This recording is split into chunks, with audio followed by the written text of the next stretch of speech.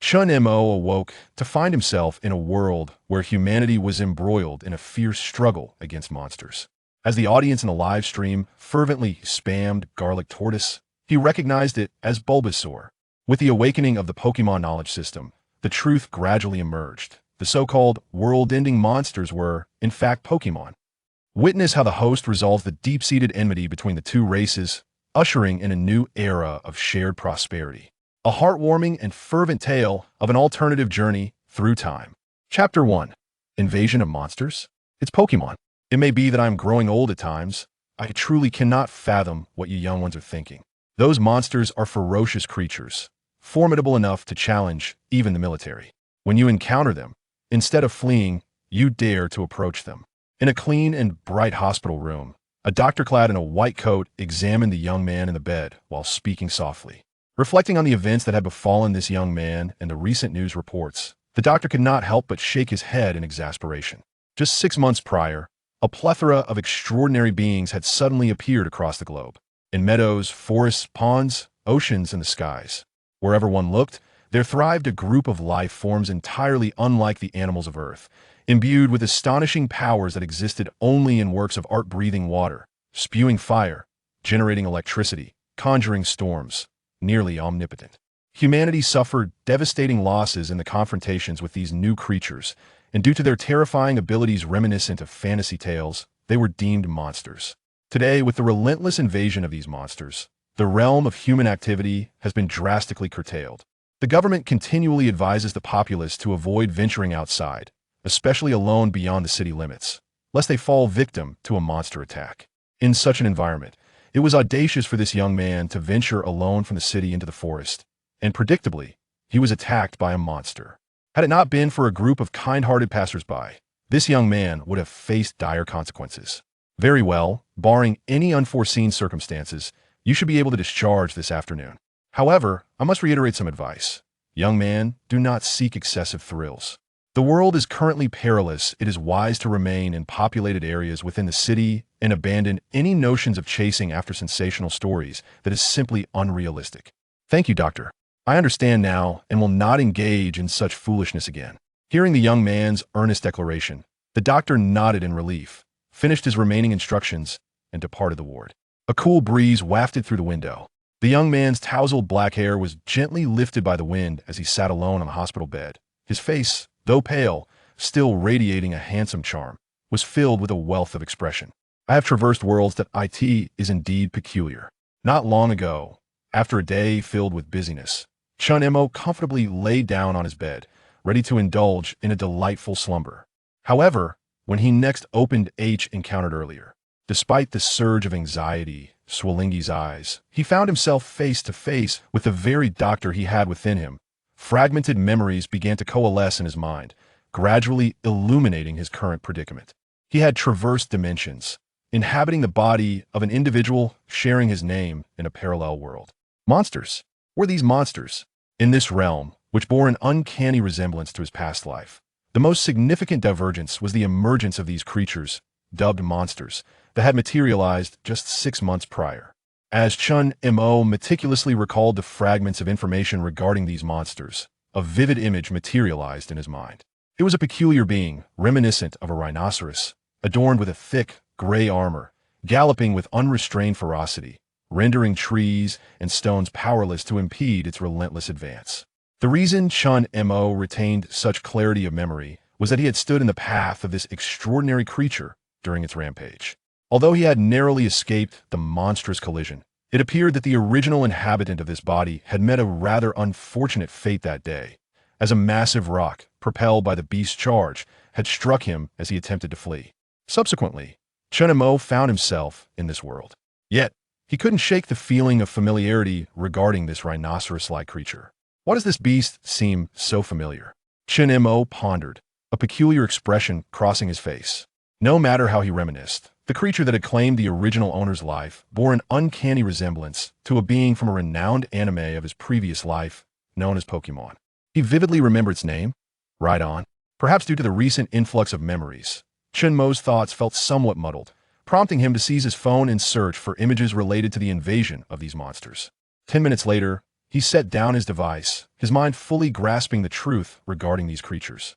The fearsome dragon rumored to have annihilated an armed squad, capable of breathing fire, was in fact a Charizard, the brutal and savage creature frequently infiltrating cities, capable of gnawing through steel doors to invade homes, was merely a Rattata, the butterfly-like entity, whose mysterious powder-induced coma, paralysis, or even death was actually a Butterfree.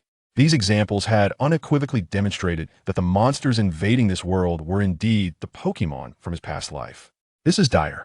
Chen Mo reflected on the news stories he had previously encountered, and instead of feeling reassured, his anxiety only intensified. Due to the abrupt and bizarre emergence of Pokémon, humanity had harbored a profound wariness from the outset. This vigilance, compounded by a series of incidents involving Pokémon causing harm, had escalated the conflict between humans and these beings. It could be said that opinions proliferated across the internet, asserting that either all Pokémon must be eradicated or human civilization would inevitably face annihilation. What nonsense!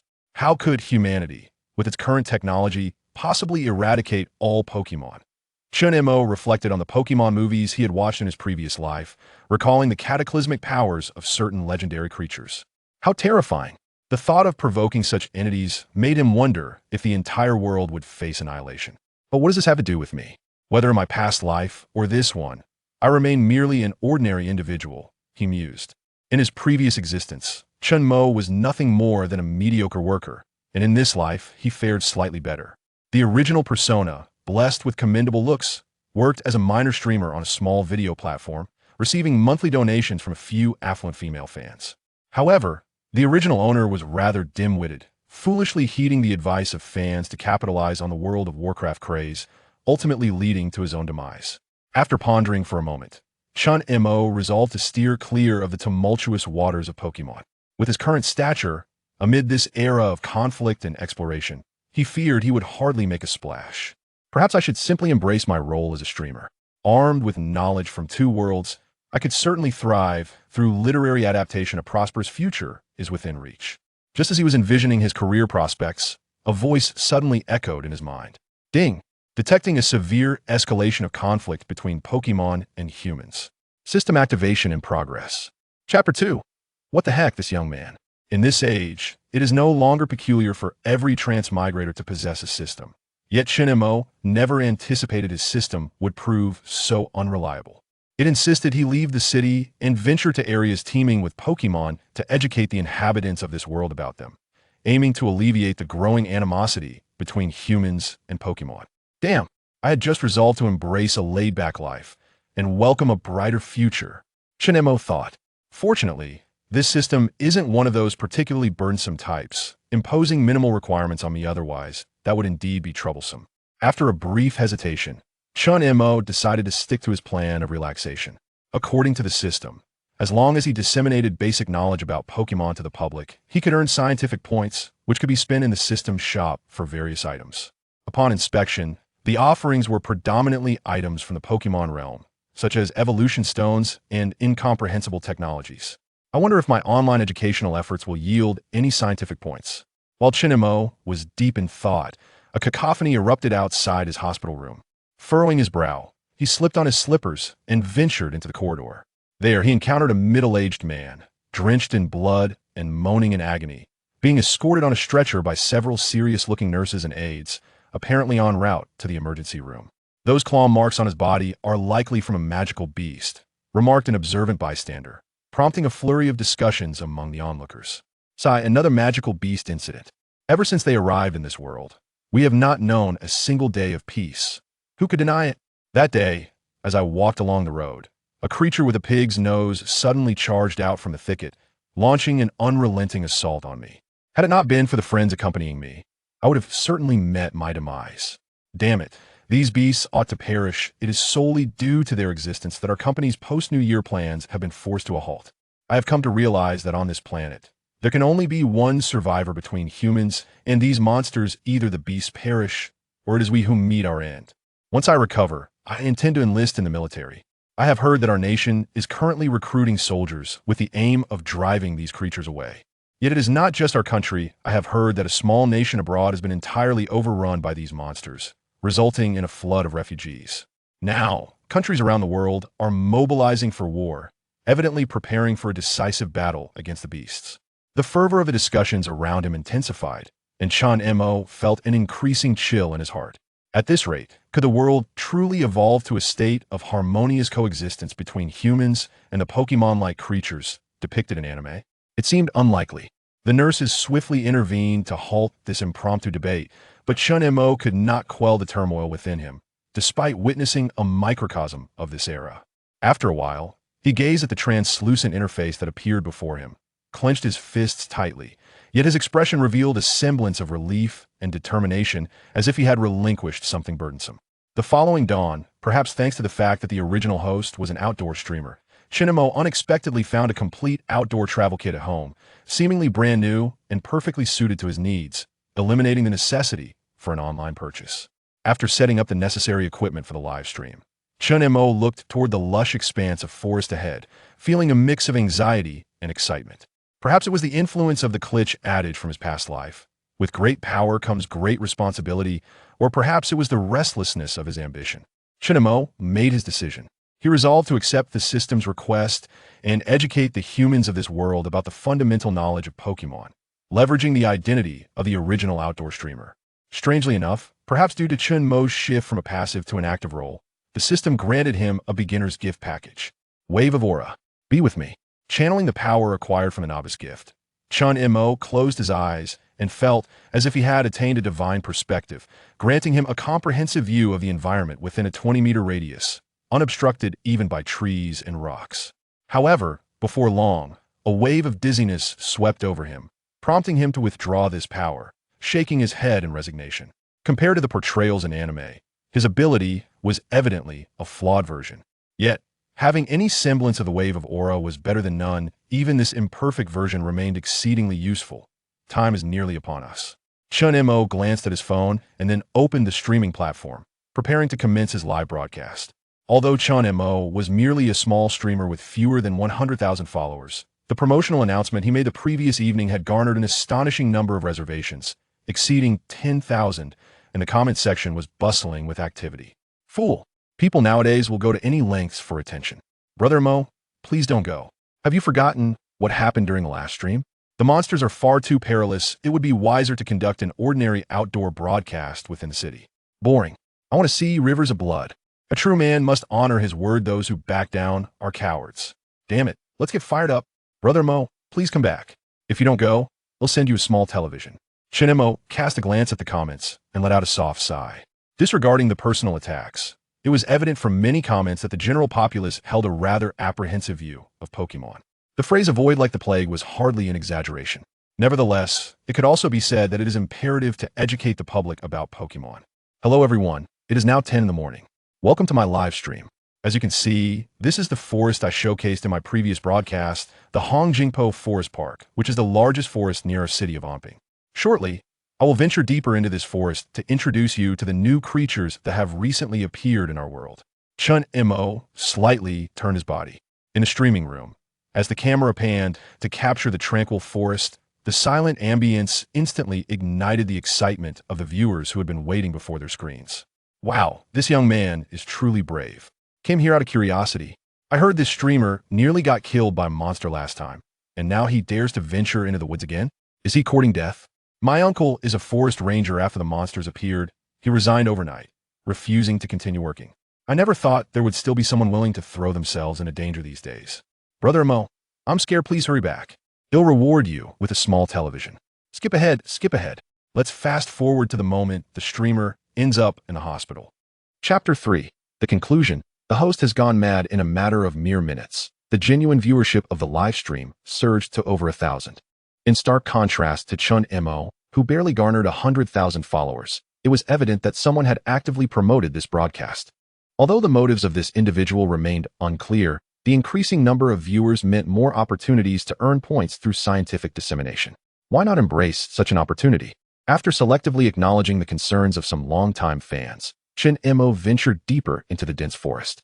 Hongjingpo Forest Park is expansive, and for this outdoor live stream, I intend to first explore the periphery of this area.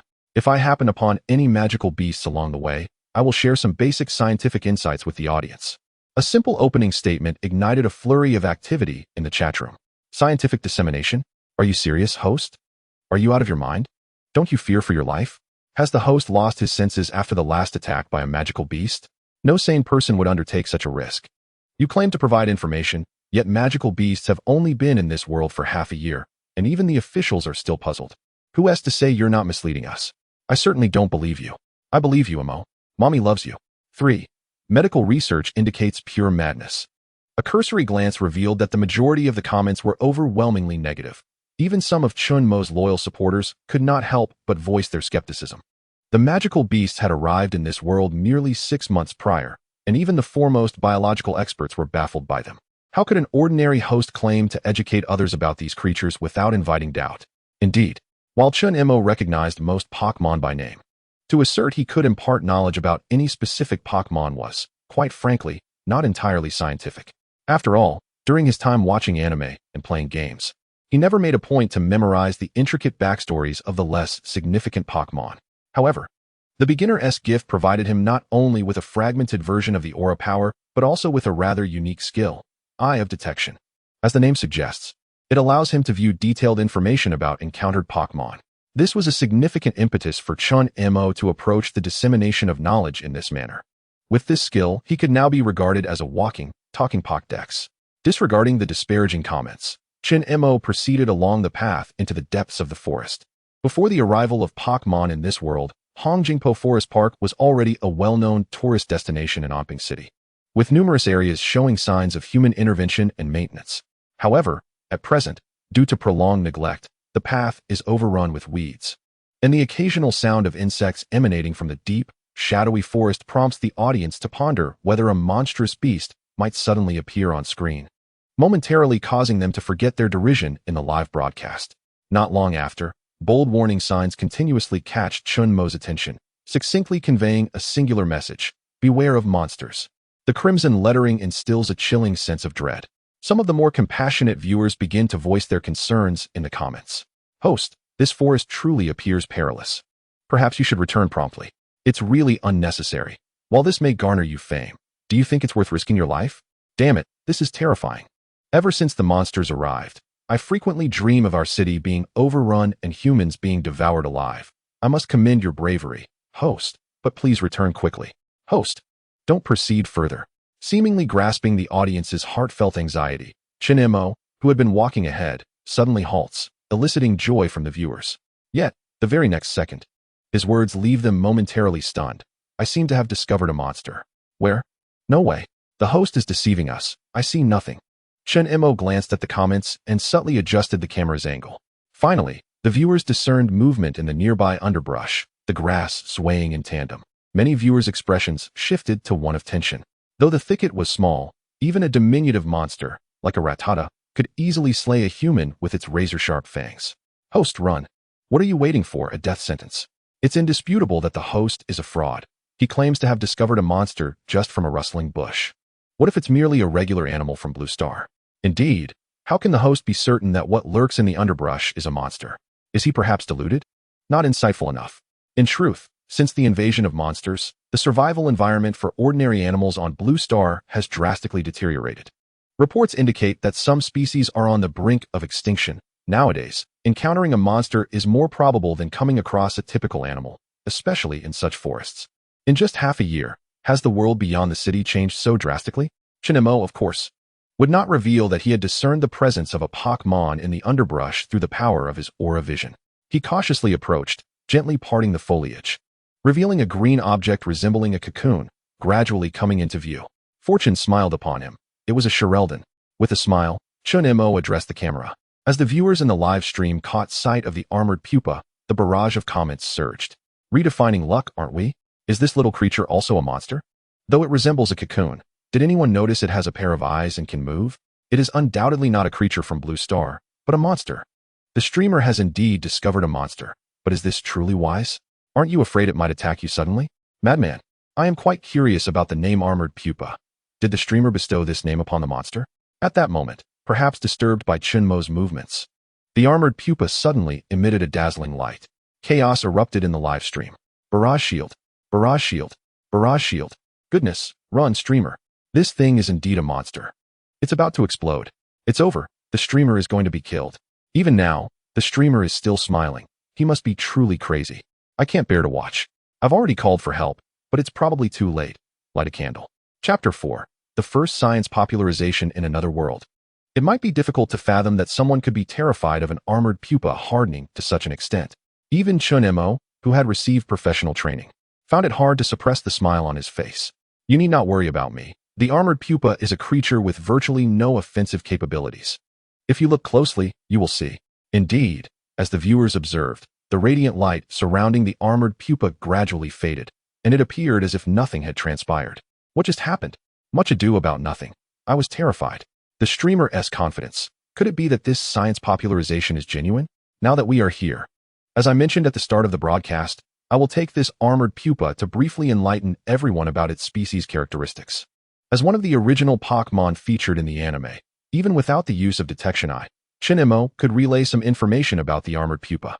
Nevertheless, since the skill acquired from the system had no limitations on usage, he instinctively employed Detection Eye on the armored pupa. Species: Armored pupa type. Bug ability: Shed skin-based stats: 205, health, 50, physical attack, 20, physical defense, 55, special attack, 25, special defense, 25. Speed: 30, known moves: Hardened current emotion, alert, tense physical condition, perfect affection level, 0. It is unfamiliar with you. A cascade of information flooded Chen Mo's mind, providing him with a comprehensive understanding of the armored pupa and its kin. After organizing his thoughts, he spoke softly. It is indeed remarkable that the entire population of ironclad pupa bears a striking resemblance to the butterflies of our world. In their juvenile stage, they are known as green caterpillars, resembling the larvae of butterflies, commonly referred to as caterpillars. However, unlike ordinary caterpillars, green caterpillars possess a distinctive feature: a pair of red antennae shaped like the letter W on their heads. Typically, they subsist on leaves, and once they have absorbed sufficient energy, they spin silk to encase themselves, transforming into the crescent-shaped ironclad pupa before us, awaiting the day of their metamorphosis. Within the realm of magical beasts, green caterpillars occupy the lowest tier of the food chain, lacking any form of aggression. Their evolved form, the ironclad pupa, possesses a solitary self-defense skill known as hardening, which is the luminous green technique witnessed earlier. As a cascade of comments flooded the live stream, the excitement surged exponentially. Do you truly know? The host made it sound so real, I nearly believed it. To be fair, it does sound quite plausible, just like the butterflies in our world. Will the ironclad pupa also transform into a creature resembling a butterfly? Some viewers speculated correctly that upon emerging from its chrysalis, the ironclad pupa would indeed metamorphose into a magical beast named Bada Butterfly, which shares numerous similarities with butterflies in appearance. Chen Mo smiled slightly. Isn't it fascinating? I don't believe it, unless you can show me a Bada Butterfly. I remain skeptical. A butterfly from another world? That sounds intriguing. Could you elaborate, host? No way. No way. Could anyone genuinely believe the host's ramblings? The transformation from pupa to butterfly is quite logical, although many in the live stream remained dismissive of Chen Mo's statements. A glance at the system revealed that thanks to this wave of education, his knowledge points had surged into triple digits, marking a significant breakthrough. The acquisition of knowledge points necessitates a certain level of trust in the educational content provided, indicating that indeed, a portion of the audience had accepted Chen Mo's insights. This, of course, was also due to the ironclad pupa's contribution. Chen Mo observed the ironclad pupa, which was slowly attempting to retreat into the grass, seemingly eager to escape unnoticed. Even without the use of the eye of detection, Chen Mo could sense the palpable fear emanating from the ironclad pupa through his aura perception.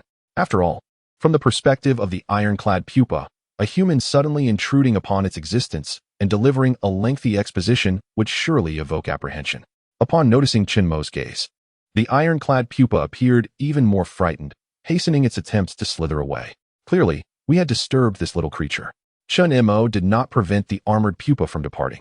He gently withdrew his hand from the grass. The armored pupa is aptly named for its shell, which is as resilient as steel.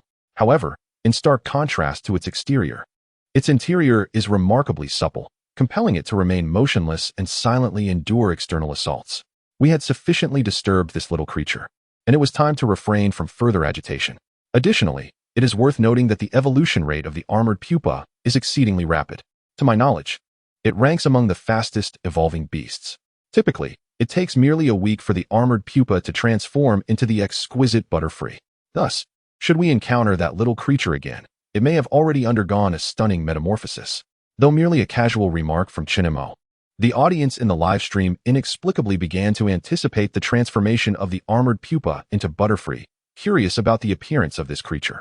However, they were also aware that the vastness of the forest rendered the likelihood of another encounter exceedingly slim, and even if they did meet again, it may not be the same one. How about you bring that armored pupa back to race? It appears different from other beasts and seems harmless to us humans. Yes. Why not take the armored pupa home and live stream its entire transformation process? It turns out not all magical beasts are harmful. After observing the armored pupa for a while, it actually seems quite adorable. Following a wave of educational insights, the audience's perception of Pokémon appeared to shift slightly. At least regarding the armored pupa, this was indeed a promising start. Chen Mo smiled genuinely. We shall not raise the armored pupa. It evidently harbors significant fear of me, and it would not be appropriate to take it home under such circumstances. However, if the audience harbors no strong aversion to insects, they might consider nurturing a caterpie, a creature deemed ideal for novice trainers. Chapter 5. The Butterfree that attacks humans. Every endeavor requires a gradual approach. Chen Mo certainly does not expect anyone to rush out and procure a caterpie immediately. His suggestion was merely a subtle psychological cue, planting the idea of nurturing magical beasts in the audience's minds during this opportune moment. Perhaps, in the future, this audience will become the pioneering humans in the realm of Pokémon cultivation. Nonetheless, if an impulsive individual were to act immediately after this live stream and acquire a caterpie or other Pokémon, Chen Mo would deem it quite impressive.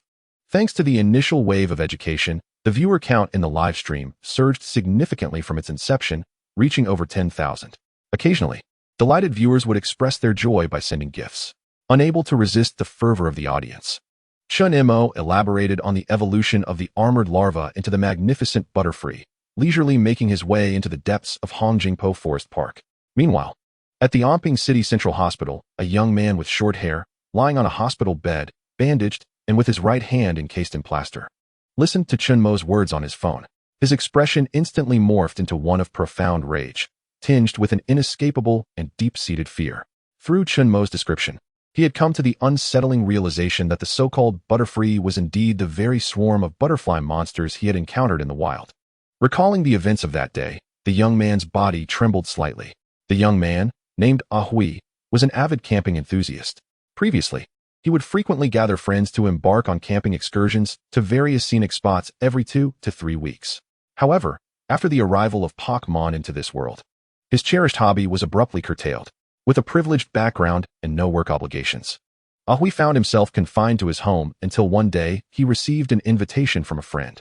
Eager to escape his prolonged indoor confinement, Ahui readily accepted the offer, and they agreed upon a location, setting off with their gear the following day. Little did they know, this camping trip would mark the onset of a nightmare. Indeed, they were assaulted by wild Butterfree. In the end, although the entire camping group miraculously survived, many sustained severe injuries, with some facing lifelong disabilities as a consequence. The injuries Ahui bore were remnants of that harrowing encounter. Such a brutal breed of creatures. And yet this streamer praised their suitability for novice trainers. What a farce.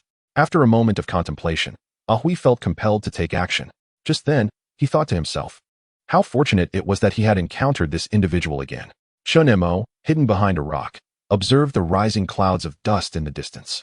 Whether it was misfortune or good luck, Chen Mo did not encounter any other Pokémon during that time, but instead stumbled upon an armored rhinoceros.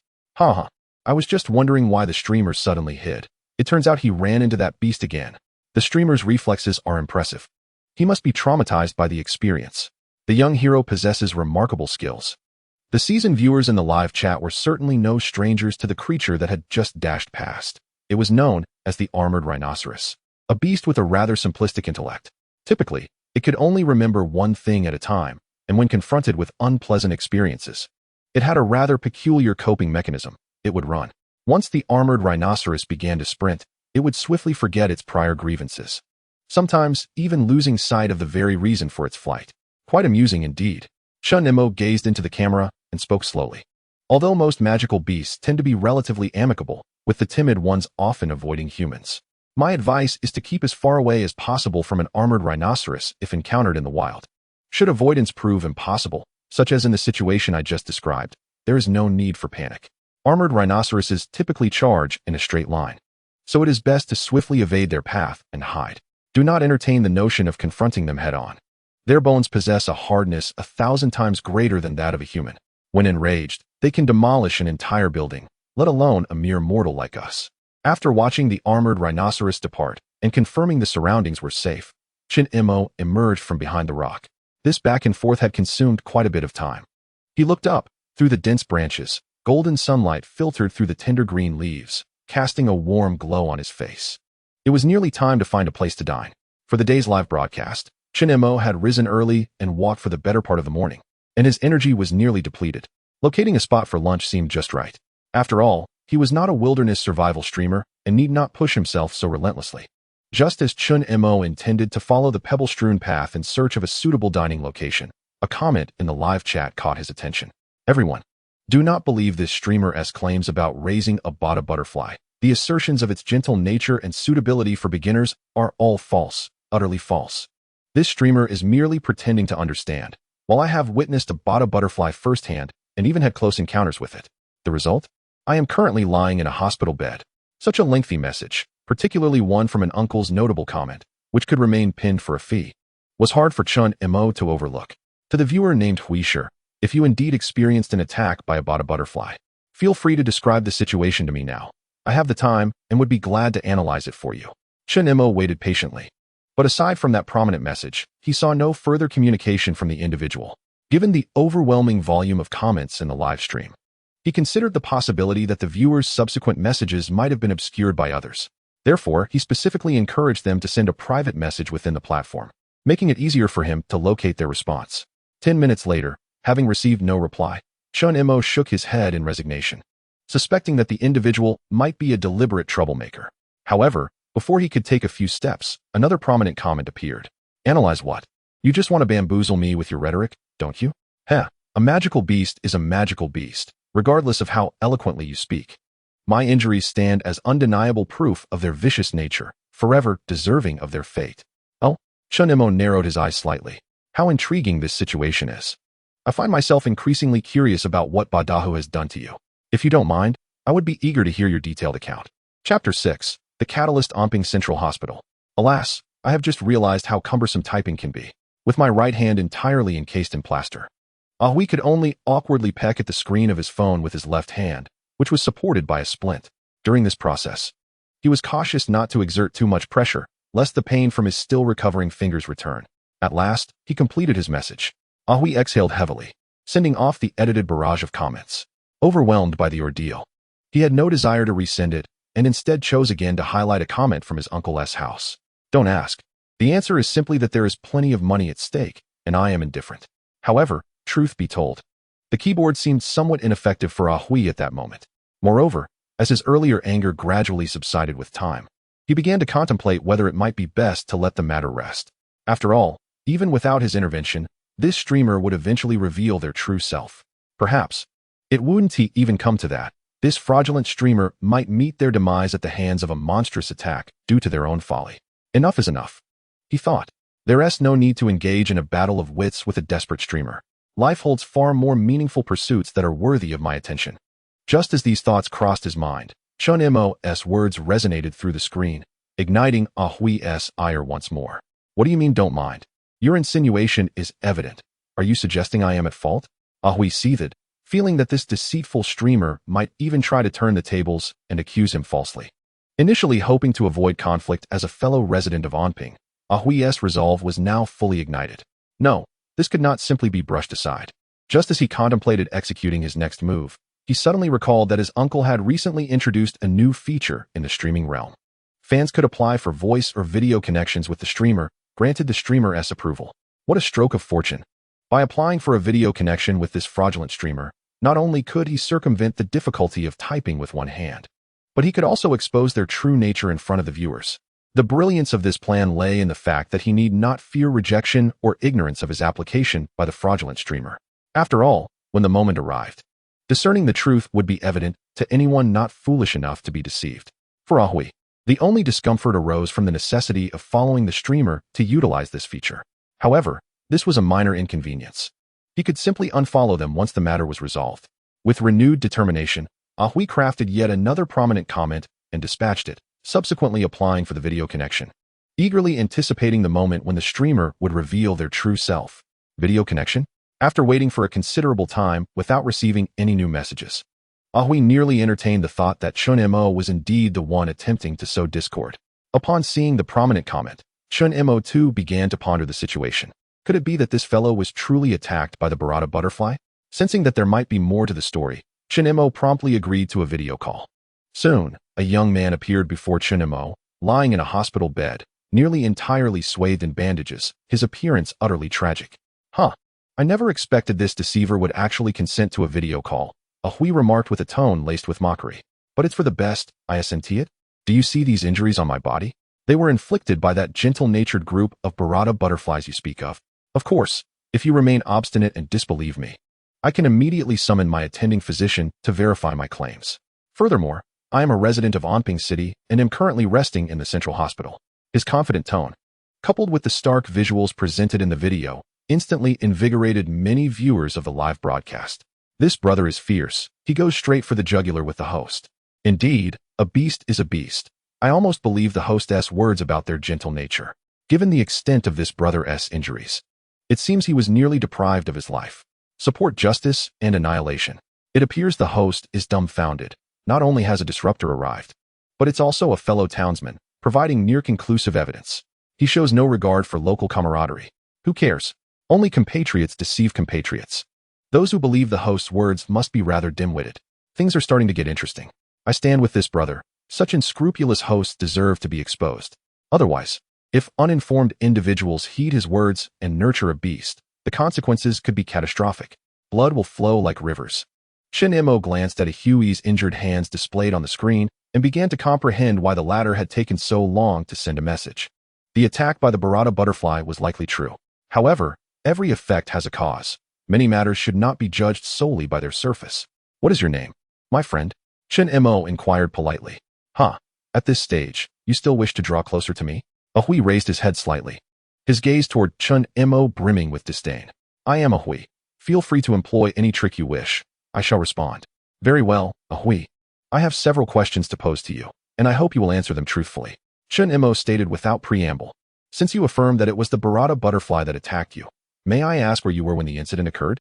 What were you doing at the time of the attack? I was at the Evergreen Forest Park in Chuanshu City. I am an avid camper. That night, my friends and I were resting in our tent when we were suddenly assaulted by the butterfly demon. Understood.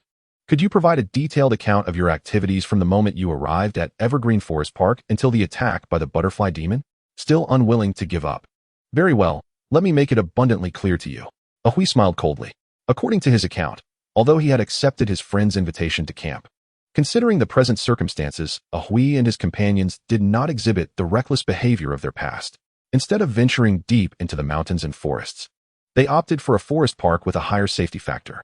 In fact, to actively avoid any magical beasts, they refrained from delving too deeply and confined their activities to the gentle periphery of the forest park. The long-neglected park, devoid of visitors, allowed Ahui and his friends to once again reconnect with their innate affinity for nature, long restrained by the iron confines of the city. Moreover, they were particularly fortunate to discover an exquisitely beautiful artificial flower field, where the enchanting fragrance and breathtaking scenery captivated them, causing them to linger there for quite some time. Realizing that dusk was approaching, they conferred and decided to set up a temporary tent on a flat patch of grass near the flower field. Shortly thereafter, they were suddenly attacked by the Barada butterfly. Chapter 7. One person cannot change the world. What about the thousands upon thousands? I believe I understand the situation. Chen Mo nodded, his expression remaining unchanged. Is there anything particularly noteworthy? Ahui initially wished to rebuke him, urging him to cease his futile struggle, but at that moment, he recalled something he had overlooked. Noticing the change in Hui's demeanor, Chen Mo slowly spoke. Mr. Ahui, I comprehend your fury towards the Barada butterfly. Yet since you have come to this science live stream, you must harbor some desire to uncover the truth behind the attack you experienced, correct? After a brief silence, Ahui resolved to share his account. While we were setting up the tent, one of my friends unexpectedly discovered a peculiar bird egg in a tree. Wait, Was that so-called peculiar bird egg shaped like this? As Chen Mo began to describe, Ahui's expression grew increasingly peculiar. Could it be? It seems you have come to an understanding, Chen Mo acknowledged directly. The strange-looking bird egg you encountered is, without a doubt, an egg containing a green caterpillar. The Bada butterfly is a gregarious magical beast that typically resides in the wild. If it happens upon a green caterpillar being attacked by a bird-like magical beast, their nature compels them to intervene. Should your friend have taken the Bada butterfly's egg, it would be highly plausible that you faced an attack. Upon hearing this, Ahui felt a surge of urgency, attempting to sit up from the hospital bed, but nearly wincing in pain from his movement. Resigned, he half reclined and hurriedly explained, "No, we did not take the egg. Although my friend did entertain the idea, the rest of us clearly sensed that the egg posed a problem. So we insisted he return it. Is that so? This is indeed perplexing." Regarding Ahui's words, Chen Mo harbored little doubt. After conversing for some time, he discerned that Ahui was a straightforward young man, devoid of ulterior motives. After a moment's contemplation, Chen Mo suddenly recalled a certain place, and his expression turned grave, causing Ahui, watching from the other side of the screen, to feel an inexplicable tension. "Mr. Ahui, I have another question. What precisely do you mean by playing in the flower fields?" Ahui's expression shifted once more. Observing this, Chen Mo comprehended the situation entirely.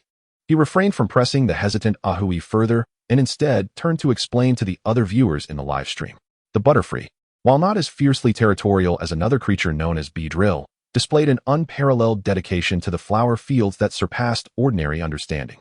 The Butterfree, enamored with nectar, would toil tirelessly, braving fierce winds and torrential rains to gather even a modicum of sweetness. 5 kilometers, 10 kilometers, nothing could deter their insatiable appetites.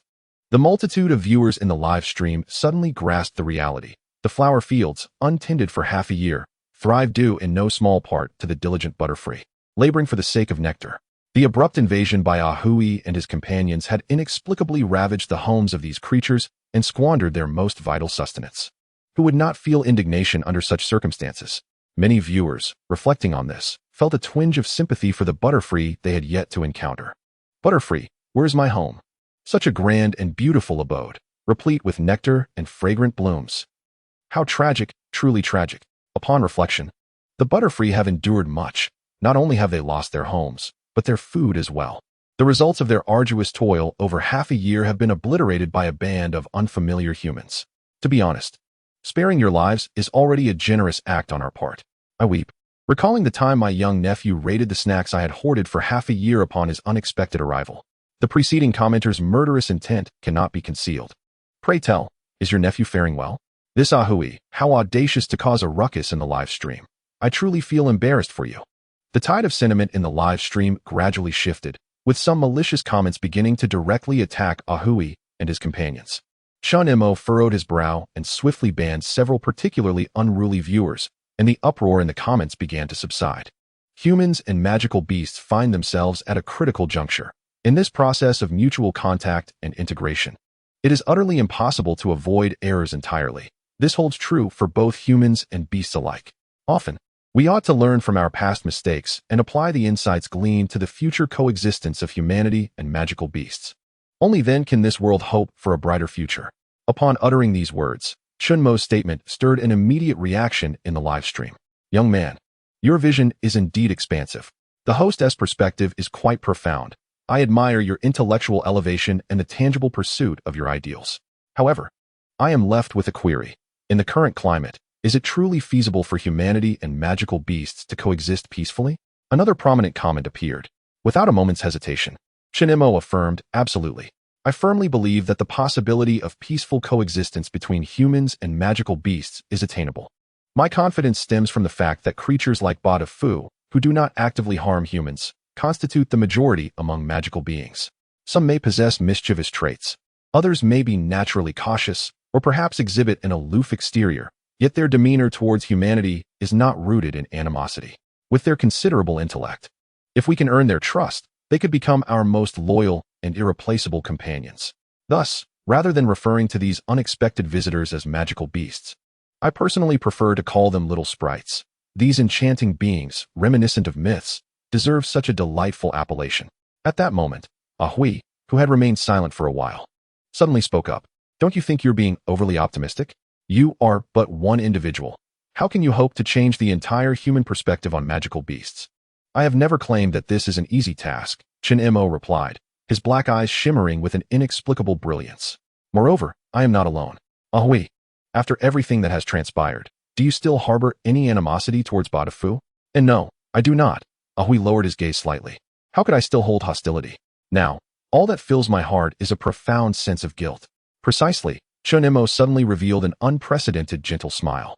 As long as this live stream exists, and as long as I am alive, individuals like you, Ahui, will continue to multiply. A single spark can ignite a prairie fire. One day, the collective strength of this community will transform the world. Perhaps influenced by Chen Mo's words. The barrage of comments and gifts in the live stream erupted in fervor. It was at this moment, unnoticed by all, that a petite yellow figure darted past the camera in the grass. Chapter 8. A Piku suddenly leaps out from the grass. Portable stove, bowl, chopsticks, cabbage, scallions, chives, my heavens. Host, are you sure you're here to educate us about sprites and not to showcase outdoor culinary delights? I initially pondered why Mo Bao carried such a large backpack if he had no intention of staying overnight. Now, I have finally grasped the reasoning. Whether Butterfree is a foodie remains uncertain, but it is indisputable that the host possesses a penchant for culinary delights. To my astonishment, there was even tofu. Throughout this journey, I marvel at how Mo Bao is unafraid of mashing it. Since the commencement of the stream, I have yet to partake in lunch.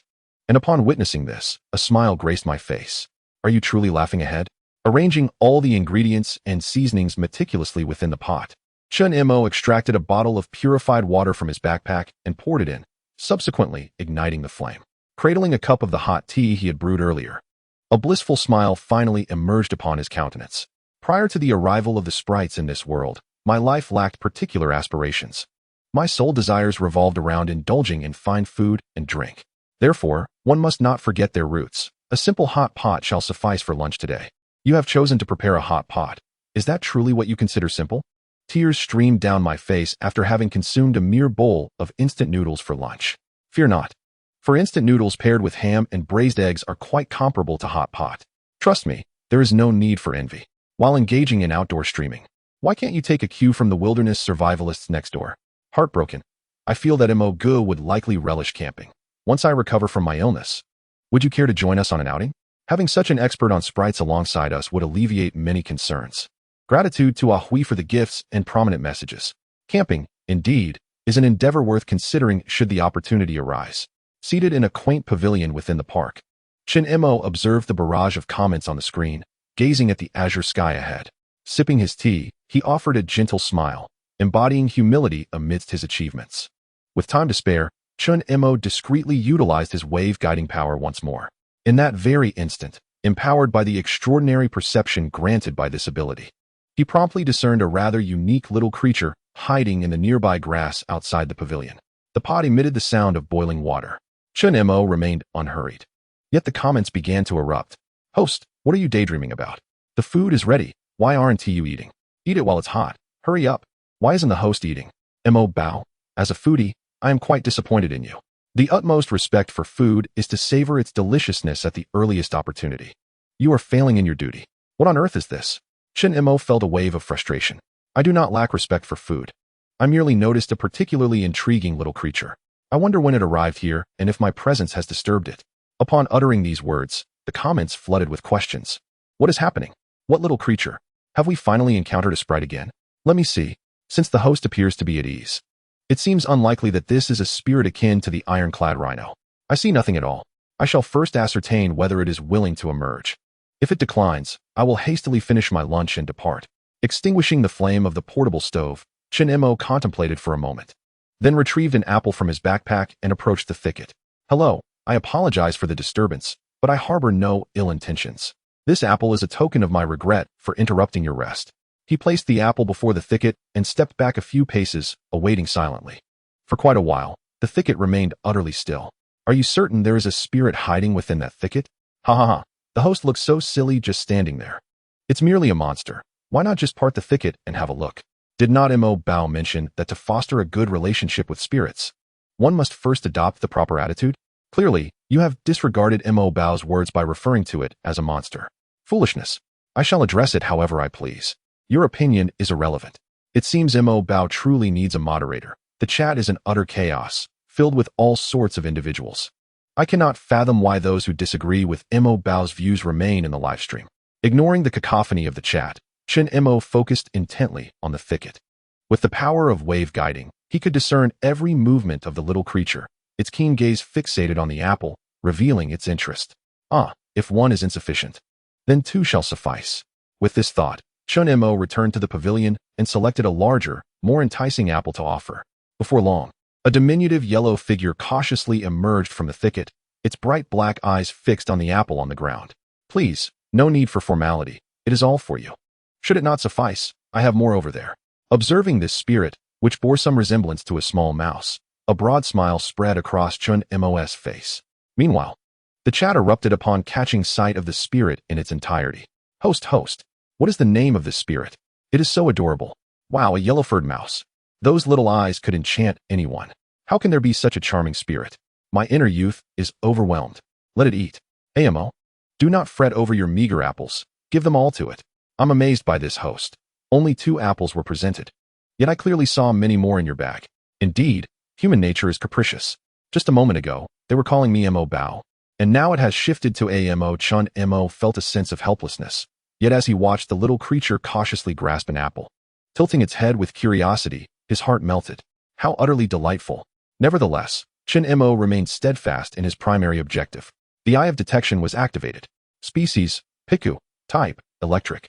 Ability, static. Base stats, 205, HP, 20, attack, 40, defense, 15, special attack, 35, special defense, 35, speed, 60. Known moves, tail whip, thundershock. Current mood, cautious, joyful. Physical condition, perfect. Affection level, 23, friendly disposition, harboring a certain curiosity towards you. Chen Mo lowered his voice slightly, ensuring that his conversation with the audience would not startle the Piku before embarking on yet another educational endeavor. First, allow me to clarify that this little creature is not called a yellow rat. Its scientific name is Piku, and as you can see, it is an exceedingly adorable mouse-like Pokémon. Chapter 9, Attributes, Evolution, and Piku. Piku, cradling a red apple, gazed curiously at Chen Mo, who was addressing the camera for educational purposes. Is the name Piku derived from its vocalizations? What a charming little creature. How annoying. Could the host please stop moving in front of the camera? It's blocking my view of Piku. Exactly. Host, you are quite obstructive. Chen Mo chuckled helplessly. He turned his head to glance at the curious Piku, fixated on the dark lens, and decided to push the camera toward Piku, effectively removing himself from the frame. There you go. At least you know how to be helpful. So thoughtful a reward. From this angle, Piku looks even cuter. I can't help but want to adopt one. Perhaps not. While it appears adorable, who knows if it might pose any danger? Let's wait for the host to provide more information first. Piku is a small electric-type Pokémon, typically residing in forests. If Piku is not averse to cohabiting with you, it poses little danger. However, one should be mentally prepared for the occasional electric shock. At this juncture, Chen Mo noticed that the comments began to inquire about the meaning of attributes. Prompted by his earlier discussion, sensing it was the right moment, he took a brief pause before continuing. Every Pokémon possesses its inherent strengths. Some excel in flight, others in water manipulation, while some are adept in fire or electricity. These are referred to as attributes. Generally, we can categorize Pokémon into the following 18 attributes: fire, water, bug, grass, poison, electric, ice, steel, dark, dragon, normal, fighting, ground, rock, flying, psychic, ghost, fairy. Pokémon typically possess 1 or 2 attributes, and certain Pokémon may experience attribute changes or additions upon evolution. For instance, the Metapod we previously encountered is a bug-type Pokémon, but upon evolving into Butterfree, it gains an additional flying attribute. In the realm of Pokémon, the knowledge conveyed by Chen Mo is merely the most rudimentary information, familiar even to novice trainers. Yet, within this world, it appears to have opened a new portal for the multitude of spectators who possess scant knowledge about these creatures. I recall seeing a fire-breathing dragon in a news report. Based on what the host said, it must be a dragon type combined with fire-type Pokémon. Having watched the live stream thus far, I harbor no doubts regarding the host's insights into Pokémon, but I am particularly curious about the source of this information. I suddenly feel as though I am living in a fantastical world. I have a question, Mo Bao. When you mentioned certain Pokémon evolutions, were you referring to the transformation akin to a pupa becoming a butterfly, like the case of the Metapod? as Chen Mo began to elucidate the differences between Metapod and Butterfree by drawing parallels with real-world butterflies. The audience unconsciously entertained the notion that evolution simply referred to the metamorphosis from pupa to butterfly, failing to grasp the intricacies of evolution itself. As the educational discourse unfolded, the rigid mindset previously held by some spectators began to relax. A few had already sensed the subtle discrepancies in Chen Mo's statements, which was precisely the effect he sought to achieve. Although Chen Mo had never been a teacher, his years as a student had imparted the understanding that merely inundating the audience with foundational knowledge about Pokémon would likely yield less impactful results than a gradual, guided approach, leading to a moment of epiphany where knowledge could be imparted. The transformation from pupa to butterfly serves merely as an illustrative analogy to facilitate your understanding of Pokémon evolution. Yet not all Pokémon undergo metamorphosis in such a manner, Chen Mo remarked with a smile. For instance, the Rhydon we previously encountered evolves into a creature known as Rhyperior after accumulating ample nutrients and experience during its growth, resulting in significant changes in both form and power, a process that often transpires in the blink of an eye. The phenomenon of evolution is prevalent among Pokémon, and there exists a theory positing that evolution is a crucial means by which Pokémon strive to survive and enhance their capabilities, moving towards a more perfected state. However, the veracity of this claim remains to be substantiated, as some Pokémon are inherently incapable of evolution. As this series of revelations unfolded, the viewers in the live stream found themselves in a state of lingering astonishment. I don't quite understand, but it's impressive. Pokémon can actually evolve. How astonishing. Indeed, they are creatures filled with wonder. The process of evolution occurs in an instant, rendering the scene utterly unimaginable. As long as I follow Mo Bao, I believe I will one day witness the spectacle of Pokémon evolution with my own eyes. The evolution of Pokémon, both those that can and cannot evolve, sparks an intense desire within me to extract every fragment of knowledge about these creatures from the broadcaster's mind. To be candid, the concept of evolution still eludes my understanding. Thus, dear broadcaster, I implore you to author a book. I would undoubtedly purchase it. Speaking of which, does this Piku also have the potential to evolve? Noticing Chen Mo's gaze, the Piku, currently engrossed in the delectable apple, slightly raised its small head, its eyes brimming with curiosity. Chen Mo offered a friendly smile and turned back to enlighten the audience.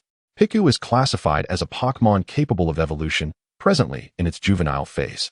And upon evolving, it transforms into a species known as Pikachu, a charming electric mouse Pokémon, which exhibits a remarkable enhancement in its electrical control abilities. With just this one statement, the audience's curiosity was thoroughly piqued. Mo Bao, shall we negotiate a matter? Let us take Pika home to care for. I support this. I am so eager to see what Pikachu looks like after Piku evolves.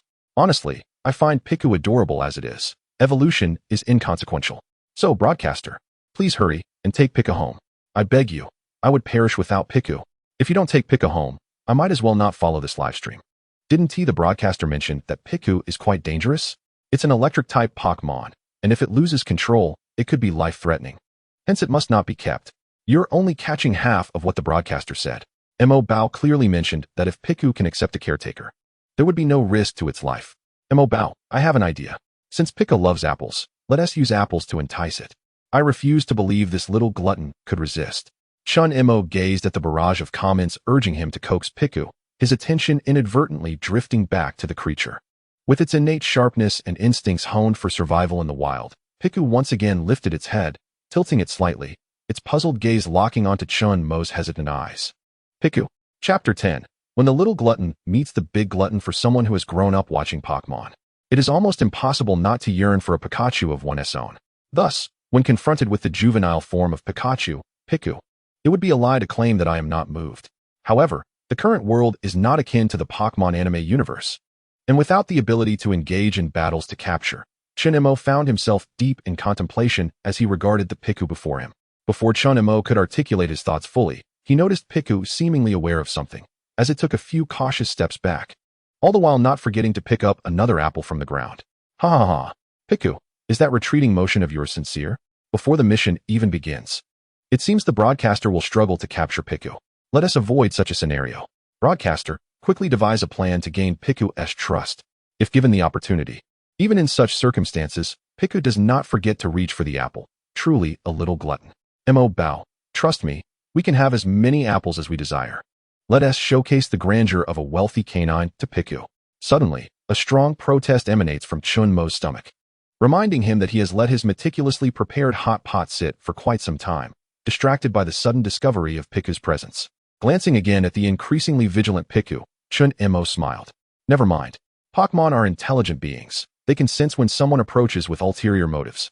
Much like Piku does now. Ignoring the frenzied audience, Chen Mo returned directly to the small pavilion, lifting the lid off the hot pot. A refreshing breeze of spring wafted up the enticing aroma. After a long day of toil, a look of bliss spread across Chen Mo's face. Piku, in the distance. Observing Chen Mo, who was now quietly relishing his meal, curiosity flickered once more in Piku's eyes. After much hesitation, Piku took a step forward, pressing its little body against the pillar of the pavilion, peering at the bubbling ingredients in the pot. Piku, Chen Mo certainly noticed its small movements. After a moment of contemplation, he rose and retrieved 2 exquisite apples from his backpack, placing them before Piku. Little one, take these and enjoy. Piku glanced up at Chen Mo, then at the apples before finally directing its gaze toward the hot pot nearby. Could it be that you wish to try hot pot? Now it was Chen Mo who began to hesitate. Although it has been depicted in anime that Pokémon can consume human food, it usually consists of lighter fare, such as salads. He truly wondered if Piku could handle this bubbling pot of red broth. This particular detail was not mentioned even in the information provided by the Eye of Detection. Piku. At that moment, Piku's small face suddenly displayed a pitiable, human-like expression. Before Chen Mo could make a definitive decision, the audience in the live stream began to stir. Wow, it seems like Piku wants to try hot pot too. I can see it now. Mo Bao is a foodie, and so is Piku. You two make a perfect pair. Mo Bao, just let Piku have a taste. It looks so pitiful. Quickly fulfill Piku's wish, or we might unfollow you. Everyone, it is not that I am unwilling to share the hot pot with Piku. It is simply that I am uncertain whether Piku can handle it, Chen Mo explained helplessly. However, neither the audience nor the eagerly watching Piku could grasp his predicament. With a heavy sigh, Chen Mo realized that while he could choose to ignore the audience's demands, he could not turn a blind eye to Piku's adorable and pitiable appearance. After a moment of contemplation, Chen Mo felt it was acceptable to let this little creature have a try. After all, even if the situation were to descend into the worst possible scenario, the system shop offered miraculous remedies and full recovery potions for healing Pokémon. Although costly, the points Chen Mo had accumulated through his extensive knowledge would suffice to purchase a bottle. Truly, there was no way around it. Turning around, Chen Mo retrieved a small bowl and selected some vegetables from the hot pot, placing them before Piku. It might be quite spicy, so prepare yourself mentally. Piku's eyes sparkled with excitement as it glanced at the food in the bowl, then back at Chen Mo. Understanding its unspoken inquiry, Chen Mo nodded affirmatively. It's for you. If you don't mind, give it a try. However, if it feels off, spit it out immediately. Uncertain if it comprehended, Piku tentatively dipped its adorable little paw into the red broth, then licked it. Soon, the spicy flavor enveloped Piku, visibly reddening its small face. Piku. Just as panic set in, a hand appeared, gently offering a bottle of water. Quickly drink some. Though Chen Mo needn't have spoken, Piku was already in motion, grasping the water bottle, nearly its own height, and guzzling it eagerly. After a while, Piku collapsed onto the ground, its expression one of relief after being saved. When it glanced back at the hot pot food, a look of sheer terror washed over its face. This reaction amused Chen Mo, who chuckled softly. Now you finally understand fear, huh? Upon confirming through Detective Eye, there were no abnormalities in Piku's body. It remained in perfect condition, albeit with a new state of fear reflecting its current emotions. Oh, by the way, while retrieving water from his backpack, Chen Mo suddenly recalled he still had a bottle of ketchup that had gone unused. He remembered from the anime that Ash's Pikachu seemed to have a fondness for ketchup. Perhaps this Piku would enjoy it as well. With that thought, Chen Mo produced the ketchup and handed it to Piku, also demonstrating how to use the bottle. Piku.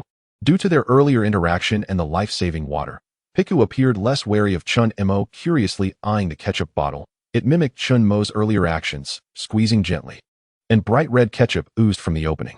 Faced with this new food once more, Piku seemingly had not learned from its previous lesson, quickly succumbing to temptation and extending its tiny tongue to taste the ketchup. The next second, Piku widened its eyes slightly, as if astonished that such delectable flavors existed in this world. It quickly licked clean the ketchup that had been squeezed from the bottle, its expression one of sheer ecstasy, clearly having forgotten the psychological shadows left by the previous hot pot experience. Witnessing this scene, Chen Mo could not help but smile. What a gluttonous little creature. Chapter 11. The shock of Hu Chengliang Beijing. 6 months ago, in response to the sudden emergence of magical beasts in this world and to study these extraordinary beings, the government took the lead in establishing a special department, the Bureau for the Study and Countermeasures of Magical Beasts, which attracted elites from various sectors. Since the inception of this bureau, all events and information related to magical beasts occurring nationwide and even globally have ultimately been compiled here for experts to study and devise appropriate counter-strategies. However, in the face of such novel, almost mythical creatures, even the most eminent biologists found themselves at a loss. What could possibly allow them to emit such intensely high flames from their bodies? In a bustling office, a young man with black-rimmed glasses gazed thoughtfully at the dissection images of magical beasts displayed on the screen.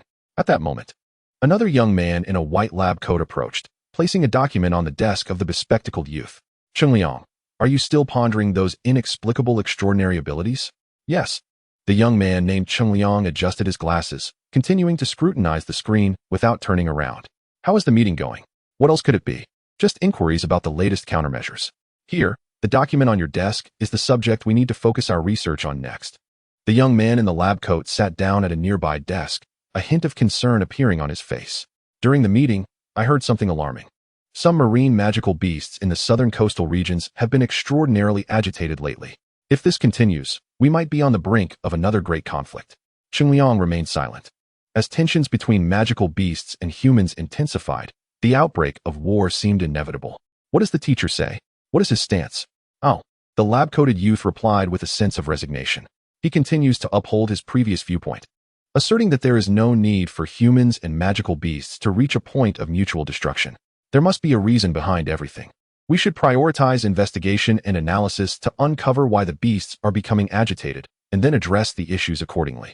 As usual, this led to a heated argument with those fellows across the table. Indeed, Chengliang sighed softly. Although he had not attended the meeting, he could easily envision the chaotic scene akin to a bustling marketplace, as described by his friends. Skipping the meeting due to illness had proven to be a wise decision. By the way, why didn't I see the teacher returning with you? Chengliang finally turned his head. The lab-coated man shrugged. The elderly gentleman, in a fit of exasperation, declared his intention to step outside for a breath of fresh air to regain his composure. Hu Chengliang, feeling helpless, merely shook his head. Despite their vast knowledge and high cultural standing, elderly individuals often display a childlike temperament when angered. Stretching his back, he gazed out at the azure sky. It had been nearly half a year since the upheaval began. Hu Chengliang's mentor, Professor Zhou, a distinguished scholar from the College of Life Sciences at the Imperial Capital University, had been reassigned to the Bureau for the Study of Beasts following the invasion of monstrous entities into their world. He brought along several cherished apprentices, including Chengliang and his peers. Professor Zhou possessed a unique perspective on these creatures, having perused extensive records detailing the harm inflicted upon humanity by beasts. He concluded that a majority of these tragedies could have been averted. For instance, there was a widely reported incident involving a rat-like beast that resulted in a fatality. The individual had initiated the confrontation, provoking the beast's retaliatory attack that ultimately led to their demise. Had the person simply sought to drive the creature away without aggression, the outcome could have been vastly different. Moreover, upon meticulous examination of various incidents involving beast-related injuries to humans, it became evident that humans often bore some responsibility for instigating conflicts. Thus, Professor Zhou proposed a controversial thesis. Relinquishing biases might allow for coexistence between humanity and these extraordinary beings. This notion faced considerable opposition within the Bureau for the Study of Beasts. Hu Chengliang was not surprised. Upon reflection, it seemed his mentor was somewhat naive. The research on these creatures had yet to yield significant results, with much of it resting on unproven hypotheses. Who could definitively ascertain that humans were the initial provocateurs? Furthermore, since the beast's arrival, human prejudice against them had only intensified, making it increasingly challenging to alter ingrained perceptions. However, there was one sentiment Hu Chengliang had never shared with anyone, a thought he kept tucked away in the recesses of his mind. Humanity, which once prided itself on being the dominant species on this planet, found itself in a precarious position after the emergence of the beasts, who possessed extraordinary abilities and had claimed vast territories, including the oceans. How could one maintain a tranquil heart in the face of such a threat? A sense of crisis was inherent not only in animals, but in humans as well. As Hu Chengliang pondered the uncertain future ahead, a friend beside him nudged his arm. Wow, Chengliang, you must see this. This person is truly fearless. Turning to look, Hu Chengliang saw an image on his friend's phone. A striking young man holding an apple, smiling as he offered it to a diminutive, yellow-skinned beast before him. Frowning slightly at the sight of the creature, Hu Chengliang mused, "Is that a small electric mouse?" "Yes, it seems to be." The doctor in the white coat nodded. "I noticed someone in the group mentioning that a certain individual was live-streaming in the wilderness to educate the audience about magical beasts. It truly is absurd. We have yet to comprehend these creatures ourselves, and now an amateur enthusiast emerges, claiming to enlighten others. People these days are so desperate for fame that they seem willing to risk their lives. Educating about magical beasts?" Hu Chengliang chuckled. Even without thinking critically, such claims are inherently false. Has anyone alerted the authorities? The wilderness can be perilous. One wouldn't want a sudden accident to occur during a live stream.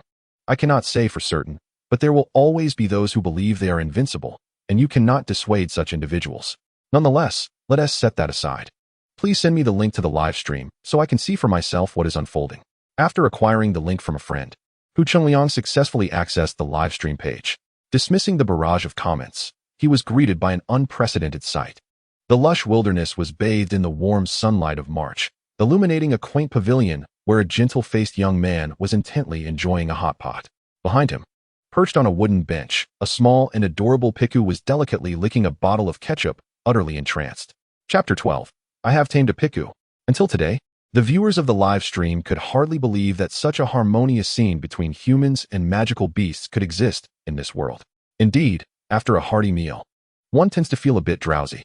Chen Mo leaned against the wooden bench, his eyes slightly squinted, his expression unmistakably conveying his desire to remain still. Piku, lying beside him, emitted a sound of enthusiastic agreement. Time passed, and suddenly realizing he was still a broadcaster, Chen Mo glanced at his phone. This live stream is absolutely incredible. Piku and Mo Bao, what are you two up to? I'm astounded. These two gluttons have completely ignored us since they started eating. I am genuinely amazed. If you fall asleep out here, you could easily catch a chill. Host, you haven't set up a tent, so you should get up and leave this place. And don't forget to take Piku with you. Mo Bao, didn't you say that Piku is a social creature? Since this Piku has strayed from its group and is still in its juvenile form, I truly believe you should take it home. Otherwise, leaving it to wander the wilderness alone would surely concern you, wouldn't it? What does this mean? Hu Chengliang, who had been watching the live stream for quite some time, furrowed his brows. According to the comments, does the host really intend to take care of this small electric mouse? However, the next scene left Hu Chengliang utterly dumbfounded. In the footage, Chen Mo turned his head toward the Piku and earnestly asked, Piku, would you like to leave this place with me and live together from now on? What a direct approach.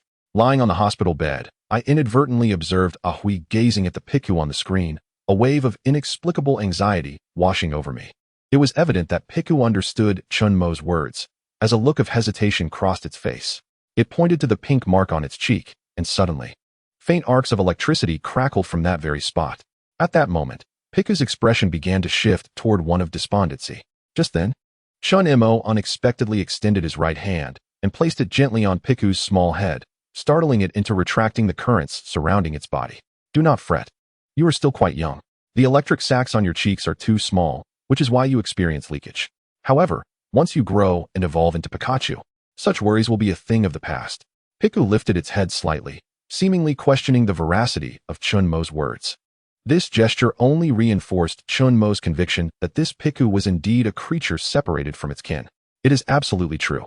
If you stay with me, you should evolve into Pikachu more swiftly. Chen Mo gently ruffled Piku's fluffy head. Moreover, I will prepare an abundance of delicious treats for you. Before he could finish, he noticed Piku's eyes suddenly light up as it grasped the bottle of ketchup set aside, as if inquiring if such a delight existed. Indeed, there is plenty to go around. Piku, the little creature quickly responded, climbing and leaping agilely up Chen Mo's extended right arm, soon perching on his left shoulder. The outcome was already apparent. Chen Mo could hardly contain his smile. This Piku truly was a glutton. An inexplicable thought arose within him. Had he produced the ketchup sooner to entice Piku, he might have succeeded in winning it over much earlier. I look forward to our time together. Once again, he affectionately patted Piku's small head. At that moment, Piku displayed an even greater affection than before, narrowing its eyes slightly as it silently relished the caress from Chen Mo. Suddenly, arcs of electricity erupted once more from Piku's cheek, this time fully relaxed. Piku could not retract its energy as promptly as before, and the current swiftly coursed through to Chen Mo, causing his soft hair to stand on end, resembling a super scion. Piku, Realizing what had transpired, Piku hurriedly withdrew its electricity, gazing at Chen Mo with a worried expression, filled with self-reproach. It is quite all right. Chen Mo reassured, his smile unwavering. Having you in my life, I was well prepared for such occurrences. In fact, after experiencing a slight electric therapy, I feel remarkably rejuvenated. Piku.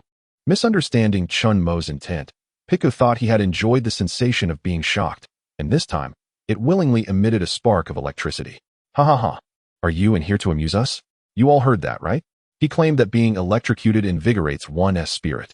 I'm merely assisting him, with a face of conviction. Thought his actions were quite clever, but instead, he ended up looking rather foolish. Honestly, S. earlier words were truly moving. If I were a sprite, I would also choose to follow him. It is evident that genuinely cherishes sprites. To face the risk of electrocution for the sake of a sprite. What else could this be but affection? Just a jest, but on a serious note. While I certainly cannot engage with magical beasts as does, witnessing this live stream has profoundly touched me. I wish all the best, and hope he can realize his dreams. Best wishes. Once again jolted by electricity, struggled to convey to that he did not actually enjoy being electrocuted. Following this incident, understood that when it comes to sprites, one should not beat around the bush. A direct approach may be the most effective way to resolve any issues. Nevertheless, I have successfully captured, beamed at, unable to suppress his delight. Perhaps influenced by a smile, perched on his shoulder also began to chuckle foolishly. In this moment, the bond between a person and a sprite evoked an exquisite sensation within the heart. At least, this was how felt as he sat before his computer. He believed he would never forget the scene he witnessed in today's live stream, nor the image of the youth laughing joyously with. It was truly extraordinary. An inexplicable feeling surged within S. heart. Perhaps this moment would mark the beginning of harmonious coexistence between humans and magical beasts. Well, it seems more fitting to refer to them as sprites now, mused. In the Bureau of Magical Beasts Research, sprites are frequently sent for study, yet these wild sprites, delivered under strict supervision, are undoubtedly filled with animosity towards humans. Consequently, when faced with these fiercely aggressive creatures, researchers gradually develop a lack of fondness for them, regardless of their outward cuteness. Thus, should I not venture into the wild like that young man to see what sprites are truly like? Chapter 13. A heavy burden lies ahead, and so, today's live stream concludes. Thank you all for watching. Until next time. Amidst a flurry of no, in the comments, ended the broadcast. Truthfully, at the beginning of the stream, felt a twinge of nervousness. After all, he was not the original owner of this body, and broadcasting was a novel experience for him. Yet, whether it was the trepidation experienced upon first entering the forest or the restraint felt during the live broadcast, these feelings gradually diminished with the passage of time until they vanished entirely. By the end, Chen Mo had fully liberated himself to pursue his desires. How delightful! The refreshing night breeze wafted through the open car window as Chen Mo sat in a rideshare, gazing up at the star-studded sky with a faint smile playing on his lips. Piku, as if in response to his joyful mood, Piku, concealed within his backpack, let out a sound. What was that noise? The driver, alert, immediately perked up, sensing this. Chen Mo swiftly turned around and retrieved his dedicated broadcasting phone from the side pocket of his backpack, feigning nonchalance as he said, "My apologies. That was merely my phone's notification tone." "Oh, I see." The driver nodded, realizing he may have misjudged Chen Mo, and quickly offered an apology. "I'm sorry, young man. Things have been a bit unsafe lately. Due to work, I often have to venture outside the city, and I can't help but feel anxious, fearing that I might suddenly encounter a beast one day, which has made me rather jumpy. I hope you can understand." "Not a problem, I understand," Chen Mo replied succinctly. In truth, on his way back, he had faced a predicament. Upon noticing Piku perched on his shoulder, the driver heading back to the city flatly refused to take them. Moreover, the drivers summoned through the rideshare app, upon seeing Piku, were so startled that they sped away without even closing the car doors, leaving Chen Mo dumbfounded on the roadside, given the considerable distance to his home. It was only after discreetly concealing Piku in his backpack that he finally managed to secure this ride home. "By the way, young man, it's dark now. What are you doing alone out here in the wilderness?" The driver cast a furtive glance at Chen Mo's bulging backpack in the rearview mirror. "Oh, I'm an outdoor travel broadcaster. My backpack contains all the equipment I need for my streams." "An outdoor broadcaster?" Upon hearing Chen Mo's words and taking in his handsome visage, the driver's anxious heart temporarily eased. "By the way, aren't you afraid of encountering those beasts while broadcasting outdoors?" "Of course I am," Chen Mo replied with an impassive expression. "However, I haven't had any new sources of income for over 6 months. My fans aren't interested in other content, which leaves me no choice but to take these risks.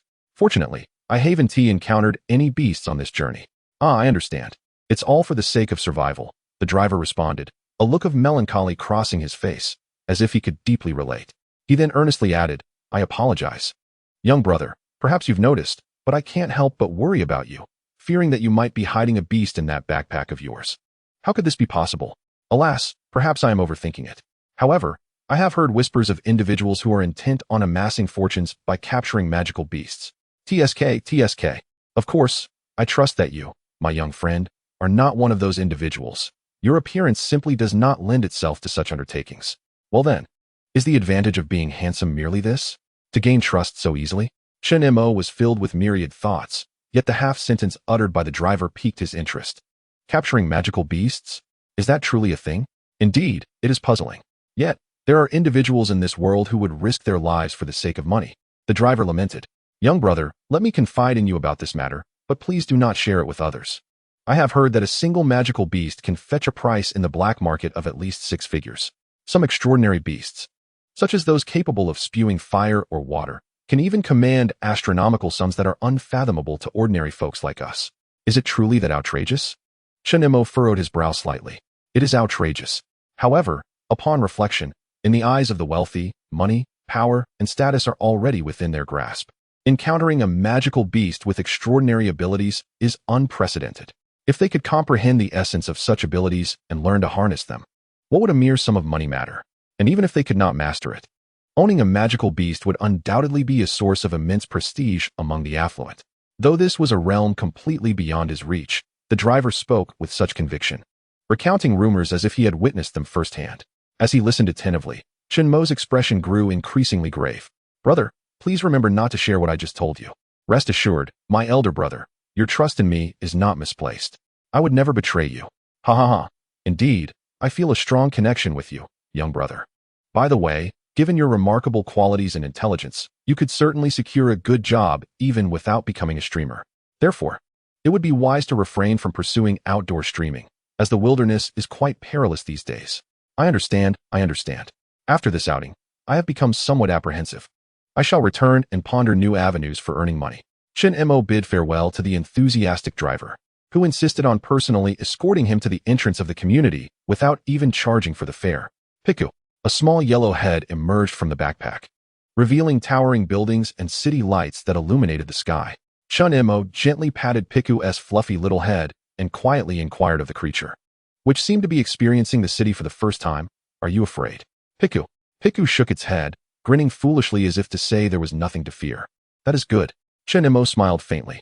However, after hearing the driver's earlier remarks, Chen Mo's heart could no longer remain as tranquil as his outward demeanor suggested.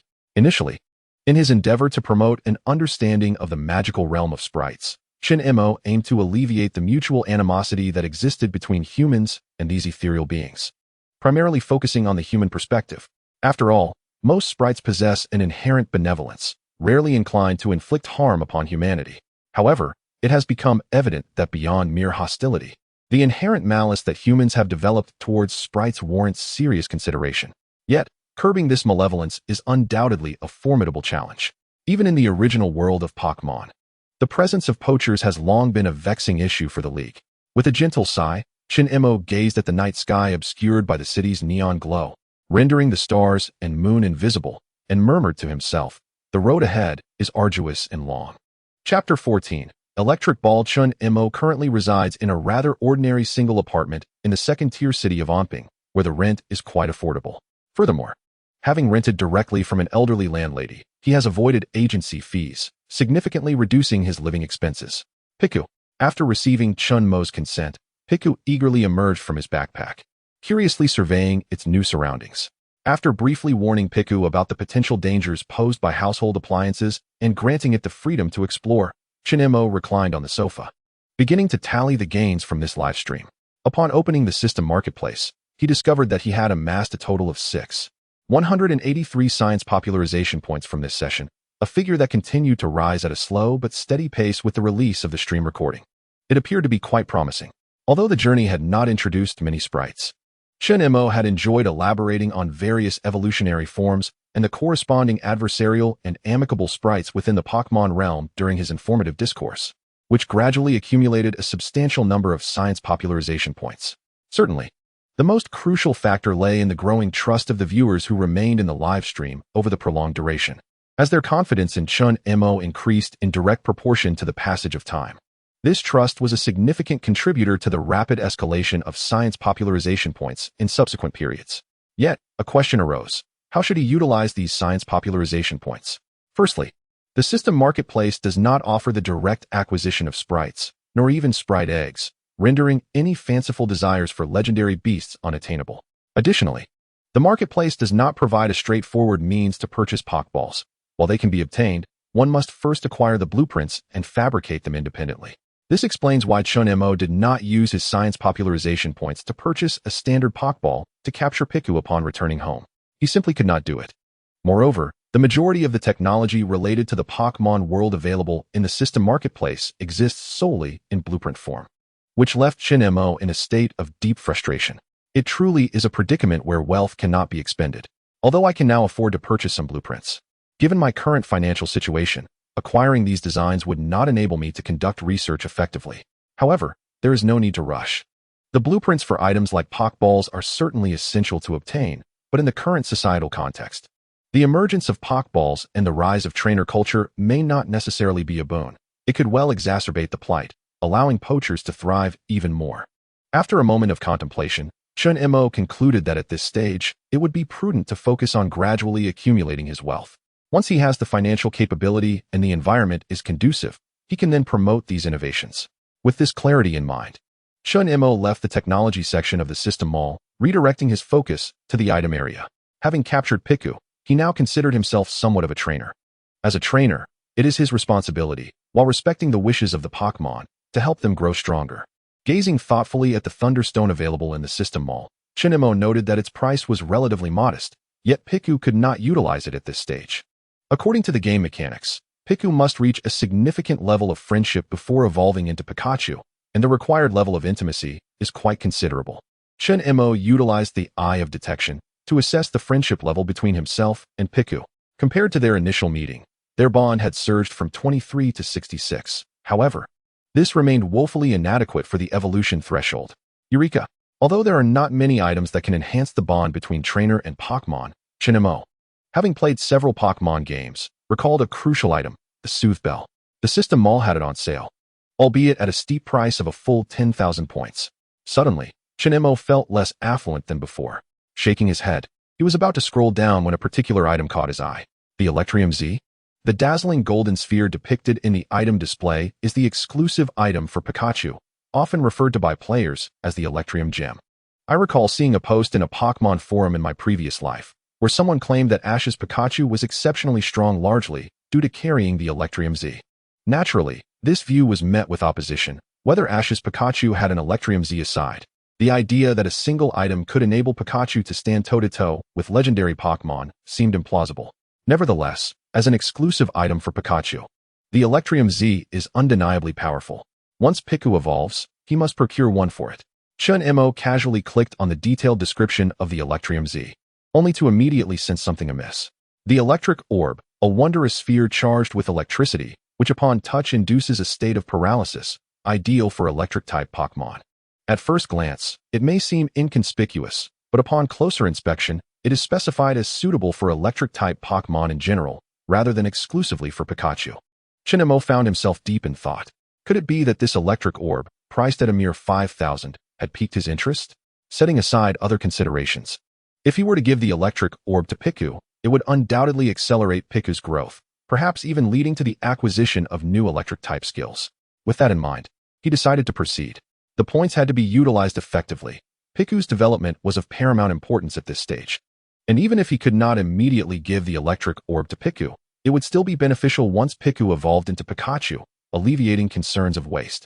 As Chen Mo confirmed the purchase, a flash of white light enveloped him, and suddenly a weighty, transparent orb, seemingly pulsating with flashes of lightning from within, materialized in his hands. However, before he could examine this precious item, purchased at the cost of 5,000 points, A jolt of electricity surged through his body from the point of contact with the electric orb. Ouch! In pain, he reflexively recoiled, causing the orb to tumble from his grasp. Piku. At that moment, hearing Chen Mo's anguished cry, Piku hurried back to the living room. Upon seeing Chen Mo sprawled on the ground, his body twitching slightly and his hair frizzled from the electrical shock, a question mark slowly emerged above Piku's little head. What had transpired? Meanwhile, the electric orb, which had rolled onto the floor and was now making its way towards Piku, captured the little creature's attention. Piku. Chapter 15. A joyful Piku. It was merely a shock, nothing of grave concern. After taking a moment to recover, Chen Mo rose from the ground and, noticing Piku's worried expression beside him, offered a slight smile. Rest assured, I am unharmed. It's just my hair that's a bit disheveled. You need not worry so much. Crouching down, he affectionately ruffled Piku's small head, and feeling that familiar warmth, the little one finally relaxed. However, Chen Mo was not exaggerating. Although the electricity released by the electric orb was evidently stronger than that which Piku had previously emitted, he felt only a slight discomfort initially, and thereafter, he was quite all right. In fact, a glance at the news would reveal that several months prior, experts had suggested that since Pokémon began to arrive in this world, the average physical condition of humanity seemed to be gradually improving, as evidenced by the frequently shattered world records in various sports. Now, based on his own repeated experiences with electrical therapy, Chen Mo believed the experts were indeed correct. Could it be that everyone is destined to evolve towards becoming super trainers? Piku. Ha ha ha. It is nothing. I merely thought of some amusing matters. Chen Mo turned his head and glanced at the electric orb resting not far away. Then spoke to Piku. Piku, could you fetch that orb for me? Piku, ever obedient, promptly nodded and swiftly made its way to the electric orb. To be frank, although I had purchased the electric orb, the system did not provide a detailed usage manual, and until now, I still struggled to comprehend how to utilize it. The method of use within the game seemed rather straightforward. Simply have a Piku carry the item to unleash its power. But should I perhaps fashion it into a pendant and hang it around Piku's neck? It feels like it might be a bit cumbersome for Piku. Suddenly, a shrill cry pierced the air. Chen Mo quickly turned to see Piku standing where the electric orb had been, frantically patting its own body, while the electric orb had vanished without a trace. Piku, Piku. Before Chen Mo could utter a word, Piku hurriedly began to explain. While calling out Piku, Piku, it animatedly reenacted the scene that Chen Mo had overlooked moments before. Observing Piku's lively gestures, Chen Mo swiftly grasped the situation. It turned out that the moment Piku made contact with the electric orb, that extraordinary orb had seamlessly merged into Piku's body amidst a flicker of electric light. Piku. Piku looked at Chen Mo with utmost seriousness, as if to convey, you must believe me. The orb truly disappeared on its own. I did not take it. However, witnessing Piku's adorably youthful face, which rendered any expression exceedingly endearing, Chen Mo could not help but burst into laughter. Piku, misinterpreting her master's laughter as disbelief. Piku appeared woefully distressed, tears glimmering in her eyes, on the verge of crying. Realizing his error, Chen Mo quickly composed himself and hastily apologized. I'm sorry, Piku. I believe you. Please do not cry. I will grant you my unwavering trust. So I am convinced that the matter of the electric orb has nothing to do with you. Piku, really, please trust me more. Chen Mo sat down on the floor, deftly ruffling Piku's little head. Furthermore, the electric orb was originally a gift intended for you. It seems that this present has also taken a liking to you, for it would not have eagerly sought refuge within your being otherwise. Children are easily consoled. It was not long before Piku returned to a state of joy, accompanied by a slight increase in their bond. Such an irresistibly adorable little creature. Having a Piku truly is a delightful experience. Chen Mo rested his chin on his hand, observing the Piku that circled around him, seemingly in search of the new friend nestled within its own body. However, the little creature ended up dizzy from its spinning. With a cheerful tone, Chen Mo remarked, There's no need to search any further, Piku. Your companion has entered your body to enhance your abilities. So do take a moment to sense if there have been any new changes. Piku mimicked Chen Mo and sat down, slightly furrowing its tiny brow, as if intently feeling the transformations within itself. Occasionally, static electricity crackled from the charging sacs on its cheeks. Chen Mo remained patient, quietly waiting. Before long, Piku opened its eyes wide, expressing surprise. Piku, Piku, it exclaimed. What is it, Piku? Chen Mo inquired. Piku stood on the floor, pointing to its rosy cheeks, and then unleashed a series of crackling sparks, only to retract them deftly. This cycle repeated several times, and Chen Mo quickly grasped Piku's meaning. So, you can now skillfully control the electricity within you? Piku, Piku, It nodded vigorously. That's splendid. Your hard work has borne fruit. You need not fear being startled by your own electric discharges any longer. Piku. It responded, lifting its small head slightly, as if to assert that such an incident would surely not occur. It then expressed heartfelt gratitude towards the special friend that had entered its body, namely the electrode. For without it, Piku understood that mastering its unruly electric energy would have taken much longer. What a polite and well-mannered child it was.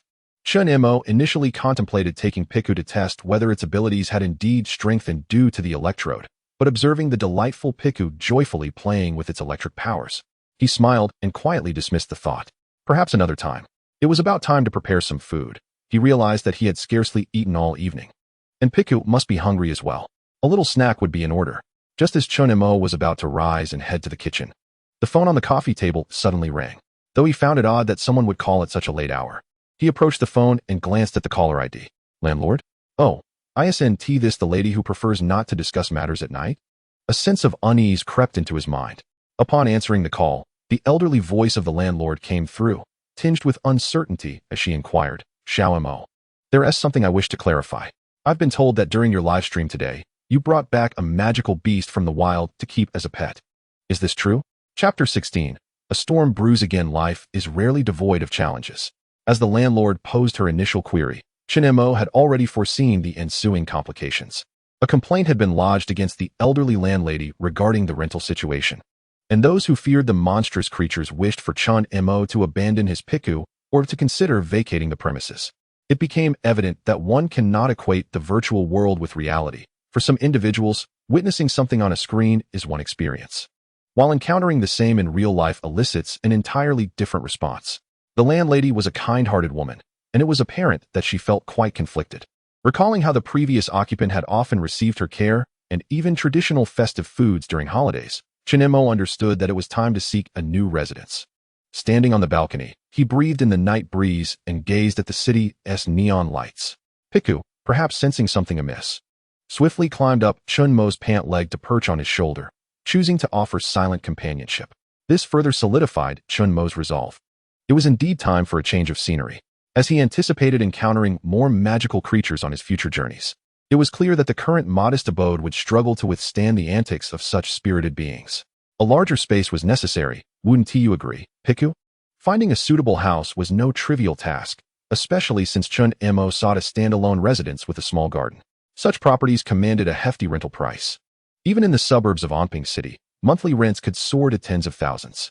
Nevertheless, at present, Chen Mo could still manage, having earned several thousand from his recent educational livestream, even after accounting for his uncle's deductions. What surprised him most was that the viewer who had donated the most was not one of the affluent patrons from his livestream, but rather Hui, who had been successfully persuaded after a lengthy dialogue. It made sense. The lengthy, insightful comments he left, coupled with hints of a comfortable lifestyle, suggested he was not lacking in means. I must consult with the landlord and the property management regarding the issue of raising magical beasts. I sincerely apologize, the landlady expressed. No worries, I understand. Please leave your contact information. I will notify you immediately upon receiving news, Chen Mo replied. Exiting a villa community, Chen Mo glanced at Piku's little head peeking from his backpack. Their eyes met, and they both let out a sigh. Piku, waving its tiny paws, seemed to encourage Chen Mo not to give up. To be comforted by his own Pokémon was an unexpected turn of events. Chen Mo shook his head and pulled out his phone, realizing that afternoon had slipped away unnoticed. After all, he had informed the landlady that he would move out before the month's rent expired, so there was no rush. Let us go grab a bite to eat, Piku. Upon hearing the words eat, Piku's eyes instantly sparkled with excitement. Piku, I understand. Rest assured, I inquired ahead of time, and the restaurant has ketchup. As a genuine connoisseur of gastronomy, Chen Mo had meticulously chosen the dining establishment before setting out. Upon arriving at the pre-reserved private room, in this secluded haven free from external disturbances, Piku sprang forth from the backpack. With a quick glance, it soon fixated on a prominently placed bottle of ketchup. Look at this little creature, clutching a bottle of ketchup with sheer delight, Chen Mo remarked. The assortment of fruits and snacks on the table is also prepared for you. Do not solely indulge in the ketchup. Piku seemed to hear yet not hear, nodding with squinted eyes, completely entranced by the allure of the condiment. Oh dear. Chen Mo chuckled helplessly. Piku bore no gender distinction, leaving Chen Mo uncertain whether he had raised a son or daughter. The truth would only reveal itself once Piku evolved into Pikachu, just as the two were quietly relishing their culinary delights. The sudden wail of police sirens from outside the room caught Chen Mo's attention. Peering out the window, he observed police cars racing through the crowd, eliciting a slight furrow of his brow. Nonetheless, he dismissed it and promptly returned to the dining table. "Welcome to Mingyue Jewelry," a woman in a staff uniform, engrossed in her phone, reflexively greeted as footsteps approached the entrance. Yet, upon raising her gaze, she was met with the sight of two tall men adorned in peculiar helmets. An unsettling sensation quickly coursed through her. "You are being robbed," one man, clad in a dark denim jacket and with his right hand resting in his satchel, stated nonchalantly. Perhaps his voice was too soft, or perhaps the casual tone rendered the tense employee momentarily speechless. "What did you say?" she stammered. The denim-clad man exchanged a glance with his companion, who finally withdrew his right hand from the bag, revealing a long, dark object. "I said, we are robbing you." Bang! The deafening gunshot, accompanied by a thick cloud of gunpowder, startled everyone, including the assailant. The visibly anxious companion reacted even more dramatically, ducking and colliding with the adjacent wall. "You startled me." Thankfully, the other accomplice maintained a semblance of professionalism, brandishing a shotgun and disregarding the terrified screams of the female employees as he menacingly commanded, "Everyone, get down." Finally recalling their purpose, the second robber scrambled to his feet and rushed to the counter, frantically pounding on the glass case containing the jewels. Hurry up. Hurry up. We have 4 minutes. Don't rush me. I am indeed working on it. Why is this glass so incredibly tough? Honestly, how foolish can you be? If you can't break it, just call those employees who are trained for such tasks to assist you. It's not as if I am asking them to squat down. In my flurry of activity, 2 robbers successfully made off with the majority of the jewelry within the store, hastily rushing towards the exit. Outside the jewelry store, a crowd began to gather, drawn by the commotion. What are you staring at? Do you wish to get shot? Then scram. Under the lethal threat of firearms, the curious onlookers scattered in a panic, allowing the 2 robbers to swiftly mount their motorcycle. Let us go, let us go. Why are you holding the clutch so tightly? I told you to release it. After some turmoil, the storm brewed once more. Chapter 17. The Desperados let us test this distance again. Piku, are you ready? Chen Mo stood within a deserted construction site, carefully positioning a large stone block measuring approximately 20 centimeters in length on the ground. Piku, situated around 30 meters away, nodded in acknowledgement. Let us commence. Piku, unleash your full power. As Chen Mo issued the command, energy surged within Piku, crackling with a terrifying electric glow that enveloped its small yellow form. Piku, a dazzling golden bolt of lightning erupted from its diminutive body, the immense electric energy racing toward the target stone block with astonishing speed. Bang! Chen Mo observed as the stone shattered into several fragments, and he applauded. Excellent job, Piku. You truly are remarkable. After having a meal, thinking it would be a perfect opportunity for some post-dinner exercise, Chen Mo brought Piku to this deserted construction site to complete the skill test that had been left unfinished the previous night. Throughout the process, Piku basked in Chen Mo's praise, feeling a bit shy. Chen Mo smiled gently. Piku, do you still have energy? Piku. It patted its chest, clearly unfazed. Let us conduct another round of continuous skill tests and see just how far the electric shock skill can reach. Piku. After several rounds of testing, Chen Mo gained a clearer understanding of Piku's capabilities. Although no new skills were learned from the electric ball, the power of Piku's sole offensive skill, electric shock, had significantly increased. From its recent performance, it was evident that it could easily strike and shatter a stone block over 30 meters away. This bodes well for future outdoor excursions, as Piku's presence would undoubtedly enhance safety. Chen Mo gently patted the little Piku resting on his shoulder. Let us go? We'll buy some things and perhaps grab a few extra bottles of ketchup for home, and then we'll head back. Having employed his abilities far too frequently, Piku's face bore a hint of fatigue. However, upon hearing the mention of ketchup, his sensitive ears perked up and his eyes sparkled with excitement, prompting a lively response. Meanwhile, several hundred meters away, within a brightly lit supermarket, a disheartened adult male with unkempt hair sat dejectedly on the floor, muttering incessantly. I told you, Jigglypuff, to steer clear of such matters. We can't escape now, and you wouldn't listen. Look where we are now. It's all over. Come on, big head. Can you be quiet for a moment? I need to think of a way out. Beside him, a man known as Jigglypuff, clad in a dark denim jacket, wore an equally despondent expression. He clutched a shotgun tightly, as if it could offer him some semblance of safety, while nervously retrieving a cigarette from his pocket, lighting it with trembling hands. Jigglypuff, even at a time like this, You're still thinking about smoking? I'm just trying to calm down. Calm down. What is there to be calm about? With that dim-witted brain of yours, you're no closer to finding a solution than I am. What do you suggest we do then? With a sudden burst of frustration, Jigglypuff flicked the partially smoked cigarette to the ground, an action he would normally never take. Given the cost of cigarettes, do you think I wanted this? Have you forgotten the hell we've endured for the past 6 months? We've lost our jobs, our money. We can't even pay rent, and now we're on the verge of starvation. Big Head lowered his gaze, fully understanding the weight of Jigglypuff's words, for they shared the burden of their experiences. Reflecting on the past 6 months, Big Head felt a profound sense of anguish. Having grown up in the countryside without any inherent talent for academics, they had come to the city to work. Naturally, their jobs consisted of laborious tasks. Yet they managed to scrape by, sending a little money home at the end of each year. However, since the arrival of the monsters, every industry has suffered tremendous losses, plunging the entire market economy into an unprecedented freeze, and their construction site was no exception. To make matters worse, their employer had absconded with the funds. And by the time the workers realized what had happened, the boss was nowhere to be found. Curse those damned monsters. If it weren't for them, even if we lost our jobs, we would still be able to find new ones. Such is the nature of society. Some will always be consumed. Yet, I refuse to accept that we are the ones being devoured. Jigglypuff's expression grew increasingly fierce. He glanced at Big Head, a man who had ventured into the world alongside him since childhood, a figure who felt like a brother. Wait here. I will go create an opportunity. When the time is right, you take this batch of goods and make your escape. And what about you? I have a plan. There's no need to panic. When the time comes, make sure to move quickly. We will rendezvous at our usual spot. The man with the chicken head turned around, casting his gaze upon the hostages huddled defensively not far away. Despite his limited intellect, he understood that the reason the police outside hesitated to launch an assault was precisely because of the hostages. His eyes swept over them one by one. No one dared to meet his crimson gaze. Soon, his attention settled on an adult male accompanied by a child. You stand up. Please, don't kill us. I beg you, spare us. The chosen man shielded the little boy beneath him, trembling uncontrollably. Why are you rambling? I said stand up. If you don't, I'll shoot you dead. The dark muzzle of the gun posed a lethal threat, prompting the man to rise at last. The chicken-headed man scrutinized him, his brow furrowed. Still lacking something, but there's no time left. We'll make do with what we have. Strip off your clothes now. With no other option, the man complied. And your pants. Do you not understand what I'm saying?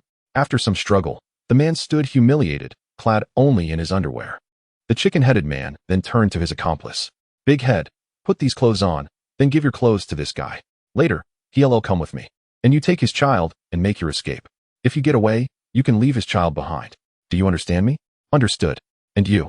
The chicken-headed man addressed the man now in just his underwear. You look like an educated man. I'm sure you comprehend my meaning. Do not act rashly if you wish for your child to survive. Chapter 18. Piku, use Thunderbolt. Guided by memory. Chen Mo brought Piku to a specialized outdoor equipment store named Calibra. Most of the outdoor gear he had previously acquired was from this establishment. And after finding the quality satisfactory during his last wilderness outing, he returned to purchase essential items for the journey ahead. The most critical items were a tent and sleeping bag. For the upcoming live broadcast, Chen Mo decided to explore the depths of Hongjingpo Forest Park, venturing into previously uncharted territories. Therefore, it was likely that he and Piku would spend the night in the forest, making a suitable tent for rest and a warm sleeping bag all the more vital. Thank you for your patronage. We look forward to your next visit. With the polite farewell from the attendant, Chen Mo exited Calibra, his hands laden with bags. In just a few minutes, he had spent nearly 10,000 yuan. Indeed, outdoor camping was a pursuit for the affluent. Next, he planned to visit a supermarket to procure some simple ingredients and tomato sauce before heading home. As Chen Mo harbored such thoughts and prepared to head towards the supermarket, he suddenly noticed a considerable number of people jogging in the same direction. What was happening? Could it be that the supermarket was hosting an event, perhaps with potato chips at half price?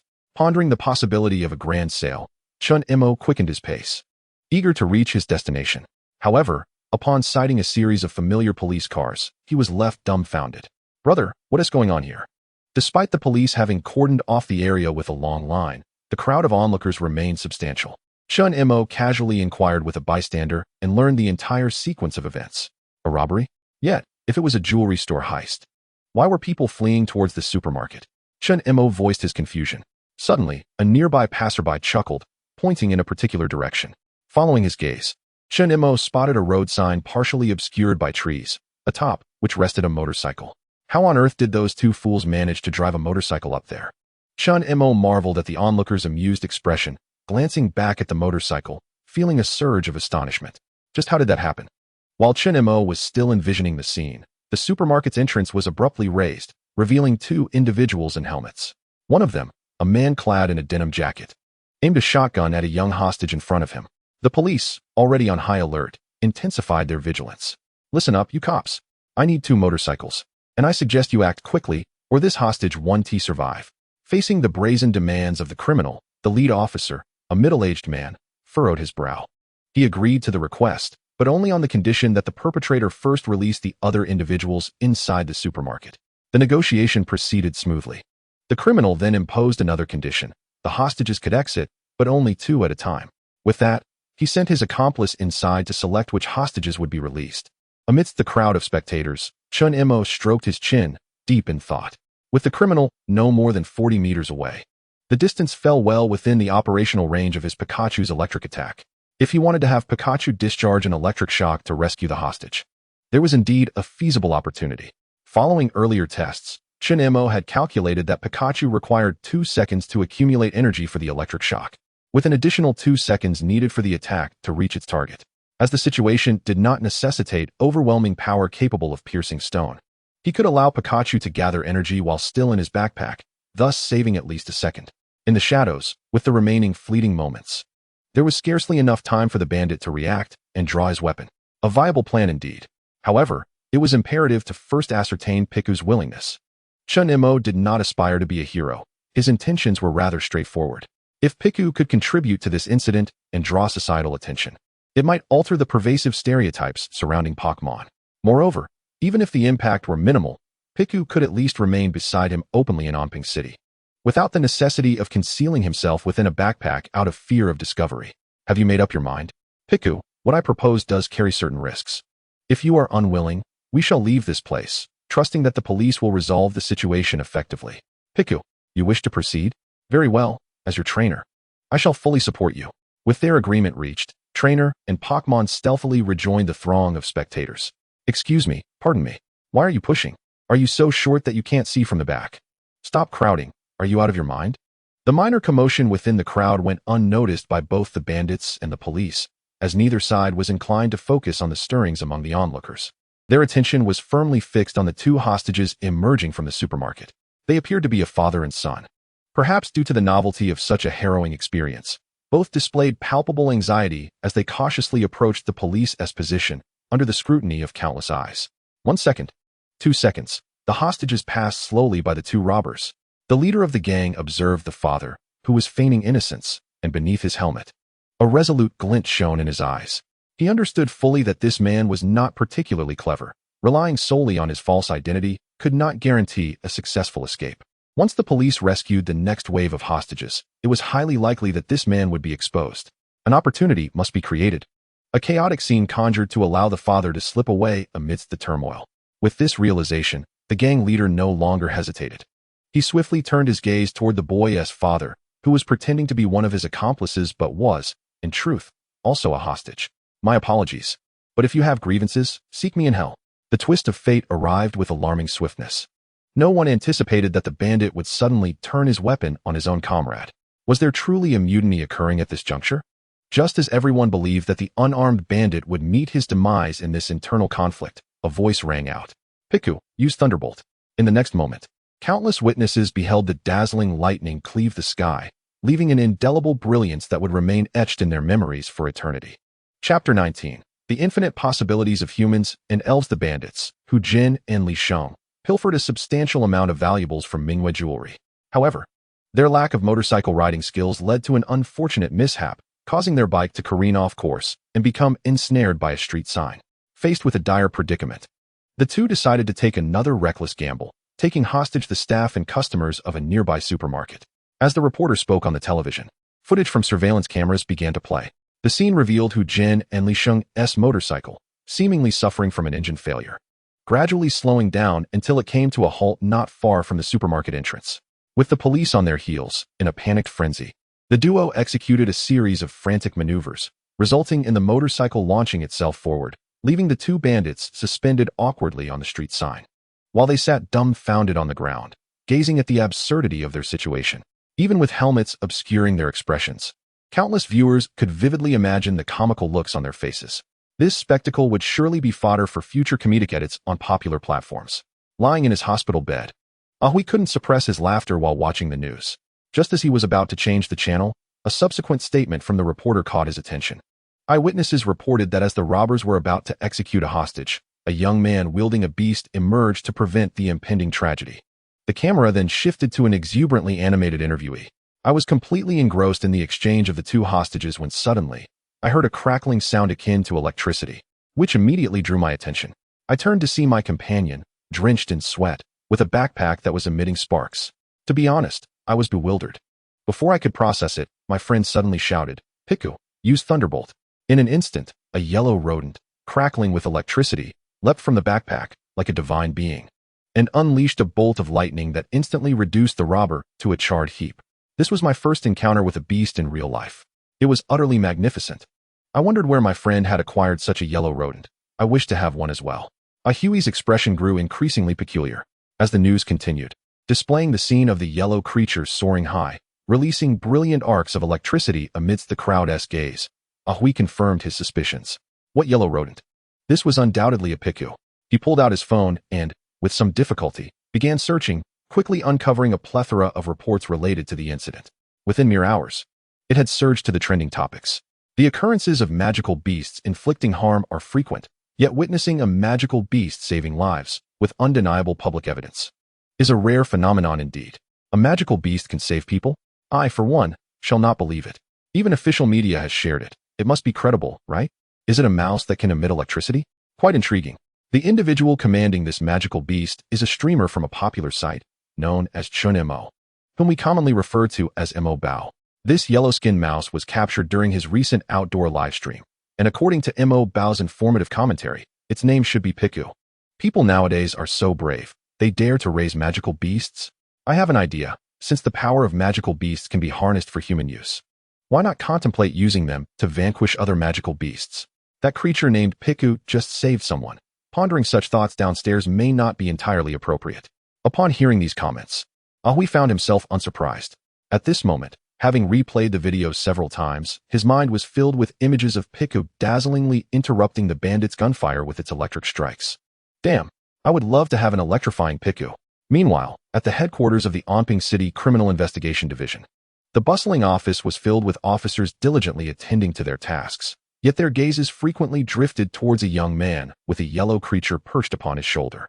Is that also a magical beast? It's quite small, unlike those we usually encounter. It's somewhat adorable. Adorable, indeed, but also fierce. Did you not see the bandit sent to the hospital, nearly reduced to a charred husk? Both cute and strong, what is not to like? After all, the one zapped was a villain. What is there to fear?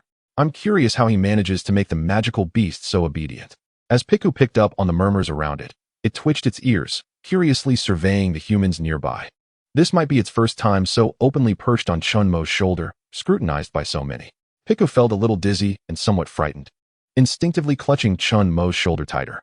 Just as Chen Mo completed the recording of statements, he sensed a slight increase in weight on his shoulder, gently stroking Piku's back before smiling at the middle-aged officer before him. This little one has only recently entered the human world and is still somewhat unaccustomed. Ah, I see. The middle-aged officer chuckled in response. In that case, you should try to let it stay outside more often. No need to conceal our little hero in your backpack. With the officer's reassurance, Chen Mo felt a wave of relief wash over him. In truth, there has yet to be any legal framework regarding the ownership of such magical creatures. So bringing Piku to meet the official authorities for the first time had left Chen Mo feeling somewhat anxious. However, it appeared that he had made the right choice, at least from the remarks made by the middle-aged police officer who referred to Piku as a little hero. A certain attitude has already been subtly revealed. You and Piku have performed exceptionally well this time. The future of a family has been salvaged due to your intervention. Therefore, in a few days, I hope you can come by again, as we have prepared some small gifts as tokens of appreciation for you. The middle-aged officer stood up, gently patting Chen Mo's shoulder with a warm smile. There is no need for modesty. This is the wish of Mr. Chen, whom you saved, and we merely act as intermediaries to convey his gratitude. To be honest, I might be going back to the wilderness for a live broadcast soon. but it's nothing more than a private gesture of appreciation. You can come by once your broadcast concludes. That works just as well. Seeing that the officer had reached this point, Chen Mo reluctantly agreed. At that moment, however, he suddenly recalled that since the bandit he had saved Piku from was disguised as Mr. Chen, he wondered where the other true bandit had gone. Not wanting to be targeted by such a nefarious character, Chen Mo decided to inquire further with the middle-aged officer. The officer's expression grew somewhat peculiar. He has surrendered. Surrendered? Yes, the officer affirmed with a nod. In truth, these two bandits are rather pitiable individuals, due to the arrival of monstrous beasts in this world. Their original occupations have been plunged into an unprecedented ice age, resulting in their loss of a stable economic source. Not long after, having bid farewell to Chen Mo and Piku, the middle-aged officer gazed at the harmonious silhouette of the duo departing and let out a gentle sigh. Turning around, he took out his phone and quietly dialed a number. Professor Zhou, it's me. Yes, I have confirmed it. It is indeed him. It is evident that although less than 3 days have passed, he has been bonding increasingly well with that Piku. This time, it is largely thanks to his courageous stand. He is also reflecting. After I recounted the story of those two bandits, I could distinctly sense a shift in his spirit. Yes, to be frank, I can now somewhat comprehend your perspective. In this young man, I truly perceive a glimpse of the boundless possibilities for humanity and the beasts in the future. Have you now taken to calling them spirits? All right, I understand. He has already agreed on that side and should be coming over soon. Chapter 20, A New Broadcast. A new objective news travels swiftly. Those who witnessed the process of Piku's taming in Chen Mo's broadcast room began tagging him incessantly in his fan group since last night. Left with no choice, Chen Mo had to initiate a new broadcast early in the morning. 24 hours. Do you know how I spent the day without your broadcast? Good morning, Mo Bao. You know what I mean. Where's Piku? Why is this foolish assistant so oblivious? Quickly, summon our host Piku. Drawn by curiosity, the viewers inquired how the host managed to tame a magical beast. I have watched that video over 10 times. Piku is truly magnificent. It makes me want to raise one too, so you must take responsibility, Mo Bao. Although the broadcast had just begun, a flood of eager spectators had already filled the chat room. Some had even been waiting there since before the screen lit up. It was only 7 in the morning. How could these individuals be up so early? Chen Mo gazed at the densely packed barrage of comments on the screen. Having mastered such situations, he felt no anxiety. Instead, he engaged playfully with the audience. Is 7 o'clock too early? Those who aren't awake by this hour are just lazy dogs. Practicing cultivation, sleeping so early? The one in front must have pulled an all-nighter. You don't really think we're here just to watch you, do you? Where's my Piku? Mo Bao, it's fine. I'm here for you, and to see Piku as well. Before Chen Mo could utter a word, the barrage of comments surged suddenly. Piku, my little darling. You've finally made your appearance. Host, step aside. Don't block my view of Piku. Could the assistant over there be a bit more professional? Talking too much and blocking the host's Piku is really frustrating. Piku's walking is so adorable. I envy it. How can I possibly have such a delightful Piku? It's simple. First, you must venture into the wild like the host. No way. Turning around, Piku, clutching an apple nearly 1/3 its size, ambled into the living room. Upon spotting Chen Mo, it instinctively sought to climb to its most comfortable spot, his shoulder. However, with an apple in its grasp, Piku struggled to ascend, slipping repeatedly, yet unwilling to relinquish its precious fruit. Observing Piku's anxious and hesitant demeanor, Chen Mo smiled gently and lifted it, placing it on his shoulder. Overjoyed, Piku immediately nuzzled its fluffy cheeks against Chen Mo. Witnessing this scene, the chat room erupted with envy. Damn you, Mo Bao, hogging our Piku. We also want to cuddle with Piku. I'm astonished. What charm does this man possess that compels the spirit to act in such a manner? I used to be someone who preferred solitude and disliked keeping pets, but seeing Piku has made me reconsider. Having a Piku would be wonderful. Not only is it adorable and pleasing to the eye, but it can also protect you in times of danger. So envious. Why does Mo Bao always feed Piku apples or ketchup? Can't he offer something more nutritious? A bold and eye-catching comment emerged. Chen Mo glanced at the Pikachu happily nibbling on an apple peel perched on his shoulder, a faint smile gracing his lips. He was grateful for the fans' concern for Pikachu. As I mentioned in yesterday's live broadcast announcement, our primary objective today is to delve deeper into the Hongjingpo Forest Park in search of more unseen Pokémon. However, there is one aspect I have yet to disclose to you all, apart from educating everyone about Pokémon. I will also attempt to locate some extraordinary foods that do not originally exist in our world. These delicacies are bestowed upon us alongside the Pokémon and are cherished by various wild Pokémon due to the rich energy they contain. Upon hearing this, The majority of viewers in the livestream were left in a state of bewilderment. Is there really such a thing as divine food? Sounds quite delectable. I have a question. If Pokémon can consume it, can we humans partake as well? What changes might occur after consumption? The previous comment seems to evoke thoughts of the devil fruit, but I am equally curious. In response to the audience's inquiries, Chen Mo chose not to withhold any information. Most of these foods are indeed edible. For instance, there is a type of fruit known as tree fruit, which boasts numerous varieties and an array of flavors. When consumed by Pokémon, it can even produce magical effects. As for whether humans experience any changes after consumption, to my knowledge thus far, the answer is no. For most tree fruits, humans simply enjoy them as uniquely flavored fruits. Upon hearing Chen Mo's explanation, the audience couldn't help but feel a tinge of disappointment. Nonetheless, their hearts were ignited with an overwhelming sense of curiosity regarding this novel concept.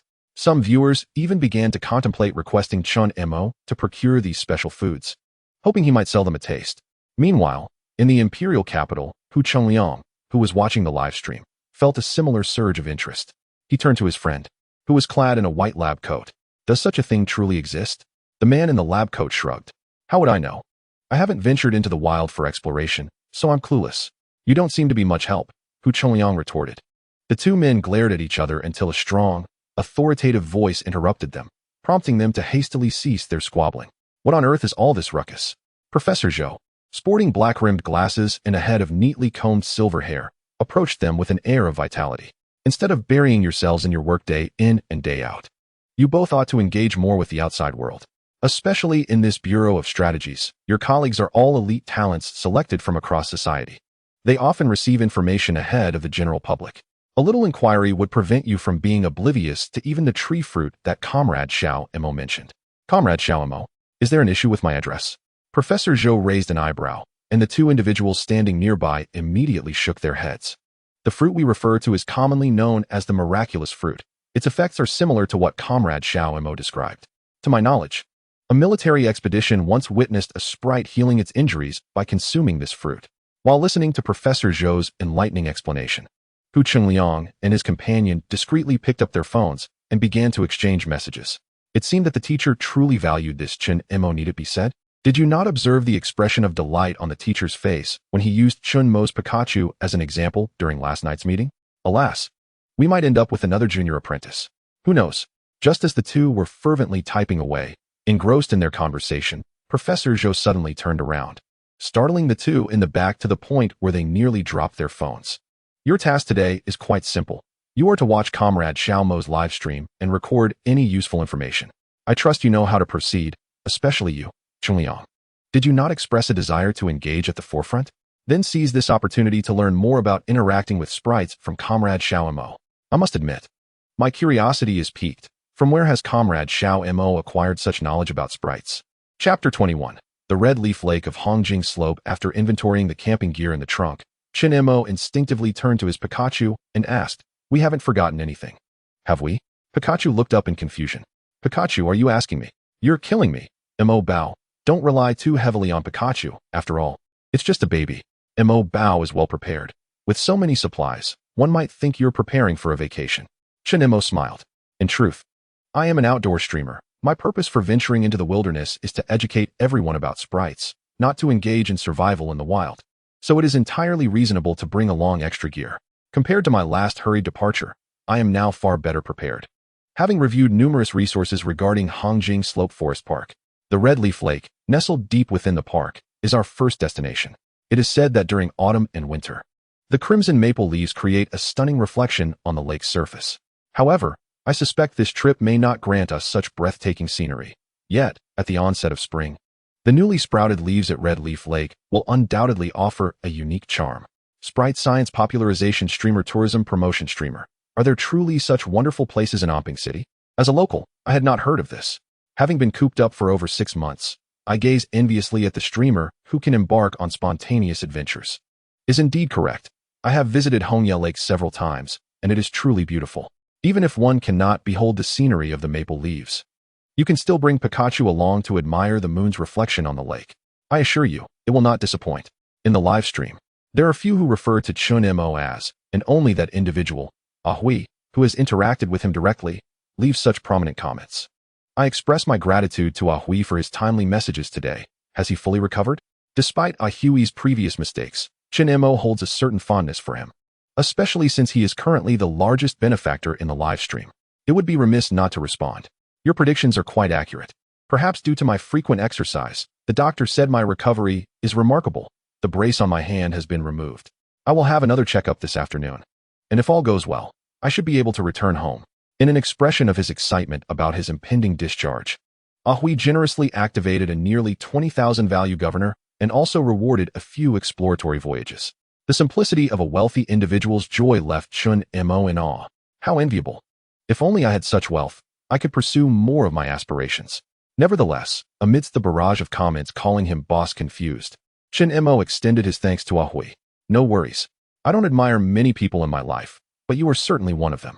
Moreover, these gifts are for Pikachu. As a resident of Onping City, I am grateful to this little hero from Onping. Just as a prominent comment appeared, Ahui swiftly followed with another, seemingly eager to showcase his typing speed. By the way, once you finish this live stream and return to Onping City, I have a special gift I wish to present to you. A gift? What could that mean? However, no matter how Chen Mo inquired further, Ahui did not respond, seemingly slipping into an offline mode. With no choice but to abandon his pursuit of answers, Chen Mo resolved to decline the gift when the time came. Yet, it is indeed peculiar. Why do so many wish to present me with gifts lately? Ready to set off, Pikachu. After confirming that I have gathered everything necessary, I settled into the off-road vehicle I had rented yesterday, cradling Pikachu in my arms.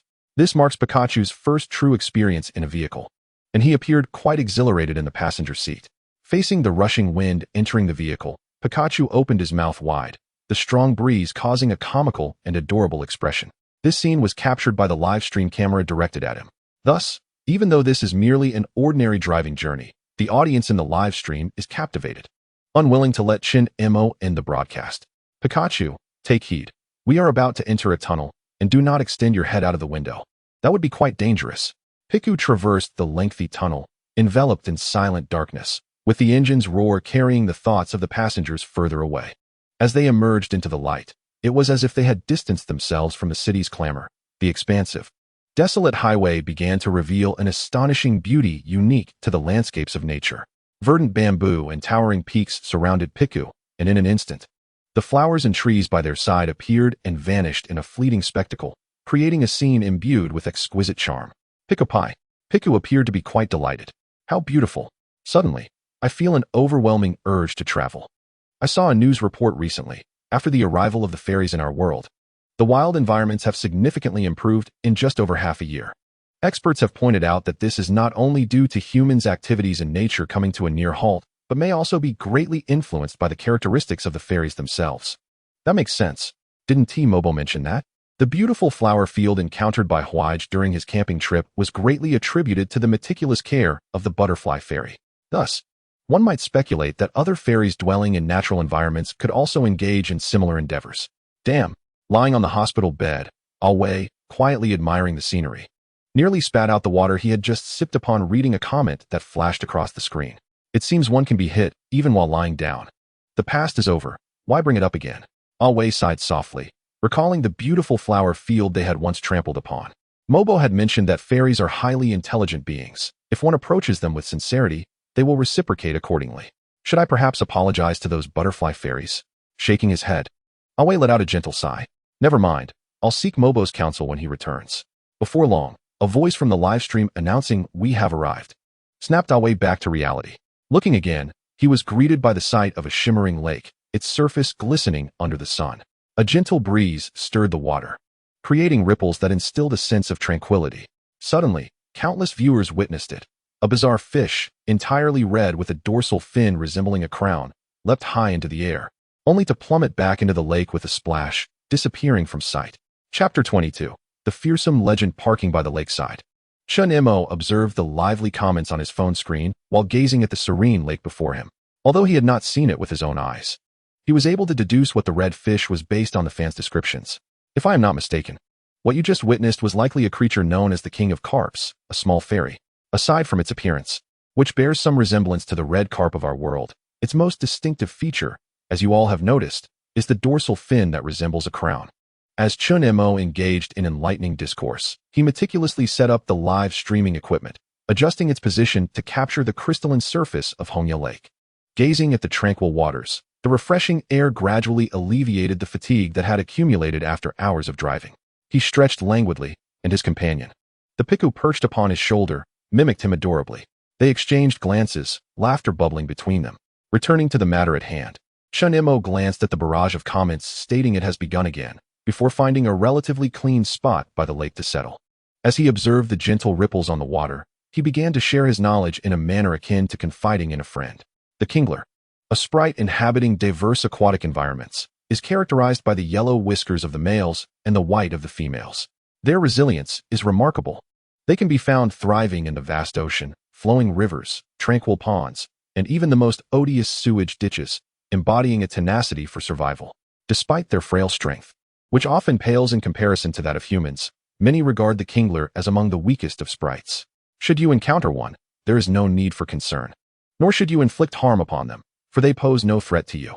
As one of the most renowned sprites in the Pokémon universe, Chen Mo did not require the use of the detecting eye to recount numerous characteristics of the kingler. At that moment, as his insights flowed, the comments section became highly animated. To survive, they can endure even in sewage? How pitiful, it breaks my heart. Fear not, Mo Bao, with Wei Ji's example. The regular fans in the stream should refrain from harming the sprites. Why do you lot keep mentioning me? Just chat. Irritated. Haha, Wei Gu is getting flustered. Even in a puddle of sewage, the kingler persists for survival. And if we think about it, aren't we humans doing the same? We strive merely for survival. Brothers, didn't Mo Bao mention that in nature, the green caterpillar occupies the lowest tier of the food chain? So, here's a question. Between the green caterpillar and the kingler, which is stronger? This is intriguing. Can the host expound on this? Let us watch. Goodness, these fans always come up with such unique queries. However, could this be seen as humanity's natural awakening to the concept of sprite battles? The kingler and the green caterpillar? To be honest, I haven't thoroughly pondered which of the two is stronger or weaker. Yet, if they were to engage earnestly, it seems neither would have the upper hand against the other. Chen Mo remarked with a smile. After all, the Magikarp is an aquatic creature, and the caterpie, in its attempts to attack, can only remain on the shore, lamenting its fate in the presence of the water-dwelling Magikarp. Conversely, most Magikarp possess but a singular, meaningless move, the splash, which merely results in a series of futile leaps and a flurry of water droplets. I understand now. These two creatures are akin to the legendary heroes of the spirit realm. This is hilarious. Listening to Mo Bao, I can already visualize the scene in my mind. Is it the image of the Magikarp blowing bubbles in the water while the caterpie glares at it from the shore? I must advocate for the caterpie. It can evolve. Although its evolved form, the metapod, seems rather useless, the final evolution, Butterfree, is indeed capable of inflicting serious damage upon formidable opponents. Indeed, Mo Bao, can the Magikarp evolve? If it belongs to the category of creatures that cannot evolve, it may indeed find itself languishing at the bottom of the spirit hierarchy. That seems to be the case already. Noticing the inquiries in the comments, Chen Mo suddenly smiled mysteriously. Excellent question. The Magikarp is among those creatures that can evolve. Mo Bao, you are becoming increasingly playful, only revealing half the story. Do share the details of Magikarp's evolution. It's hard to envision what a fish could evolve into. Will it sprout limbs and transform into some amphibious creature like a tadpole? Can't the person above exercise a bit of imagination? I propose it evolves into a dragon. After all, the phrase carp leaps over the dragon gate is quite fitting. Isn't it? That sounds too fantastical. It seems rather unscientific. Regardless of its form, I am merely curious to know who would ultimately be stronger, the evolved Magikarp or Butterfree, as this is pivotal in assessing the current rankings of spirit creatures. Observing the diverse array of comments, Chen Mo decided against prolonging the suspense. In truth, someone had already guessed correctly. The method of evolution for the Magikarp is closely tied to its name. Is it not said in our culture that the carp leaps over the dragon gate? Upon evolving, the Magikarp transforms into a creature known as Gyarados, resembling the dragons of our legends. This revelation sent the entire live stream into a frenzy. Wow, it really can evolve into a dragon. I am convinced. Indeed, one cannot approach spirits from a scientific perspective. Not the Western kind of large lizard. Splendid. I am thrilled. Surely, the person before me does not intend to raise a Gyarados? With a name like that, it feels ominous, doesn't it? Seeing some audience members becoming increasingly excited due to his description, Chen Mo felt it necessary to offer a word of caution. unless absolutely necessary. We advise against directly raising a wild Gyarados. Some audience members have already sensed that the name Gyarados is not solely derived from the latter part dragon but also from the former part violet.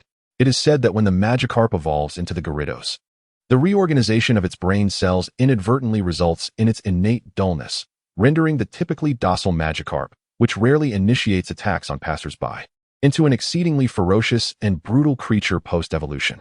Once enraged, the immense chaotic energy within it could easily bring about the demise of mere mortals like us on several occasions. Perhaps this is why Chen Mo's meticulous and alarming description of a Pokémon left many viewers momentarily dazed, causing a noticeable decline in the enthusiasm of the comments. Chapter 23. Magikarp and birds. However, there is no need for concern, as Gyarados are seldom seen in our vicinity. They either dwell in secluded waters or swim freely in the vast ocean, typically regarding humans with disdain. A smile graced Chen Mo's face. Furthermore, should you embark on nurturing a Magikarp, it is likely that even after its transformation into the vicious Gyarados, it will still recognize you, heed your commands, and protect you with its formidable physique in times of crisis.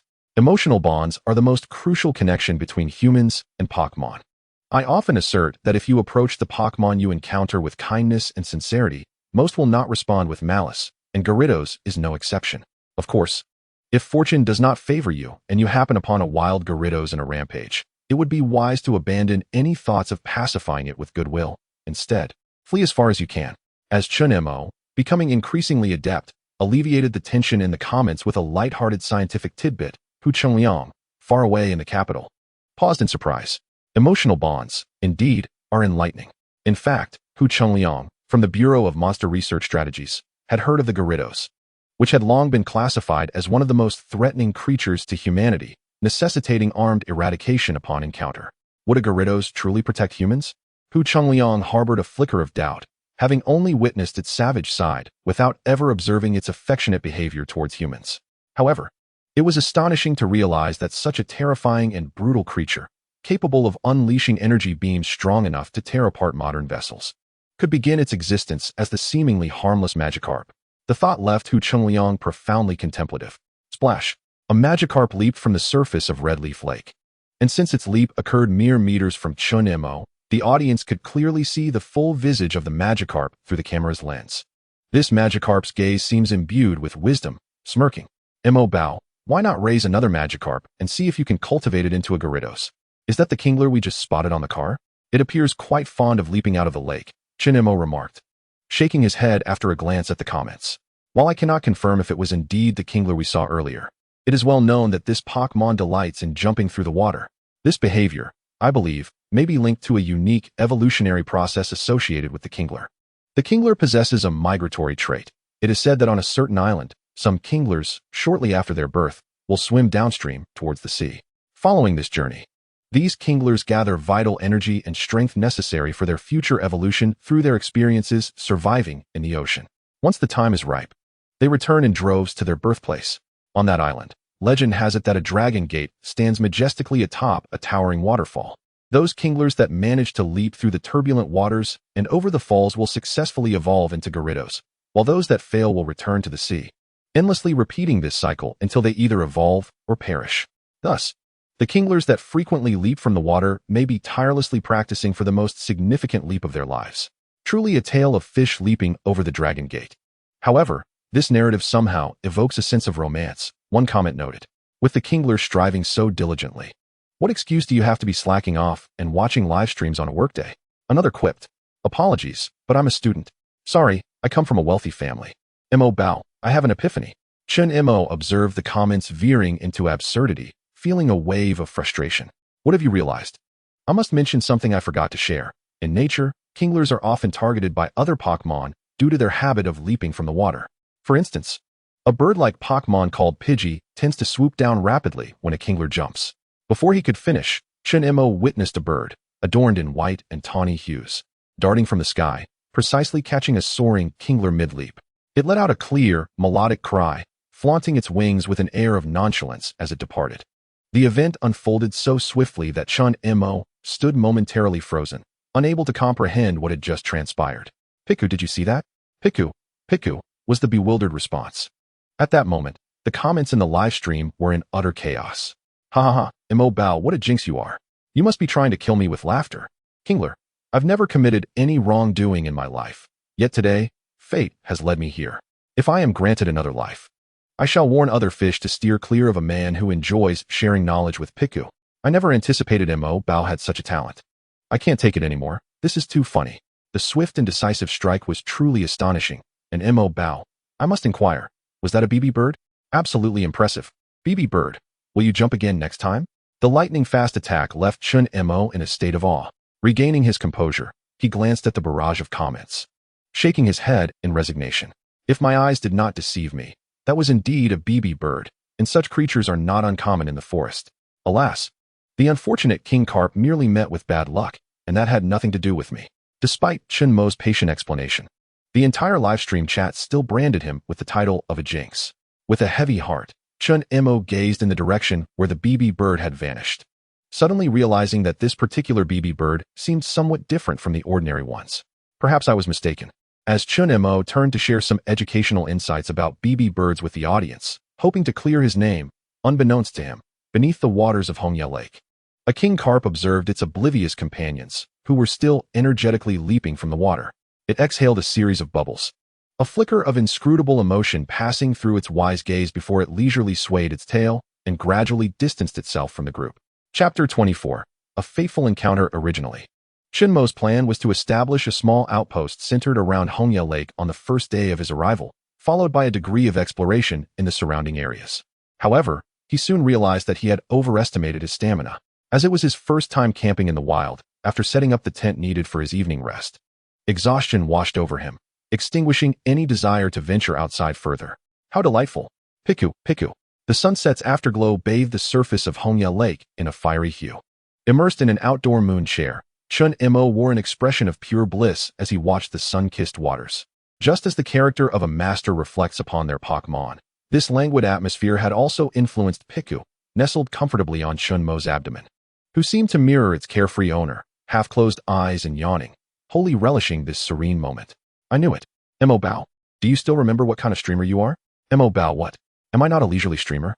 From the last live stream, it was clear that Mo Bao is indeed someone who follows his whims. Although he possesses a steadfast and lofty goal, this does not hinder him from thoroughly enjoying life and indulging in leisure. Mo Bao, you need to get it together. Indeed, continuing this leisurely pace is not ideal.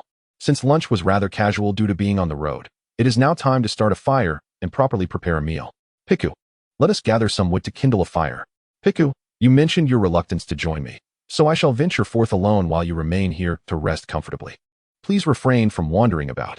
Chen Mo glanced at Piku, who was lazily reclining in the moon chair, waving its plush little paws without lifting its head, and he shook his head in resignation. The fans in the live stream must be rather entertained. It now seems as though I have been influenced by Piku. Due to the prolonged absence of rain, the weather has been exceedingly dry, allowing Chen Mo to effortlessly gather the wood needed for the evening. Not all Pokémon harbor friendly sentiments towards humans. Remember the classifications we discussed previously, such as poison and dark types? Some of these Pokémon can be particularly troublesome. Thus, when spending the night outdoors, a campfire becomes essential, especially in forested areas, serving as a deterrent against certain bug and snake Pokémon that may launch surprise attacks during rest. As he engaged with the comments in the live chat, Chen Mo carried a bundle of wood back to the campsite. At that moment, however, he noticed that Piku, who should have been peacefully resting on the moon chair, had inexplicably wandered to the lakeside, chattering away at the water's surface. Intrigued, Chen Mo set down his wood and quickly approached Piku. What is happening, Piku? Upon hearing the familiar voice, Piku turned around immediately. Chen Mo then discerned that Piku was clutching a canister, which upon closer inspection appeared to be the fish bait he had prepared for a leisurely fishing excursion at Red Leaf Lake. What are you doing with that? Piku, holding the canister of bait, pointed with its free paw towards the lake. Chen Mo then noticed a kingler surfacing slightly in the crimson waters, its wise eyes gazing at him. A stream of bubbles emerged from the kingler's mouth. Piku dipped its little paw into the bait canister and tossed some bait into the water.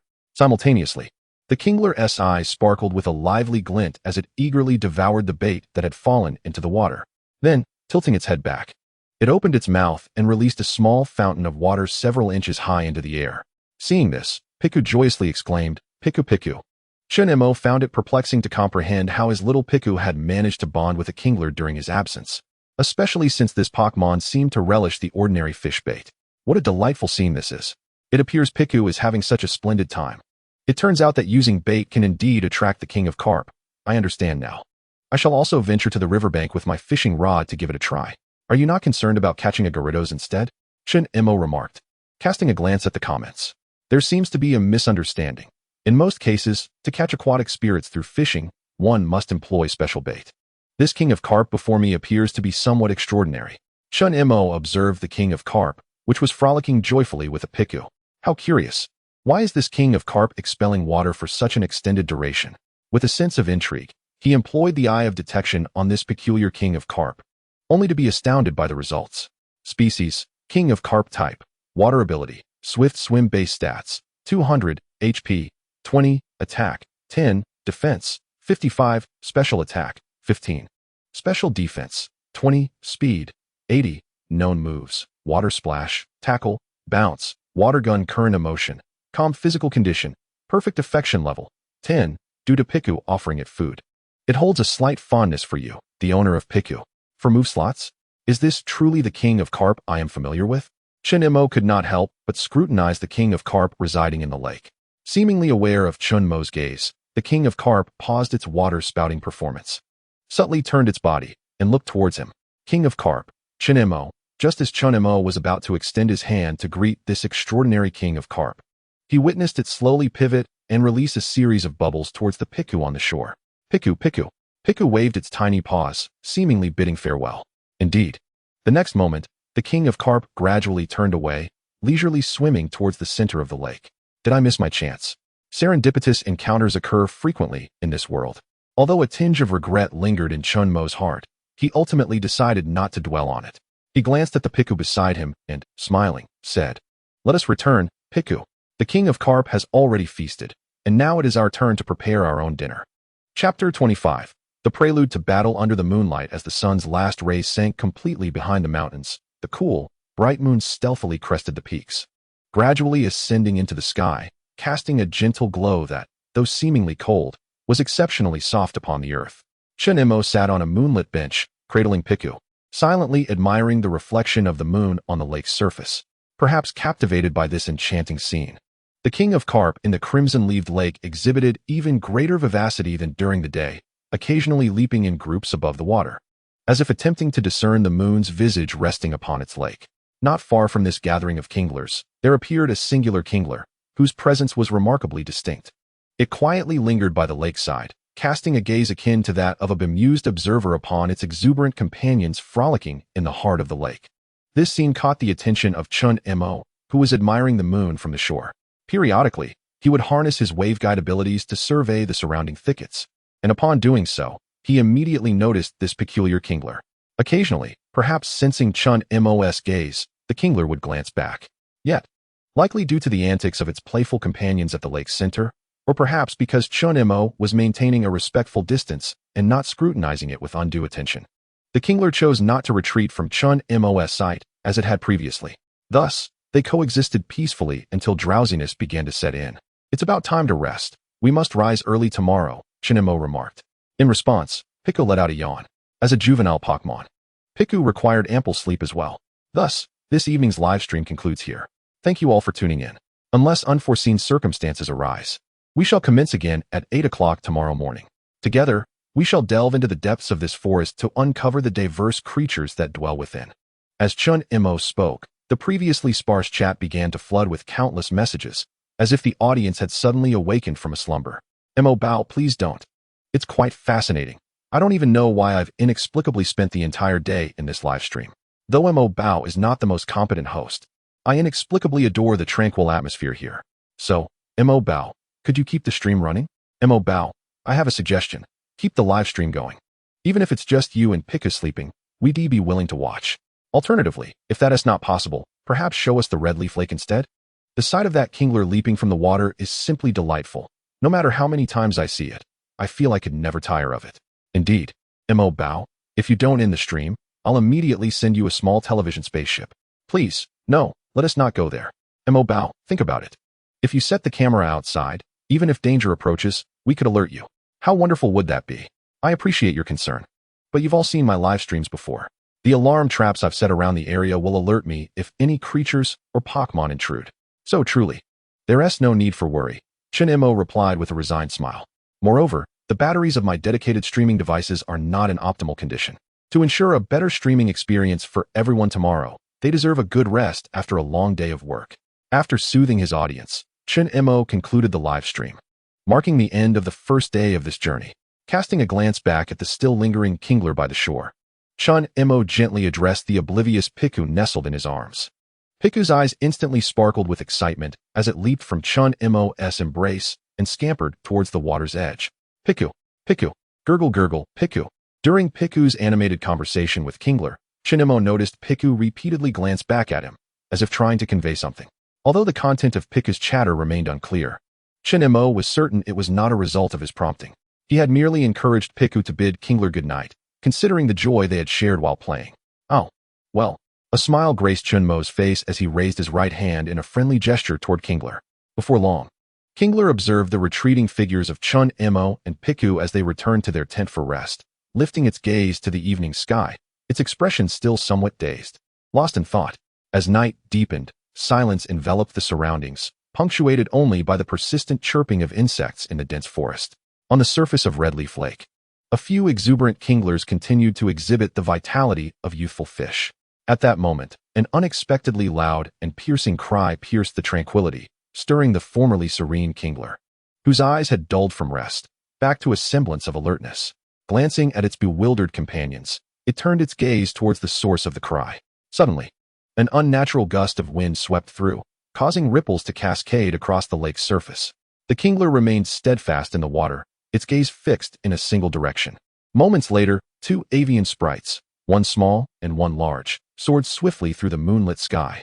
The smaller sprite abruptly executed a sharp turn, flapping its wings, conjuring a fierce tempest that surged towards its larger counterpart. Gurgle gurgle. Kingler observed the sprite engulfed by the storm, remaining quietly submerged, releasing bubbles. This scene was familiar to it. After all, such displays of battle occurred with regularity in these waters, allowing even a fish to remember. The outcomes of these skirmishes were often similar. Oh! Another high-pitched cry reverberated through the air.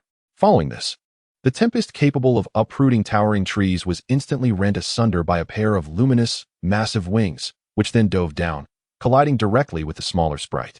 The battered sprite could endure no longer, plummeting rapidly towards the ground, landing perilously close to the tent erected by Chen Mo. Just as the victorious sprite prepared for a final strike, a sudden jet of water surged from below, compelling it to halt its advance. It lowered its head and flapped its immense wings, casting a glance at the tranquil surface of Redleaf Lake. After a brief moment, having discovered nothing, it emitted a piercing cry, then soared away from the lake with the grace of a victor. Chapter 26. The BB Bird? Bobo. In the perilous wilderness, succumbing to a deep slumber is decidedly unbecoming of a competent traveler. As Chen Mo drifted between consciousness and slumber, the unsettling cacophony of the wind outside jolted him awake.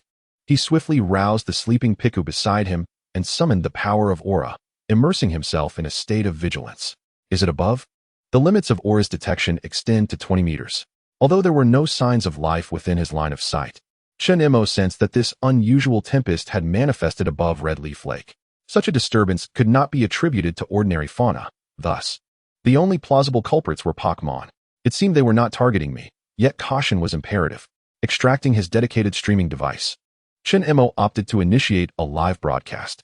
This was not merely a matter of adhering to his professional obligations, should any unforeseen events arise. The viewers in the stream might offer assistance, and with a stroke of luck, perhaps even arrange for his body to be recovered and a memorial established. Of course, this was merely the worst-case scenario. When he made the decision to educate humanity about Pokémon upon arriving in this world, Chen Mo had steeled himself for the possibility of death. However, he did not believe he would meet his untimely end here. As the stream commenced, viewers who had set notifications quickly flooded into the broadcast. Oh my, is Mo Bao really streaming at this hour? Why does the stream's quality seem diminished? Is Mo Bao unable to sleep and wishing to whisper sweet nothings to us? Thank you for tuning into this emergency broadcast. I am facing a pressing situation, and my usual streaming equipment is temporarily unavailable. Chen Mo glanced at the screen and spoke rapidly. Please listen to the wind outside the tent. If I am not mistaken, there are two Pokémon, most likely of the flying type, engaged in combat in the vicinity of Red Leaf Lake. Upon hearing this, the atmosphere in the chat grew tense. Is it that dangerous? Mo Bao, you should run. Indeed, the battle prowess of Pokémon is terrifying. Retreat is the best strategy. Are you all foolish? If Mo Bao runs out now, he will only draw more attention. What if he is targeted by those two Pokémon? Only you would be so clever. Staying here makes Mo Bao a sitting duck. What if he gets caught in the crossfire? With each side presenting valid arguments. The well-meaning viewers began to bicker amongst themselves. Thank you all for your concern. I have not yet finished speaking. A sudden, thunderous sound of a heavy object crashing to the ground echoed outside the tent, causing an immediate uproar in the comments section. Quick, streamer, run. The Pokémon has come this way. Mo Bao, flee. There's no shame in retreating now. Don't just stand there. It's infuriating. With the aid of his aura, Chen Mo was finally able to discern the scene before him. In the stark contrast of black and white, he could see a Pokémon that resembled a BB bird. Gradually, the world outside the tent quieted down. Listening to the fading cries, Chen Mo surmised that the battle had concluded. The victorious Pokémon seemed to have departed the area, and now he prepared to step outside and assess the situation.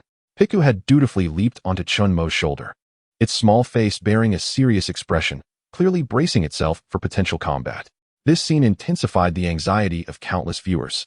Only Chen Mo, who had previously sensed with his aura that the BB bird had evidently lost its fighting capabilities, felt a semblance of calm within.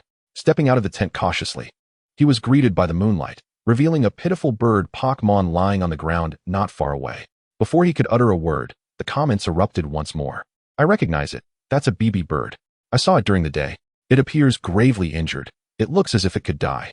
Seeing the brutality of the Pokémon world, it captured a king carp by day and was attacked by other Pokémon at night, leaving it on the brink of death. Mo Bao, can you think of a way to save this BB bird? Are you joking? Mo Bao is an educational Pokémon and a Pokémon doctor. Don't assume Mo Bao is omnipotent. Ignoring the chaotic comments, Chen Mo approached directly. However, when he instinctively activated his eye of detection to assess the BB bird's condition, he was utterly astonished by the results. Species, BB bird type, normal. Flying ability, strong chest muscles base stats, 251, HP, 40, attack, 45, defense, 40, special attack, 35, special defense, 35, speed, 56, known moves, tackle, sand attack, hurricane, quick attack, gust, whirlwind, feather dance, agility, wing attack, rest current emotion, pain, anger, sadness physical condition, severe injury. If not treated promptly, this Pokémon may die. Affected by unknown forces, friendship level, 0, it does not recognize you. This size, are you telling me this is a BB bird? Normally, a fully developed BB bird stands about 30 centimeters tall and weighs nearly 2 kilograms, but the one before him was clearly approaching nearly a meter in height. Yet, upon closer inspection, it undeniably was a BB bird. Firstly, the most striking feature that distinguishes BB bird from Pidgey is the trio of long pink feathers atop its head, along with its tail adorned in a blend of red and yellow. These characteristics are not manifested in this particular specimen. Aside from its size and the unusual aura of valor it exudes, it indeed resembles a Pidgey. Chen Mo found himself in a state of silence. However, he also took note of the unique traits of this Pidgey, particularly the enigmatic segment in the status bar that displayed a question mark. Something never before encountered with other Pokémon. Unknown power. Could this be the reason behind the peculiar development of this Pidgey? Piku. Piku gazed at the battered Pidgey on the ground, its empathy clearly stirred. Do not worry, Piku, there is still hope. According to Chen Mo's conjecture, influenced by that unknown power, the Pidgey's injuries might heal spontaneously with the passage of time. Yet for Chen Mo, since this Pidgey had come before him, he felt compelled to take action. Gently soothing Piku, he feigned returning to the tent to search for something, while in reality, he prepared to utilize the system's capabilities to procure items for the Pidgey's healing. Chapter 27. He and they thus it is, if I am not mistaken. The injured Pidgey encountered now is indeed the same one that was caught during the day over Red Leaf Lake while capturing a Kingler. Due to its remarkable speed and its size far exceeding that of an ordinary Pidgey, I momentarily failed to discern it and mistook it for a BB bird. I admit that this was my error. As Chen Mo explained to the camera beside him, he rummaged through his backpack below. Found it. Due to the angle, the audience could not discern precisely what Chen Mo was doing. They merely observed him retrieving an object resembling a spray gun from his bag. What is this? Is Mo Bao really planning to use this to assist the Pidgey? I've always felt Mo Bao to be quite enigmatic. particularly regarding his extensive knowledge of Pokémon and this unknown healing item. Everyone harbors their secrets, and Mo Bao is no exception. However, given that he strives for the harmonious coexistence of all humanity and Pokémon, I am willing to support his choices. So I implore some individuals to refrain from harboring any negative thoughts in this livestream. I never suggested doing anything to Mo Bao. I support him too. Regarding the discussions in the comments, Chen Mo understood that what was destined to happen would eventually come to pass. Nevertheless, upon witnessing the audience's united support, he felt an inexplicable sense of gratitude. Thank you all for your understanding. The item I hold in my hand is indeed a special tool for healing Pokémon, though I am uncertain of its exact efficacy. After all, the game differs from reality. The system's descriptions of various healing potions lack the clarity found in the game's item introductions, which clearly delineate the amount of health restored. Instead, they merely employ vague terms like slight and significant. Given Bobo's current condition and the system's descriptions of the healing potions, Chen Mo opted to purchase a bottle of excellent healing medicine, hoping that this potion, acquired with 1,500 knowledge points, would not disappoint him. Following the usage instructions on the potion, Chen Mo approached Bobo and meticulously sprayed the healing medicine on each of Bobo's wounds. Perhaps sensing something, the pained Bobo struggled to open his eyes and, upon seeing Chen Mo, began to thrash about. Piku! Piku! The nearby Piku reacted promptly, leaping off Chen Mo's shoulder and waving its tiny paws, incessantly explaining to Bobo. After a moment, it appeared that Bobo began to comprehend the situation. He glanced at Chen Mo before closing his eyes once more. Do not worry, you will soon regain your health. Chen Mo gently reassured Bobo while checking for any unusual warmth on his body. As the effects of the potion began to take hold, Chen Mo utilized the eye of detection again and noticed that the description of Bobo's condition had significantly improved, no longer reflecting the previous dire state. The note specifically indicated that, under the influence of the excellent healing potion, Bobo was expected to recover within a day. With this, Chen Mo finally breathed a sigh of relief. The 1,500 points were indeed worthwhile. Half an hour later, Bobo seemed to have regained some consciousness, although his body still lacked the strength for full movement. Chen Mo contemplated allowing Bobo to rest in the tent, where it would be relatively warmer. However, Bobo, still wary, steadfastly refused, disregarding even Piku's entreaties. Never mind, Piku, there is no need to pressure him. Chen Mo smiled, halting Piku, who was about to make another attempt at persuasion. Piku appeared disheartened, seemingly expressing its frustration over Bobo's stubbornness despite its good intentions.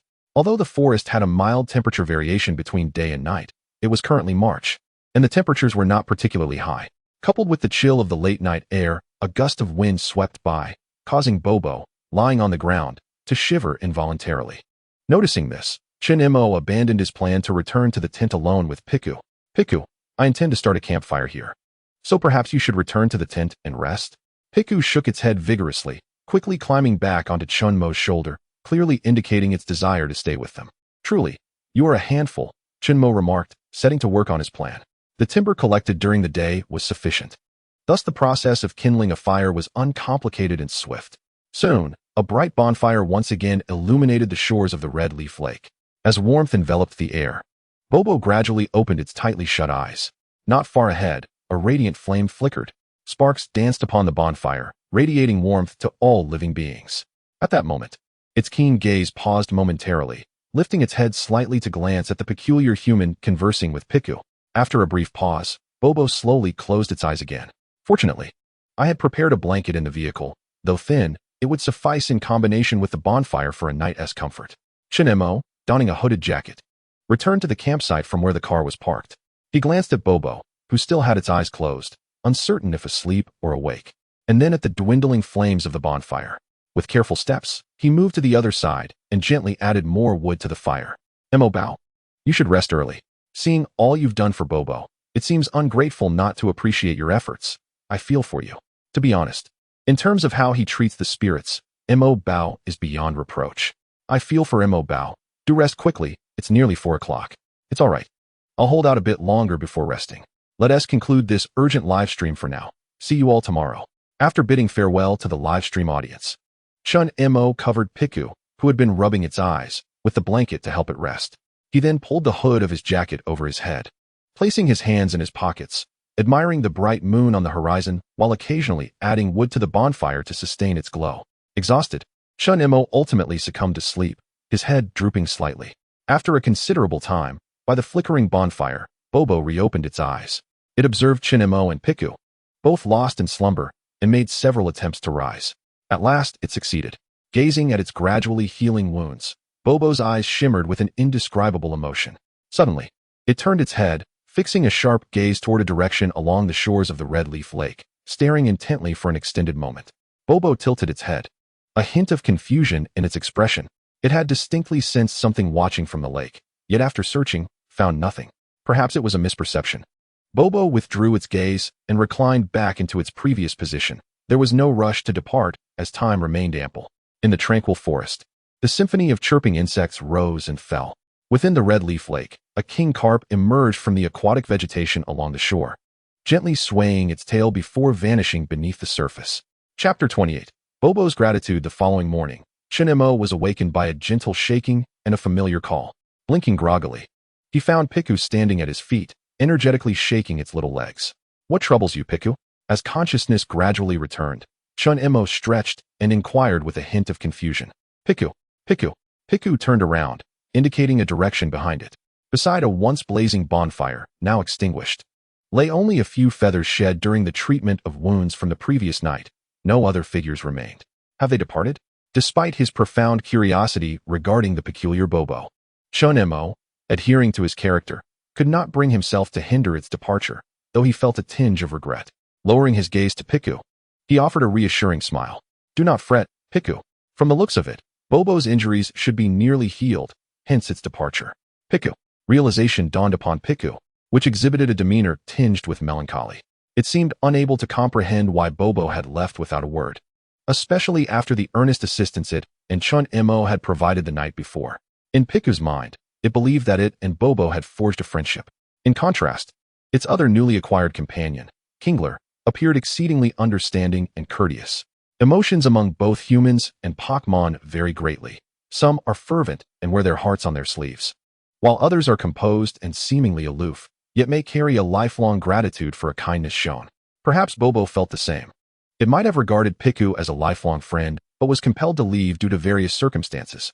Chen Mo knelt down, gently stroking Piku's small head while soothingly speaking.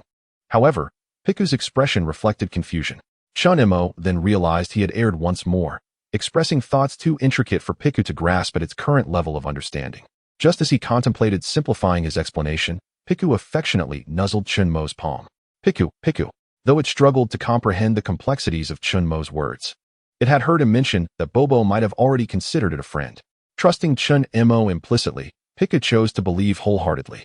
Gurgle, gurgle. In the waters of Red Leaf Lake, hidden among the aquatic plants by the shore, Kingler observed the duo, slowly expelling a series of bubbles. The live stream commenced anew. The viewer count surged past 100 instantaneously, climbing steadily until, in less than a minute, it reached several thousand. Wasn't it agreed to start the stream punctually at 8? It's nearly 10 now. I'm quite saddened that Mo Bao has flaked on us.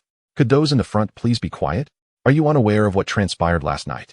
I find it commendable that Mo Bao can stream at this hour.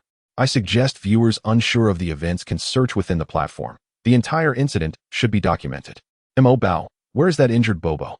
With a gentle smile, Chen Mo briefly explained the departure of Bobo to the audience. Despite a minor mishap along the way, it did not disrupt our plans for today.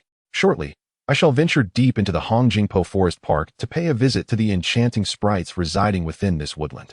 Having already consumed a considerable amount of time, Chen Mo was swift in preparing his gear and promptly set off from the Red Leaf Lake.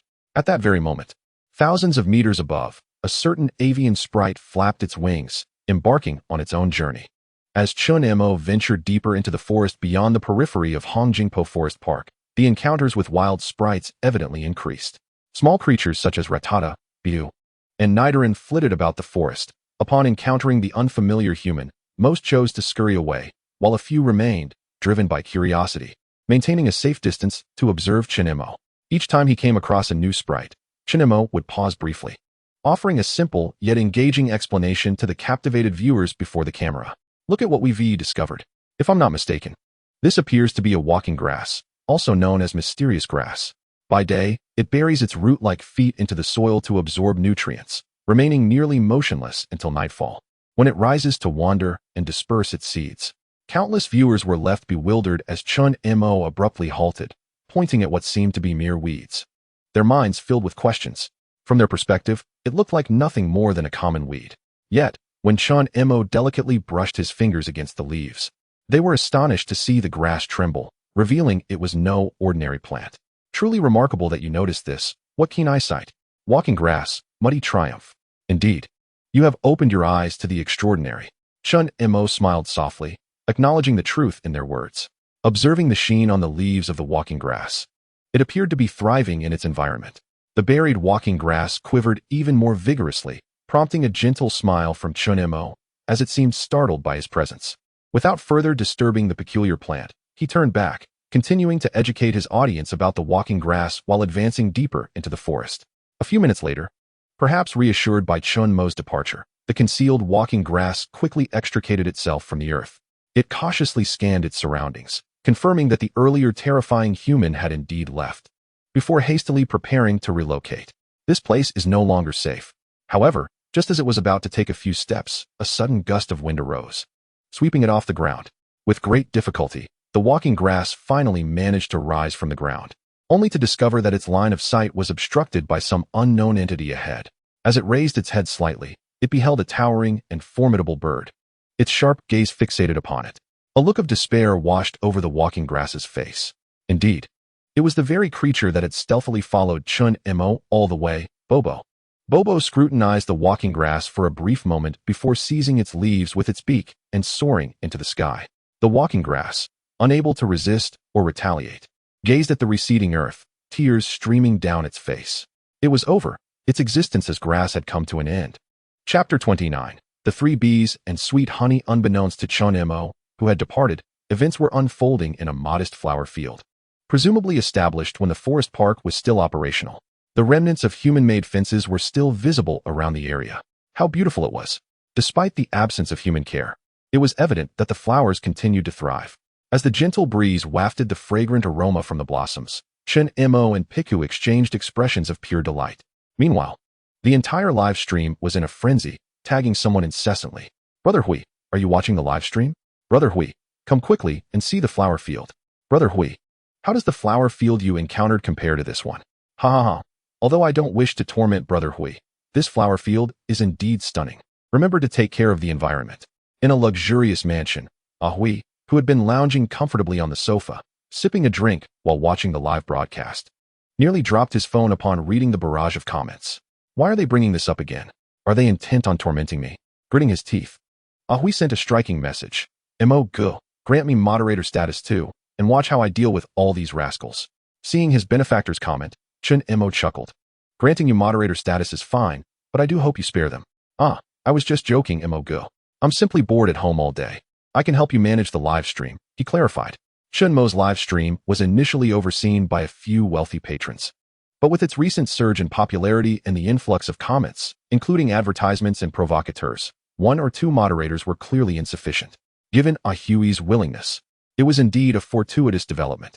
Chen Mo proceeded to grant Hui moderator status and snapped a few commemorative photos before preparing to depart. However, at that moment, Piku suddenly lifted its head, pointing in a certain direction and calling out, Piku, Piku. A buzzing sound resonated in Chen Mo's ears, drawing his gaze towards a formation of entities resembling bees, heading in the direction of the flower fields. Upon closer inspection, he discerned a significant distinction. Their front bodies appeared to be composed of three bee-like segments, each adorned with a face, and atop two of these faces, antennae extended, accompanied by a pair of diminutive wings. Surely, these must be sprites.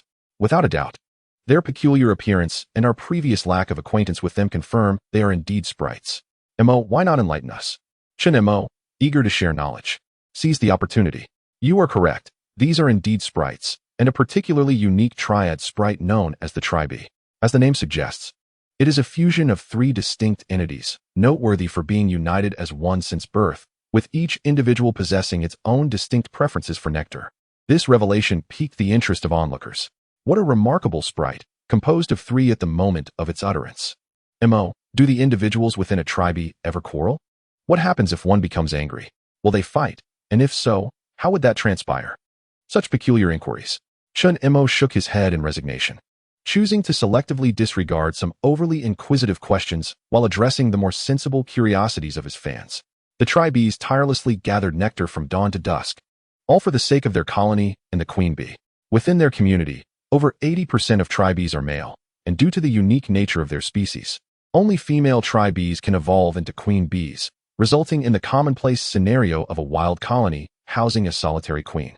The tri-bees paid little heed to Chen Mo, who stood merely at the edge of the flower field, swiftly passing him by as they journeyed towards the heart of the blossoms. This diligent assembly of flower caretakers commenced a new cycle of labor. However, reflecting upon the tri-bees, Chen Mo recalled another objective of his mission, to gather specific ingredients for the sprites. Among the items procured from the system for Piku's nutritional regimen were two particularly essential primary ingredients. The first was a unique fruit known as a pine cone. Unlike ordinary fruits, this pine cone cannot be consumed directly. It must be transformed into pine cone juice before it is fit for drinking. Additionally, beyond its culinary value, the pine cone serves a crucial purpose in the creation of Pokeballs, marking its origin. This was a significant reason for Chen Mo's selection of that particular recipe. Although it may not be immediately useful, procuring some for further study remains a viable option. The second primary ingredient of the recipe relates to the tri-bees before him, known as sweet nectar. This peculiar artifact, Chen Mo recalled, could be applied to a golden-hued tree known as the sweet honey tree in the world of Pokémon, serving to attract wild creatures. In the game, aside from seeking to purchase sweet honey, wild combi also carried this sweet substance. This is quite comprehensible, as sweet honey is merely a delectable nectar collected by Pokémon. Now, was the activity of these combi merely the process of producing sweet honey? Chen Mo's curiosity piqued.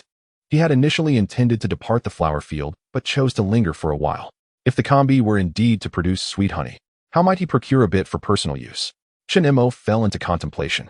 Engaging in combat with the combi in the manner of the game to capture them was certainly not suitable for him at present. An outright theft was hardly in his character. What to do?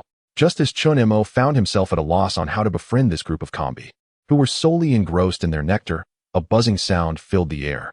At first, he presumed another batch of combi had arrived at the flower field. However, as he glanced in the direction of the sound, he discovered not combi, but rather a swarm of bee drill, another species of bee Pokémon.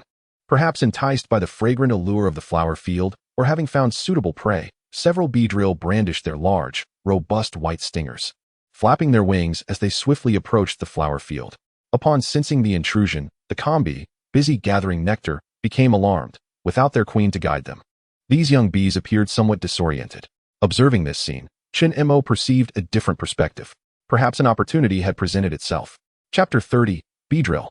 Having cohabited within the same forest, the combi were not unfamiliar with encountering bee drill while foraging for nectar. Initially startled, they quickly regained composure. As an elder female combi stepped forward to assume the leadership role in the absence of the queen, rallying the combi to prepare for a counterattack against the bee drill. What do you think, Piku? There were 5 invading bee drill. If Piku were to face them alone, it would surely be at a disadvantage in both type and numbers, prompting Chen Mo to promptly turn and flee. Yet, with the combi present, he felt it was worth a try. Perhaps he could earn the gratitude of the combi and, at long last, acquire that coveted sweet honey. In response to Chen Mo's inquiry, Piku cast a glance at the bee drill engaged with the combi, assessing their strength before confidently thumping its chest. Piku, do not be complacent. Piku, the most formidable aspect of bee drill lies in the venomous stingers on their hands and tails, particularly the one on the tail, which not only possesses the strongest toxin but also has the capacity for long-range attacks. Upon hearing the reminder, Piku scrutinized bee drill once more and then nodded emphatically at Chen Mo, seemingly committing to memory the areas of significant threat posed by the opponent. There was no need for haste. Bee drill's attention was entirely focused on the swarm of combi. We would stealthily infiltrate, waiting for the opportune moment to launch an attack on one of the bee drills, aiming to incapacitate it in an instant. With the added power of the electric ball, Chen Mo felt a sense of reassurance regarding Piku's strength. However, as this was their first encounter with other Pokémon in battle, Chen Mo was fully alert and prepared for the challenge. The atmosphere within the live stream shifted dramatically, becoming palpably tense following Chen Mo's remarks. Are we really going to let little Piku battle those bee drills? What if Piku gets hurt? Perhaps we should reconsider. Mo Piku isn't worried, so why should you be? Mo respects Piku's wishes, and Piku is willing to fight. I think that's admirable. This is my first time witnessing a battle between Pokémon. I'm inexplicably excited. Go for it, Piku and Mo. Drive away those invading bee drills. In the flower field, bee drills moved with incredible speed, clearly outpacing the combi. Their agility allowing them to adeptly strike with their poisonous stingers. When one attack missed, they would swiftly retreat, their movements graceful like that of an assassin.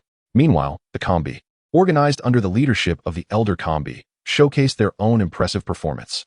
Possessing the flying type and adept in the move Hurricane, they held their ground against the bug-type Beedrills, proving they were not without strength in this battle. A stalemate ensued as both sides exchanged blows. In the midst of this electric tension, one Beedrill suddenly flanked the combi, breaking the deadlock. This particularly astute Beedrill identified a combi on the left flank, one clearly inexperienced with using Hurricane. After waiting for the opponent to unleash a series of attacks, the Beedrill beat its wings and swiftly darted to the side of the combi. Just as the Beedrill prepared to finish the combi with its stinger, a voice rang out, "Piku, grab its antenna." Before the Beedrill could react, a heavy weight suddenly landed upon its body, followed by a fierce tugging at its antennae, forcing it to halt its impending assault. Observing Piku perched on the Beedrill's back, akin to a charioteer grasping the reins, Chen Mo realized he had succeeded. This was the moment he had been waiting for, where the Beedrill had strayed from its group. The impact of its antennae was profound, affecting its sense of touch, smell, and even the ability to fly, all vital for its survival. With its antennae seized, the Beedrill flailed in the air like an ant on a hot pan. "Now, Piku, unleash Thundershock." Upon receiving instructions from Chen Mo, a dazzling electric light rapidly accumulated around Piku, crackling currents enveloping its form. The scene, previously only witnessed through the lens of others' clandestine recordings, now unfolded in real time before countless viewers, imparting an unprecedented sensation. The synergy between Chen Mo's command and Piku's cooperation flowed seamlessly together. Piku unleashed a tumultuous eruption of electricity, executing its most potent electric attack without reservation, causing the Beedrill to emit a piercing cry of agony, instantly losing its will to fight and plummeting from the sky. Seizing the moment, Piku gracefully leaped upon the descending Beedrill's body, landing safely on the ground. The barrage of comments in the live chat seemed to freeze for a brief instant. Then, the screen was consumed by a frenzy of comments. "Isn't this just spectacular? Going wild for Piku. Oh my. How can there be such a cool and powerful Pokémon? Mo, please let me have Piku. I can't live without it. I never thought Mo was handsome. But seeing him command Piku in battle, wow, I suddenly feel this man is incredibly charismatic, even though I usually only adore cute anime girls." Enough said. Count me in. Mo and Piku are just beyond cool. I'm completely dumbfounded. Now I want to raise a Pokémon too. Even a caterpie would suffice. Piku. Use Thunderbolt. Indeed, the first man in history to command a Pokémon in battle. This coordination is flawless. Without the luxury of attending to the comments, Chen Mo's attention was solely fixed on the four Beedrill hovering in the air, their postures tense with vigilance. At that moment, in the flower field, the battle between the three combis and the Beedrill had come to a halt due to Chen Mo and Piku's sudden intervention. The combis recognized Chen Mo as the peculiar human who had previously stood at the edge of the flower field. Yet they were puzzled as to why this strange human would suddenly aid them with Piku. Nevertheless, they understood that Chen Mo and Piku were on their side, especially the combi that Piku had just rescued, which fluttered beside Piku, buzzing its wings in gratitude for the rescue. Such warm enthusiasm rendered Piku somewhat bashful. Meanwhile, Chen Mo observed the four Beedrill, now hovering in midair with an air of wariness, and smiled as he inquired, "What will it be? Do you wish to continue fighting?" With that, Piku leaped onto Chen Mo's shoulder, its eyes fixed intently on the Beedrill, electric sparks erupting from its rosy cheeks as it threatened them with its prowess. The four Beedrill exhibited hesitation, their previously aggressive demeanor notably diminished. Chen Mo observed four large Beedrills whispering to one another, their buzzing suggesting a discussion of some importance. Shortly thereafter, one Beedrill emerged from the group and communicated something to the swarm of combis. However, the combis paid it no heed. Their attention fixed on Chen Mo and Piku. Completely bewildered by their language, Chen Mo was momentarily at a loss. Sensing the need for a translator, Piku promptly leapt from Chen Mo's shoulder, gesturing towards the fallen Beedrill while chirping animatedly and illustrating its message through expressive movements. "Thank you, Piku. I believe I understand now. The Beedrills wish to retrieve their companion, do they not?" Piku nodded enthusiastically, clearly affirming Chen Mo's conjecture. Reluctant to abandon their comrade, are they? Chen Mo mused. Initially, my impression of Beedrills, based on the information I gathered from the Mubei Academy, was quite negative due to their notoriously aggressive nature. Yet I find myself experiencing a shift in perspective. Indeed, In terms of unity among their kind, Beedrills seem to exhibit a sense of solidarity that surpasses that of humanity. Mube, perhaps you should acquiesce. After all, your primary objective is simply to drive the Beedrills away, not to annihilate them. Chen Mo had no objections to this notion. Keeping an injured Beedrill here was futile. It might even provoke the others to summon reinforcements for a counterattack. Thus, allowing them to take their companion seemed reasonable. However, Chen Mo had not anticipated that one of the most frequently depicted antagonists in the original narrative, the Beedrill, would exhibit such loyalty towards its kin. In a sense, today had been an enlightening experience. As he watched the Beedrills carry their comrade away, Chen Mo felt a deep sense of reflection. Yet, in the next moment, he was surrounded by a swarm of combies, their tiny wings fluttering as they buzzed excitedly in his direction. It was clear that they were expressing their gratitude.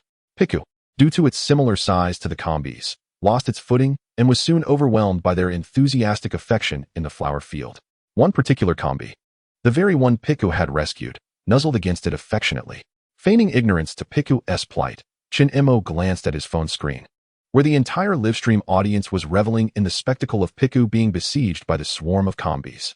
Ha ha ha. Piku, is this what it means to be too popular? Mube, how cruel of you to deliberately ignore Piku's call for help. Only I have noticed that, based on Mube's description of the combi's characteristics, the one Piku saved is likely a rare female among them. But what of the female? Setting aside the fact that Piku and the combi belong to entirely different species, Piku currently cannot ascertain its own gender. What if Piku is also female? Hee, wouldn't that be even better? Be gone with your wicked thoughts regarding that pair of Piku, Chen Mo exclaimed, shaking his head in exasperation at the barrage of comments. He had yet to enlighten this group about the concept of egg groups, and they were already indulging in their own associations. Piku. Suddenly, Chen Mo felt a tug at the hem of his pants. Looking down, he saw the Piku beckoning him, then pointing its tiny paw towards a neat line of combi waiting not far away. Did it want us to follow them? Meanwhile, in the dense forest, two Beedrill assisted their injured companion, while another pair led the way ahead. Abruptly, a fierce gust of wind surged. The Beedrill quickly halted their advance. Soon after, they beheld an unusually large Pidgey descending from the sky, gracefully alighting upon a branch of a grand tree, its gaze sharp and unwavering, fixated upon them. Buzzing in confusion, the Beedrill pondered why this colossal bird had obstructed their path. However, due to their comrade's injury, the two leading Beedrill merely wished to avoid trouble and hoped the Pidgey would vacate the area. Before any dialogue could commence, the Pidgey emitted a clear, melodious cry, its massive wings unfurling. In an instant, a violent storm erupted, swiftly engulfing the Beedrill. Although they too wielded a whirlwind attack, the Pidgey's storm exhibited a power starkly different from that of the combi. Within moments, four Beedrill were rendered incapacitated, leaving only the injured one unharmed. Having completed its formidable display, the Pidgey let out another resounding cry, flapping its wings and soaring into the heights above, leaving the Beedrill in a state of bewilderment. What had just transpired? They could not fathom why a mere Pidgey possessed such strength, nor could they comprehend the intense animosity it harbored towards them, especially since they were no longer the same helpless caterpie they once were. Most perplexing was that this Pidgey, capable of annihilating them, had chosen to spare their lives, deliberately steering its storm away from their injured comrade. Such occurrences were utterly baffling to the Beedrill. Initially, they had merely set out to gather honey from the flower fields and, upon encountering the combi, intended to teach them a lesson for their disobedience. Yet, a human had unexpectedly intervened, accompanied by a Piku that mercilessly assaulted their companion. Subsequently, just as they planned to return to their nest with the injured member, they were mercilessly attacked by the Pidgey that had suddenly appeared. What was happening? The Pidgey, soaring high above, remained oblivious to the Beedrill's turmoil, diligently scanning the ground for a certain individual. Before long, it once again identified its target. It refrained from approaching hastily, merely descending slightly to observe closely what the human was engaged in. Soon enough, it discerned that the human had procured some items from the species of 3Bs, including familiar tree fruits and some unfamiliar objects. However, that was of little consequence. It was clear to it that the human was laughing joyfully. Although he often wore a smile, this was the most delighted expression it had witnessed from him that day. A realization dawned upon it. This human seemed to have a fondness for those tree fruits. With a look of epiphany, it once again vibrated its wings and swiftly descended toward the forest. Not only had it obtained the anticipated sweet nectar, but with the assistance of the bee queen, Chen Mo also gathered an abundance of pine cones, filling his backpack to the brim and exceeding the secondary objective of the live broadcast. The sudden influx of happiness overwhelmed Chen Mo, causing his face to bloom with a radiant smile. At that moment, he felt an unexpected sensation and lifted his head, perched on his shoulder. Holding a bottle filled with sweet nectar while licking the sweetness from its little paws, Pika noticed Chen Mo's unusual movement. Piku, he mused, it's nothing, just a feeling of unease, as if something has been watching us along the way. Perhaps it's merely my imagination. Chapter 32, Walking Grass, that terrifying, upright ape again. The sky remained a brilliant blue, and though it was still early, the weight of the sweet nectar and a backpack brimming with tree fruits rendered Chen Mo disinclined to continue meandering through the forest. Burdened, he yearned to return swiftly to the Red Leaf Lake campsite with Piku. Perhaps due to retracing their earlier path, they encountered mostly familiar sprites along the way, thus consuming little time as they quickly approached the vicinity of the campsite. A gentle breeze brushed past, and upon emerging from the thicket, the shimmering surface of the Red Leaf Lake reappeared before them. Finally back, Piku. Chen Mo gazed at the familiar and beautiful lake, exhaling a sigh of relief. Piku, comfortably seated on Chen Mo's shoulder, nodded without lifting its head, its tiny paws clutching a blue-orange fruit. Just as it was about to pop the fruit into its mouth, Chen Mo suddenly remarked, Piku, be careful not to eat too much, or if you become too heavy, I might not be able to carry you, and you'll have to walk on your own. Piku. The little creature's expression shifted, glancing at the orange fruit in its paws, then stood up to assess its own weight, its face reflecting hesitation. Mo Bao has begun again. Oh Piku, how many more times will you endure this? I truly wish to tell Piku, with such a mischievous Mo Bao, you ought to distance yourself. Indeed, why not stay with me? Abundant food and drink await. Everyone, what are you dreaming about? At long last, Piku made a choice. Rather than succumbing to fleeting desires, Pika deemed it far more significant to remain perched upon Chen Mo's shoulder. Farewell, orange fruit, Pika thought, gazing at Chen Mo with an expression laden with reluctance. A wry smile crept upon Chen Mo's lips as he observed Piku's bittersweet demeanor. Just as Piku was about to unfasten his backpack to return the orange fruit, Chen Mo hurriedly interjected, rest assured, Piku, even if you evolve into Pikachu, I will still be able to carry you. So, do not worry, simply enjoy it. With a glimmer of excitement in his eyes, Piku affectionately nuzzled against Chen Mo before swiftly devouring the orange fruit, his face radiating pure bliss. Ah, the man. Mo Bao is quite the charmer. Piku is utterly beguiled, poor Piku. Naughty, too naughty, but I like it. Move aside, everyone. Both Mo Bao and Piku belong to me. Chen Mo paid no heed to the barrage of comments, instead focusing on the data feedback from the detection eye regarding Piku. After several days of companionship, the intimacy level between him and Piku had skyrocketed from an initial 23 to over 80. Unlike the Pokémon games, where the maximum intimacy is capped at 255, Chen Mo surmised that the intimacy in detection eye operates on a 100-point scale. This indicated that Piku was drawing ever closer to evolving into Pikachu. However, Chen Mo pondered the possibility that reality might differ from the game. Piku's evolution might not merely hinge on achieving a certain intimacy level, but might also require Piku to attain physical maturity sufficient to support its evolution. This speculation stemmed from Chen Mo's memories of the evolution of the divine Pokémon in his previous life. Thus, the increase in Piku's weight might not be entirely negative. It could signify that Piku was indeed progressing toward a growth evolution. He eagerly anticipated that day, setting down the sweet honey jar. Chen Mo affectionately ruffled Piku's fluffy little head. By then, he would proudly declare, this child has been raised by my own hands. As Chen Mo envisioned the scene of Piku's evolution, he was suddenly startled to notice the tent in his peripheral vision shaking oddly. Instantly, his alertness heightened. Piku, he softly called, and Piku, sensing the abnormality of the tent, became immediately vigilant. What is going on? Why do Mo Bao and Piku look so serious? Indeed, why the sudden shift in expression? Something's amiss. Pay attention to the direction Mo Bao is looking. See that tent? It's moving. Oh my, it truly is. Could there be a thief? Do you think a thief would have the audacity to venture into this area teeming with Pokémon? I suspect there is a Pokémon concealed inside. The audience's conjectures were not entirely incorrect, yet they could not be deemed wholly accurate either. Channeling the power of the waveguide to enter a semi-transparent mode, Chen Mo effortlessly discerned the situation within the tent, causing his expression to turn somewhat peculiar. Indeed, there were fairies inside the tent, but it was far more complex than merely a single fairy. Come along, Piku, let us take a closer look. Without exhibiting any unusual behavior before the barrage of comments, Chen Mo gradually approached the tent with Piku, gently pulling aside the outer zipper of the tent. As light filtered in, The viewers before the screen began to grasp the scene within. Goodness, why are there so many fairies? 1, 2, 3, I'm dizzy. How could there be 8 fairies in such a tiny tent? What on earth is happening? Mo, did you place something inside the tent to attract these fairies? How did so many manage to enter? No, everyone, pay attention. It seems these fairies are all ones we recognize. Given that we are familiar with them, it's only natural since Mo has enlightened us about so many fairies. It's not normal at all. More importantly, haven't you noticed? All these fairies are the ones Mo educated us about today. Indeed, the likes of Rattata, Ditto, and Nidoran were undoubtedly the small fairies Chen Mo had encountered in the forest earlier that day. Although some of the fairies he had discussed were absent, the situation was already quite significant. Notably, Chen Mo spotted a trembling Oddish. This particular fairy was not fond of daylight activities. They typically thrived under the moonlight, making their appearance here during the day quite inexplicable. Chen Mo scrutinized Oddish intently. The more he observed, the more he felt this Oddish resembled the one he had encountered in the forest earlier that day. By all that is good, it's you again. Upon seeing the terrifying human once more, Oddish nearly burst into tears, desperate to hide.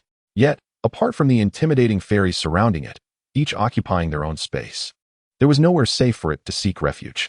Indeed, it was you. Observing Oddish's timid demeanor, Chen Mo was increasingly convinced that this was the very Oddish he had encountered earlier, rooted in the ground, trying to conceal itself. As he stroked his chin in contemplation, a distinct sensation from his earlier venture into the forest suddenly resurfaced in his mind. Upon reflection, his intuition might have been accurate. Something had indeed been following him and Piku all along. Thus, a question arose. Who could it be? And why had they brought this group of small fairies to his tent? A mysterious image flashed through Chen Mo's mind, an enormous Pidgey quietly resting beside the campfire, silently awaiting the healing of its wounds. Chapter 33. Who among us does not yearn to soar through the vast azure skies upon the back of a magnificent and valiant Beedrill? To attempt to ensnare these whimsical sprites merely with a tent seems an impractical endeavor, even considering that most of them are yet to reach maturity. Chen Mo speculated that some unseen force must be threatening them, compelling them to remain confined within the confines of the tent. In this expansive Hongjingpo Forest Park, the only entity capable of such an act, and with which Chen Mo had an association, was the very Beedrill he had previously tended to. Not only Chen Mo, but many spectators also pondered this notion. Mo Bao. Could it be that this is the doing of that Beedrill? Why do you think so? Perhaps it believes that Mo Bao has a fondness for these sprites, and in gratitude, the Beedrill has captured them to present to Mo Bao. Ah, that does seem plausible. It is highly likely. The Beedrill might indeed embody the traits Mo Bao described, seemingly aloof on the surface, yet deeply sentimental beneath. It seems the Beedrill has quite the pride. Last night, some spectators may not have noticed, but it utterly ignored Mo Bao, lying by the campfire with its eyes shut. I felt quite embarrassed for Mo Bao at that moment. I understand the reasoning, but what is the meaning of all this? Once more, the image of that obstinately closed-eyed Beedrill, resting by the campfire, flickered in Chen Mo's mind. Shaking his head, a wry smile of resignation appeared upon his face. When he had treated the Beedrill, he had never harbored expectations of receiving anything in return, save for a fleeting thought of its impressive form. After all, as Chen Mo had once heard in his previous life, who does not long to ride a gallant Beedrill across the boundless blue sky? Thus, upon seeing that Beedrill, it would be a lie to claim he felt no stirrings of desire. How utterly mistaken he was. Chen Mo gazed at the sprites huddled within, a throbbing headache beginning to form. His discomfort intensified upon spotting a Nidoran and a Nidorina among them. These two species typically coexist, with a considerable likelihood that their habitat also includes Nidoqueen and Nidoking. Particularly, the temperament of Nidoking is notoriously volatile. Chen Mo recalled a particular episode from the Pokémon short series, Dreams Bud, where the protagonist, Lǎo, encountered trouble due to a Nidoran, inadvertently provoking both Nidoking and Nidoqueen, nearly resulting in a catastrophic incident in the town. Fortunately, the misunderstanding was eventually resolved, and Nidoran became Lǎo's initial partner. However, if the parents of these two sprites were to come looking for them, it would spell disaster for him. Piku, this is your task. Coax these small sprites to leave the tent and return to the forest. Piku. Piku nodded and leaped into the tent, initiating a conversation with the sprites. In comparison to their own kind, Piku, as fellow sprites, found it significantly easier to convey their thoughts. After a brief pause, some of the sprites began to venture out of the tent. Once they confirmed their surroundings were safe, they swiftly disappeared into the dense forest. One by one, as each sprite departed, Chen Mo finally exhaled in relief, hoping such occurrences would not repeat. However, he was unaware that this was merely the beginning. The following morning, a drowsy Chen Mo was roused by a jarring ringing sound. As he called for Piku to awaken, he donned his clothes in preparation to visit the abandoned campsite management station near Red Leaf Lake for his morning routine. Yet, upon unzipping the tent and encountering the sight before him, he stood dumbfounded, toothbrush in hand. At some point, a small hill, approximately 1 meter high, constructed from an assortment of berries and fruits, had materialized right outside the tent. Piku, rubbing its eyes and yawning, staggered out, only to collide with Chen Mo's foot. Piku, with a head full of questions, Piku looked up and, seeing Chen Mo's lack of response, circled around for a better view. Suddenly, sleepiness vanished, and Piku's awareness sharpened as its gaze fixated intently on the mound of berries, its pupils sparkling with curiosity. Is this paradise? Chen Mo observed the dazed Piku, which was now slowly approaching the fruity hill, and rubbed his forehead in disbelief. Undoubtedly, this was yet another gift delivered by the mischievous Pidgey. This amusing scene confirmed to Chen Mo that he needed to have a serious discussion with the elusive Pidgey. Following Piku's observations from the previous day, it became clear that the Pidgey had only pretended to leave the campsite, continuously trailing Chen Mo and Piku. Each time Chen Mo concluded his explanations about a particular sprite, the Pidgey would suddenly appear, snatching the sprite away to the tent, threatening it not to leave. It was indeed surprising that a species typically regarded for its gentle demeanor would engage in such antics. Nevertheless, this indicated that the Pidgey might still be lurking nearby. As the live stream resumed, Chen Mo succinctly explained the situation to his audience and began his pursuit. Pidgey, are you there? I have something I wish to discuss with you. I hope you can come out. Piku echoed, Piku. The duo incessantly called for Pidgey around the vicinity of Red Leaf Lake. Their method was rather primitive. A solitary kingler lingering in the lake expelled a series of bubbles, gazing at the pair searching for Pidgey with a bemused expression. Moments later, the kingler slightly turned, directing its gaze towards a particular spot in the forest. Just then, a sudden gust of wind swept through the area. Chen Mo suddenly turned around, only to behold a colossal shadow descending from the heavens, its wings unfurled, hovering before him. Its gaze was electric, its head held high, exuding an aura of unparalleled grace. In that fleeting moment, Chen Mo momentarily forgot that this was merely a Pidgey. As the Pidgey made its entrance, the barrage of comments in the live stream erupted in fervent excitement. No matter how many times I see it, this Pidgey is simply stunning. According to Meng Bao, the final evolution of Pidgey into Pidgeot can actually carry a person aloft. Just imagining that scene is exhilarating. Honestly, with Pidgey being so affectionate towards you, Meng Bao, it would be quite unreasonable not to take it home. Indeed, I strongly recommend that Meng Bao should adopt Pidgey. I envy Meng Bao so much, having won Pidgey's friendship. It seems that as long as Meng Bao speaks a word, Pidgey would readily follow. Same here. But I heard from Meng Bao that Pidgey is the ideal Pokémon for novices to raise. In a few days, I might venture into the wild to see if I can find a Pidgey to bring home. Be cautious and avoid provoking a Pidgeotto. Indeed, upon witnessing the appearance of Pidgey, Chen Mo was utterly captivated. Chapter 34. Pidgey, will you be my companion? In the Pokémon narrative The Dream and the Aura Warriors. The Aura Warrior, Yalan, besides his companion Lucario, also possessed a Pidgeot.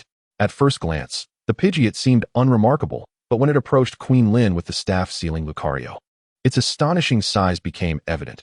Its head alone was comparable to half of Queen Lin's stature. Some speculated that the Pidgeot's large size was due to its ancient lineage, while others claimed it was merely an artistic oversight. However, as Chen Mo gazed once more at the Pidgey before him, he couldn't help but ponder whether, upon evolving into Pidgeot, it would also reach such impressive dimensions. Surely, it would be significantly larger than an ordinary Pidgey, capable of comfortably carrying both him and Piku.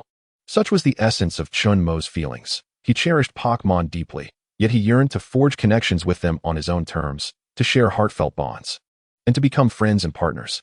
Tentatively, he extended his right hand, inching closer, wishing to caress Pidgey's fluffy head. Upon noticing Chen Mo's movement, the Pidgey, now grounded, merely regarded him with curiosity, neither flapping its wings to deter him nor retreating, allowing Chen Mo's hand to gently rest upon its head. Marvelous, simply marvelous. Chen Mo knelt down, aligning himself with Pidgey's level, savoring the warmth radiating from the creature beneath his palm, a smile unbidden blooming upon his face.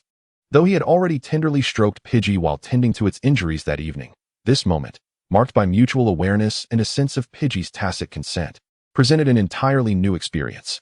With an enthusiastic rub, I suddenly noticed that Mo Bao seems to have a peculiar fondness for stroking the heads of the little spirits. Be it Piku or Pidgey, who wouldn't he adore such a fluffy head? I, too, would be enamored. Pidgey showed no signs of resistance against Mo Bao. Instead, it appeared to revel in the affection, leaving me utterly envious. It seems Pidgey has completely succumbed to Mo Bao's charm. But it's merely a Pidgey. I wouldn't feel envious at all, not in the slightest. This could be deemed a promising beginning. Chen Mo gazed at Pidgey and continued. Bringing those little spirits here may invite unnecessary troubles and could even establish formidable rivals for you. Therefore, there is no need for such actions in the future. Pidgey emitted a crisp chirp, as if responding, then cast a glance at the pile of berries Chen Mo had set aside after tidying up. That is unnecessary too. Chen Mo replied with a smile, understanding Pidgey's intent. The berries and acorns you and the beedrills gifted us are still ample for Piku and me for quite some time. If you send more, it might just go to waste. In fact, it may already be somewhat excessive. Piku, it won't go to waste, exclaimed Piku, perched on Chen Mo's shoulder, expressing a differing opinion. However, Chen Mo dismissed this view outright. Yet, sensing the opportune moment, Chen Mo withdrew his right hand, and his expression grew serious. He looked at Pidgey, who returned his gaze. Pidgey, have you ever contemplated living in the world beyond the forest? Personally, I would prefer to share my life with you over the spirits and berries you've provided. Chen Mo spoke softly, his demeanor exceedingly earnest. So, Pidgey, would you be willing to become my companion? To journey and grow together with me and Piku in the days to come? Here it comes. This man ultimately could not restrain himself. I can already foresee the outcome. Pidgey, my dear Pidgey, today you shall become someone else's spirit. Given Pidgey's fondness for Mo Bao, I feel that if Mo Bao simply stated, Pidgey, follow me, Pidgey would readily agree. Excuse me, do you not discern the appropriateness of the occasion when you speak? Look at Pidgey's eyes. I sense it has already been moved. Piku chimed in cheerfully, inviting Pidgey as well. It no longer harbored any resentment towards Pidgey. The displeasure from Pidgey's sudden departure yesterday had completely vanished, thanks to the generous offering of berries. This was an endorsement from the little gourmand. If Pidgey were to join their ranks, the future would undoubtedly brighten. However, what transpired next was entirely unforeseen by everyone. Bobo suddenly emitted a low, mournful cry, then retreated a few steps, rendering its intentions unmistakable. What? Why is this happening? Why does Bobo refuse? Am I mistaken? Am I hallucinating? Why is Bobo stepping back? No need for doubt. It appears that Mo Bao has been rejected by Bobo.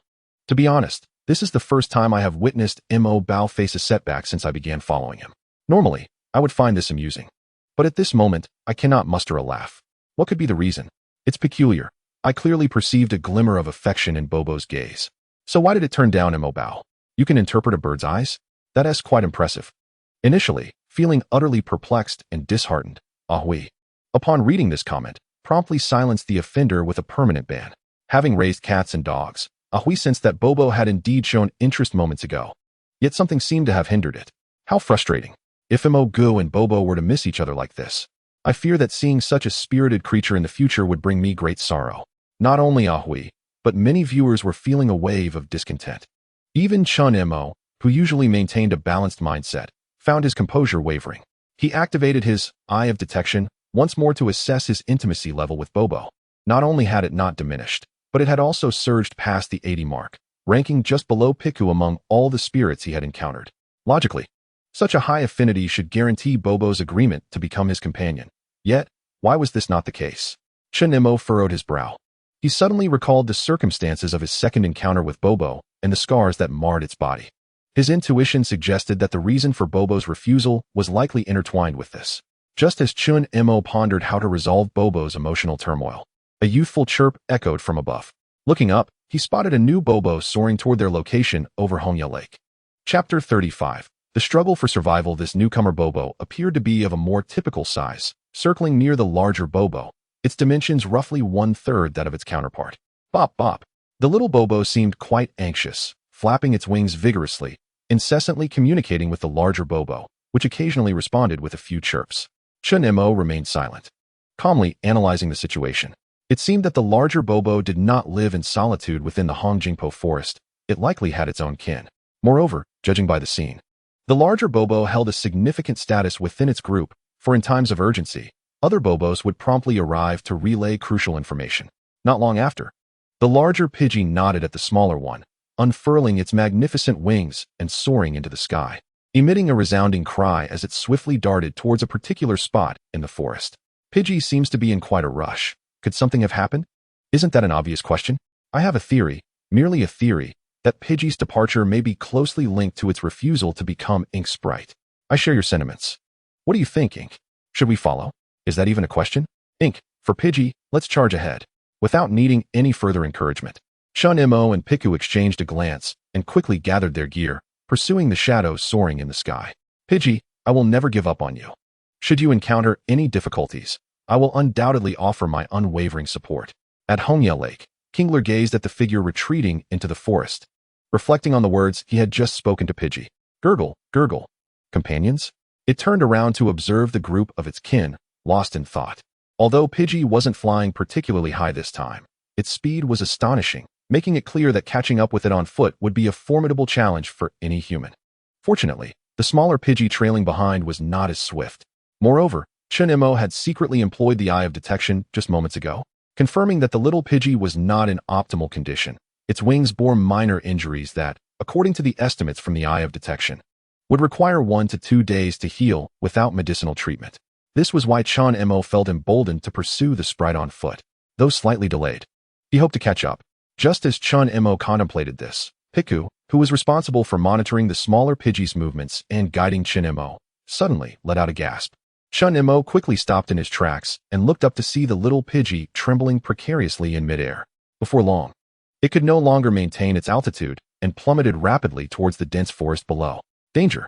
With no time to spare, Chen Mo set aside his live-streaming equipment and dashed towards the spot where Pidgey was descending. He extended his arms and successfully caught the little Pidgey as it fell into his embrace. Upon landing in Chen Mo's arms, the small Pidgey struggled fiercely, but it was clear that it was not attempting to escape Chen Mo. Instead, it was eager to reach a certain destination. Your injuries have worsened, if not treated promptly. You may suffer lasting consequences. Chen Mo quickly rummaged through his backpack, retrieving a brand new bottle of healing ointment. After treating Pidgey earlier, he had anticipated encountering similar situations with injured sprites in the future and had preemptively spent some points to purchase a few lower-grade healing items to keep on hand, also to avoid any potential mishaps during his live stream. Little did he expect to use them so soon. Nevertheless, the expenditure of points for scientific knowledge is essential. If it proves beneficial, it is undoubtedly worthwhile. Fear not, dear Bobo, we are akin to you. In due course, you shall guide us, and we shall take you to your desired destination. Perhaps it is the gnawing pain from the slow decline of the body, or perhaps it is due to Chen Mo's promise. But this little Bobo has ceased its struggles. Well, the injuries have been tended to. Now it is your turn, Bobo, to lead the way. Meanwhile, in the canopy above a sparsely wooded area, Bobo once again encountered its formidable adversary. Had Chen Mo been present, he would have easily recognized it.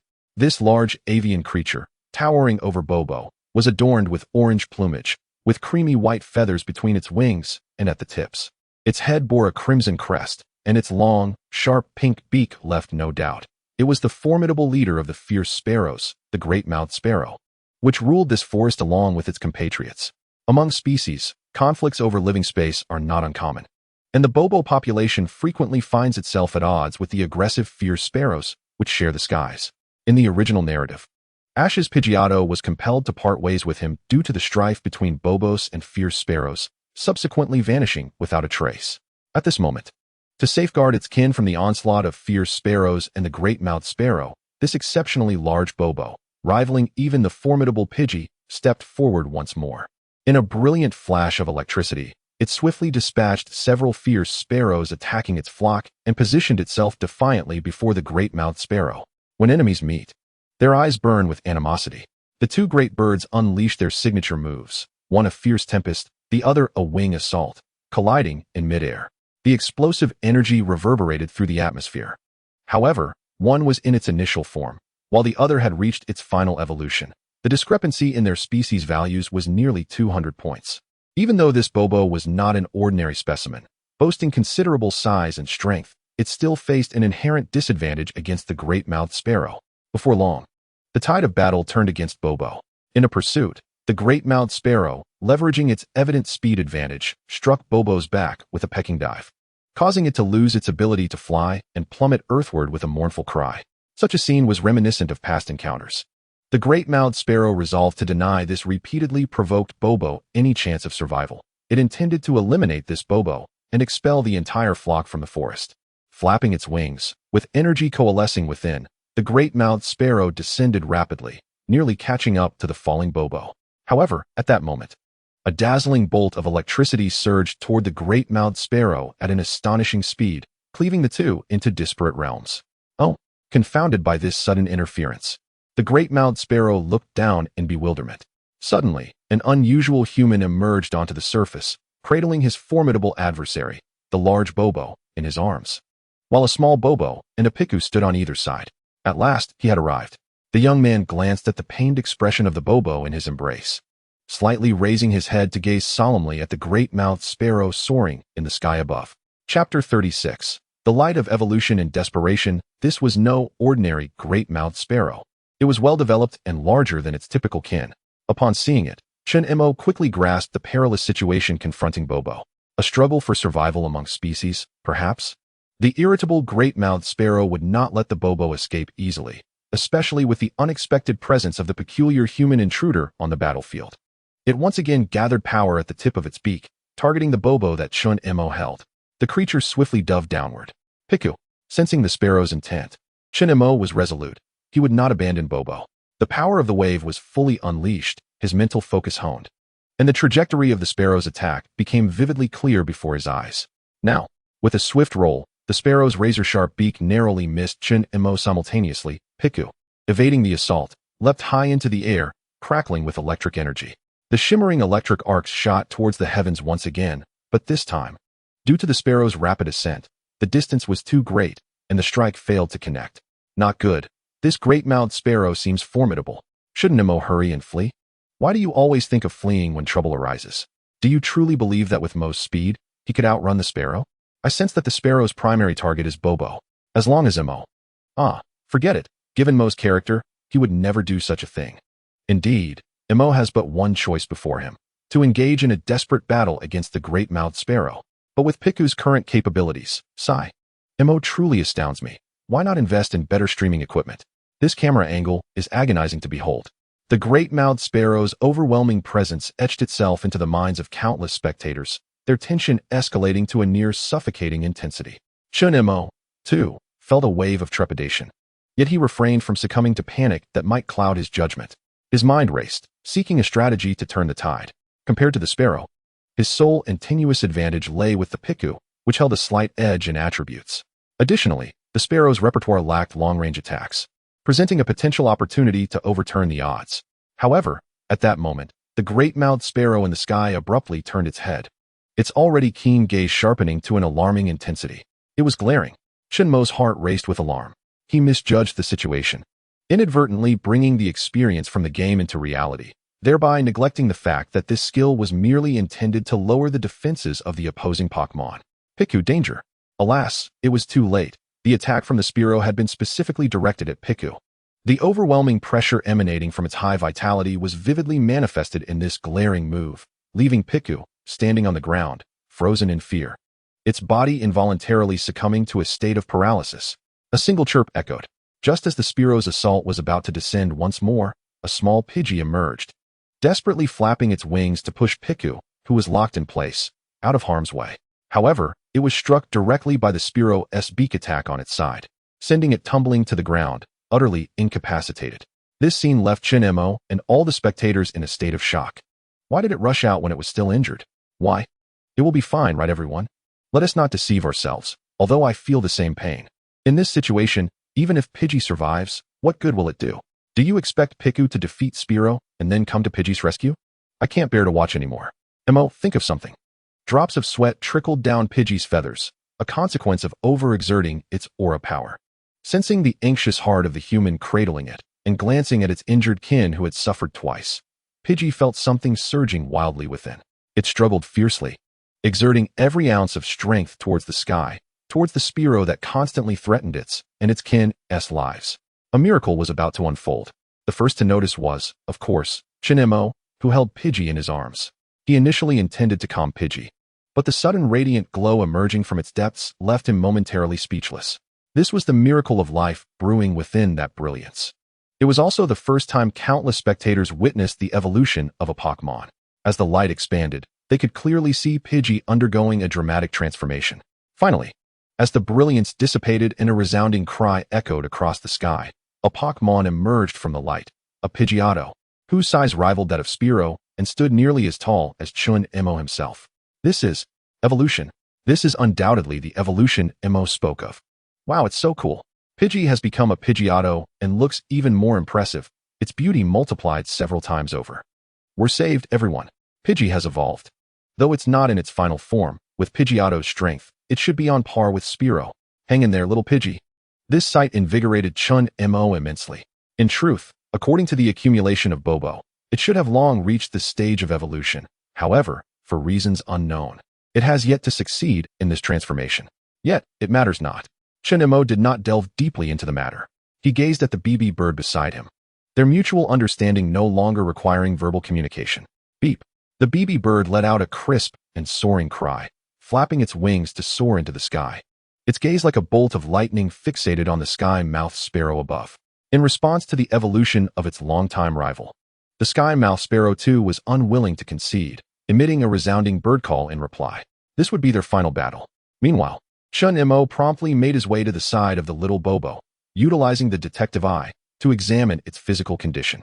After enduring 2 injuries, the little Bobo was indeed in a dire state, perilously close to death. Fortunately, the effects of the previous healing potion had not entirely worn off, allowing it to cling to life. There's hope. Without hesitation, Chen Mo purchased another bottle of superior healing medicine from the system store, meticulously spraying it on the areas of the little Bobo that were most severely injured. Before long, the display on the detective eye indicated that the previously red status bar of the little Bobo was gradually shifting to a light pink, suggesting that its injuries were rapidly improving. The life-threatening crisis had been averted. Chapter 37, Sky-Mouthed Sparrow. Piku gazed at the injured little Bobo, which had sustained its wounds while protecting it, with a deeply remorseful expression. It is not your fault. It is my responsibility as a trainer for not discerning the opponent's intentions in time. Chen Mo cradled the quietly sleeping little Bobo, gently soothing Piku. We still have much to grow. Let us strive together in the future. Piku nodded earnestly. After treating the little Bobo, both Chen Mo and Piku shifted their focus to the BB bird, which was engaged in an intense battle with the sky-mouthed sparrow in the sky. Thanks to its prior accumulation before evolution, the BB bird had evidently acquired the capability to contend with the sky-mouthed sparrow on equal footing. The two engaged in a prolonged chase in the air. Unlike with Piku, tactics such as calls and intimidating glares were still effective against the BB bird, but their impact was no longer as pronounced as it had been with Piku. In fact, there was a risk that during the release of its skills, the BB bird could exploit openings for a counterattack, rendering the sky-mouthed sparrow entirely incapable of maintaining its long-range balance against the BB bird. Understanding this, the BB bird sought to distance itself from the sky-mouthed sparrow, aiming to determine the victor through ranged attacks. A storm arose once more. The BB bird rapidly flapped its wings, stirring up dust and creating a small tornado in the open space. It's a tornado. This power, compared to when it was still a Bobo, is enhanced several-fold. After all, it has evolved into a Pidgeot. No longer the feeble Pidgey that once cowered before the formidable Fearow. My friends, there is truly hope. Go for it, Pidgeot. A ferocious tornado formed. And amidst the oppressive winds, the soaring Fearow was evidently affected, uncontrollably drawn toward the eye of the storm. Dust and debris filled the air. Chen Mo shielded his face from the swirling sand, utilizing the power of aura to scrutinize the battle. However, at that moment, through the power of aura's perspective, Chen Mo suddenly noticed that the Fearow, which had been pulled into the tornado, had vanished without a trace. Looking up, he was astonished to see the Fearow break free from the tornado's grasp, hovering ominously above the Pidgeot, which remained blissfully unaware. Pidgeot, look above. Chen Mo shouted urgently. Responding to the command, Pidgeot swiftly lifted its gaze, only to find the Fearow's formidable beak mere inches away. With a sharp cry, the Fearow executed a graceful aerial spin, its strike missing its target. Yet, the encounter was far from over. Harnessing the momentum from its spin, the Fearow glowed brilliantly, rapidly closing the gap toward Pidgeot. It was a quick attack. Chen Mo realized instantly. Pidgeot, ascend rapidly and create distance. Another command rang out, and Pidgeot chose to trust wholeheartedly, soaring upward with great haste. However, Chen Mo soon discerned a troubling development.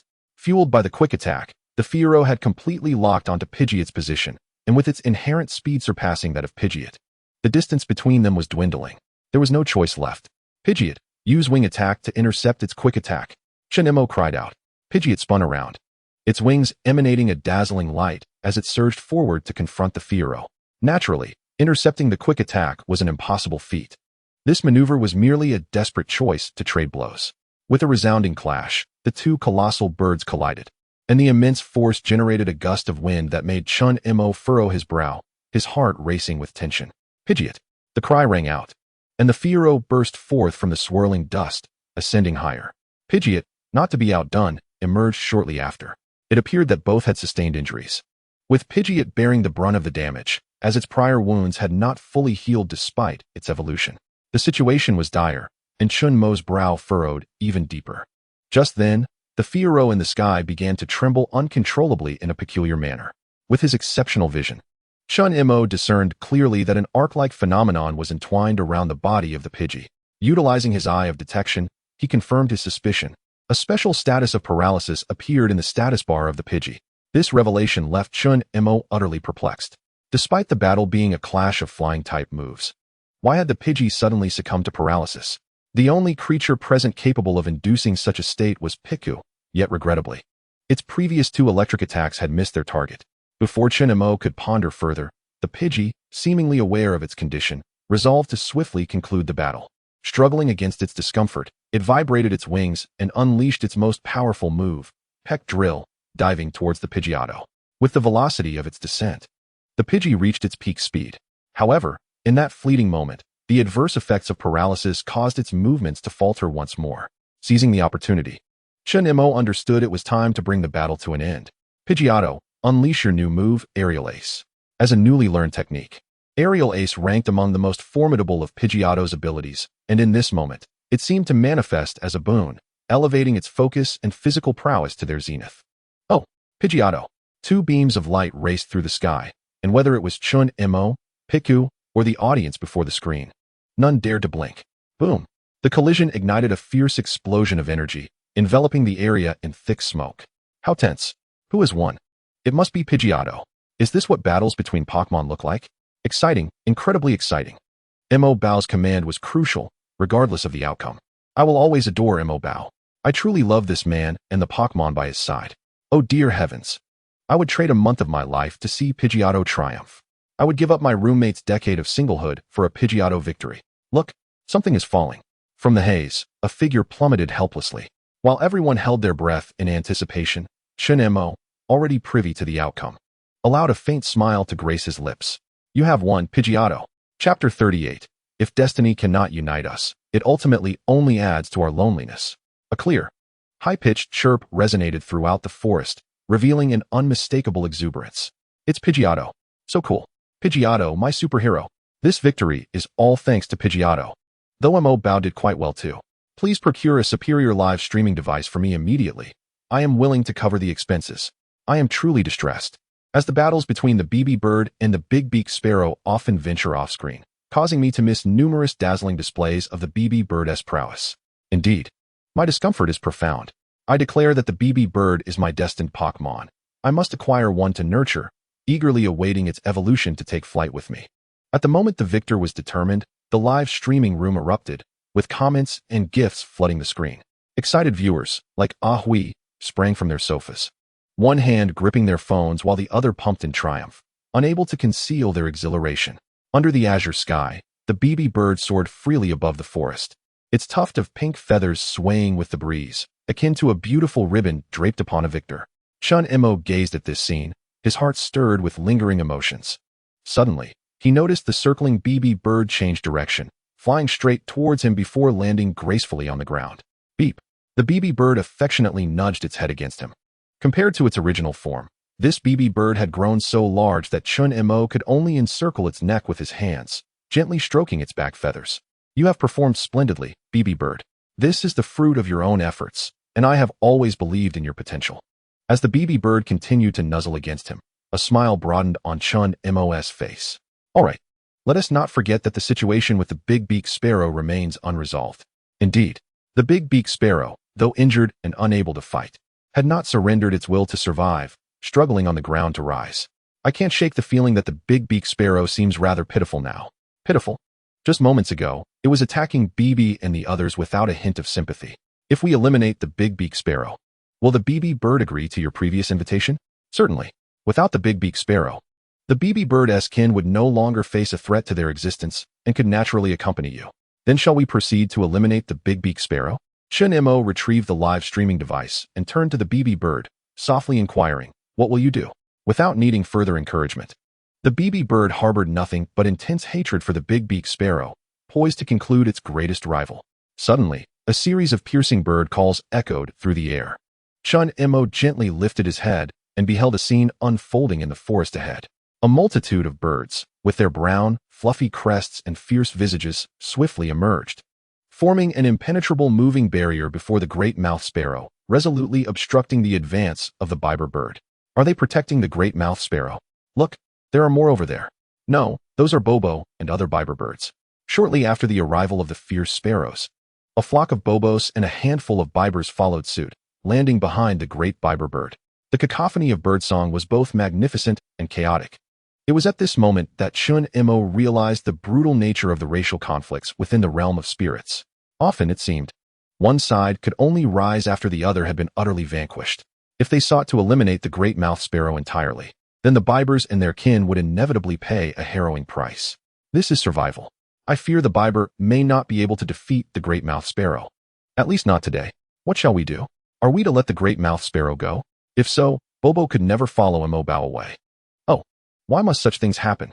Mo Bao, think of a solution. What solution could I possibly devise? Chen Mo smiled bitterly. As an ordinary person confronted with such a racial conflict, he could only feel a wave of helplessness. He glanced at the biber bird, which was also gazing back at him. After a moment, Chen Mo finally mustered his spirits and managed a feeble smile. Biber, do what you believe is right. Regardless of what the future holds, we are companions now, are we not?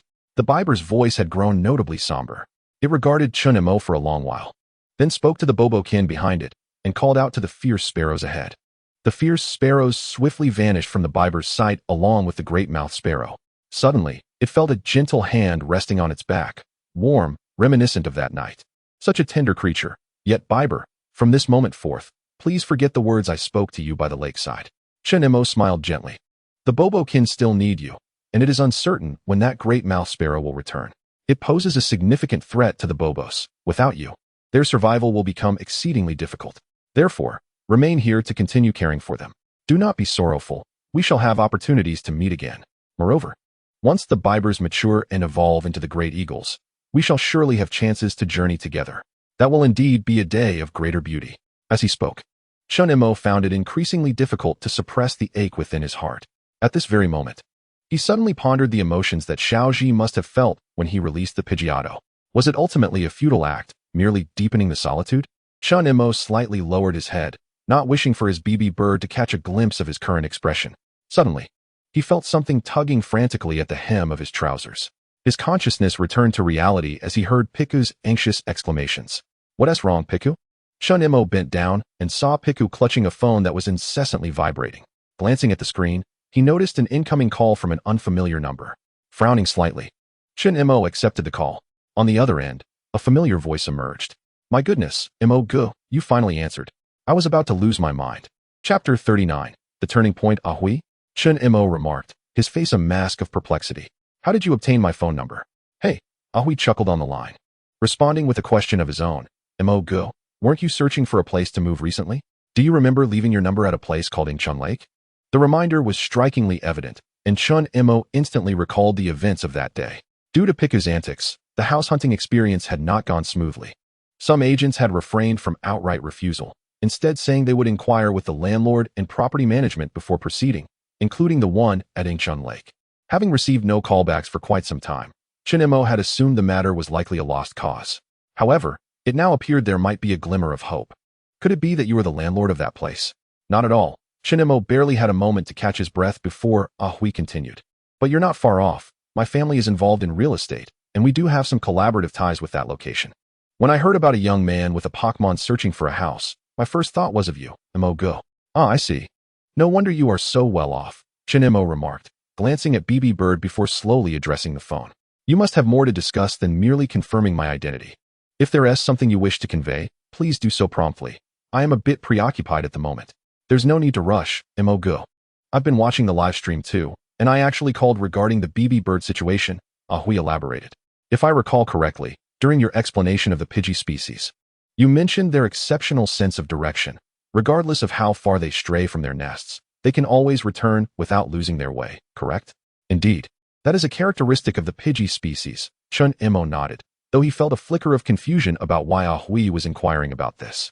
Well, the reason is, Hui did not keep him in suspense this time, directly elucidating his purpose. I have a friend, not a fabrication, who is recently embarking on an entrepreneurial journey. One of her projects pertains to the realm of express delivery. Upon encountering the Bobo, an idea suddenly sparked in her mind. Could Bobo serve as a courier in this delivery venture? Chen Mo paused in contemplation. Hui continued without hesitation, Brother Mo. Did you not also mention that the intelligence of the sprites is quite remarkable? When my friend proposed this concept, I pondered the possibility of training the Bobos to recognize distinctive markers. If we could enable individuals needing to send packages to display these unique identifiers in visible locations for the Bobos to detect, then they might successfully manage some straightforward deliveries. In that case, Brother Mo, your dilemma could also be resolved. The rivalry between the fire sparrow and the Bobo largely stems from their shared habitat within the same forest. If we were to relocate all the Bobos to the city for nurturing, then even if the big-mouthed sparrow fully recovers and returns, it would not pose an issue, as they would no longer inhabit the same environment. Of course, Brother Mo, there is no need for you to fret about the future living conditions of the Bobos. My friend will oversee their care. The working arrangement will employ a shift system, limiting each Bobo's working hours to less than 4 per day, with younger ones working even less. You need not worry about their living conditions either. My friend assured me that wherever she resides, the Bobos will share the same accommodation. Moreover, I can discreetly inform you that her living conditions are far superior to those near Incheon Lake. Hui proceeded to elaborate on the future plans for the Bobos in meticulous detail, leaving no opportunity for Chen Mo to interject. The benefits and provisions provided were beyond reproach. After a time, Chen Mo could no longer contain himself. Hui, wait a moment. Setting everything else aside, are you certain that society is ready to accept Bobos as couriers? Rest assured, Brother Mo. My friend has already inquired with the authorities, and there are no significant issues. As for other matters, the service area for this project is relatively small, confined to the urban district of Onping City. My friend stated that she will inform clients in advance, and only if they consent will the Bobos be dispatched for delivery. At this juncture, Hui suddenly wore a mysterious smile. Regarding whether these clients will agree, you can observe the responses in the comments. Chen Mo turned his gaze, puzzled, towards the barrage of comments on the adjacent screen. Of course, they will agree. As a resident of Onping City and having followed Mo Bao's livestream for quite some time, I cannot speak for other sprites. But I have absolute trust in BB Bird and its kin. I absolutely adore your friend, Hui. Oh my, just imagining it feels refreshing. On a sunny morning, you groggily open your window, and there on your balcony is a Bobo delivering your package, tilting its head to gaze at you, awaiting your acknowledgement. In that moment, I feel as though my entire world has been healed. Envy and jealousy abound. I am not a resident of Onping City. I too long for Bobo to deliver packages to me. The couriers in my vicinity are utterly inadequate and do not even offer door-to-door service. What can be done if one is not from Onping City? Is it too late for me to relocate? To speak frankly, as a local of Onping City, I wholeheartedly concur. Bobo Express, hasten to commence operations. I can hardly contain my anticipation. I hope Bobo's delivery services will be affordable enough for someone of modest means like myself to partake. I beseech you. Amidst the barrage of comments, Chen Mo scarcely encountered dissenting voices, particularly from the residents of Onping City, who exhibited unprecedented enthusiasm at this moment. It is essential to mention the role Pico played during the previous standoff between the police and criminals. Following days of continuous coverage by television and online news, a portion of Onping City's populace began to subtly alter their perceptions of the spirits, not to mention those residents who remained in Chen Mo's livestream. Under the dual influence of Chen Mo and official forces, their transformation was even more profound. In Chen Mo's vision, humans and spirits must eventually coexist within the same environment, assisting one another, rather than continuing to segregate wilderness from urban life.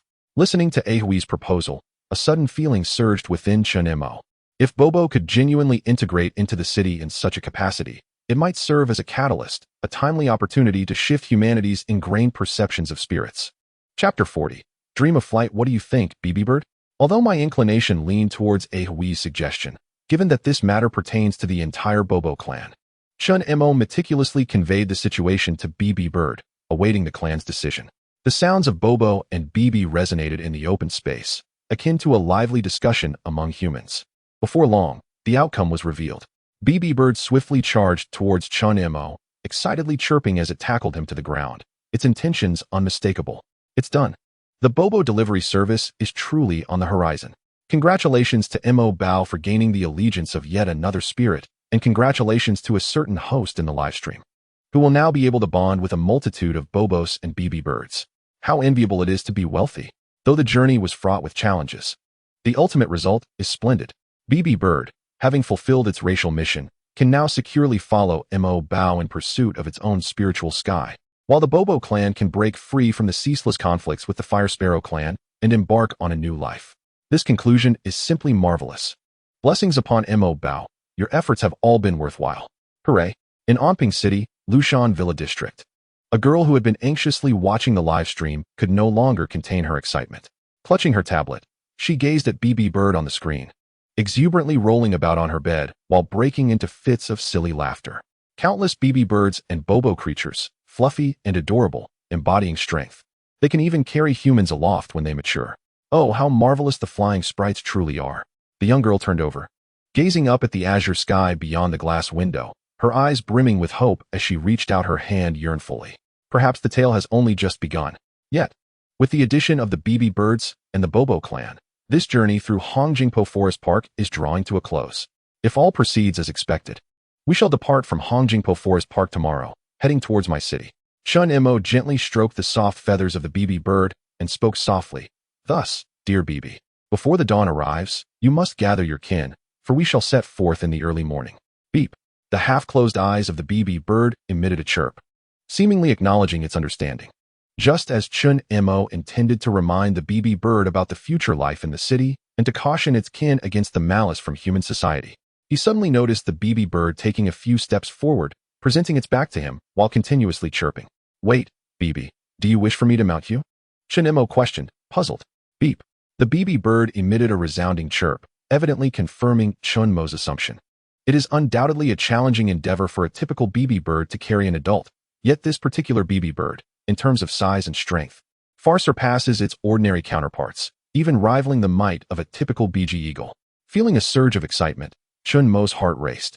He had initially intended to wait until the BB Bird evolved into a BG Eagle before attempting to soar through the skies, but since the BB Bird itself seemed confident, indulging in that experience a bit earlier was certainly tempting. BB, can you accommodate Piku and these devices? Beep. Preparations were complete, and the entire live broadcast room was abuzz with excitement. I'm so envious, my friends. Who isn't envious? Mo Bao, I truly admire you. Mo Bao hasn't forgotten us.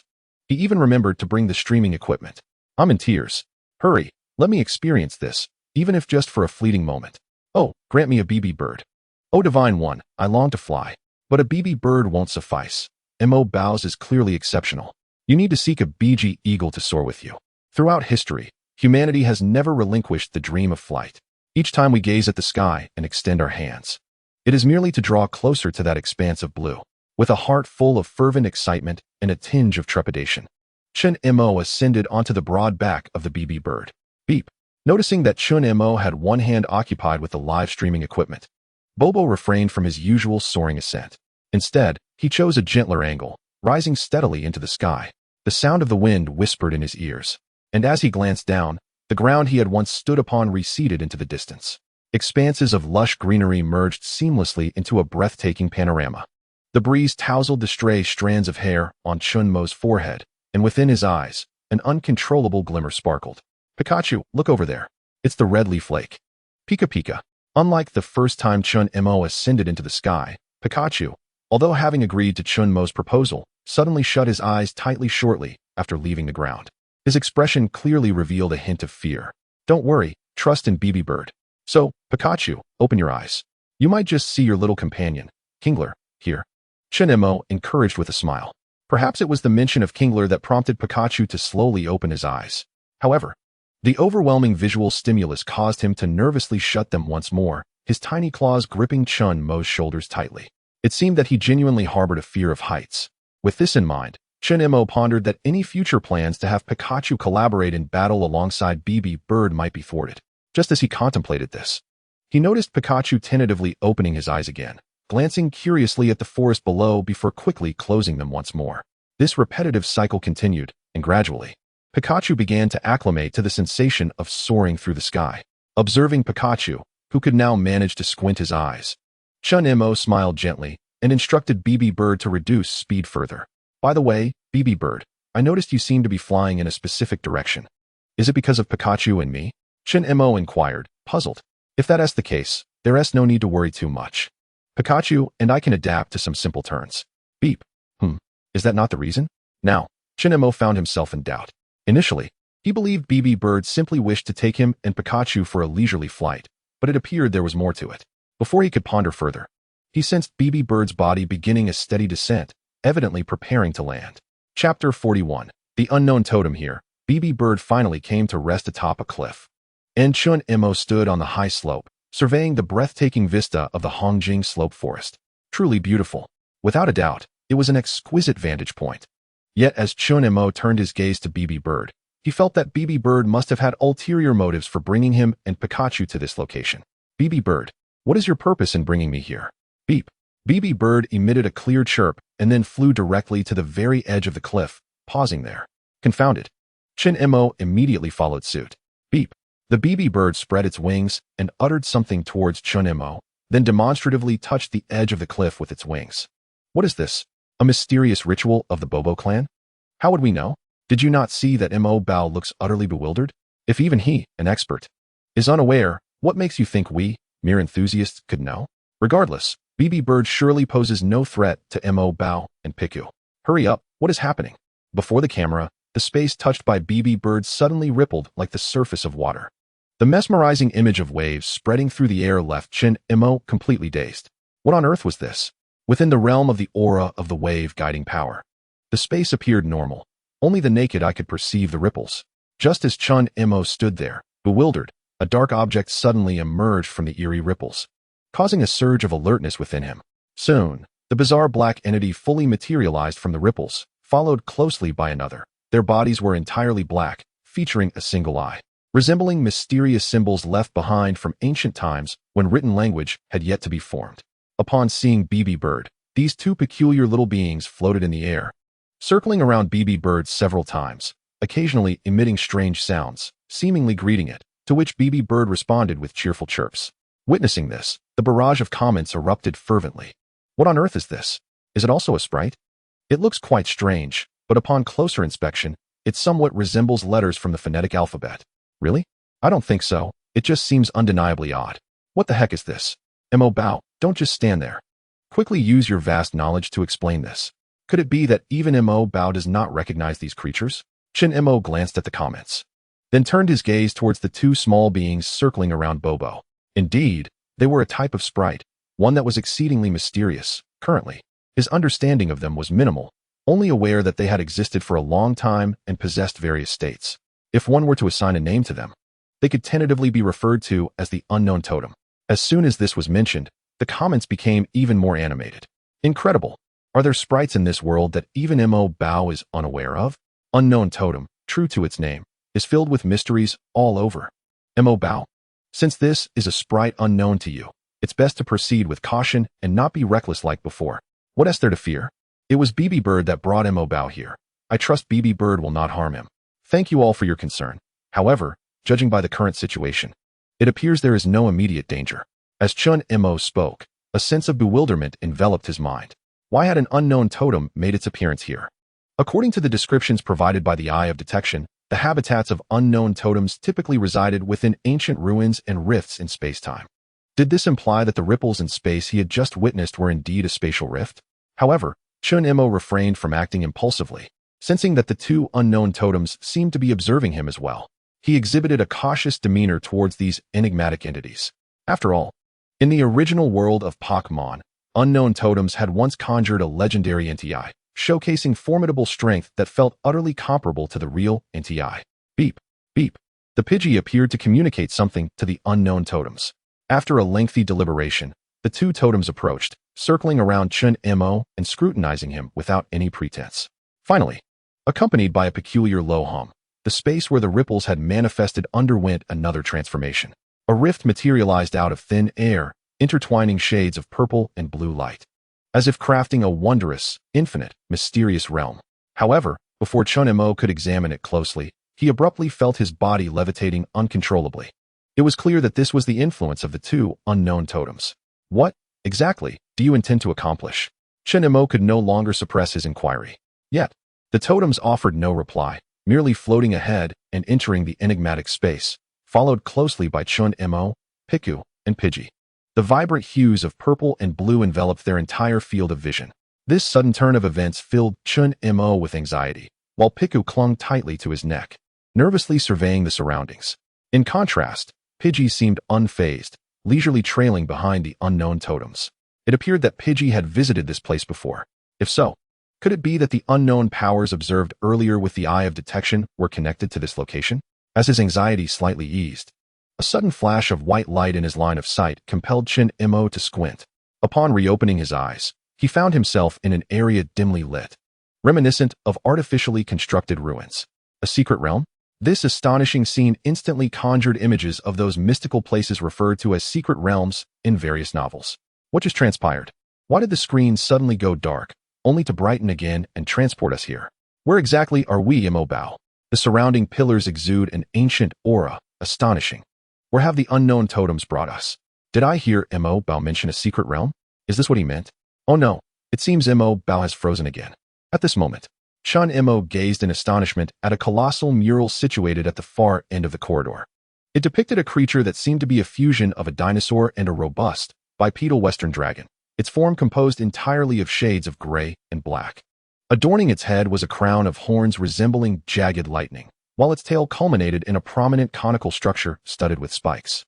At this very moment, it loomed majestically amidst the clouds, its eyes glowing a deep crimson, akin to a deity of annihilation.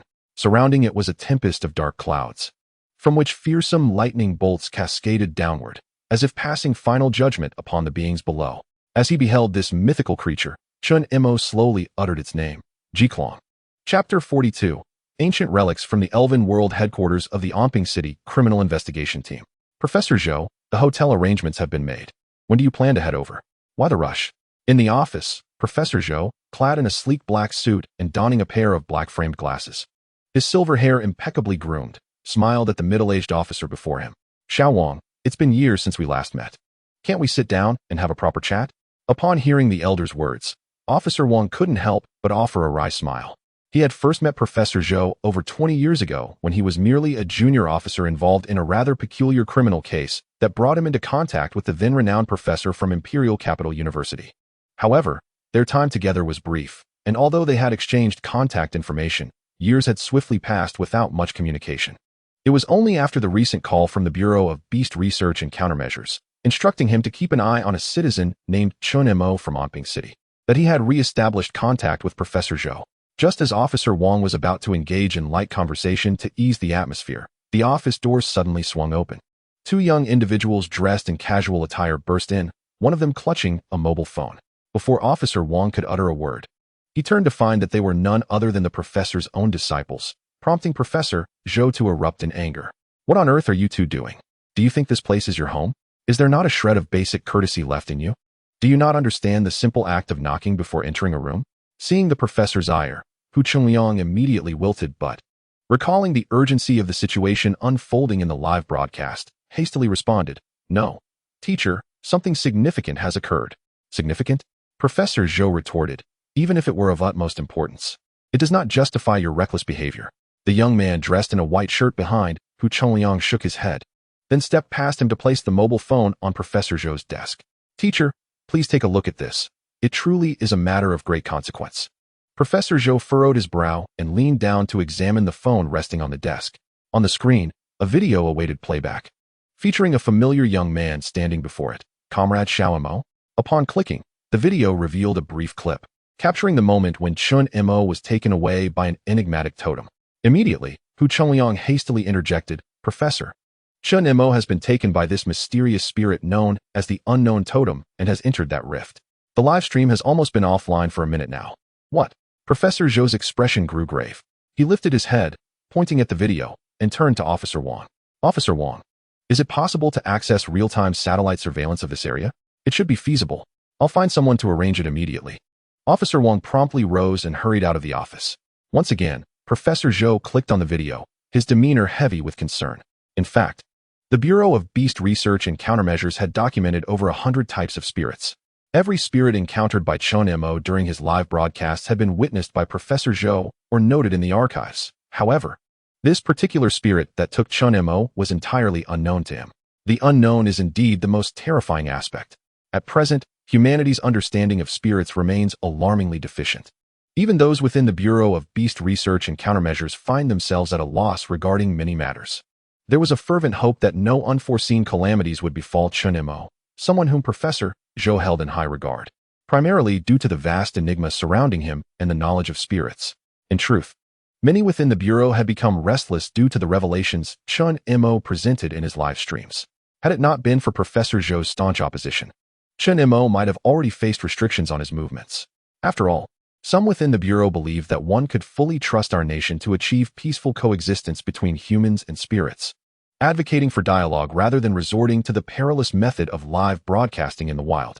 Reflecting on this, Professor Zhou felt a tinge of regret. He had never wished to wield the power of the state to coerce a young individual. Yet, it seemed that perhaps he should have heeded the counsel of his old friends. Sensing the shift in Professor Zhou's emotions, the man in the white shirt, who had been watching the live stream, spoke up to offer reassurance. Professor, I believe Chen Mo is unlikely to be in any mortal danger. The entity that brought him to this place is his newly tamed BB bird, which, logically speaking, should not intentionally harm Chen Mo really? Professor Zhou rubbed the brow beneath his glasses. Tell me about what transpired during today's broadcast. Just as the man in the white shirt prepared to provide a brief overview of the live stream, Hu Chengliang, who had been intently observing his phone, suddenly exclaimed, "It's back. The live stream has signal again. Let me see." Professor Zhou swiftly snatched Hu Chengliang's phone to watch. The man in the white shirt cast a glance at the bewildered Hu Chengliang and could not help but chuckle. However, they soon adjusted their mindsets, focusing their attention on the small screen of the mobile phone. It appeared that everything was fine, and the issue seemed trivial. Observing their surroundings, Hu pondered whether this was an ancient relic. It certainly bore the marks of age. Was it a secret realm? Did Comrade Xiao Mo have prior knowledge of this place?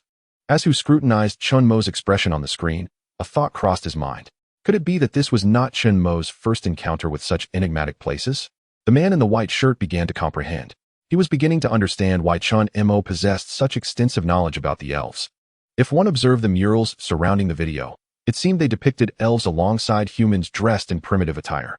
This relic, if all went according to expectations, was likely a remnant of the elves' original world, merely from the surrounding murals. One could easily deduce that this site was not a product of this planet, but belonged to an unknown realm, the world where the elves had once thrived. Yet, it was premature to draw any conclusions. Professor Zhou gazed intently at the images on the screen and spoke slowly. However, the existence of humans in the elves' original world did clarify some of the perplexities we are currently exploring. As he spoke, Professor Zhou felt a surge of excitement. He was deeply intrigued by the elves' original world and yearned to understand how its inhabitants confronted the threats posed by the elves. It would be marvelous to visit this relic in person. Just as Professor Zhou was lost in thought, the office door swung open once more, and Officer Wang quickly addressed the three of them. "Professor Zhou, we've managed to extract the surveillance footage. You must come see it. Things seem increasingly amiss." Chapter 43. The legendary elves. Upon arriving before the monitor, the image displayed on the large screen left everyone, including Professor Zhou, momentarily stunned. This was the spot where Chen Mo had vanished. Above, an immense storm cloud had inexplicably formed, nearly engulfing the entire Hongjingpo forest. Terrifying arcs of electricity flickered within, creating a scene reminiscent of the apocalypse that sent shivers down their spines. If I recall correctly, this place was bathed in bright sunlight before Chen Mo disappeared? Hu Chengliang voiced his confusion. Officer Wang nodded in agreement. Indeed, and I have already confirmed the weather with the meteorological station. There should not have been such a phenomenon today at Hongjingpo. While weather forecasts can occasionally be erroneous, they are generally quite accurate. Professor Zhou continued to gaze intently at the storm clouds on the screen. I found myself pondering earlier why Comrade Xiao Mo experienced a brief disconnection upon entering that otherworldly space, only for the signal to inexplicably resume. Initially, I surmised that Comrade Xiao Mo might have traversed through the alternate realm to another location on this planet, thus allowing the broadcast to reconnect. However, it now seems that this may not be the case. Xiao Wang, could you magnify this area further? Upon hearing Professor Zhou's request, Officer Wang nodded and promptly instructed his team to adjust the visuals. Soon, Hu Chungliang and the others discerned that amidst the storm clouds lay something concealed, resembling a fragment of a structure. This revelation struck Hu Chungliang and the gentleman in the white shirt almost instantaneously. Professor Zhou affirmed with a nod, indeed. This should be the site of the ruins where Comrade Xiao Mo is located, and if I am not mistaken, these storm clouds were conjured by some being. An elf? Hu Chungliang questioned, disbelief tinging his voice. Professor Zhou solemnly nodded, choosing silence over further elaboration. However, Officer Wang could not contain his skepticism. Impossible. How could it be an elf? Professor Zhou interjected, what makes it impossible? How much do we truly understand about elves? Can you guarantee that there is no formidable entity among them?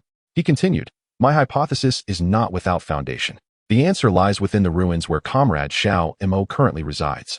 Upon hearing this, Officer Wang ceased his arguments and directed that the live stream be displayed on the large screen. He was eager to uncover the truth of the matter. If it were indeed accurate, the implications would be dire. Meanwhile, as the camera adjusted within the live stream, countless viewers beheld the imposing mural of Zekrom, a scene of immense impact that left many in profound astonishment. Zekrom? Is this also a type of elf? Wow, it looks incredibly handsome. It might be the most striking elf I've ever seen. Isn't this mural a bit exaggerated? Mo Bao, are you certain this is still an elf? I feel the same.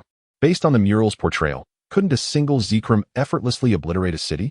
Chen Mo glanced at the comments and replied slowly, your conjectures are not unfounded. If all goes as anticipated, Zekrom indeed possesses the capability to easily annihilate a modern city. With this revelation, the comments exploded in fervor. Although humanity had incurred losses following the elf invasion, a sense of pride remained among people worldwide. After all, many terrifying weapons developed during modern warfare had yet to be deployed against the elves.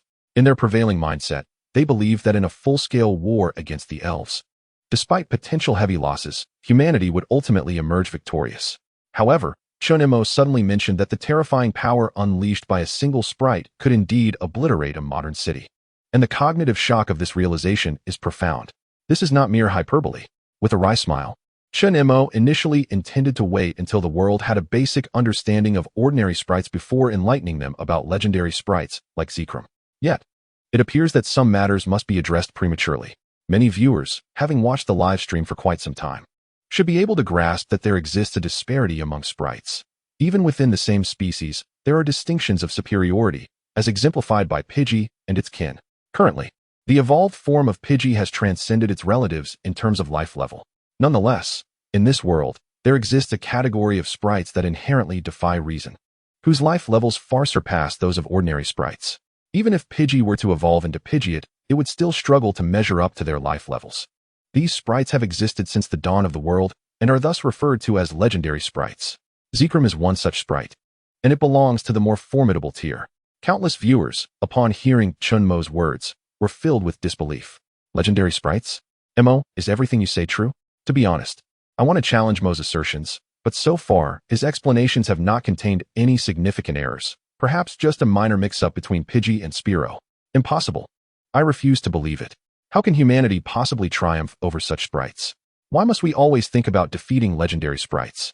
Although I do have my doubts regarding Mo's statements today, listen to Mo. Zekrom isn't even the mightiest among them. Honestly, judging by the mural, I can't even fathom what sprite could surpass Zekrom.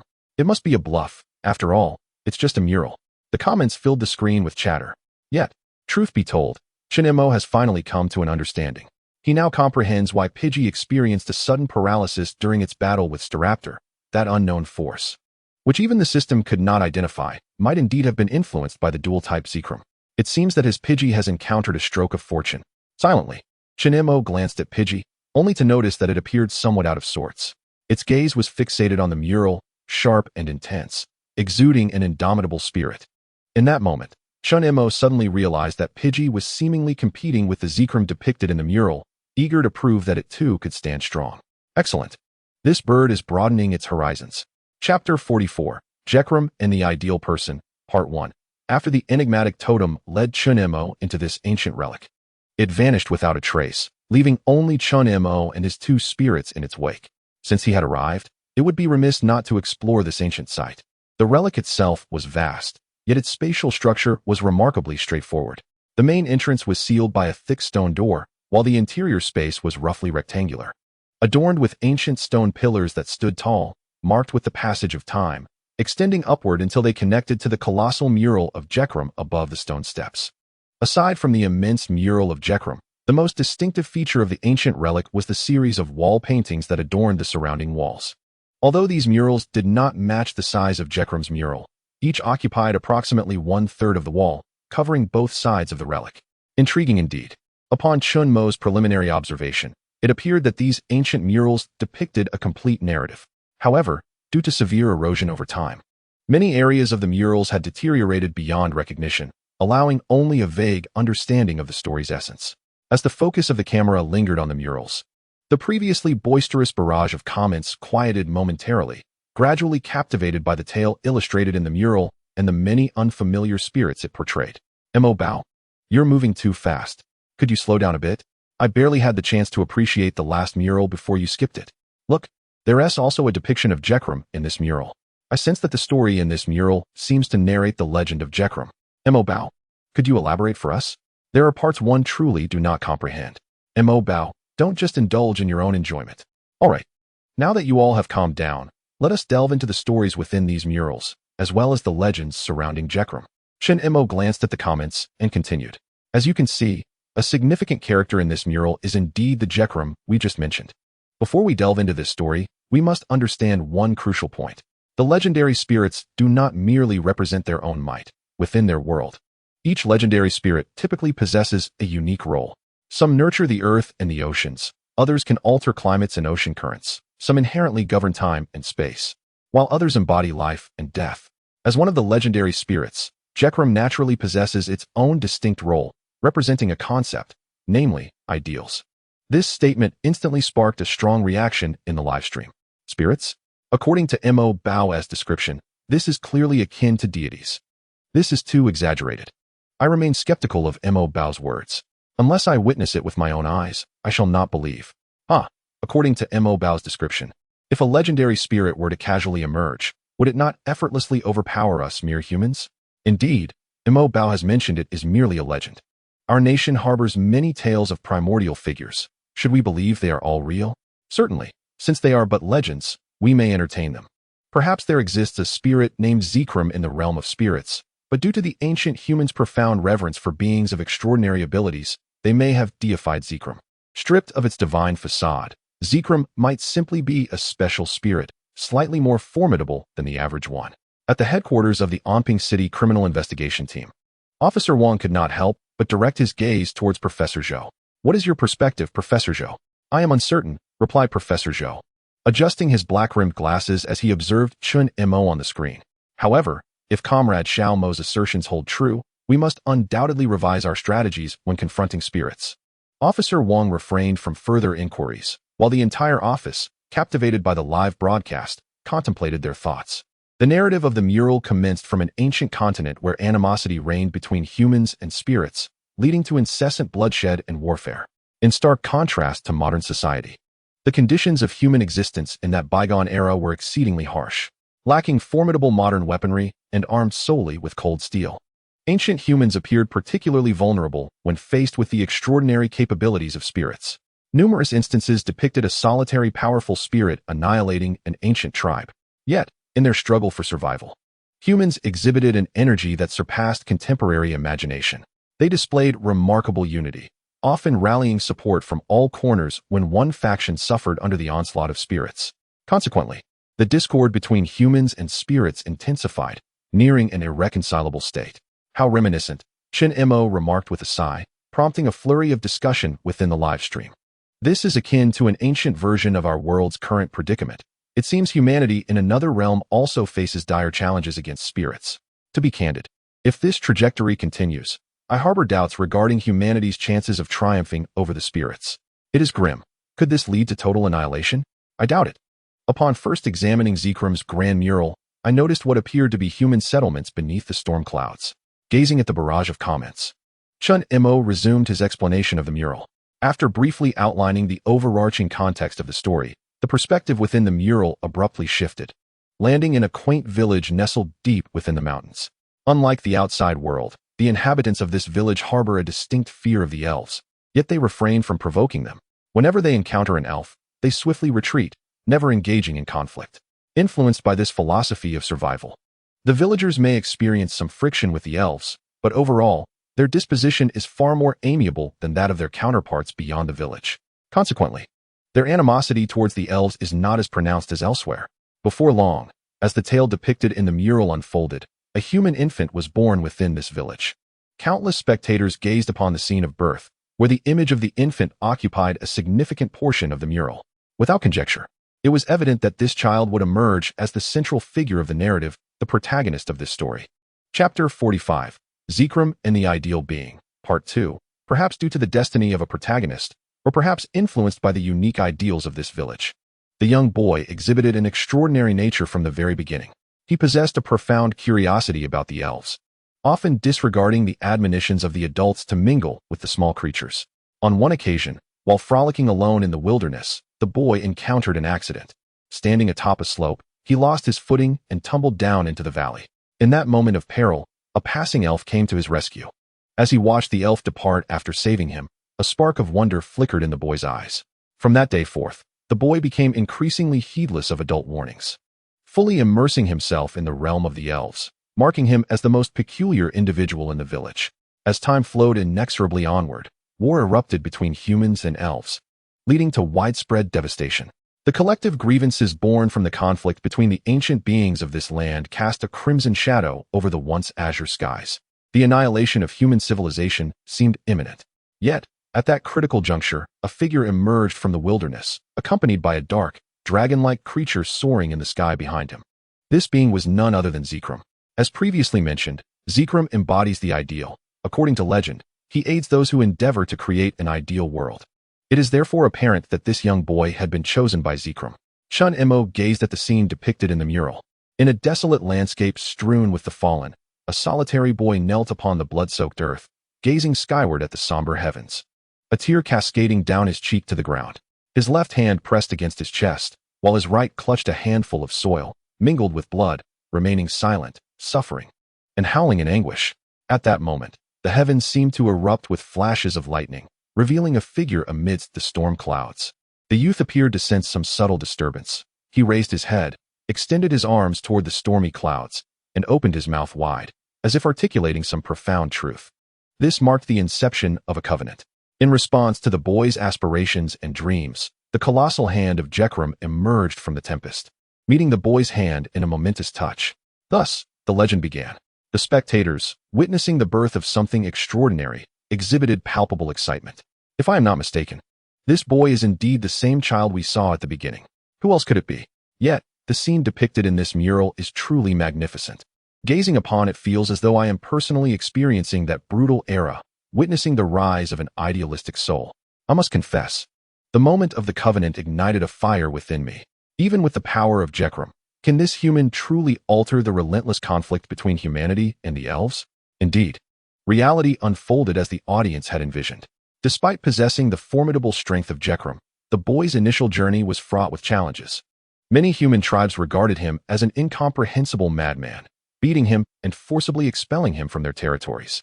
After encountering rejection from several large tribes, the boy gradually realized that attempting to persuade those whose hearts were steeped in hatred with mere words was an unrealistic endeavor.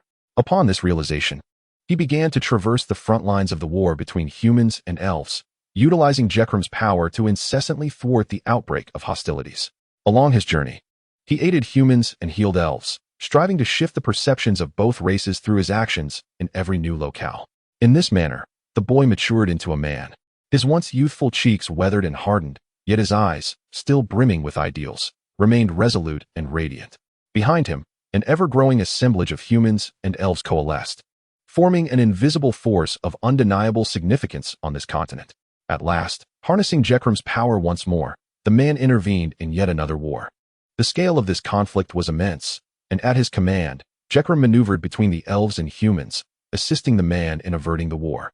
Initially, no one heeded his words. However, when an alliance he had previously aided rose to support his vision, the tide of war began to shift.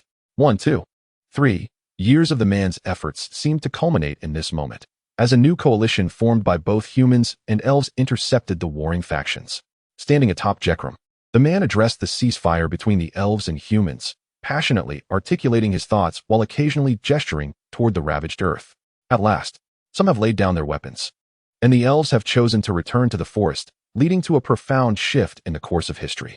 The war has come to an end. Gazing upon the scene depicted in the mural, countless spectators feel an overwhelming sense of deep pride and connection. As for such individuals, I can only express my admiration. Genuine admiration. The might of Zekrom is truly formidable.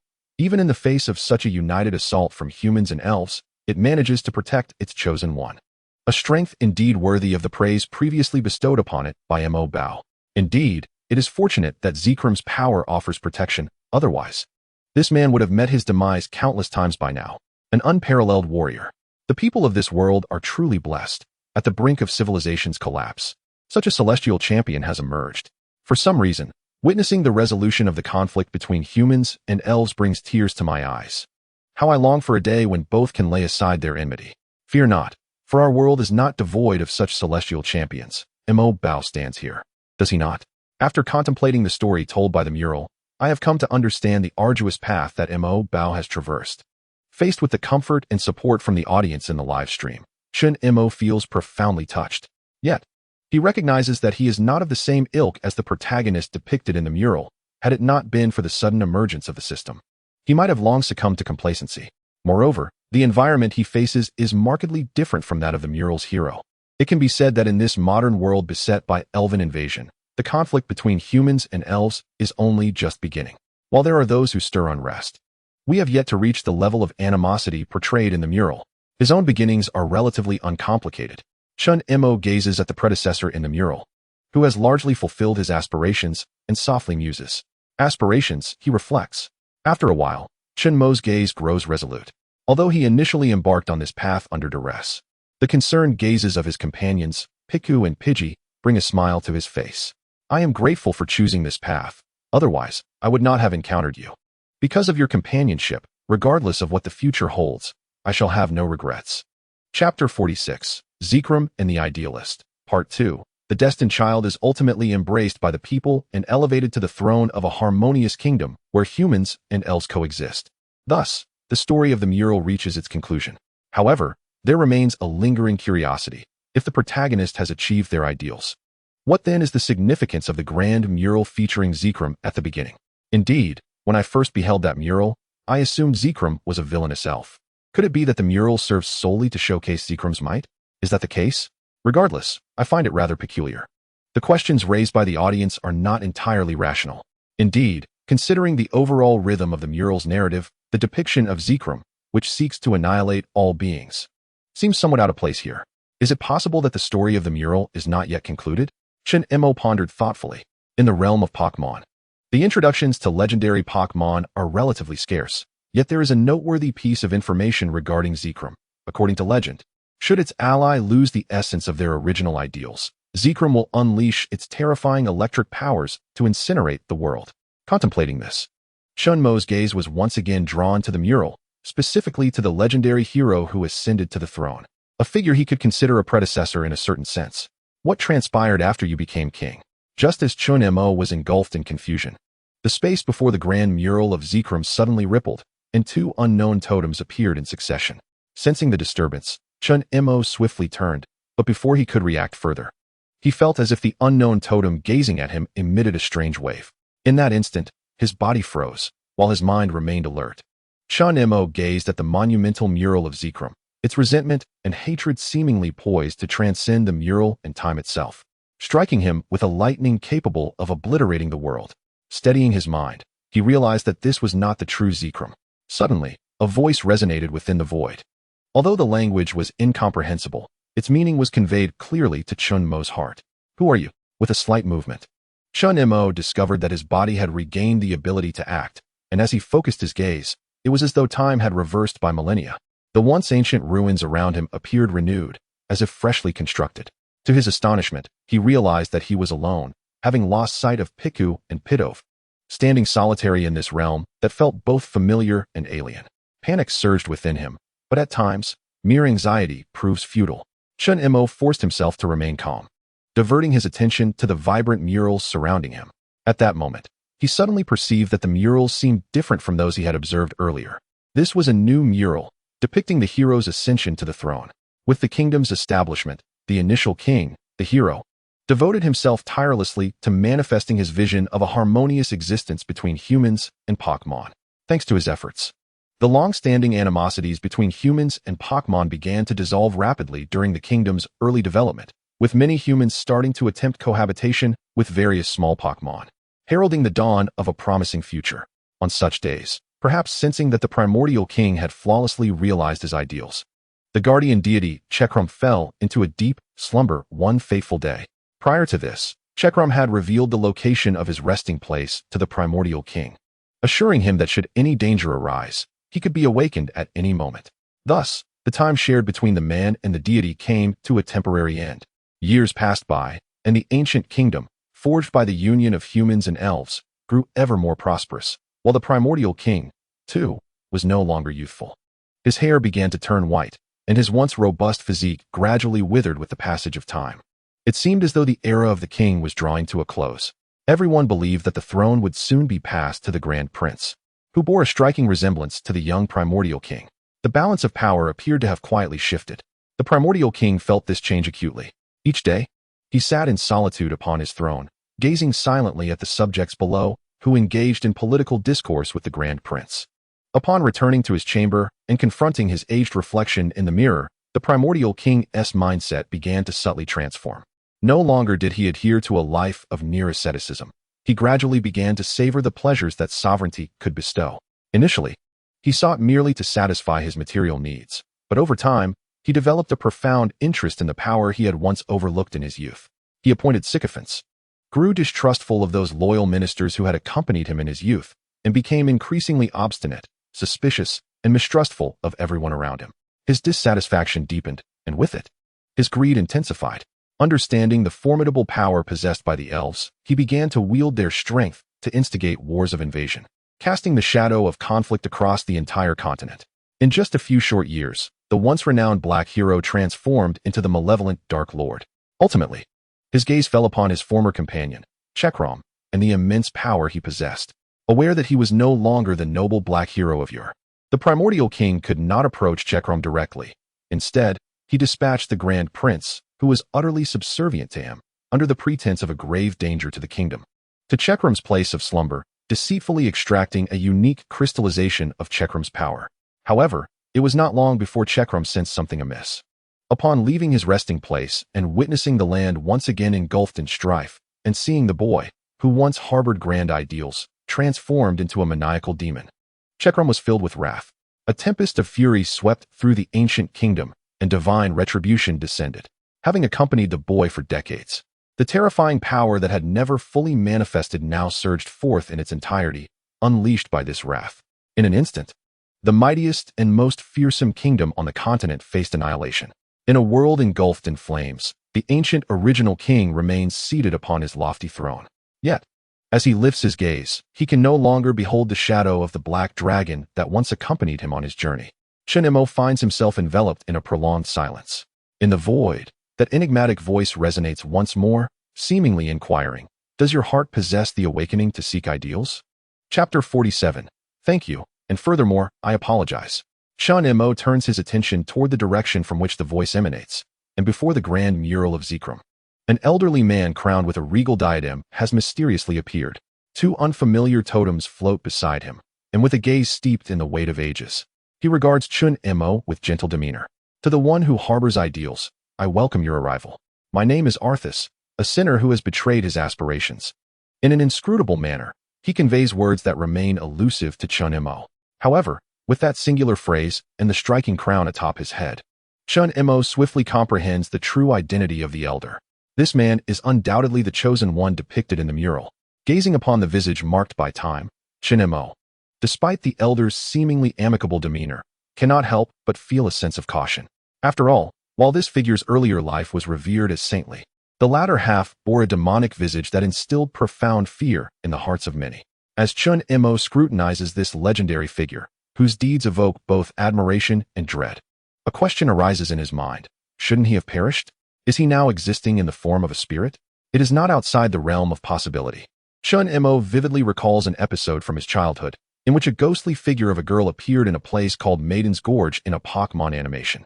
Noticing Chen Mo's wariness, Arthas's expression remains largely unchanged.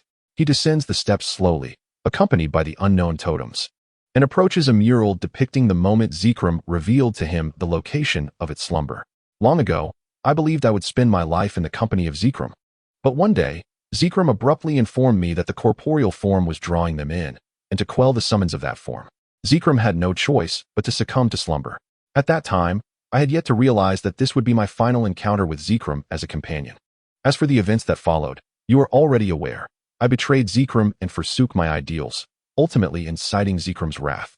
Arthas offers a bittersweet smile. If I were to perish under Zekrom's fury, it would be a fitting fate for me. Yet, Zekrom chose not to take my life.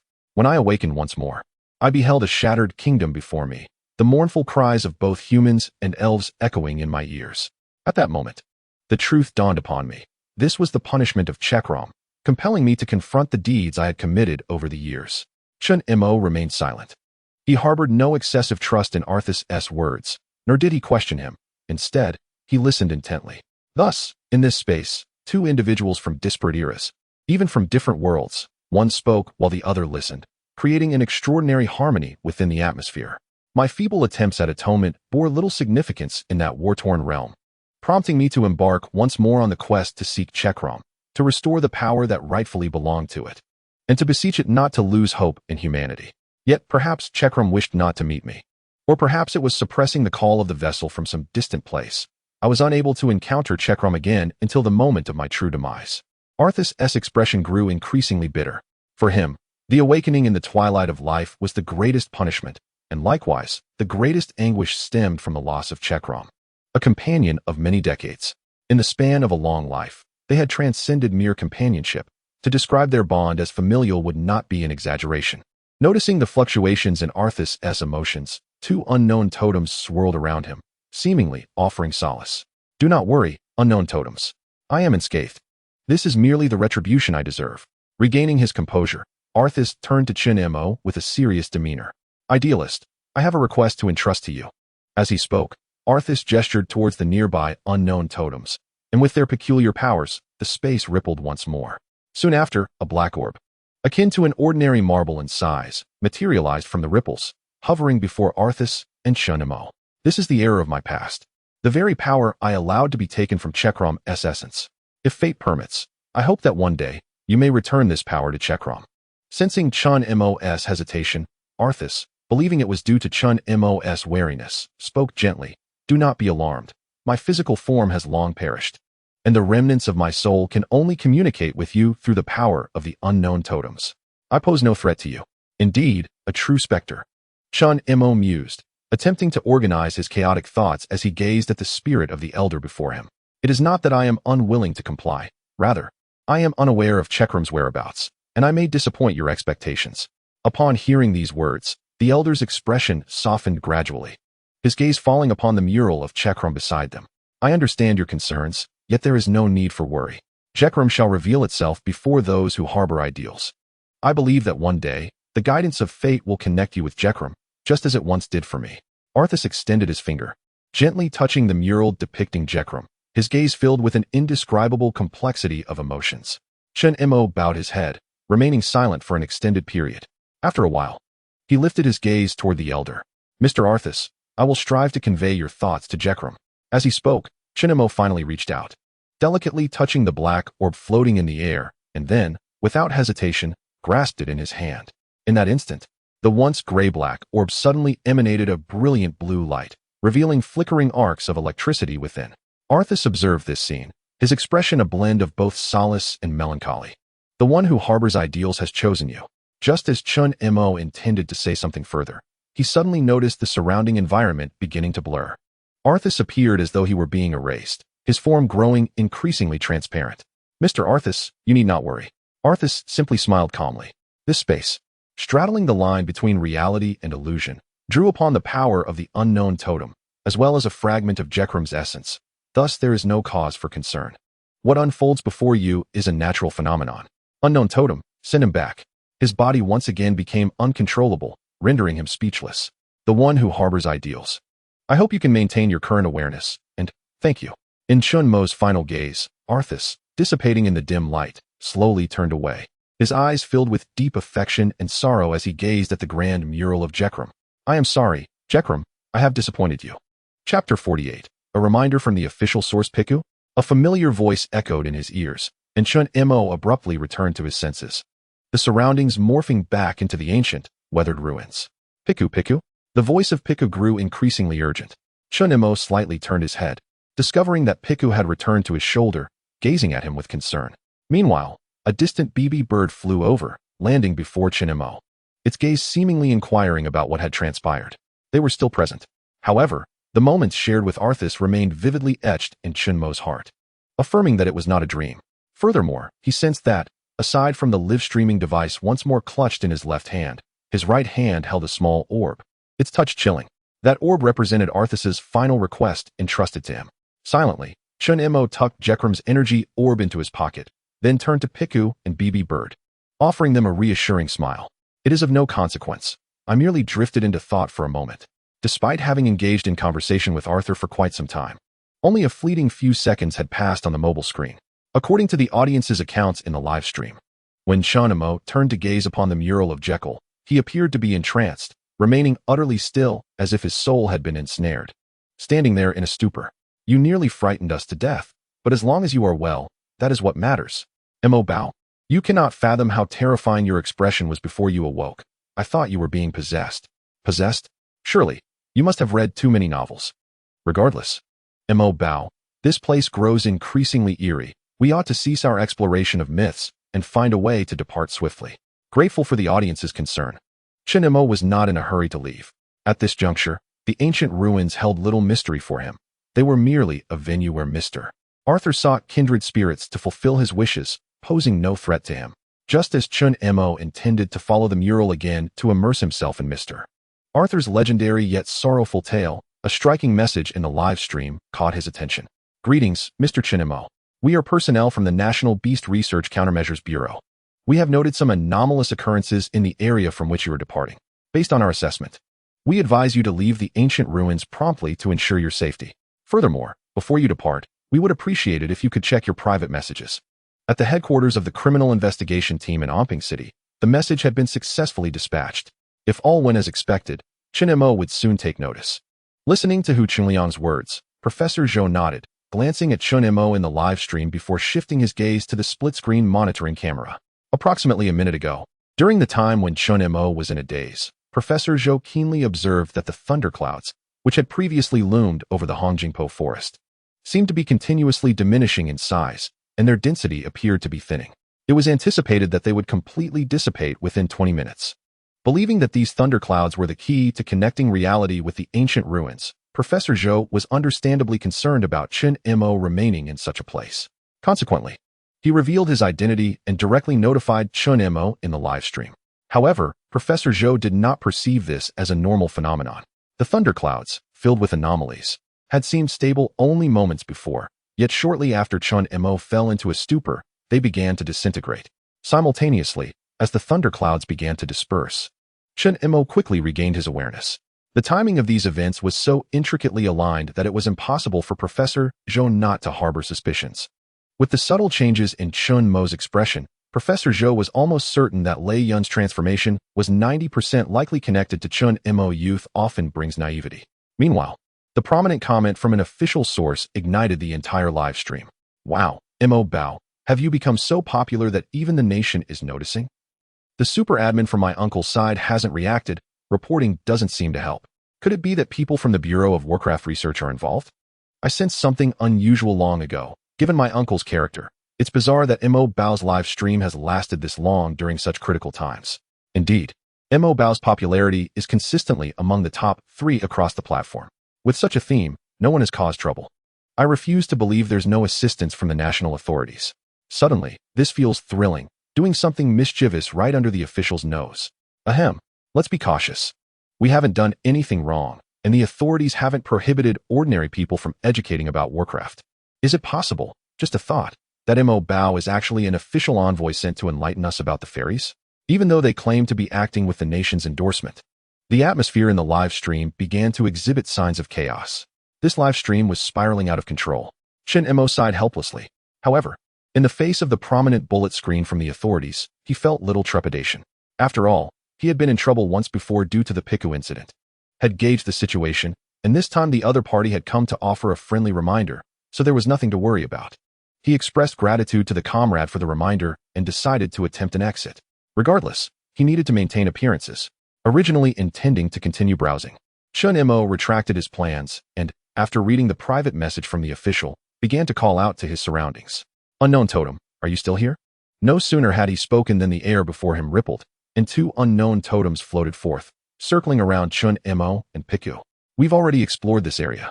Can you take me and my fairy back to our original location? Having completed matters concerning Arthas and earned his recognition, the unknown totems readily agreed to Chen Mo's request. In the Hongjingpo forest, a crack shimmering with purple and blue suddenly appeared in the void beside the cliff. Subsequently, Chen Mo and the two fairies stepped through the crack safely, observing the two unknown totems still lingering in the void, hesitant to emerge. Chen Mo could not help but ask, now that the mission is complete, do you intend to return to that relic? Although normal communication was not possible, the expressions and movements of the two unknown totems conveyed their meaning clearly. After a moment, Chen Mo let out a soft sigh, gazing at the two unknown totems that had accompanied Arthas for countless years. I understand. Then, farewell for now, unknown totems. Chapter 49. The legendary spirits, unlike those in memory, having bid farewell to the unknown totems. Chen Mo turned his attention to the official private message regarding the weather changes he needed to observe. However, it was unnecessary for the officials to remind him. The striking thundercloud directly above had already captured his keen attention. No wonder the personnel from the Beast Control Research Bureau insisted that I shut down the live stream before leaving. This scene was indeed unsuitable for the viewers. Chen Mo gazed at the thundercloud, murmuring to himself. According to the description in the official message, this thundercloud emerged as he entered the ancient ruins, dissipating precisely during the time he exhibited unusual behavior in the live stream. Thus, it was not difficult to deduce that the thundercloud was caused by the energy pearl of Zekrom. It seemed the researchers had also surmised a connection between the dissipation of the thundercloud and himself, though they likely remained unaware that he possessed Zekrom's energy pearl. Lost in thought, Chen Mo soon cast aside the myriad complexities. With his current stature, even when combined with the powers of Piku and Pidove, he remained but a mere speck against the formidable might of the national authorities. He had no leverage to contend with them. Moreover, at present, the land where he had grown seemed to treat him with goodwill, at least on the surface. Therefore, should an opportunity for collaboration with the national authorities arise in the future, Chen Mo would not be too quick to decline. Upon realizing this, he felt a sense of clarity wash over him. After all, it is indeed comfortable to rest beneath a great tree. Who would not welcome the support of a powerful backing? Yet, the scale of this thundercloud was astonishingly vast, even in its partially dissipated state, which was rather absurd. There was no haste to depart. Chen Mo sat calmly at the edge of the cliff, patiently awaiting the thundercloud's dissipation, accompanied by Piku and Pidove. In this moment, gazing at the astonishing thundercloud on the horizon, Chen Mo felt the terrifying magnitude of the power bestowed by Zekrom and how insignificant he appeared beneath its influence. Isn't this display a bit exaggerated? I recall that in the movie featuring Victini and the hero of Truth and Ideals, Zekrom's manifestation was not nearly as overwhelming. Furthermore, the most crucial point was that this was merely the power contained within Zekrom's energy pearl. The true strength of Zekrom remained shrouded in mystery. Nevertheless, through the depictions in the murals and Arthas's descriptions, Chen Mo could glean some insights. At the conclusion of the tale, Zekrom, despite suppressing the summons of its vessel and grappling with the impairment of its own powers, annihilated the once mighty kingdom of Arthas. The sheer terror of its strength utterly overturned Chen Mo's preconceived notions from his past life. When obscured from view, the manifestation of Zekrom's annihilation might have led one to mistakenly believe it was merely a humble alpaca. However, contemplating from another perspective, if Zekrom embodied such terror, what then of the other legendary spirits? To speak of none other, the vessel that summoned Zekrom must undoubtedly be the frozen entity known as Kirim, whose power, according to certain legends, surpasses even that of Zekrom. The complexity of the situation grew. Zekrom's existence served as a stark reminder to Chen Mo that he must not hastily label these legendary spirits based on impressions from his previous life, lest the consequences become dire. With this in mind, Chen Mo's gaze shifted to his own BB Bird, who yearned to challenge Chekrom. Noticing Chen Mo's scrutiny, BB Bird tilted its head in curiosity. As the wind swept in from the cliff's edge, Chen Mo rose, gently stroking the soft feathers on BB Bird's back. And with a light chuckle, remarked, "It is nearly time. We must return." The storm clouds above had completely dissipated, revealing a sky of pristine azure once more. There was no longer any reason for him to linger. The earlier pause had merely been a fleeting interest in observing the celestial phenomena elicited by Chekrom's extraordinary power. Now, it was time to depart. In contrast to their cautious arrival, Chen Mo and Piku now sat comfortably upon BB Bird's back, relishing the joy of flight. Thus their return was markedly swifter than their initial journey. At the banks of Red Leaf Lake, a gust of wind heralded BB Bird's steady descent. "Thank you for bringing us back, BB Bird," Chen Mo said, gently untangling the feathers that had become ruffled due to him and Piku, while smiling. "We no longer require your assistance here. You may return to your flock for now. Prepare for tomorrow morning. I shall await you by the lake." With a nod, BB Bird emitted a triumphant call, flapping its enormous wings, and soon ascended into the sky, vanishing from sight.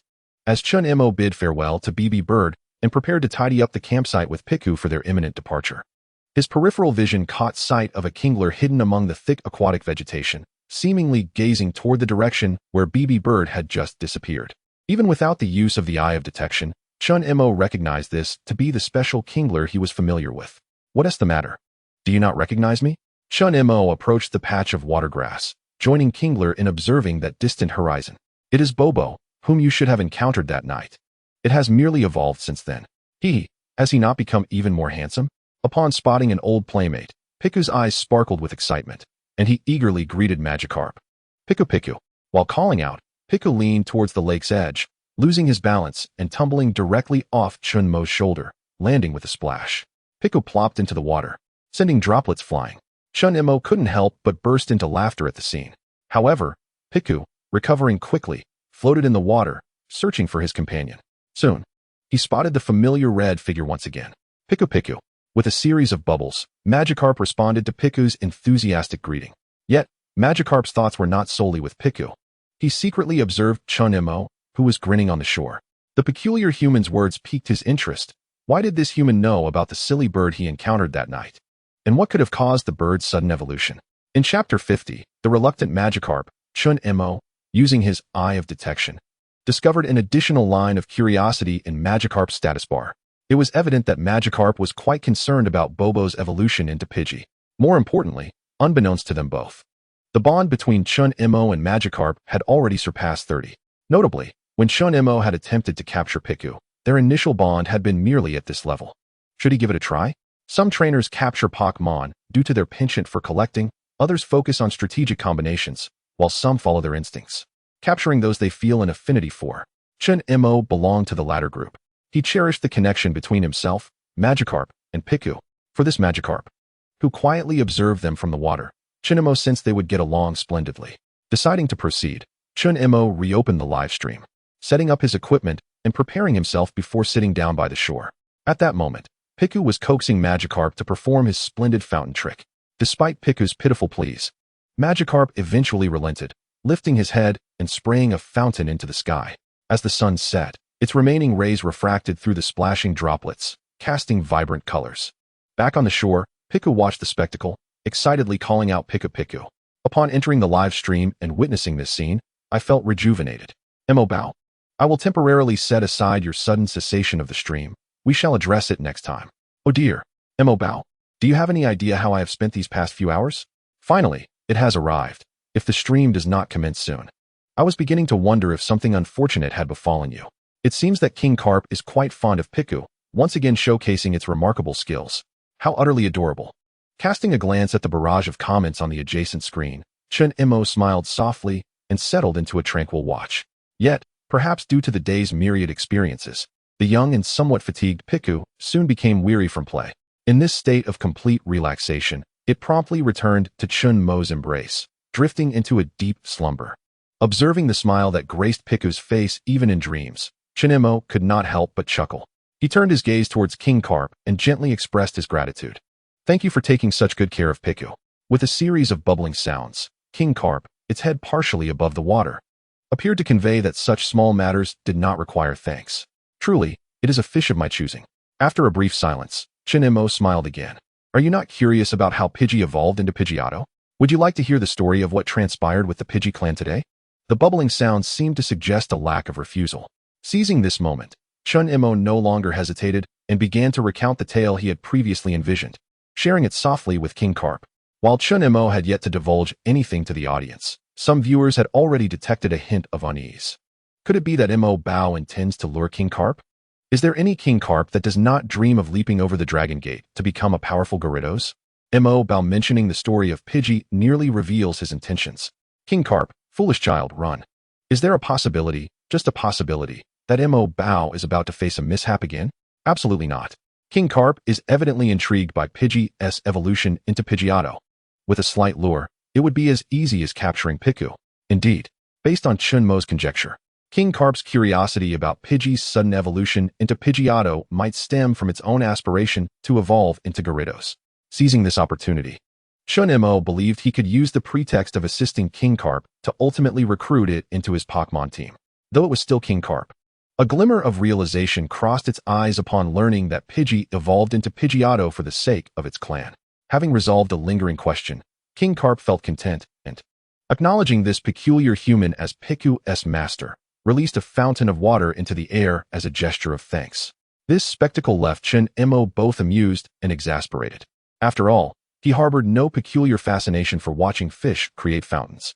Nevertheless, it was quite agreeable. After a brief moment of emotional recalibration, Chen Mo resolved that it was time to unleash his ultimate move. King Carp, your profound concern over Bobo's evolution into Pidgey stems from a desire to evolve into Gyarados, does it not? Yet, before he could finish his thought, he noticed that the King Carp, who had been crafting the fountain, abruptly halted. In that instant, Chen Mo felt as though the King Carp had cast a piercing glance his way. A sense of unease suddenly washed over him. However, deciphering the King Carp's psychological state through a mere gaze proved to be an arduous task. Thus, when faced with uncertainty, he resorted to the Eye of Detection. Utilizing the powers of the Eye of Detection, Chen Mo discovered that the King Carp's emotional state of curiosity had vanished, replaced by an emerging sense of resistance. Upon further inspection of the intimacy level, he nearly stumbled upon a figure below 30. This was troubling. A weight settled in Chen Mo's heart. He intended to apologize to the King Carp, but he only witnessed the King Carp gently expel a series of bubbles before flicking its tail and vanishing from the lakeside, leaving Chen Mo, cradling Piku, in a state of stunned disbelief. Why does it feel like Mo Bao has been rather glum lately? It seems the King Carp has declined Mo Bao's invitation. Could it be that such a world truly exists where a King Carp does not wish to evolve into Gyarados? How utterly bizarre. Mo Bao let it go. If the King Carp missed the opportunity, it's not a grave issue. How can it not be significant? I sense that this King Carp is unlike any other. One can discern from its gaze that it possesses remarkable intelligence. If Mo Bao were to miss out, it would indeed be a regrettable affair. Piku, drowsily blinking, seemed to sense something amiss as it suddenly lifted its head, glancing toward the lakeside. And then at the dazed expression of Chen Mo, as though inquiring what had transpired. After a moment, Chen Mo finally regained his composure and managed a forced smile at Piku. It's nothing. Your friend had to leave for a bit. You may continue to rest. Overwhelmed by fatigue, Piku did not dwell on it further, resting its little head once more and quickly drifting back to sleep. The lake's surface shimmered with a golden glow beneath the setting sun. Chen Mo gazed at the tranquil waters, lost in silence. He was perplexed by the existence of a King Carp that resisted evolution. It was undeniably strange. Chapter 51, Bonfire Night and the King Carp. Although the King Carp was lost, for the weary Master Mo, life must go on. He prepared a fire, boiled water, and added ingredients, creating a delicious pot of soup that would alleviate his day's hardships. Hey, you're jumping the scenes. After all, it's the King Carp. Had it been the previous Bobo, Mo Bao would have been frantic by now, with no thought for cooking. Ding. The food streamer you follow is now live.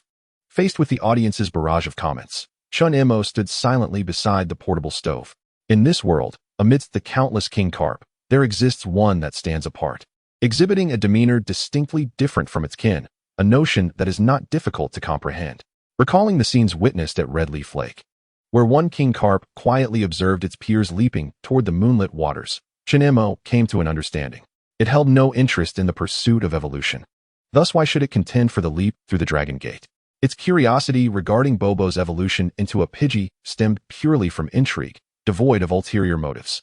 However, his earlier words had inadvertently led him into a predicament. After realizing this, Chen Mo felt compelled to seek out the King Carp for further discussion. Yet even with the use of aura power, he could not locate its presence in the lake. He did, however, encounter numerous wise members of the King Carp lineage at a glance. Nonetheless, an inexplicable feeling lingered within Chen Mo, suggesting that he and that particular King Carp would meet again. Until then, he resolved to occupy himself with some tasks. Given the abundance of acorns delivered by Pidgey, and with time on his hands, he decided to experiment with the nutrition plan he had prepared for Piku. This nutritional recipe, acquired from the system shop for 1,000 scientific points, proved to be remarkably practical. It encompassed all the ingredients and procedures required for recipes ranging from basic to advanced, with a wide applicability, not only suitable for Piku but also for Pidgey and their kind. It was indeed a worthwhile investment. Moreover, the ingredient requirements were minimal. The ordinary quality necessitated only a certain quantity of yellow berries and sweet honey, while the most advanced merely added a new ingredient known as dazzling fruit. The preparation process was exceedingly simple, requiring nothing more than a pot, devoid of the stringent demands of energy blocks, making it an ideal method for Chen Mo to nurture his Pokémon at this stage. He added a spoonful of sweet honey and covered the pot. Observing the iron pot from which enticing aromas wafted, Chen Mo carefully controlled the heat while patiently awaiting the outcome. As a longtime solitary male, he had honed his culinary skills from his previous life, and at least in the realm of simple cooking, he was more than capable.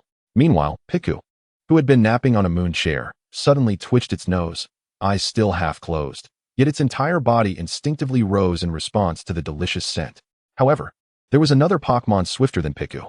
A sudden, clear, and melodious chirp echoed from the horizon, followed by a gust of wind. As a massive shadow descended beside Chen Mo, the commotion nearly caused Chen Mo to topple the pot. The newcomer was none other than Pidgey, tilting its head slightly as it gazed at the iron pot emitting the alluring aroma, then glanced at Chen Mo, seemingly inquiring about the contents within. Simultaneously, Piku adeptly climbed onto Chen Mo's shoulder, curiously peering at the pot before them. The timing was fortuitous. Both of Chen Mo's future clientele had arrived. He decisively retrieved 2 small bowls, filling each for Piku and BB Bird. Give it a try and see how it tastes. However, without further prompting from Chen Mo, the 2 Pokémon were already in motion, eagerly sipping the golden broth infused with sweet honey and yellow autumn fruits. Observing their expressions of utter delight, Chen Mo could tell that this concoction had been a success. Grandmother always said, to win a Pokémon's heart, one must first capture its stomach. It seems Mo Bao has grasped this principle well. That sounds a bit odd, yet the wisdom holds true. It's a rare sight to see BB Bird display such joy. Mo Bao, can you enlighten us on the flavor of this broth? It's the middle of the night, and now I'm craving it too. Mo Bao, what shall we do? Ignoring the lively chatter in the comments, Chen Mo had already discreetly sampled the broth during its preparation. After all, just as Pokémon can enjoy energy cubes, humans can partake in this nutritious soup. As for the flavor, the sweetness was undeniable, harmonized with the refreshing juice of yellow autumn fruit, leaving no room for cloying sensations, only a desire for another bowl. Perhaps he could rely on this broth to sustain himself this evening. With ample ingredients at hand, he had prepared enough for himself and the 2 Pokémon. Just as Chen Mo resolved to make do with this arrangement for the night, a familiar, crisp sound echoed from the horizon. His expression shifted upon recognizing the noise. Turning to BB Bird, he inquired, "Wait, did you bring your kin along?" BB Bird, sipping the broth, was momentarily puzzled. "Didn't you ask me to bring them?" Soon, a flock of Pidgey and BB Birds descended upon the lakeside, their attention drawn not to the occasionally leaping Magikarp in the water, but to the pot of aromatic soup wafting its inviting scent. Chen Mo fell silent. The viewers in the live stream erupted into laughter. "Pidgey clan, thank you in advance. Boss's owner, the boss is truly with a good person. BB Bird, didn't you say to bring everyone for a meal? Ha ha ha, this is hilarious. Mo Bao, you can't be biased. After all, they are BB Bird's family. Hurry up and serve them. Mo Bao, this is your fate." Manual laughter. What could he do now that they had arrived? Chen Mo gazed at the gathering Pidgey clan and sighed internally. He had no choice but to oblige. Hours later, after an intense period of work, Chen Mo found himself utterly fatigued. Perhaps it is due to the irresistible allure of this nourishing soup that, during Chen Mo's culinary endeavor, several other wild spirits emerged, many of whom he had encountered in this very forest, such as trumpet buds, unicorn bugs, and large needle bees. Yet, To every small spirit that approached without malice, Chen Mo offered a serving of soup, which explains the transformation he has undergone. Seated on a moonlit chair, propping his chin on his hand, he gazed at the bonfire, observing the spirits relishing their meals, their faces aglow with happiness, which elicited a smile from the corners of Chen Mo's lips. Suddenly, sensing a gaze upon him, Chen Mo instinctively turned his head towards the source of this feeling. This time, without employing the power of aura, he discerned the presence of a king carp swimming along the lake's edge. It remained solitary, its gaze fixed on the gathering of diverse spirits around the bonfire. "Good evening, King Carp," Chen Mo greeted with a smile as he approached the shore. However, the king carp did not respond. It merely turned away, fixated on the gentle moonlight in the sky, ignoring the glaring bonfire. Do you know? In our human society, each individual possesses their own way of life. Some prefer the comfort of home, shunning the limelight, while others are naturally extroverted, surrounded by friends. Yet, there are those who, for a myriad of reasons, must adopt a lifestyle they do not cherish, Chen Mo softly remarked while sitting by the lakeside, sharing the moon's reflection with the king carp. "I, for one, respect everyone's choices, whether they stem from societal pressures or genuine inner conviction. Thus, I owe you an apology, King Carp." As he spoke, Chen Mo turned to look at the king carp in the water, which remained still, seemingly in a state of slumber, yet Chen Mo sensed its attentive presence. "It was presumptuous of me to impose my thoughts upon you without considering your feelings. For that, I am truly sorry." It is a rare sight indeed, a human extending an apology to a spirit, a king carp, a notion the king carp had never fathomed. Finally, it turned to face this gentle youth bathed in moonlight. If it was not mistaken, this peculiar human had appeared quite fatigued moments ago. Why now did he seem transformed? The king carp scrutinized this enigmatic human, attempting to peer into his heart. Yet, before the king carp, Chen Mo revealed his unguarded thoughts. "King Carp, I hold a deep fondness for you, and Pika shares this affection for you as well. Thus, I have often pondered whether there might be a chance for you to return with us to live together. There is no need for evolution. After all, Piku and I do not yearn for a Gyarados. Even should we encounter hardships in the future, I, along with Piku and B-Bird, will strive to protect you with all our might. So, King Carp, would you consent to live with us as friends?" Chapter 52. Ahui and Fenglan at Huan Mountain Lake area. As one of the most prestigious villa communities in Anping City, this exquisite enclave, nestled around the picturesque Huan Lake, boasts an environment and amenities that rival those of the finest villa districts in first-tier cities. Chen Mo recalled that not long ago, during his search for a residence, he had overheard discussions about this villa community. It was said that within the vast expanse of Huan Lake, fewer than 20 standalone villas had been constructed, inhabited by individuals of immense wealth and status. The prices of these properties were so exorbitant that Chen Mo, while searching for a place to live, had not dared to inquire further. However, as he navigated the smooth roads in his rented SUV, Chen Mo finally beheld the true visage of the Huan Lake villa community.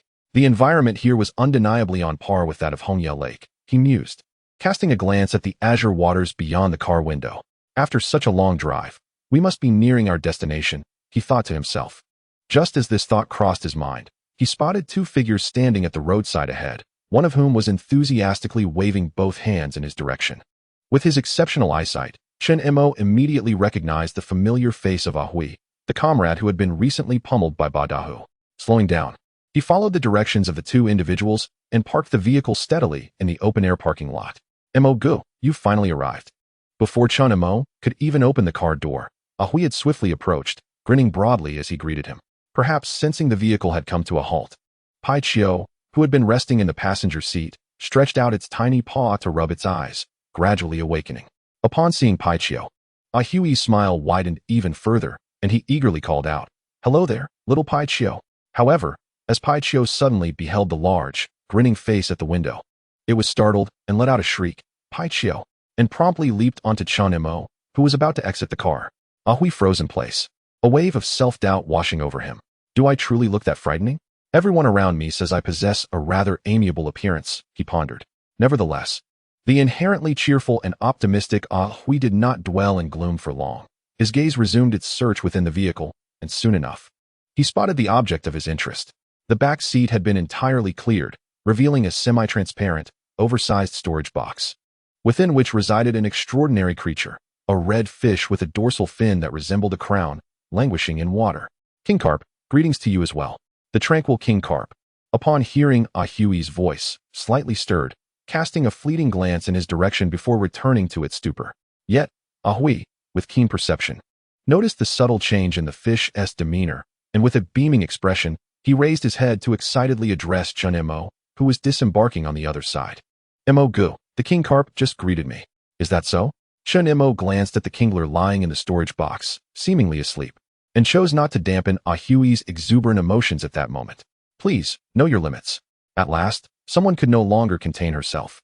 The beautiful girl who had remained silently by Ahui's side, exuding an air of refined elegance in both appearance and demeanor, finally reached her breaking point.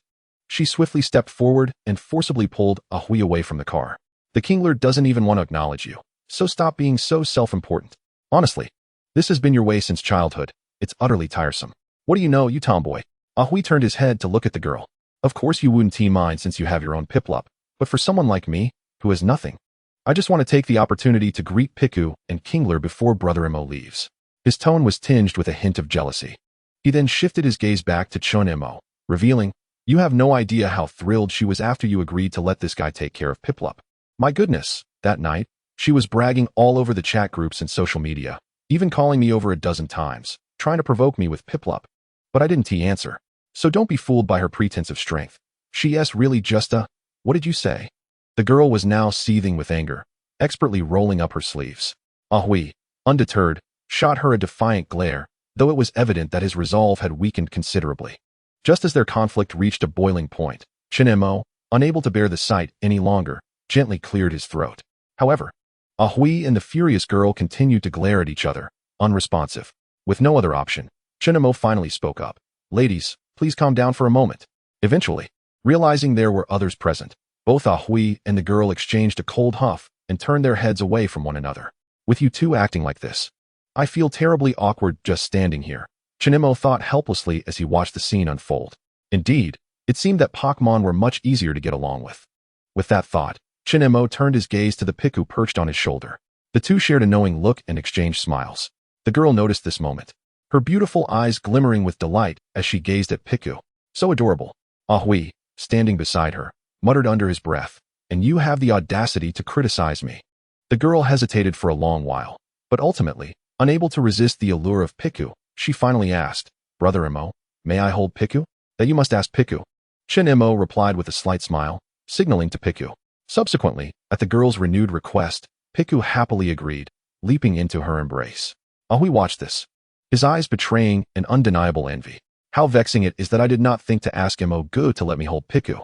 However, upon noticing the girl casting a radiant gaze towards him, Ahui immediately let out a cold huff, raising his head slightly, assuming an air of indifference. Chen Mo could only shake his head in resignation.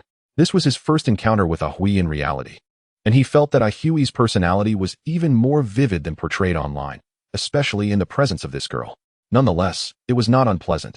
She was simply adorable. The softness of her fur was delightful to touch. The girl, oblivious to Ahui's sundera demeanor, held Piku in her arms, her face brimming with happiness. All right. After a brief moment, she slightly reined in her expression, resuming her poised demeanor as she softly introduced herself to Chen Mo.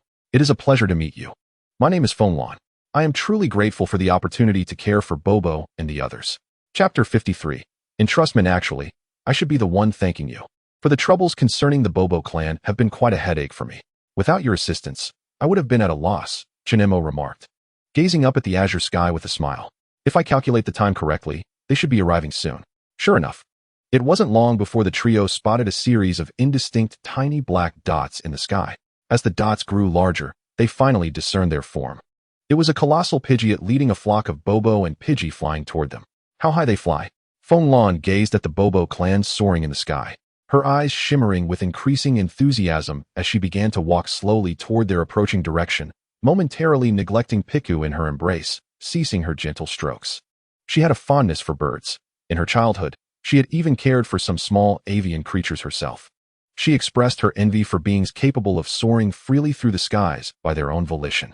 Ahui approached Chen Mo's side, observing the Bobo clan in the distance, and spoke softly. I believe this may stem from a dream of hers to fly, which was unfortunately curtailed due to family circumstances. You seem quite concerned about her. Chen Mo remarked with a smile, narrowing his eyes. His words instantly flustered Ahui, causing his face to flush crimson as he fumbled for a response. No, absolutely not. Mo, please do not say such things. Indeed, Chen Mo shrugged, choosing not to elaborate further.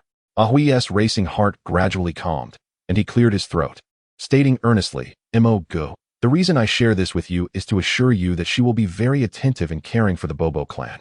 They shall not come to harm. As the Pidgey arrived later due to the long journey with some young Bobo, they smoothly landed and immediately spotted a young woman with a gleaming gaze, cradling Piku in her arms. Hi. Piku and BB Bird engaged in a brief exchange, and BB Bird quickly grasped the situation at hand. So it is you? Although prior consent had been granted by Chen Mo, this marked their initial face-to-face encounter, prompting BB Bird to scrutinize the woman before it with a keen and discerning gaze. As a creature that had endured the harsh realities of life in the wild, constantly threatened by the fierce Sparrow clan, BB Bird was particularly attuned to the nuances of goodwill and malice emanating from other beings. This sensitivity was precisely why BB Bird ultimately chose to follow Chen Mo strangely. It sensed an affection from this woman that surpassed even that which Chen Mo radiated toward their kind. Another peculiar human. BB Bird cast a long, contemplative glance at Feng Lan, then let out a melodious chirp, flapping its wings as it soared past her to perch beside Chen Mo. Shortly thereafter, Piku also greeted Feng Lan, bouncing back to Chen Mo's shoulder. You've worked hard, Chen Mo said with a smile, gently stroking BB Bird's back. BB Bird has flown away. Feng Lan gazed enviously at the BB Bird beside Chen Mo, though she yearned for all of them. She understood that BB Bird had already chosen to accompany Chen Mo. However, she still had her own companions. Turning her attention to the observing and scrutinizing members of the Bobo clan before her, a gentle smile blossomed on her face, one she had never displayed before. Welcome to your new home. My name is Feng Lan, and I will be living with you from now on. I kindly ask for your guidance. The Bobo clan exchanged glances, hesitant yet silent in their response. Feng Lan remained patient, awaiting their reaction. At last, one Bobo stepped forward from the group, flapping its wings before finally alighting on her shoulder. Bobo. It chirped brightly, prompting a chorus of responses from the other Bobos and BB Bird, who then flocked toward Feng Lan, surrounding their future caretaker. From a distance, Chen Mo observed the Bobo perched on Feng Lan's shoulder. It appeared familiar, and after confirming through the ability of his eye of detection, he realized it was indeed the same little Bobo that had protected Piku. This is good. A faint smile graced Chen Mo's lips as he watched the scene unfold. He turned and strode toward the direction of the off-road vehicle, noticing Chen Mo's movements. Ahui quickly inquired, Brother Mo, where are you headed? Of course, I am preparing to return, Chen Mo replied, pausing to face Ahui. This trip was primarily to escort the Bobos. Aside from that, I wish to meet your friend. Now that I have done so and confirmed everything, there is no reason to linger. Brother Mo, Feng Lan approached swiftly, cradling the little Bobo in her arms. Chen Mo gazed at the girl who had garnered the approval of the Bobo, smiling as he spoke first. Initially, it may have been due to my influence, but now, it is you who has earned their recognition, and my involvement is minimal. Therefore, there is no need for expressions of gratitude. Oh, by the way, if possible, I hope you can encourage the Bobo to engage in regular exercise. The Bobo Express model is actually a splendid method. I hope you do not forget it. Upon hearing this, Feng Lan awkwardly smiled, feeling as though she had been seen through. In truth, she never intended for the so-called Bobo Express to operate normally. It was merely a guise to keep the Bobo close by her side. Whether it was profitable or not mattered little to her. Seeing this, Chen Mo sighed with a smile and briefly recounted a tale from the original story set on an island called Bobo Island. Thus, I hope that when I return here next time, the Bobo have not been so well cared for that they forget how to fly. I understand, Feng Lan nodded earnestly. Witnessing this scene, Chen Mo began to harbor doubts. Please do not tell me that this Bobo Express is entirely fictitious. No, Feng Lan hastily replied. Initially, I only intended to adopt the Bobo, but my family imposed a condition, suggesting I use this method to care for them. Family? Chen Mo inquired, puzzled. What sort of family would prevent their daughter from keeping her distance from the loathed beasts of the world, yet encourage her to draw near? At that moment, Ahui gently cleared his throat. Brother Mo, let me simplify this for you. The head of the criminal investigation team, Wang Changming, is actually her brother-in-law. You should have encountered him the last time you brought Piku in. Chapter 54. Companions on the journey without needing Ahui's reminder. Chen Mo already envisioned the figure of a middle-aged policeman in his mind. He held a vivid impression of Officer Wang, primarily due to the kindness he had shown that fateful night. If his memory served him right, Officer Wong had even mentioned awarding him some commendation after the live stream concluded, which would likely transpire in the coming days. I believe I grasp the situation now, Chen Mo mused, contemplating many thoughts in that fleeting moment. However, in the presence of Ah Hui and Feng Lan, he refrained from revealing his inner emotions. Casting another glance at them, he wore a slight smile. In light of this, let us endeavor to try. I eagerly anticipate the day when the Bobo fully integrate into society. Rest assured, Feng Lan nodded vigorously. In the presence of Chen Mo, someone of the same age, she unconsciously adopted a respectful tone. After a brief pause, she looked at him earnestly, raising her fist in encouragement. Brother Mo, please do not abandon your dreams. I shall steadfastly support you. Ahui glanced at Feng Lan and resolutely declared to Chen Mo, I feel the same. Chen Mo was taken aback for quite a while. He gazed at the two steadfast supporters looking at him, and the sensation of receiving encouragement in person was entirely different from before. It was as if a refreshing spring had suddenly flooded his heart and lungs, revitalizing his entire being, sweeping away the latent fatigue within him. This might be the greatest joy I, as an ordinary person, could ever experience. With a gentle smile, Chen Mo sincerely expressed his gratitude. Thank you. Then, why did you follow me? Chen Mo asked, looking at Ah Hui, who was seated in the passenger seat, his face illuminated by the bliss of finally holding Pikachu. A wave of confusion washed over him. Feng Lan must really need your help right now. Mo go. She's quite the tomboy. She can handle Bo's situation all by herself. My presence would probably be more of a nuisance to her. Or she might even suspect I'm trying to abscond with her Bobo saying this. Ah Hui let out a deep sigh. I know her too well. Really? Chen Mo inquired. Absolutely. You have no idea, Mo go. I've known her since we were 3 years old. We were classmates from kindergarten through high school. Although we went to different universities, we still ended up in the same college. So I dare say, apart from her parents, no one understands her better than I do. Ah Hui spoke at length about Feng Lan, recounting tales from her childhood skirmishes with other children to her secret crushes on male classmates during her school years, displaying an impressive breadth of knowledge, almost as if he were a self-proclaimed expert. Chen Mo remained silent, a slight smile gracing his lips as he faced the spring breeze wafting through the car window, murmuring, Youth is truly wonderful. What did you say, Mo go? Nothing. Chen Mo shook his head. So, what does this have to do with you getting into my car? I am about to head home. Where are you going? Don't rush, Mo go. It's rare for us to meet offline, Ah Hui said, glancing at an approaching intersection in the distance. Mo go. Turn left at the upcoming junction, don't get it wrong. Huh. In response to Chen Mo's confusion, Ah Hui offered a mysterious smile. Mo go. Do you remember the gift I mentioned I wanted to give you? I remember, Chen Mo replied, maintaining a composed demeanor despite having forgotten due to various distractions. Unperturbed, Ah Hui continued, Actually, Mo go. I found you a new home. What?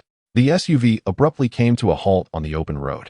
The suddenness of the stop even causing the previously quiet King Carp in the back seat to glance towards the driver's seat. Before Chen Mo could utter a word, Ah Hui sensed the gravity of the situation and quickly reassured him. Don't worry, Mo go. You've been looking for a suitable house, haven't you?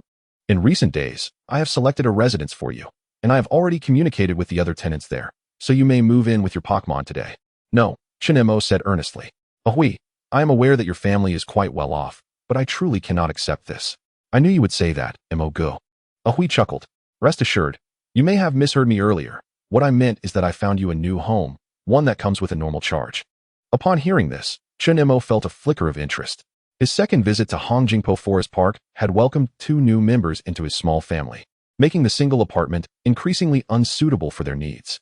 Although the landlord, an elderly lady, had called after the incident with Piku, hinting that she would prefer for him to remain, Chen Mo gazed up at the enormous Pidgeot circling in the sky, noticing Chen Mo's movement.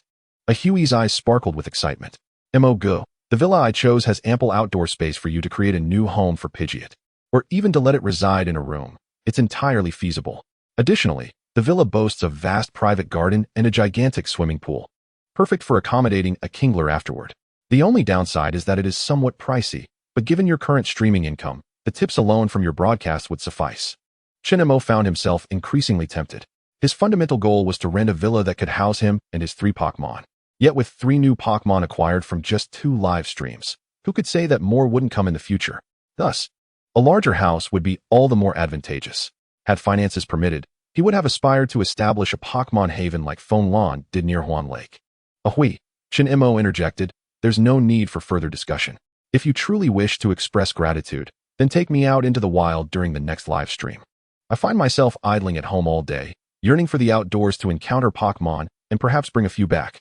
After all, I cannot allow Feng Lan to bask in glory alone. Hui grinned foolishly, revealing his intentions. Chen Mo smiled as well. He was genuinely grateful to Hui, for he was the one who had tipped the most in the live stream. In a sense, this apartment was almost a gift from Hui to him. All right, I promise, Chen Mo nodded. However, in terms of Pokémon, for now, it all depends on the bond you form with them. Don't worry, Mo go, with my charm. I'm sure to catch at least one Pokémon, Hui declared confidently, lowering his gaze to the Piku cradled in his arms. His tone now laced with anticipation for the unknown journey ahead. Little Piku, you agree with me, don't you? Chapter 55. A new beginning. Despite Chen Mo's earnest attempts to envision the residence where he would soon reside, the reality surpassed his imagination upon arrival. Most significantly, although the dwelling itself was not overly expansive, spanning merely 2 stories with a total area of around 70 to 80 square meters, it generously allocated the majority of space to the courtyard, aligning perfectly with Chen Mo's desires. Brother Mo, I understand you well. I know that, given your temperament, you might feel indifferent about your own living space, but the area for the elves must be ample and splendid, Hui proclaimed with a proud expression. How do you find it? Quite lovely, isn't it? Indeed, I am quite pleased. As Chen Mo's words of praise resonated, Hui's smile grew even brighter. Having already obtained the keys to the room, he led Chen Mo and Piku through the grand entrance and into the living room. The individual who purchased this villa was a friend of a friend. He confided in me that he was not particularly fond of this place. After moving in for a few days, he felt that the space was rather cramped and uninspiring, failing to reflect his lifestyle. Thus, he decided to rent it out. Hui explained slowly, surveying the almost empty living room. Since he grew weary of it so quickly, most of the furnishings are yet to be acquired. Therefore, Brother Mo, while moving in today poses no issues, you will need to procure some furniture for the future. That's all right. I still have some furniture from my previous apartment. I can transport it over shortly, and I'll purchase the rest later. All right then, once we finish exploring, I shall accompany you. No need, I can manage alone. It's quite late already. Ah, Brother Mo, I also have a unit here. We are neighbors, Hui declared, gesturing towards a larger villa in the distance from the terrace on the 2nd floor. With Hui's assistance, the moving process became significantly smoother. Furthermore, Hui had driven over a vehicle from his own residence, enabling the two of them to efficiently clear out Chen Mo's belongings from his single apartment in just a couple of trips. That's it then, Brother Mo. I won't disturb you any longer today. I shall return tomorrow to check on Piku, Hui said.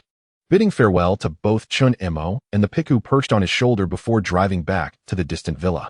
It was evident that in the coming days, Hui would frequently visit, becoming a familiar presence in Chen Mo's home.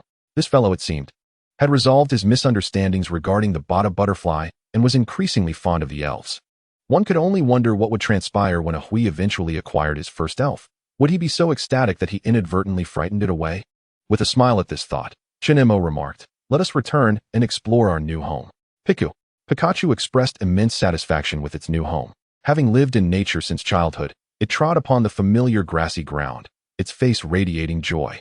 In stark contrast, Bird maintained its usual demeanor of aloofness, perched upon the branches of a tall tree in the backyard, resembling a vigilant guardian, quietly observing the surroundings of the villa. It was only when Chen Mo noticed and urged it to relax that Bird slowly closed its eyes and, adhering to the habits cultivated during its time in the Hongjingpo forest, leaned against the trunk to rest. Meanwhile, King Carp, who had no particular demands regarding its living conditions, remained motionless and quietly nestled in the water-filled pool, much like it had in its storage box. Standing on the balcony of the 2nd floor, Chen Mo crossed his arms on the railing, enjoying a splendid view that allowed him to keep a watchful eye on the movements of the 3 Pokémon.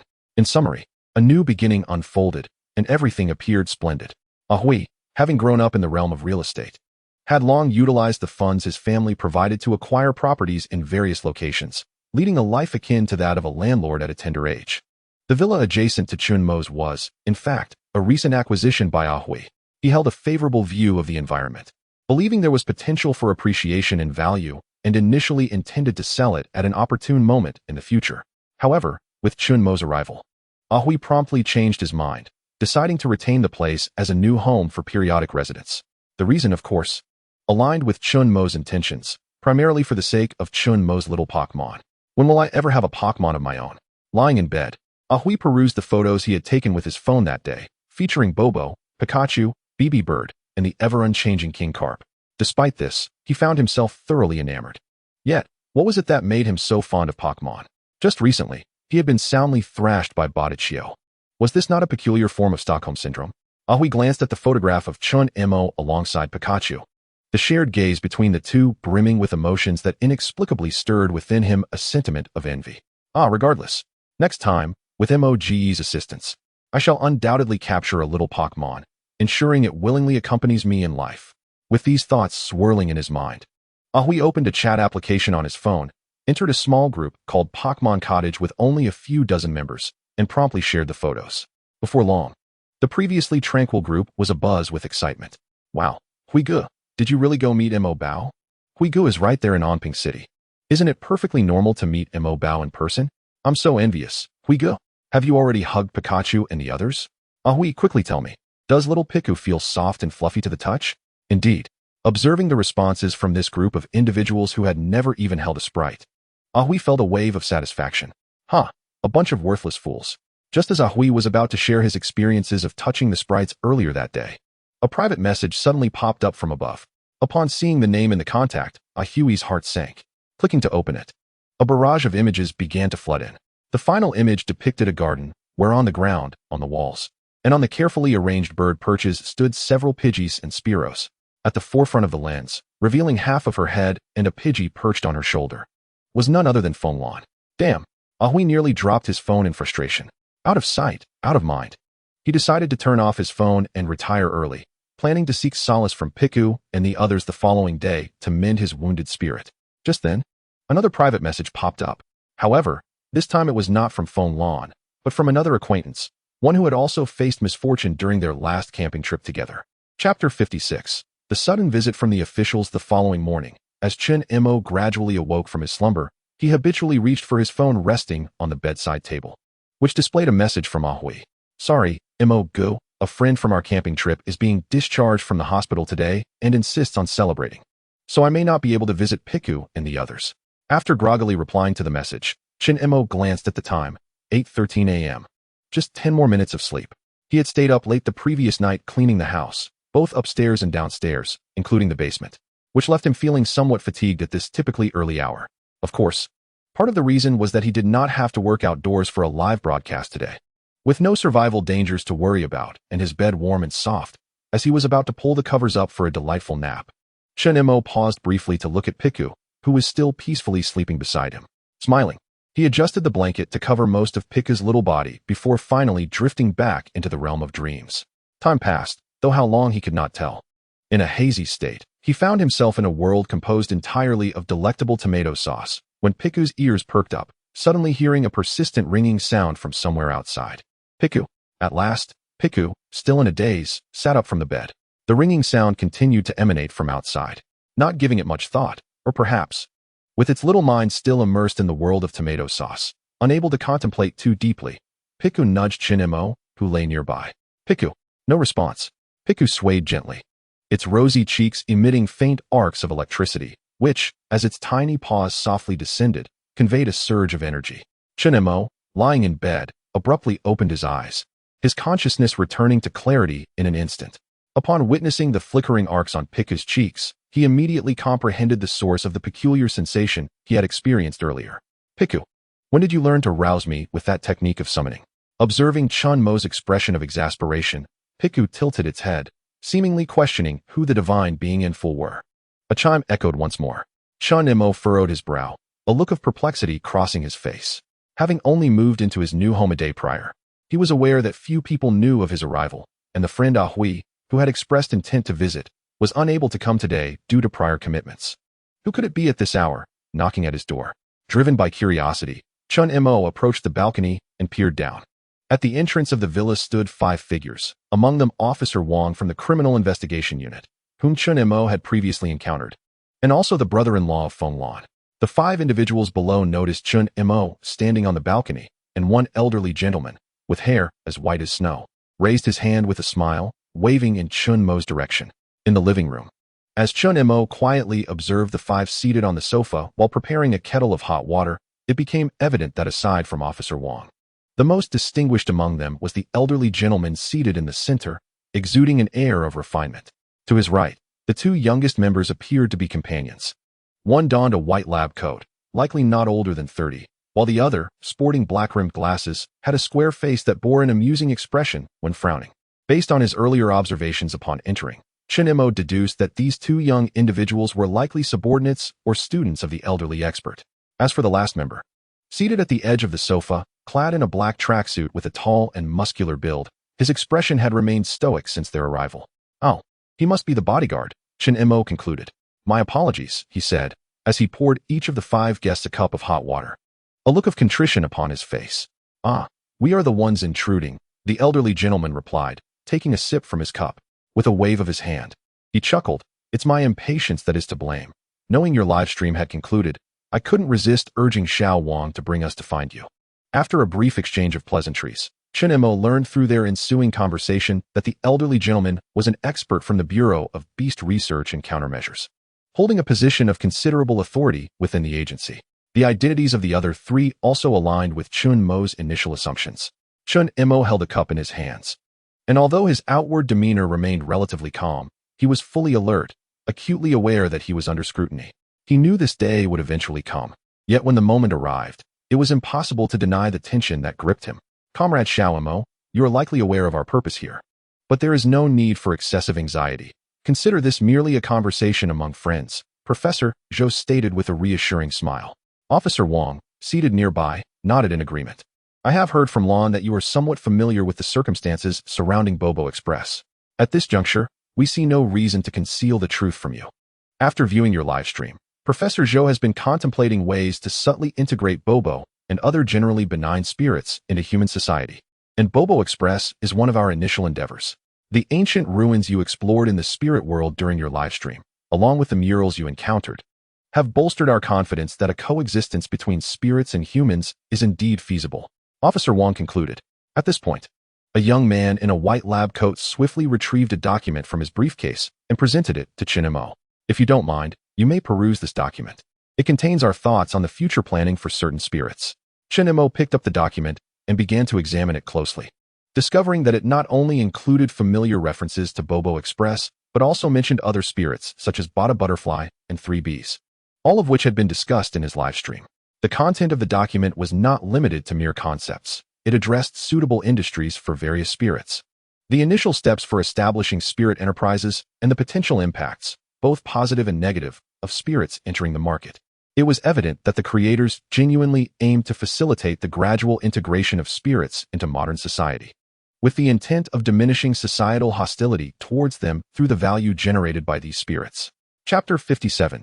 Refusal. Prior to Bobo Express being mentioned by Ahui, Chen Mo had never contemplated the idea of integrating spirits into society through such a means. The reasons were straightforward: inherent cognitive limitations and personal constraints. In his original vision, Chen Mo's primary goal during the initial phase was to utilize live streaming to educate the public, thereby fostering a growing acceptance of spirits and increasing the presence of individuals like Ahui in society. This approach mirrored that of his predecessor, the chosen one by Chekrom, Arceus.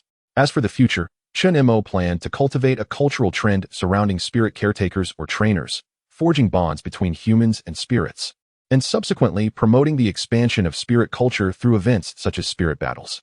In this moment, Chen Mo must concede that he is, in many respects, an ordinary individual, possessing limited abilities.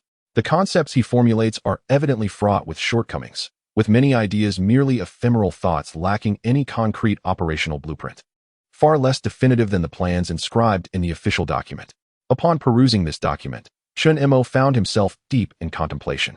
The official source provided a limited number of sprites, perhaps merely 3 or 5, yet he remembered vividly that in the original realm of sprites, there existed numerous beings closely intertwined with humanity, even coexisting in harmony. Notable among them were the renowned Howley Moving Company, the Magnemite and Electrode working within the power plant, and the esteemed families of Junsha and Xiaoyi, which were served by the Houndoom and Chansey species. The hall was enveloped in silence, save for the occasional rustle of papers by Chen Mo. Professor Zhou and his companions exhibited no haste, patiently awaiting developments. After all, the longer one scrutinizes, the more earnest their interest is perceived to be regarding the document in question. Events were unfolding as anticipated. As they waited, Hu Chengliang, feeling a twinge of boredom, gazed out through the expansive floor-to-ceiling window, observing the scenes in the backyard. From the moment he entered the living room, he had noticed the Piku frolicking in the garden and the Kingler splashing about in the pool. It was reminiscent of the scenes he had witnessed during the live broadcast. As he watched Piku playfully engaging with Kingler, mesmerized by the fountain of water erupting from Kingler's mouth, he became momentarily entranced. Suddenly, he perceived that Kingler seemed to pause and spoke something to Piku, whose small face gradually transformed into a serious expression. In an instant, Piku scurried out of the pool and dashed toward the garden wall, calling out upwards. A colossal avian sprite descended swiftly, identified by Hu Chengliang as a Pidgey, a familiar sight from the broadcasts he regularly watched. Upon seeing Pidgey descend, Piku hurriedly communicated something to it, engaging in what appeared to be a fervent plea. Pidgey's expression conveyed a sense of hesitation, yet unable to withstand Piku's persistent entreaties, it ultimately nodded in agreement, seemingly acquiescing to some request. Just then, Hu Chengliang was startled to see Pidgey suddenly turn its head, casting a piercing gaze in his direction. The intensity of that gaze, akin to a sword, caught the unprepared Hu Chengliang off guard, prompting him to rise abruptly from the sofa. Chen Mo paused his reading, while Professor Zhou shifted his attention toward his apprentice. A look of confusion and growing ire evident in his eyes. The man in the white coat nearby wore a smirk of schadenfreude. I apologize. Upon realizing that the attention of everyone had turned toward him, Hu Chengliang sheepishly smiled and quickly settled back onto the sofa. Chen Mo turned around and immediately spotted the Pidgey and Piku in the courtyard. Seemingly grasping what had just transpired, Chen Mo hastily spoke up. I apologize. That BB bird is my pet sprite. It usually prefers to perch outside in the trees rather than linger in the courtyard. As he spoke, Chen Mo cast a puzzled glance at Piku and the BB bird. Perhaps noticing the attention directed their way, Piku turned, gazing in Chen Mo's direction, and playfully flashed a shy smile. Do not be alarmed, everyone. It is likely that the BB bird descended because of Piku, so there is no cause for concern. With that, understanding settled in the room once more. After receiving a stern look from the mentor, Hu Chengliang remained quiet for a while, though his peripheral vision could not resist stealing glances toward the earlier commotion. At that moment, the BB bird appeared to have returned to the visible area, while Piku scampered back to the poolside to frolic with the king carp. Finally, as Chen Mo closed the file and placed it on the table, Professor Zhou spoke earnestly. Comrade Xiao Mo, as the initiator of the concept of harmonious coexistence between humans and sprites, we wish to hear your thoughts, should you choose to trust us. The anticipated moment had arrived, as it was bound to. Yet, after perusing the document and sensing the sincerity emanating from the official source, Chen Mo felt his previous tension dissipate. To be honest, I have no objections. Your plans are already commendable, and I am merely an ordinary individual in the realm of commerce, unable to provide much assistance. However, Chen Mo paused momentarily before continuing. I can certainly recommend some sprites whose personalities and traits would undoubtedly suit this list. Upon hearing this, the expressions of everyone present, except for the bodyguard, brightened with a hint of a smile. This was a most encouraging sign. Professor Zhou and Officer Wang exchanged glances. Subsequently, Professor Zhou spoke slowly.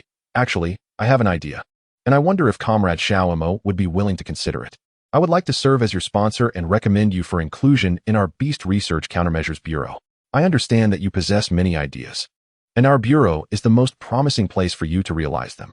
Of course, I am aware that young people often harbor certain misconceptions about official organizations, but I assure you, in our bureau, while disagreements may arise, there is nothing as sordid as you might imagine. All eyes turned to Chen Mo, including that of the seemingly indifferent bodyguard, awaiting his response. At this moment, Chen Mo contemplated deeply, observing the gazes of the crowd, particularly the expectant expression on Professor Zhou's aged face. However, with a gentle sigh in his heart, Chen Mo replied, I am sorry, Professor Zhou, but I must respectfully decline your invitation. Chapter 58.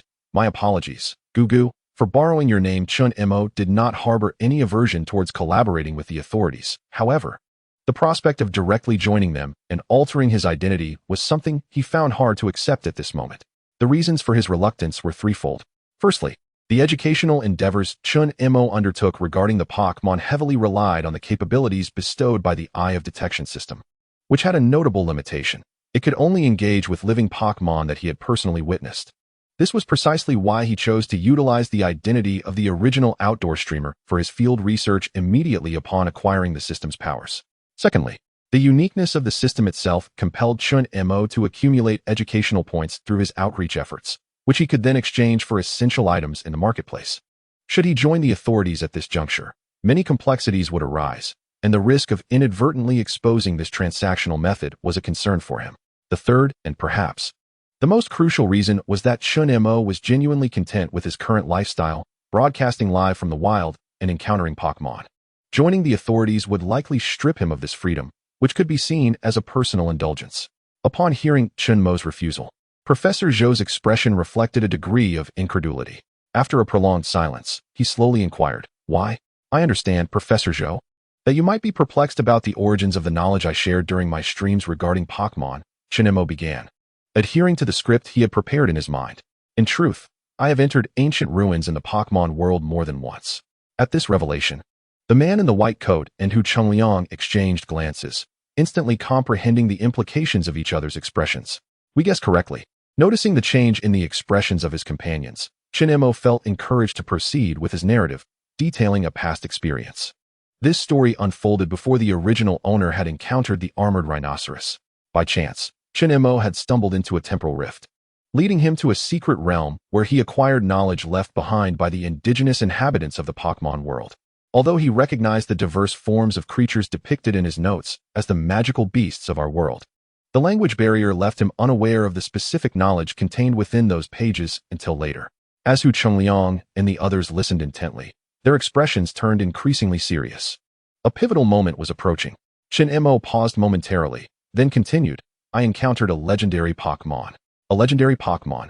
Following the recent incident, the crowd, particularly Hu Chungliang, who was acutely sensitive to the legendary Pokémon, was taken aback.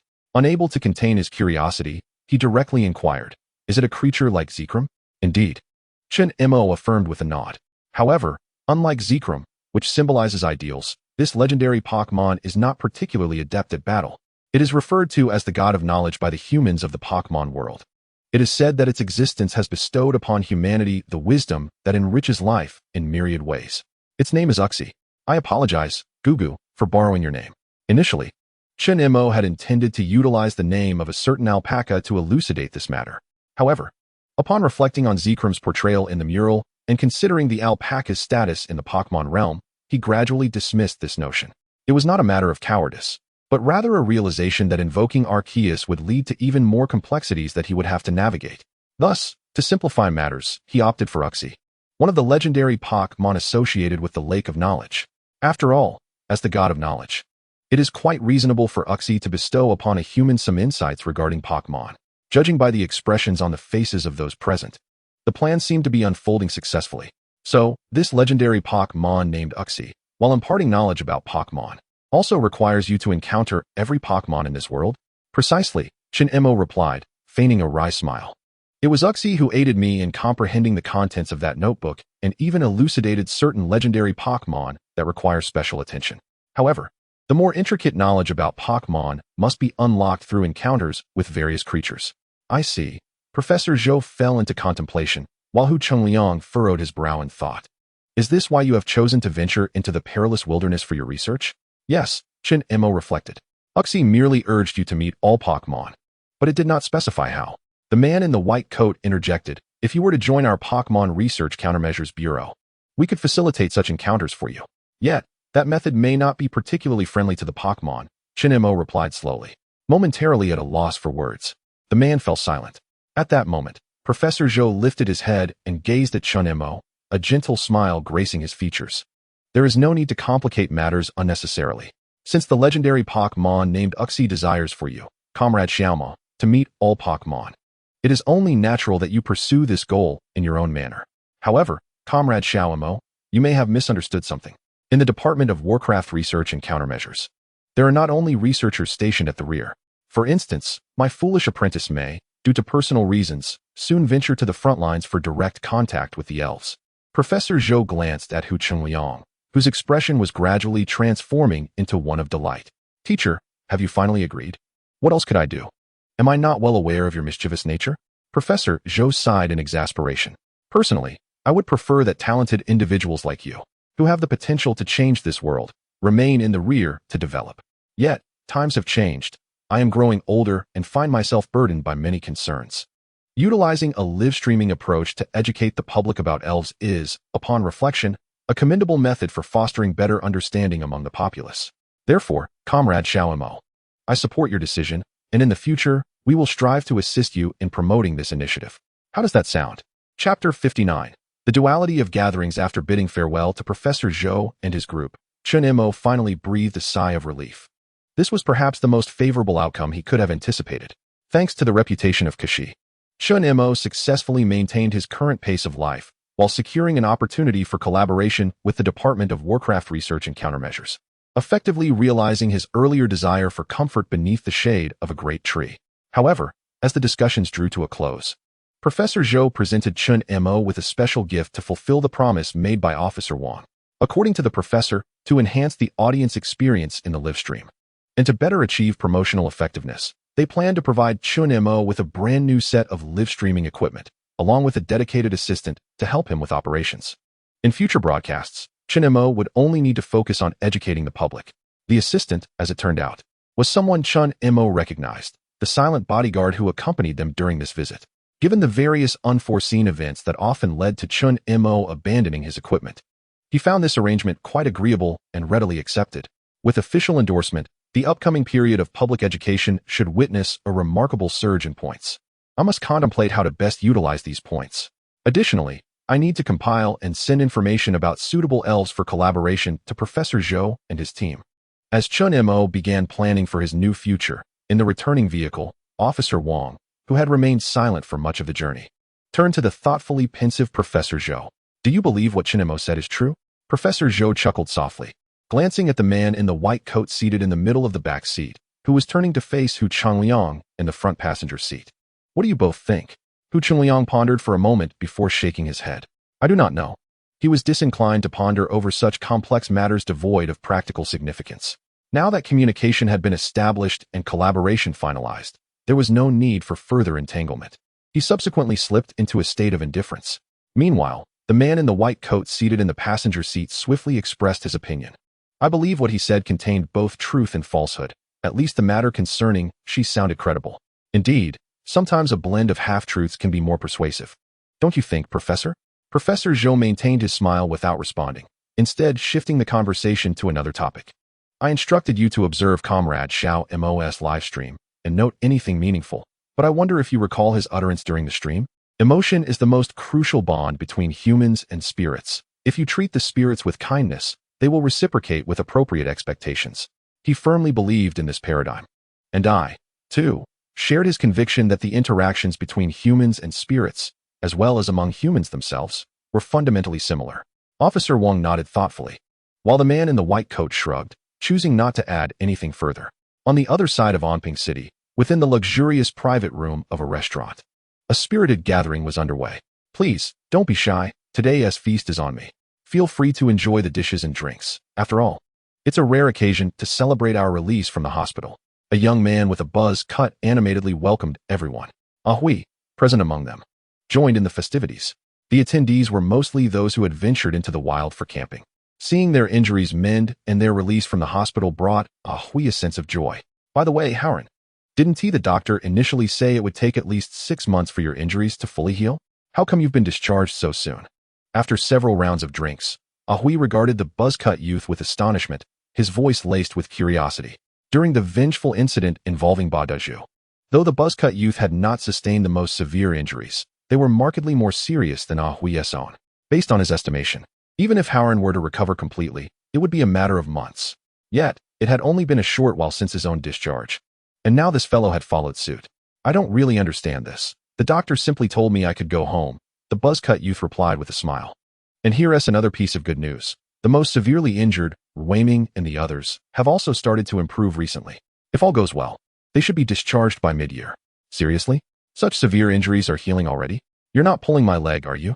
Although aware that their group had initially erred, hearing that his friends were recovering and wouldn't face a lifetime of disability transformed Hui's mood entirely. Ha ha ha. Hui, there's no need for such excitement. Meanwhile, another voice emerged from the room. Howren's words should indeed hold truth. You must be aware that I have an uncle who serves as a director at a hospital in the capital. A few days ago, My uncle returned from the capital and discussed certain matters with my parents. He mentioned that the nation has now confirmed that following the invasion of our world by the beasts, due to some still unclear reasons, the overall physical fitness of humanity has indeed been steadily improving, with our bodily recovery capabilities far surpassing those of humans prior to the invasion. In fact, I believe you. Ahui must have sensed this yourself. After all, you suffered significant injuries, yet you were discharged from the hospital remarkably quickly. Upon hearing this, the gloom that had been lingering in Ahui's heart due to his companion's injuries began to dissipate. He chuckled. It seems that way. I thought my swift recovery was merely due to my regular training and good health. Oh please, retorted the buzzcut youth. From what I understand, aside from camping, you usually just laze around at home, don't you? He absent-mindedly patted his own buzz cut. Speaking of which, what a pity for my luxurious locks. All thanks to that wretched butterfly demon. Not only did I spend so long in the hospital, but I also lost my beautiful hair. If I ever get the chance, I will make that butterfly demon pay. You're getting a bit carried away, aren't you? You think I don't know your personality? The next time you see that butterfly demon, you'll probably run away faster than any of us. However, Haren was right. Those butterfly demons truly deserved their fate. We had done nothing to provoke them, yet they charged at us unprovoked.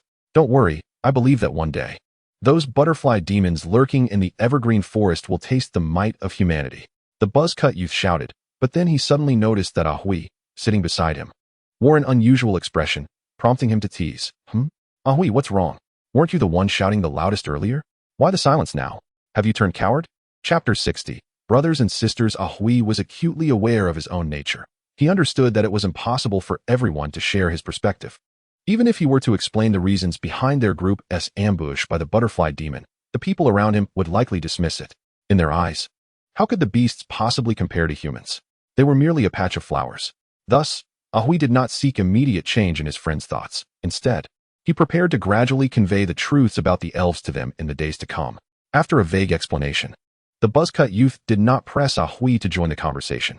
However, with the absence of the usually most vibrant member, the gathering felt somewhat lacking. The buzzcut youth pondered for a moment before quickly steering the topic elsewhere. Never mind, brothers, let us not dwell on the butterfly demons anymore. It's hard one that we've all recovered. Continuing this discussion feels a bit strange.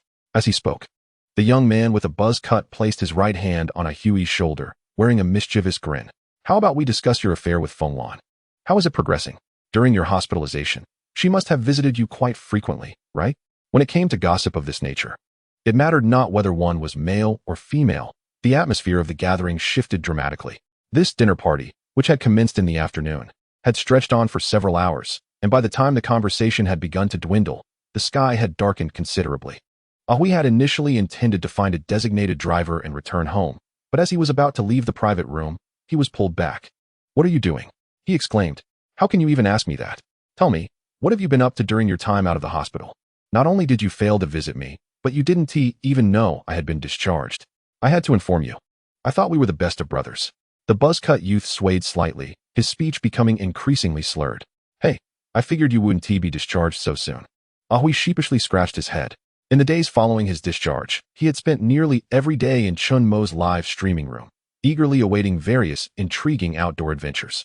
When Chen Mo was not broadcasting, he engaged actively in Chen Mo's fan group and the smaller group dedicated to the Sprite Cottage, discussing an array of sprites and fantasizing with fellow group members about what their first sprite would be. How about this? In a few days, I'll treat you to a meal, and you can choose the location. Does that sound fair? Feeling somewhat guilty, Ahui hastily proposed a gesture of goodwill. However, when he turned around, he found that the inebriated young man had already slumped over the dining table, fast asleep. Sighing, Ahui reflected on their long-standing friendship, which had begun in their student days. Among his acquaintances, only Fenglan had known him longer than this buzzcut youth. Let us get him home, he thought, just as he collided with a restaurant service counter. Good evening, sir. Here is your bill. Would you like to settle it now? Ahui's worries resurfaced. Initially intending to return home directly, he ultimately followed the designated driver to the buzzcut youth's residence. What a disastrous day this has been. I should have just cancelled and gone to see Mo Good to watch sprites instead. Supporting the buzzcut youth, Ahui deftly retrieved the keys from the young man's pocket, hesitating for a moment before unlocking the villa's door and making his way to the living room. Just as he was about to escort the young man to his bedroom and take his leave, a petite figure, still drowsy and rubbing her eyes, descended the staircase from the second floor. Her eyes brightened upon seeing Ahui. Ahui-go? Good evening. Sorry to disturb your rest. Observing the young girl before him, who had just entered her middle school years, Ahui smiled faintly. No, I merely awoke at this moment. The girl appeared somewhat bashful, her brows furrowing slightly upon noticing the silhouette of someone leaning against Ahui's shoulder. Who is this? Your brother. Oh, the girl knitted her brows. Yet her upbringing instilled in her a sense of decorum, prompting her to offer Ahui a slight bow. Thank you, Brother Ahui, for bringing him back. One brother, utterly intoxicated, and a sister, obedient and sensible. Gazing upon these siblings, born of the same lineage yet bearing starkly contrasting temperaments, Ahui felt a profound sense of helplessness. Have your parents gone on another business trip? Yes. It's quite remarkable that you're home alone while Hao Ran still seeks us out for drinks. What a character. It's all right. I can take care of myself. Ahui let out a soft sigh, opting not to pursue this topic further. You should return to rest early. Xiao Kai, I will escort your brother to his room and then prepare to leave. Actually, Brother Ahui, you could just leave him in the living room or outside. After all, he is quite resilient and nothing will happen to him. Ahui, noting the girl's frigid tone, mused that perhaps today was indeed not a suitable day for outings. No worries, we've come this far. It would be better to take him to his room, especially since he has just recovered from an illness. A cold would be detrimental. In the midst of their conversation, Ahui faintly perceived the girl mumbling something, though the words eluded his grasp due to their softness. After tending to the young man with the buzz cut, Ahui was about to leave when Xiao Kai intercepted him. Brother Ahui, you must have indulged in quite a bit of drink with him as well. Why not stay here for the night? There are plenty of rooms available. As he looked at the girl blocking his exit, Ahui couldn't suppress a sigh. This was precisely why he hesitated to come here. Ultimately, he found himself unable to refuse her offer. He watched as she declared her intention to prepare a hangover remedy and then cheerfully made her way to the kitchen on the first floor. Casting a glance back, he saw the buzz-cut youth sprawled on the bed, sleeping soundly like a log. Damn it, all because of you. However, perhaps it was time to have a discussion with Xiao Kai. Today's youth seemed far too mature for their age. Shaking his head, just as he was about to step outside, a backpack leaning against the wall suddenly toppled over, landing squarely on his foot. Isn't this the one used for camping? How careless of you, Hao? The moment he picked up the backpack, Ahui felt a peculiar movement within it. Was it merely a figment of his imagination? He furrowed his brow. Just as he was about to find a more suitable place for the backpack, another tremor emanated from it, this time unmistakably real. Ahui's south body froze in place, his gaze fixed on the backpack in his hands, filled with disbelief. Chapter 61. Ahui's Fury Once. During a video call confrontation in Chen Mo's livestream, Ahui had mentioned a peculiar discovery made by a friend, a unique bird's egg. That friend was none other than the young man with a flat head, Hao Ran, who was currently resting in bed. If Ahui recalled correctly, the very backpack used to contain the egg was this one before him. No, it cannot be. I distinctly remember that we asked him to return the egg, and he indeed did so. I witnessed it with my own eyes. The backpack trembled once more, plunging Ahui's mind into a state of confusion. Footsteps echoed from the entrance, accompanied by a melodious voice. Brother Ahui, the hangover soup is almost ready. Xiao Kai ascended to the second floor, only to find Ahui still in the room with the flat-headed youth, his head bowed and gripping a travel backpack tightly. Sensing something amiss, she was taken aback when Ahui's low voice broke the silence. Apologies, Xiao Kai. I wish to be alone for a while. Before Xiao Kai could respond, Ahui turned and left for another bedroom without a backward glance. This was the first time Xiao Kai had witnessed such unusual behavior from Ahui. Her brows furrowed in concern and confusion. What has transpired? After a moment, she glanced back at the flat-headed youth, who was still slumbering soundly. Although she had begun to suspect the truth, nothing could prepare her for the emotional turmoil that washed over Ahui upon opening the backpack and discovering the green, worm-like spirit nestled within. Wah! As light filtered through the gap in the opened backpack, the green creature, having never before encountered light, emitted a faint sound. For it, born into darkness, this was its inaugural glimpse of the outside world, blinding and harsh. Beyond the light, it discerned a towering figure. Creatures often instinctively regard the first being they encounter after birth as kin, and this spirit was no exception. The green worm-like spirit began to crawl toward the silhouette bathed in light, though its frail body rendered the journey excruciatingly arduous. At that moment, trembling hands gently lifted it, the motions delicate and careful, cradling it softly into a realm of brightness. Almost instinctively, it nuzzled against the tender palms that held it. It was then that it heard the trembling voice of the figure. I'm so sorry, truly sorry. The spirit could not comprehend the meaning behind those words. yet it sensed the profound sorrow and anguish emanating from the other. Wah! I'm sorry, green caterpillar, did I startle you? Wah! Ahui gazed down at the green caterpillar nestled in his embrace, whispering soothingly. Even someone with a limited understanding of sprites could discern that the current condition of the green caterpillar was dire, exceedingly so, exuding an aura of impending demise. At that moment, the door to the bedroom swung open, and a languid, familiar voice drifted in from outside. Ahui, what's the matter? Ahui often found himself easily swept away by his emotions, much like the last time he confronted Chen Mo in a live broadcast, where his fervor led him to disregard all else. This occasion was no exception. Even standing before him was arguably his closest friend. He gently set down the green caterpillar, his tone softening. Please wait a moment. With that, he hastened towards the buzz-cut young man with remarkable speed. That egg, why didn't you return it? The buzz-cut youth, roused by Shao Kai's insistence, was caught in a hazy stupor, oblivious to Ahui's unsettling demeanor. Egg? What egg? The egg of the Butterfree. The one you personally retrieved from its nest during our camping trip, which we asked you to put back. Ahui seized the young man's collar, his fury palpable. Finally, upon seeing Ahui's bloodshot eyes, the buzz-cut youth began to regain his senses. The egg. Yet before he could utter another word, his gaze was drawn to the green caterpillar sprawled atop the bedside table. The abnormality of the creature caused his eyes to widen in realization. A singular term flashed in his mind, magical beast. Oh, did you forget? It hatched from that egg you brought back. As Ahui spoke, the buzz-cut youth's memory stirred. I remember now, I brought it back, it was in my backpack. His expression shifted dramatically. Although he had indeed brought back the egg, without Ahui's reminder, he likely would have forgotten. A magical beast, still in its juvenile form. Ahui, what should we do? This must be one of the children of those Butterfree. Should we seize the opportunity to? Hey, what do you propose? Kill it. Or should we alert the Magical Beast Research Bureau to have them capture it? Ahui's derisive laughter cut through the air. No, I merely. The buzz-cut youth's sentence was abruptly interrupted by Ahui. Do you understand why the Butterfree attacked us? What Butterfree? Those Butterfree. Do you comprehend why they would assault us? Ahui's voice was laced with fury.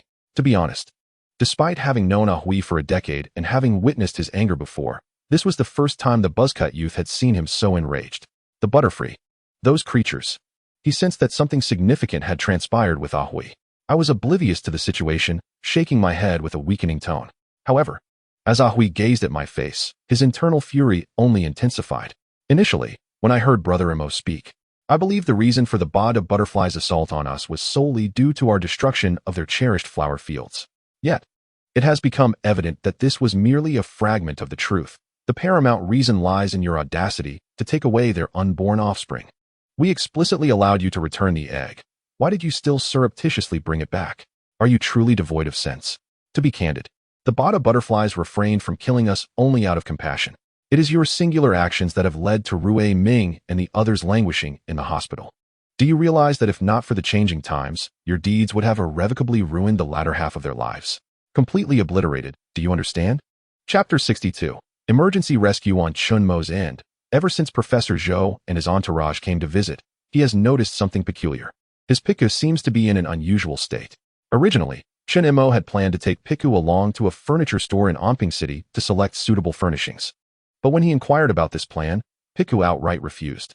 Indeed, the Piku, which usually never strayed far from him, declined his invitation to venture out.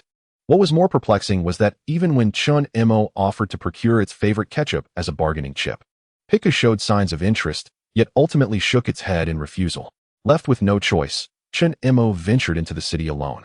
Upon returning home after successfully ordering the furniture, an even stranger occurrence awaited him. Piku was nowhere to be found.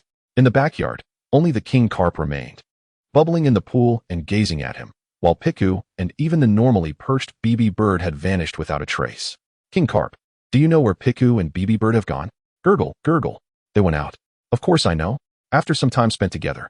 And owing to his incomplete aura of synergy, Chen Mo had managed to engage in rudimentary communication with his 3 Pokémon. However, delving into more intricate details remained a challenge. For instance, the information he could glean from the King Carp was exceedingly limited.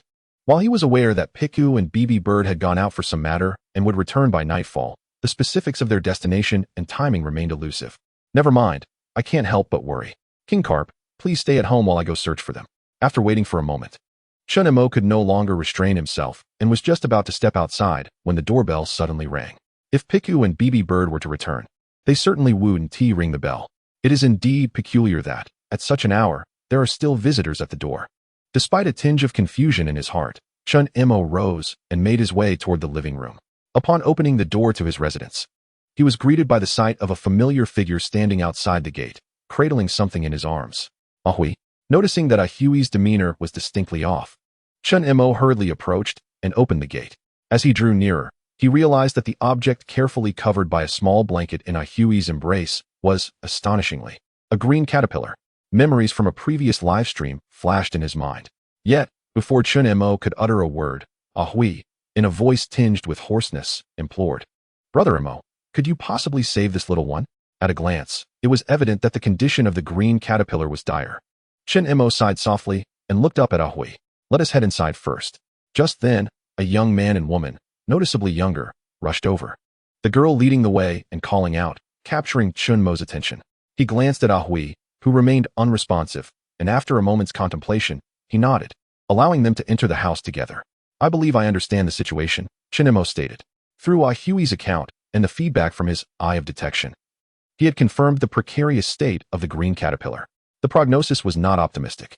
Much like some oviparous creatures in our world, the hatching of spirit eggs is heavily influenced by the surrounding temperature and humidity. Therefore, it would be a miracle if the caterpillar had managed to emerge under such conditions. As Chen Mo spoke, Ahui unconsciously clenched his fists, his expression fraught with tension. Meanwhile, the young man standing at the edge of the group lowered his head slightly upon hearing this.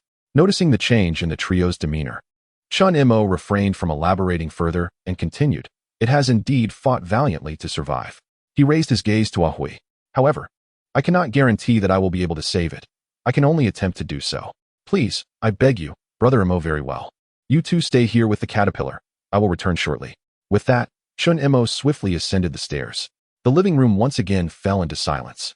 Xiaokai glanced towards the young man with the buzz cut. After a moment's hesitation, he bit his lip, on the verge of speaking, when the green caterpillar, resting on the blanket atop the table, emitted a faint chirp. Ahui quickly stepped forward, his eyes fixated on the caterpillar, which had just opened its eyes slightly. His voice brimming with anxiety. "Hold on a bit longer, little caterpillar. Brother Mo will surely find a way to save you." Perhaps sensing Ahui's distress, the caterpillar gently twisted its red antennae, brushing against Ahui's outstretched hand in a gesture of comfort. Footsteps echoed from the staircase. The figure of Chen Mo reappeared, holding a small bowl in his left hand and a diamond-shaped yellow block in his right. "Ahui, please crush this into small fragments suitable for the caterpillar to consume, and prepare to feed it," he instructed. Without further inquiry, Ahui complied. The yellow block was not exceedingly hard, and with the aid of a tool, he easily ground it into suitably sized pieces. Facing Ahui, the caterpillar obediently opened its mouth, following the given instructions and consuming the small yellow fragments one by one. "Water. Thank you, Brother Mo." After successfully ingesting all the yellow blocks, the caterpillar reclined back onto the blanket, closing its eyes once more. "Brother Mo." Ahui glanced at Chen Mo, his expression revealing evident anxiety.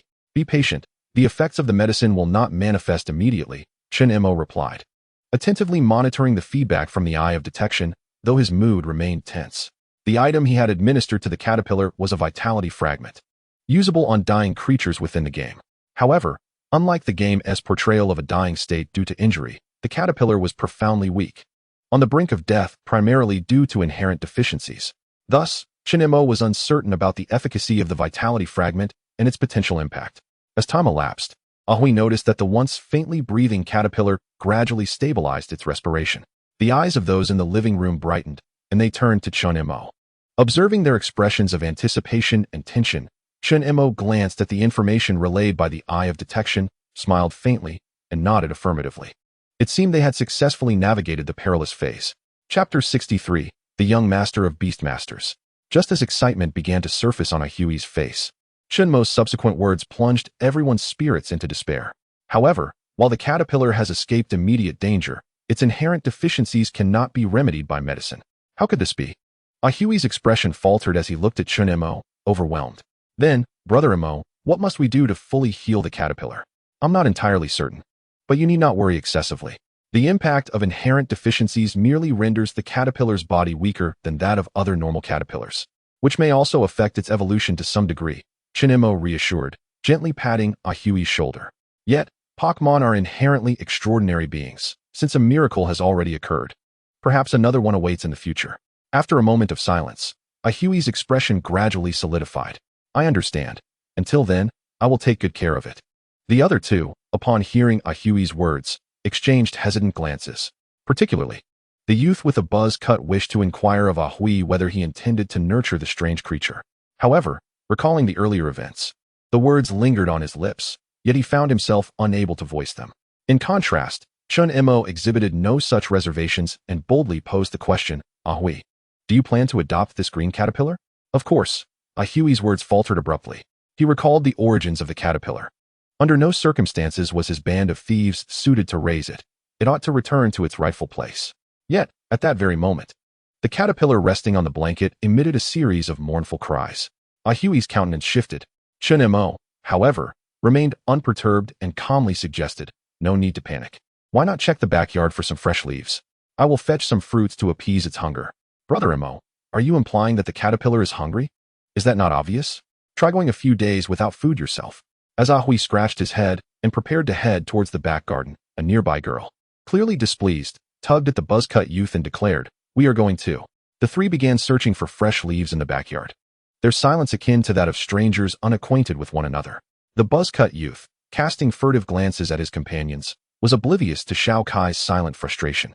She sighed internally and was about to alleviate the awkward atmosphere when an unusual sound echoed from above. Unbeknownst to the trio, in the pool, a peculiar red fish surfaced, gazing skyward at some unseen point. It did not take long for the three to notice, as the moonlight illuminated a dark shape rapidly enlarging in the sky. With a sharp, melodious sound, a massive avian creature appeared, its enormous wings casting shadows over them as it circled above the courtyard. This scene rendered Xiao Kai and the buzz-cut youth frozen in place, a singular thought echoing in their minds. We are doomed. Yet, at that moment, Ahui stepped confidently in front of them, greeting the formidable creature above with a calm demeanor. Good evening, BB Bird. The BB Bird, having already detected Ahui and understanding his intentions, exhibited little caution. It merely cast a sidelong glance at the two unfamiliar humans before tilting its head and emitting a soft call towards its back. In the next instant, a diminutive yellow figure leapt from the BB Bird's back, landing gracefully in the courtyard. Observing the three individuals before it, the tiny yellow sprite tilted its head, a look of curiosity gracing its features. Piku.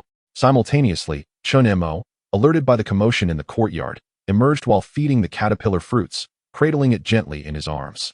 When Chen Mo finally saw Piku and Pidgey return safely, the anxiety that had been lingering in his heart at last subsided.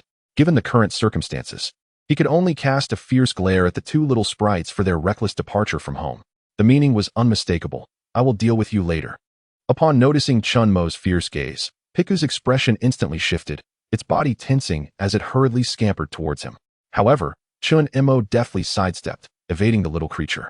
Aware of its misdeeds, Piku slowly approached Chen Mo, clutching the hem of his pants with its tiny paws, gently shaking it, while donning an exceedingly adorable expression, attempting to evade punishment. It was too late. Chen Mo was genuinely upset, and the consequences would be severe. He was not swayed by such antics and deliberately turned his head away, while Piku stubbornly endeavored to demonstrate its profound understanding of its mistake. This interaction between man and sprite left the bystanders, Xiao Kai and the young man with a flat cap, in a state of stupor. Beasts and humans? Before arriving here, they had only heard Ahui mention a person named Brother Mo who could heal caterpie, yet they had no clear understanding of this Brother Mo's actual situation.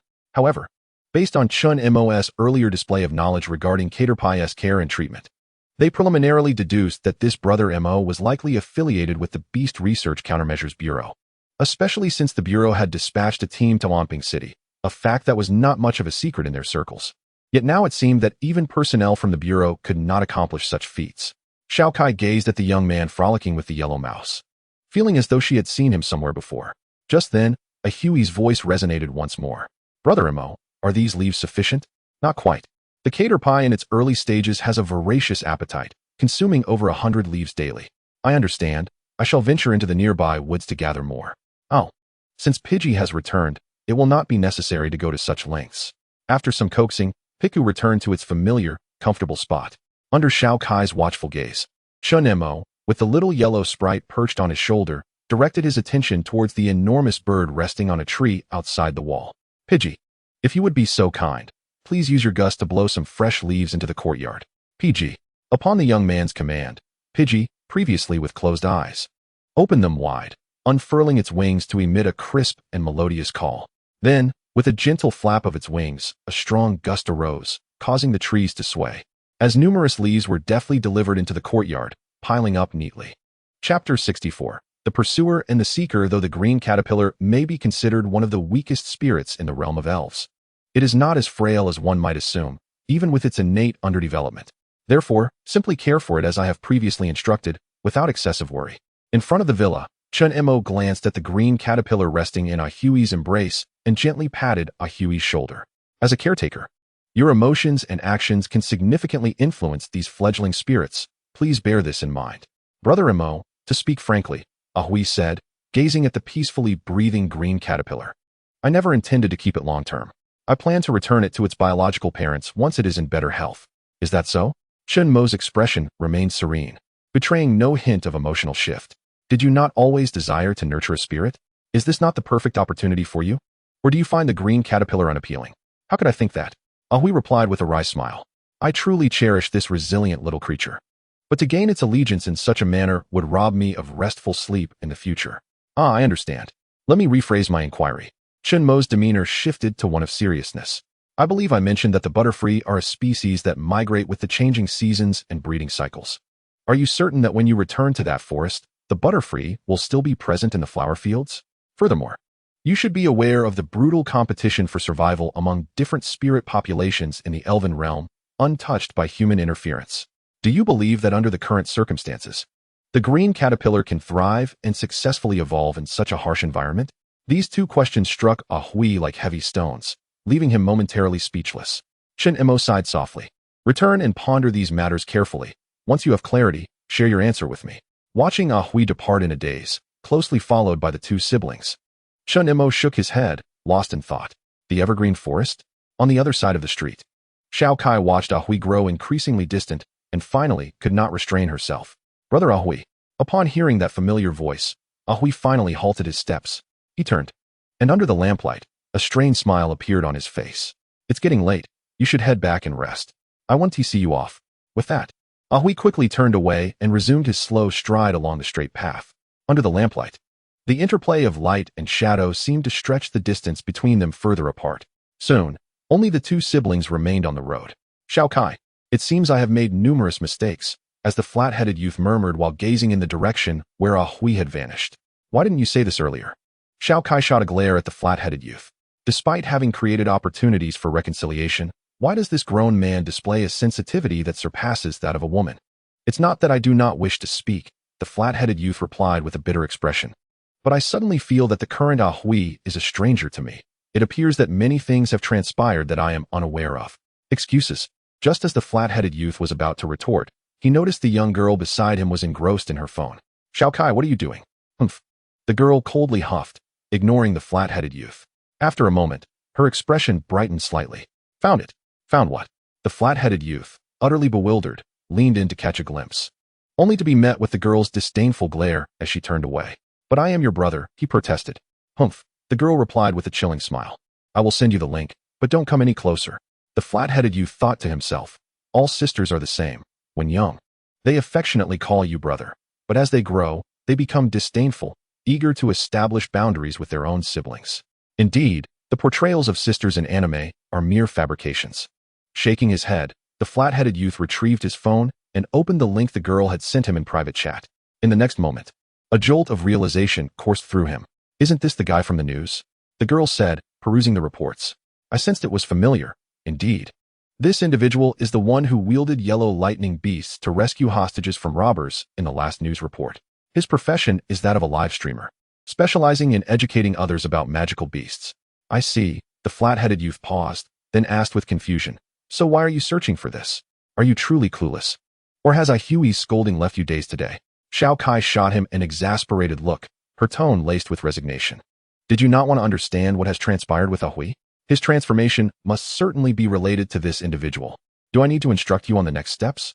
In this world, some individuals wander through confusion, striving to move forward. while others traverse countless distances solely to be by another's side. For Chen Mo, he was not particularly adept at handling interpersonal relationships. Although he had grasped the essence of the situation and sensed the connection between the flat-headed youth and Ahui, he found himself unable to provide a solution. Thus, it was far easier to interact with spirits, as they were, at least, devoid of such complexities. Wouldn't you agree, Piku? In the backyard, Chen Mo silently observed the little paws clasping the Piku before him. Piku, believing the matter had come to a close, was utterly unprepared for the unexpected turn of events.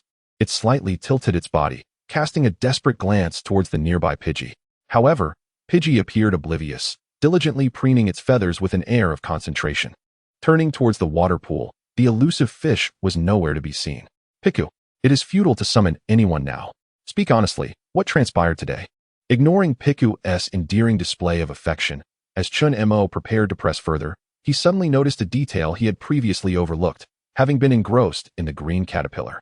Chen Mo meticulously groomed Piku's fur almost daily, yet at this moment, it was not only covered in dust, but upon closer inspection, there were also visible signs of abrasions beneath the fur.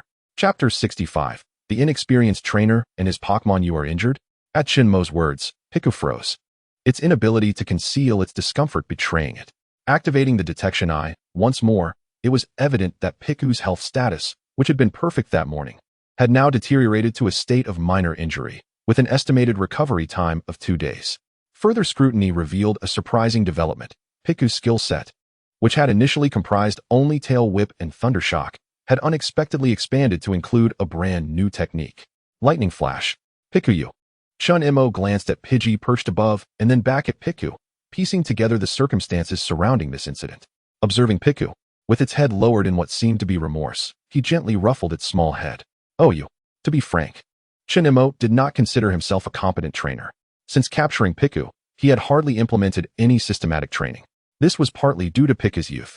Although bolstered by the electric ball, it had adeptly harnessed its internal electricity, yet for a young Pokémon, physical growth remained paramount. Additionally, as a novice trainer in real life, Chen Mo had previously relied on leveling up in games, and the anime provided little insight into the intricacies of Pokémon training. Thus, he could only navigate the path of training based on limited knowledge and intuition. Sensing the shift in Chen Mo's mood, Piku affectionately nuzzled his hand before stepping back a few paces. With its tiny paws, it gestured, pinching its own small face and body as if attempting to stretch and enlarge itself. Then, it pointed toward the BB bird perched on a tree. Piku, Piku, are you saying you feel too weak now, impatient to grow up, yearning to become stronger to assist me? Chen Mo was momentarily taken aback.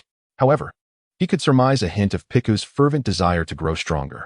The last encounter in the Hongjingpo forest against the Spearow had left Piku with little resistance, resulting in the severe injury of Bobo. Though Piku had not shown much since then, reflecting now, it seemed that this little creature had been quietly holding back its determination. Come here, let me tend to your wounds. Upon hearing Chen Mo's words, Piku obediently approached and nestled back into his embrace. The healing ointment Chen Mo had exchanged from the system was kept in the upstairs bedroom, but with no one else around, he was too lazy to fetch it, opting instead to exchange for a reasonably priced ordinary healing balm from the system's shop, more than sufficient for Piku's scrapes. Though it was not the first time witnessing Chen Mo conjuring various items from thin air, Piku was continually amazed. It understood that its master was quite different from other humans. Don't move around. I'm applying the medicine. Piku seemed to sense that the storm had passed. The BB bird resting on the tree no longer fussed with its feathers. Its sharp gaze softened as it observed Chen Mo and Piku in the yard. Meanwhile, a certain elusive Kingler resurfaced, joining the BB bird in watching the pair before them. Actually, Piku, do you know? Chen Mo spoke gently while tending to Piku's wounds. Just as Bobo, after evolving into BB bird, naturally comprehended the new move, Aerial Ace, you too, upon evolving into Pikachu, will likely instinctively learn moves like Quick Attack without needing to anxiously seek BB bird's instruction. Piku. Upon hearing Chen Mo's words, Piku's previously comfortable expression suddenly shifted, its face filled with disbelief. Piku, yes, I'm not deceiving you. Just as you were born with the move Thundershock, it may be due to your lineage. Most Piku, after evolving into Pikachu, quickly grasped the move Quick Attack on their own. Besides, you aren't far from evolving. Piku's expression was akin to being struck by lightning, its spirit profoundly shaken. For what purpose had it worked so hard? Reflecting on the countless moments of rigorous training under the watchful gaze of the vigilant BB bird, Piku felt a wave of melancholy wash over him, tears welling in his eyes, embodying an image of profound vulnerability. All right, as a reward for your hard work, I have something for you, Chen Mo said. Piku. In an instant, Piku ceased his lamentations. It's not food, Chen Mo remarked, a hint of exasperation evident. With his right hand, he reached into his pocket and, under Piku's curious gaze, produced a shimmering silver bell. This is called the soothing bell. It will assist you in evolving more quickly. If you desire it, I shall place it around your neck. Although Piku did not fully grasp the implications, the prospect of a gift that could facilitate his evolution filled him with joy, prompting him to cheerfully chirp and nod in agreement. In truth, Chen Mo's venture outside that day was not solely for acquiring furniture, but also to seek assistance in adjusting the soothing bell to fit Piku comfortably. While it may feel somewhat uncomfortable at first, it could be removed once you evolve. The black collar harmonized beautifully with Piku's dark fur, complemented by the silver bell, rendering Piku even more adorable. Piku, brimming with excitement for his new adornment, gently pawed at the bell, captivated by the melodious chime it produced. Observing this scene, Chen Mo smiled, gently ruffling Piku's small head, relishing this tranquil moment alongside the kingler and BB bird in the yard. In the ensuing days, Chen Mo refrained from distant travels or visits to the city. During the day, he engaged in moderate training with BB bird and Piku, while no new skills were acquired. Piku became increasingly adept at mastering Thunderbolt. Come evening, he would sit quietly by the pond, accompanied by his 3 Pokémon, reviewing his previous live streams while penning the first physical Pokédex in this world. Thus, until one fateful day, a long-awaited phone call finally arrived. Brother Mo, I've come to a realization. I still wish to take Caterpie to the place where it was meant to be born, to meet its true parents. Therefore, I may not be able to join you for the next educational live stream. Who says you can't? Huh, have I mentioned where the next live stream will be held? Chen Mo glanced at the Piku perched on his shoulder and gazed up at the azure sky. I've heard that Evergreen Forest has mountains, lakes, and rivers, creating an environment perfect for various Pokémon. I've longed to explore it. Chapter 66. Support from official sources. In April, the weather was ideal for travel. Early in the morning, as dawn broke, 2 special guests arrived at Chen Mo's home. Among them was a young man with a square face and black-framed glasses. The esteemed protégé of Professor Zhou. Brother Liang, I entrust the matters regarding the Koi King to you with utmost confidence. Here is the key to the villa. You need only to visit once a day. As Hu Chungliang accepted the key from Chen Mo, he adjusted his glasses and inquired, Isn't once a day rather infrequent? Would it be permissible for me to temporarily reside in your home? That is certainly not an issue. However, the guest rooms have yet to be prepared. If you do not mind, you may sleep in my bedroom. No need, I can manage with the living room.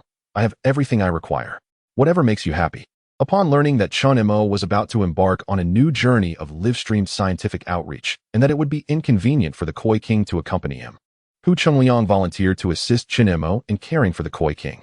Chen Mo glanced at Hu Chungliang, who had already settled onto a small stool beside the pool, diligently recording notes in a paper notebook, and murmured to himself, There shouldn't be any issues, I hope. After resolving the matters concerning the Koi King, Chen Mo exited the villa and was instantly drawn to a brand new off-road vehicle, where he spotted a short-haired man, clad in his familiar black sportswear. The man's demeanor was composed, revealing no hint of emotional fluctuation. This individual was the official live-streaming photographer assigned to him, whom Chen Mo typically referred to as Brother E. It must be said, after establishing a collaboration with the official team, Chen Mo's life had significantly improved. Upon learning that Chen Mo had rented a vehicle for his previous livestream, Professor Zhou had generously gifted him a new car for his future travels, requiring Chen Mo to spend not a single penny. Moreover, and most importantly, Brother E not only arrived early to assist Chen Mo in preparing the necessary items for the trip, but also demonstrated remarkable professional photography skills, perfectly aligning with Chen Mo's expectations. Brother E, how are we doing? Everything is ready. We can begin streaming at any time. Impressive. Chen Mo genuinely praised him. In the past, his live streams had relied solely on a simple tripod and a few smartphones, with some of the devices possessing inferior pixel quality, often leading to complaints from viewers. How different it was now, with a dedicated camera and photographer. Mo Gu. A familiar voice called from a distance. Chen Mo turned to see a young man in a light gray hoodie, laden with bags, hurrying towards him, with a green caterpillar-like creature nestled in his arms. Apologies for being late, Mo Gu. Preparing the camping gear took longer than expected. No worries. I've only just finished up myself. Chen Mo smiled as he observed the green caterpillar leisurely inching towards Ah Hui's shoulder. It seems the caterpillar is recovering quite well. Indeed. Ahui gently patted the caterpillar's back, looking back at Chen Mo with gratitude. Thanks to your help, Mo Go. The green caterpillar, having received care and nourishment from the human, retained a vivid impression and fondness for him. It slightly lifted its upper body, emitting a series of chirps to express its gratitude. Just then, a melodious chime resonated from the front, and Chen Mo sensed something swiftly climbing up his back with remarkable agility. A small yellow head, belonging to Piku, suddenly emerged from Chen Mo's shoulder, startling the green caterpillar perched on Ahui's shoulder. However, as it beheld Piku smiling and amicably extending its tiny paw in greeting, the caterpillar's trepidation gradually dissipated. Curiosity sparked within it as it gazed at the yellow sprite ahead, and in return, it emitted a series of chirps to signify its response. Observing this scene, Chen Mo and Ahui exchanged glances and shared a smile. I recall that the last live stream commenced from our departure. Is it the same this time? Igo, who had been silent until now, suddenly spoke. Chen Mo glanced at the time and deemed it appropriate to proceed, nodding in acknowledgement towards Igo. Then I will trouble you, Igo. At that very moment, the small streaming platform, having received prior notification, promptly featured Chen Mo's livestream on the homepage for maximum exposure. Furthermore, many fans, who had set automatic reminders upon receiving the livestream announcement the previous night, surged into the room the instant the broadcast began. Grandpa, the streamer you follow has finally gone live. I'm here. Without Mo Bao's streams these past days, I've been unable to eat or sleep well. My parents even suspect I've suffered a heartbreak. Sleep? I haven't slept since I saw the livestream notification last night. I've been awake just to await Mo Bao's broadcast. Whoa. Excuse me, is this really Mo Bao's livestream? Why has the picture quality suddenly improved so much? Mo Bao must have heeded our advice and upgraded his equipment. Looking at it this way, Mo Bao seems even more handsome, and Piku appears cuter than ever. Since there are fewer people now, I'll claim Mo Bao and Piku. Due to the prolonged absence of broadcasts, the newly arrived fans exhibited remarkable excitement, flooding the chat with messages. After a brief greeting to the audience, Chen Mo quickly discerned an anomaly. The popularity of the livestream continued to surge, with the actual viewer count rising dramatically. Within just a few minutes, it surpassed 10,000, far exceeding Chen Mo's previous two broadcasts. Amidst the myriad of messages, alongside his loyal fans, an array of new voices began to emerge. Just came from the homepage. Educating about Warcraft, incredible. This livestream's title is rather audacious. Has the uncle lost his mind to dare promote this livestream on the homepage? You think the uncle has gone mad? In truth, he is raking in profits. The official account of the Warcraft Research Countermeasures Bureau, along with various prominent media outlets, has come together to promote this extraordinary live streaming session. It appears that something significant is about to unfold. I just recalled that this streamer is none other than the heroic figure from Onping City, who has recently been widely shared by the official media. As a seasoned user of this platform, I have stumbled upon this live stream multiple times before, but I always presumed the streamer was merely leveraging the guise of educating the public about Warcraft for popularity's sake. Little did I expect that the streamer was indeed an official representative. This warrants my full attention. To be frank, since the invasion of Warcraft commenced 6 months ago, the authorities have not undertaken a comprehensive educational initiative regarding the subject. Is it finally time for them to engage earnestly? By the way, what is that curious creature perched upon the streamer's shoulder? It appears to be moving. Chapter 67. An unexpected turn of events, although the broadcast has only just begun. With no activities or presentations yet displayed, the excitement in the live stream has surged to the top of the platform's rankings. This remarkable influence stems from the backing of official support. I extend my gratitude to everyone for tuning in. Allow me to briefly introduce myself to the newcomers. My name is Chen Mo, an outdoor science communicator. As for the content I will be discussing, I trust the title of the live stream has made it abundantly clear. Chen Mo glanced at the creature on his shoulder and smiled. This is my most cherished companion, Pikachu. As you can see, it is a Warcraft creature, though personally, I prefer to refer to them as spirits. Pikachu, why don't you greet everyone? Upon hearing Chen Mo's words, Pikachu leaned slightly toward the camera, raised its small paws, and adorably called out its name. This scene left many new viewers, who were unfamiliar with the situation, utterly astonished. A human and a Warcraft creature? The best of companions? Fortunately, there were many longtime fans present in the chat, who promptly began to enlighten the newcomers about the bond between Chen Mo and Pikachu, as well as the heroic rescue incident that occurred in Onping City. Of course, grasping this relationship immediately was somewhat challenging for some, though a number of viewers gradually accepted the uniqueness of Chen Mo and Pikachu's connection. However, There were also those who remained unconvinced and resorted to harsh criticism. Thankfully, the support from the authorities was exceptionally robust, dispatching dedicated personnel to collaborate with the stream's moderators, who diligently placed those making personal attacks into a timeout. In fact, Chen Mo had encountered such situations in his previous 2 educational broadcasts, and having witnessed them multiple times, he had learned not to take them to heart. He had grown accustomed to persevering through this interplay of understanding and misunderstanding in pursuit of his vision. Amidst the cacophony of comments, a figure suddenly entered the frame.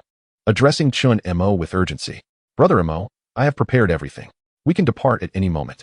Upon recognizing the visitor's face, some of the longtime viewers in the stream erupted with excitement. "Is that Huige?" "Indeed, it is Huige, but what brings him to Ma Bao's vicinity?" Huige has long possessed Ma Bao's address. Previously, he even shared a photo with Moj in the group chat. Wait, did you catch what Huige just said? It seems he intends to accompany Ma Bao for an outdoor livestream. However, while some viewers were still puzzled by Huige's presence in the livestream, a greater number were captivated by the green, insect-like sprite perched on his shoulder. Are you all focusing on the right matters? Look at Huige's shoulder. That appearance. Could it be a green caterpillar? What has transpired? Ma Bao, I haven't missed a single moment of your livestream. Yet now I feel as though I've missed dozens of episodes. I recall Ma Bao mentioning in the livestream preview that this session would take place in the Evergreen Forest. Isn't that the very spot where Huige was previously beset by the Butterfree? It must be said that the audience was rather perceptive, especially those seasoned viewers who had remained in the livestream since Chen Mo's initial introduction to sprites. They could deduce the general progression without requiring detailed explanations from Chen Mo. Thus, Chen Mo simply provided a brief overview of the events leading up to this livestream and the 2 new members joining. As he settled into the driver's seat, he spoke slowly. Therefore, our primary objective for this livestream is to venture to the flower field previously visited by Huige and his companions to locate that group of Butterfree. For the remainder of the journey, I shall refrain from speaking, focusing solely on driving. If you find the scenery too dull, feel free to chat with Huige.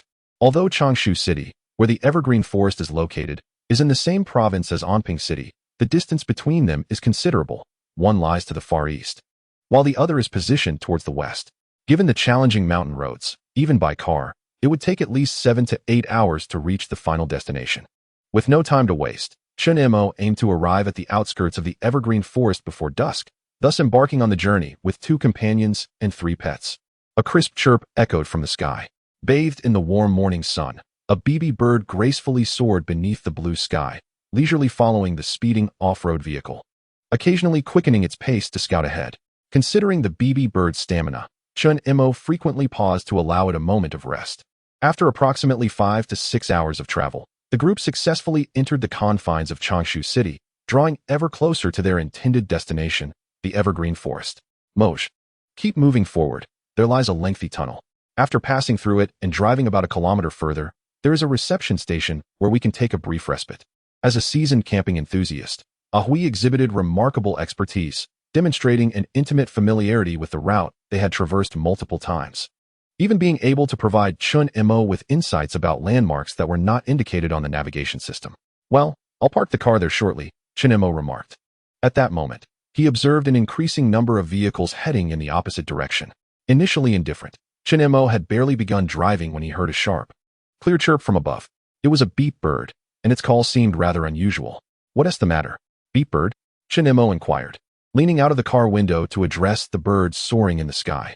"Beep, beep. What? Are you suggesting that the road ahead is blocked?" "Beep, beep." Realizing the meaning behind the beep bird's communication, Chen Mo felt perplexed. Traffic jams were not uncommon in large cities. Even the relatively smaller city of Anping experienced congestion at times. However, such occurrences typically arose during holidays or peak commuting hours, and it was rare to encounter a traffic jam under ordinary circumstances. Moreover, Chen Mo and his companions were currently in the suburbs, where a traffic jam seemed implausible. "Should we take a different route?" Ahui inquired, glancing at the vehicles making U-turns nearby. Chen Mo furrowed his brow, checking the navigation system, and discovered that taking a detour would add at least 2 to 3 hours to their journey. Considering the delays, by the time they reached Evergreen Forest, nightfall would likely have enveloped the landscape. "Let us not rush. Let us drive ahead and assess the situation. If it's just a brief hold-up, we can wait it out," he decided. Chapter 68. The roadblock of the sprite. After approximately 10 more minutes of driving, Chen Mo peered through the windshield and saw a line of vehicles halted before a tunnel. It seems this will take a while, Ahui murmured. But what could be causing the blockage? Is there construction on the other side of the tunnel, or has there been an accident? Let us find out, Chen Mo suggested, slowly maneuvering the car closer and leaning out of the window to inquire with a bystander in an adjacent vehicle. Excuse me, sir, with so many cars stuck here. What is happening ahead? The bald man in the nearby vehicle glanced at Chen Mo and calmly replied, Young man, if you're in a hurry, you should turn back while the road is still clear behind you. There's a beast blocking the way up ahead, and we're uncertain when it will leave. A beast? Ahui perked up in excitement, looking at Chen Mo, his expression unmistakably eager. Let us get out and investigate. I hope it's not a troublesome creature like a Snorlax, Chen Mo said, opening his car door and stepping out. Just as he was about to take a few steps, he suddenly remembered something and turned back. Thank you for the heads up, sir. The bald giant peered out, observing the young man maneuvering through the gaps between vehicles, his mind a whirl of questions. Hey, there's a monster ahead. Finally, unable to contain himself, the bald man shouted out of the car window once more. Yet, the young man ahead did not turn back. He merely raised his left hand and waved, as if to convey his understanding. This only deepened the bald man's confusion. At that moment, he caught a glimpse of a petite yellow figure darting past. Before he could fully comprehend the scene, the figure caught up with the young man, deftly climbing onto his shoulder with remarkable skill. That's... The bald man's eyes widened. Before he could voice his astonishment, a voice chimed in beside him. Don't worry, uncle. When it comes to monsters, leave it to me, Mo Go. I'm absolutely professional. Even the Monster Research Countermeasures Bureau praised my live stream. Huh. The bald man turned around, but the sight before him nearly made him leap in fright. Standing there was a young man clad in a gray sweatshirt, cradling a green caterpillar in his arms that was thicker than his own arm. What is so scary about it? Green caterpillars are undeniably adorable. Seeing the bald man's gaping mouth pressed against the car door in sheer terror, Ahui sighed softly, offered an apology, and trotted off towards Chen Mo. Meanwhile, Gu, responsible for filming, leisurely captured the unfolding scenes on camera. It was only after the three had departed that the bald man exhaled a sigh of relief, as if he had narrowly escaped a disaster. After a moment's hesitation, driven by curiosity, he cautiously peered out the car window towards the direction where Chen Mo and the others had gone. Who were these people? Simultaneously, at the front of the vehicle, a group of individuals was cautiously observing the beast looming above the tunnel. Its limbs were grounded, eyes as bright and clear as rubies. Its entire body adorned with exquisitely soft white fur, while areas devoid of white were cloaked in a striking gray-blue hue. The most prominent feature of its physique was undoubtedly the scythe-like appendages resembling horns atop its head. Damn, how long is this beast going to block our way? I've been waiting here for nearly half an hour, and it still refuses to budge. Indeed, I was planning to hurry home, but now I'm trapped by other vehicles behind me. I can neither advance nor retreat. What are we to do? I've already called the police. They advised us to avoid provoking the beast. For now, it seems it has no inclination to attack us. But what if it changes its mind later? Damn it. This is infuriating. I am determined to pass through this tunnel today. Let us see what it can do to me. Among the crowd, a middle-aged man seethed with anger. The very same one who had proclaimed he had been waiting for nearly half an hour. Despite the cacophony of advice surrounding him, the middle-aged man resolutely returned to his vehicle, clearly consumed by anger. The roar of the engine soon filled the air, and the car swiftly propelled forward towards the tunnel. Under the watchful gaze of a gathered crowd, the speed was moderate, yet, as the vehicle surged ahead, a flicker of regret swept over the man. You all keep talking. Why not lend me a hand? It was too late to turn back now, as doing so would only invite ridicule from the onlookers. It was a gamble. Gritting his teeth, the middle-aged man prepared to press the accelerator and plunge ahead, when he noticed the silver beast's scythe-like horn emanating a blinding light in his line of sight. A profound sense of danger surged within him, prompting a reflexive switch from the gas pedal to the brake. With a screech of tires, the vehicle halted just in time, as a dazzling arc of energy sliced through the air mere meters ahead, leaving deep fissures in its wake. The spectacle was enough to terrify not only the man, but everyone else present. Had he been a fraction faster, he and his car might have been cleaved in two. Gripping the steering wheel, his palms began to sweat profusely, his complexion paling dramatically. Come back. Master, don't go. That beast truly means to kill. Master, your life is paramount. There's no need to rush. The cries echoed around him, yet the middle-aged man remained in a daze, his mind a blank canvas devoid of response. Meanwhile, Chen Mo, having arrived at the forefront, peered toward the scene. Although he had not witnessed the astonishing event firsthand, The words of the crowd and the lone vehicle halted before the tunnel allowed him to piece together the unfolding drama. He raised his gaze. Amidst the blinding light, the creature responsible for the chaos, a beautiful Absol, slightly lifted its head, surveying the masses below.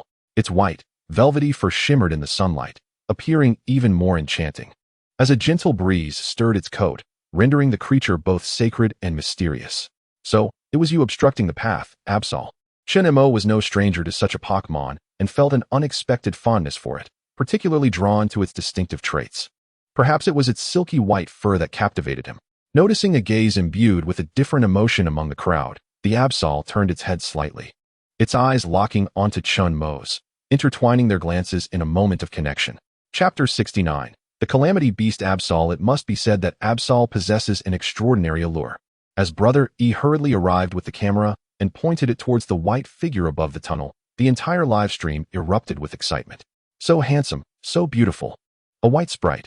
How could such a striking creature exist? I feel that this is undoubtedly the most handsome of all the sprites encountered by Mo Bao so far. While I can understand the beauty, I cannot agree that it is the most handsome sprite.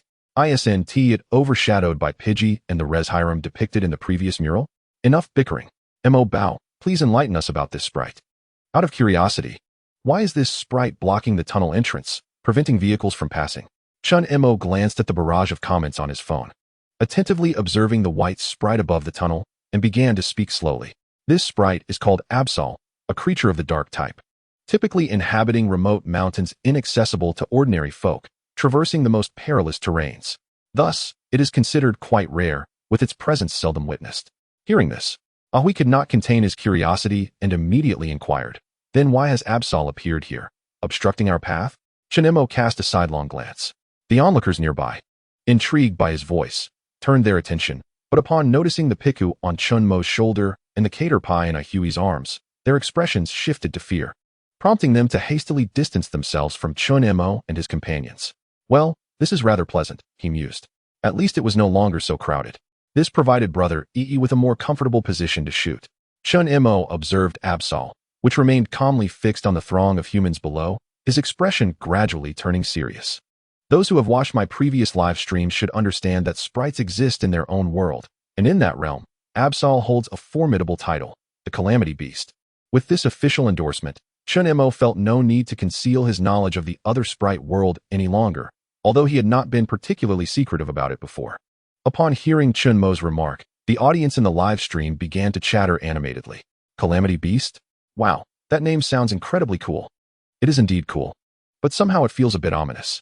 Does Calamity Beast imply that Absol is a sprite that brings disaster?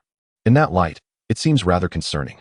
Didn't Mo Bao mention before that many dark-type sprites are not very friendly towards humans? Could it be that Absol? In order to prevent further misunderstandings regarding Absol, Chen Mo swiftly provided clarification. Absol earned the ominous title of Disaster Pokémon due to the calamities that invariably accompany its appearances before humanity. Consequently, the ancient humans of the Pokémon world regarded it as a harbinger of misfortune, imposing the name of Disaster Pokémon upon it and banishing it to the remote mountains. However, Chen Mo raised his voice slightly, aiming to convey this knowledge to the onlookers who remained oblivious to the truth. In reality, Absol does not possess the ability to bring about disaster. Rather, it is an exceptionally amiable creature, endowed with a unique capability linked to the scythe-like horns upon its head, allowing it to perceptively sense the changes in the sky and the earth. Thus, it is not Absol that brings calamity, but rather its ability to foresee impending disasters, compelling it to appear before us in a bid to warn humanity out of goodwill. As Chen Mo concluded his statement, a voice emerged from the crowd, unable to contain itself. "Young man, please refrain from spreading such nonsense. Did you not witness the ferocity of that so-called Absol?" The poor fellow in the front seat nearly met his demise. This declaration prompted nods of agreement from those who had witnessed the terrifying scene. Indeed, had it not been for the swift intervention, lives could have been lost. A Pokémon is a Pokémon, and it is inconceivable to label it as a benevolent spirit. They do not deserve such a title. How can the youth today defend a Pokémon? Have they forgotten the numerous instances of Pokémon causing harm? I only trust the reality I have witnessed. This creature is clearly not a force for good. Such fervent assertions led many newcomers in the live stream to harbor doubts, while only the seasoned followers staunchly defended Chen Mo. Please extend some trust towards Mo Bao. Even if you doubt him, trust the official judgment. Indeed, Mo Bao is recognized as an educational authority by the officials. Honestly, I cannot fathom why some would prefer to believe the words of ordinary individuals rather than the insights of a professional like Mo Bao. I suddenly understand why Absol is so frequently misunderstood, but I trust Mo Bao and Absol. In response to the crowd's reproaches, Chen Mo remained unperturbed, instead smiling and inquiring. Do you really believe that if Absol possessed the intention to harm, you and that gentleman in the car would still be alive? He encouraged them to calm down, momentarily setting aside their biases against Pokémon, and to consider the possibility that Absol was actually attempting to prevent them from entering a tunnel that could lead to disaster. The ongoing debate gradually captured Absol's attention, and it curiously regarded the peculiar human below who was fervently advocating on its behalf. Indeed, the prejudice against Absol has existed in every location and era, and as a member of the Absol lineage, it has become accustomed to such circumstances. However, today's situation is unprecedented for Absol. At this moment, the peculiar human presence piqued Absol's attention. Its gaze suddenly sharpened, sensing a faint tremor in its scythe-like horn, conveying an urgent message. Finally, someone could no longer contain themselves in response to Chen Mo's retort. You keep insisting that there is a problem with the tunnel. But after all this time, aside from this magical beast obstructing our path, what other issues could there possibly be? No sooner had the words left their lips than a deafening roar erupted from the Absol positioned above the tunnel. Before anyone could react, a series of continuous rumblings resonated from the depths below. The ground trembled violently. Chapter 70. Disaster approaches an earthquake? The first thought that crossed Chen Mo's mind was indeed of an earthquake, having grown up in a province frequently shaken by such events. However, he soon sensed something amiss. The sound. How could a typical earthquake produce such bizarre rumblings? Just as Chen Mo pondered this peculiarity, the tremors intensified abruptly. The violent vibrations from the earth rendered him disoriented, as if the very sky were spinning, making it impossible to maintain his footing. Fortunately, with quick reflexes, he rushed to the edge of the road and grasped a nearby railing, regaining his balance. On the other side, a Hui, caught off guard and burdened with a green caterpillar in his arms, stumbled and was on the verge of falling to the ground when a hand reached out just in time. The person grasped Ah Hui's arm, pulling him safely closer to Chen Mo. Ego. Hearing Ah Hui's voice, Chen Mo turned to look. In this tumultuous moment, Ego, steady with a camera in hand, exhibited only a slight sway, seemingly unaffected by the tremors, as he continued to capture the unfolding scene for the audience in the live stream. Remarkable. Pikachu. Both Chen Mo and the Pikachu on his shoulder exclaimed in awe, but recognizing the urgency of the situation, he swiftly redirected his focus to the white figure ahead. At this point, Absol had descended from above the tunnel, adopting a highly vigilant stance, intently watching the tunnel entrance, as if something terrifying were about to emerge from within. The tremors continued to escalate. The violent shaking of the ground caused even Hui Gu to furrow his brow, and now, even he could only cling to nearby pedestrians and vehicles for support to maintain his filming. It was in that fleeting moment that, boom, a resounding explosion echoed from the direction of the tunnel. A colossal serpentine shadow surged forth from below, causing the entire tunnel to erupt in an instant, with enormous boulders scattering in every direction.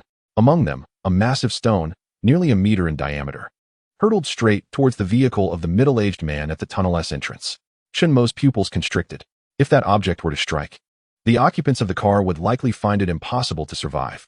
BB Bird. Upon hearing Chen Mo's urgent call, the BB Bird, which had been circling overhead, immediately sprang into action. However, it was far too late. The vehicle was too close to the tunnel's mouth, even at a reduced speed.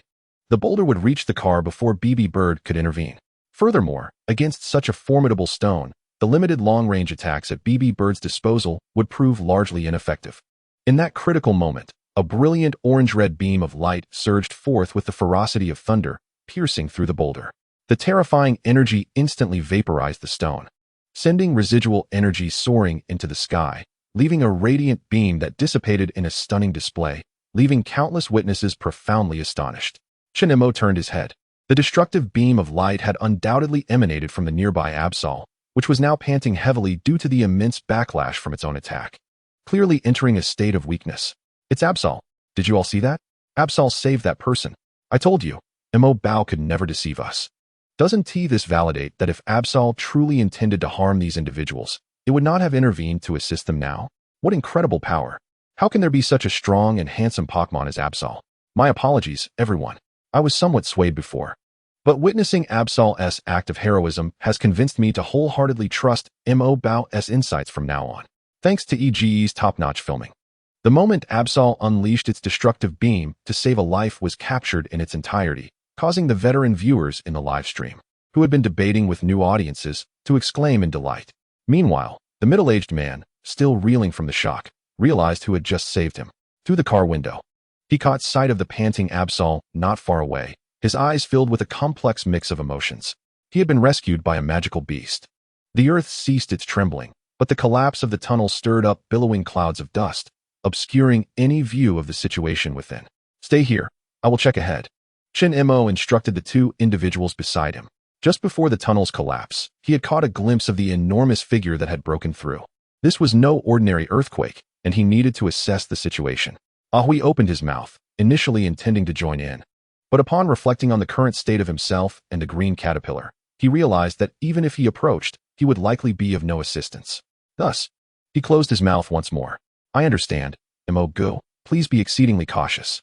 However, at that moment, Igu, who had always remained silent and focused on his tasks, suddenly spoke up, his tone imbued with unwavering determination. "I will accompany you." Chen Mo paused for a moment, gazing deeply at Igu before nodding in agreement. After all, they were all adults now. Although some matters remained unspoken, many issues warranted personal contemplation.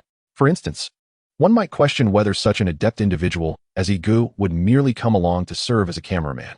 Chen Mo found that hard to believe. Absol. Hearing a call from behind, Absol turned to see the peculiar human from earlier rushing towards him, holding 2 blue fruits in hand.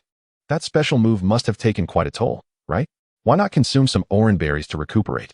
The primary effect of orange berries was to alleviate some injuries of Pokémon. While they did help restore vitality in reality, the effect was not particularly remarkable. Nevertheless, they could provide some relief from the weakness induced by the use of the devastating move. Observing the smiling human approaching, Absol hesitated for a moment, but ultimately stepped forward, opening its mouth to swallow the 2 orange berries swiftly. After finishing, it quickly distanced itself, leaving no opportunity for Chen Mo to engage. Chen Mo watched as Absol deliberately maintained a distance, his expression slightly awkward. However, after consuming the berries, Absol's condition visibly improved, as it no longer gasped for breath as before. Beep beep, a vigilant cry echoed from above.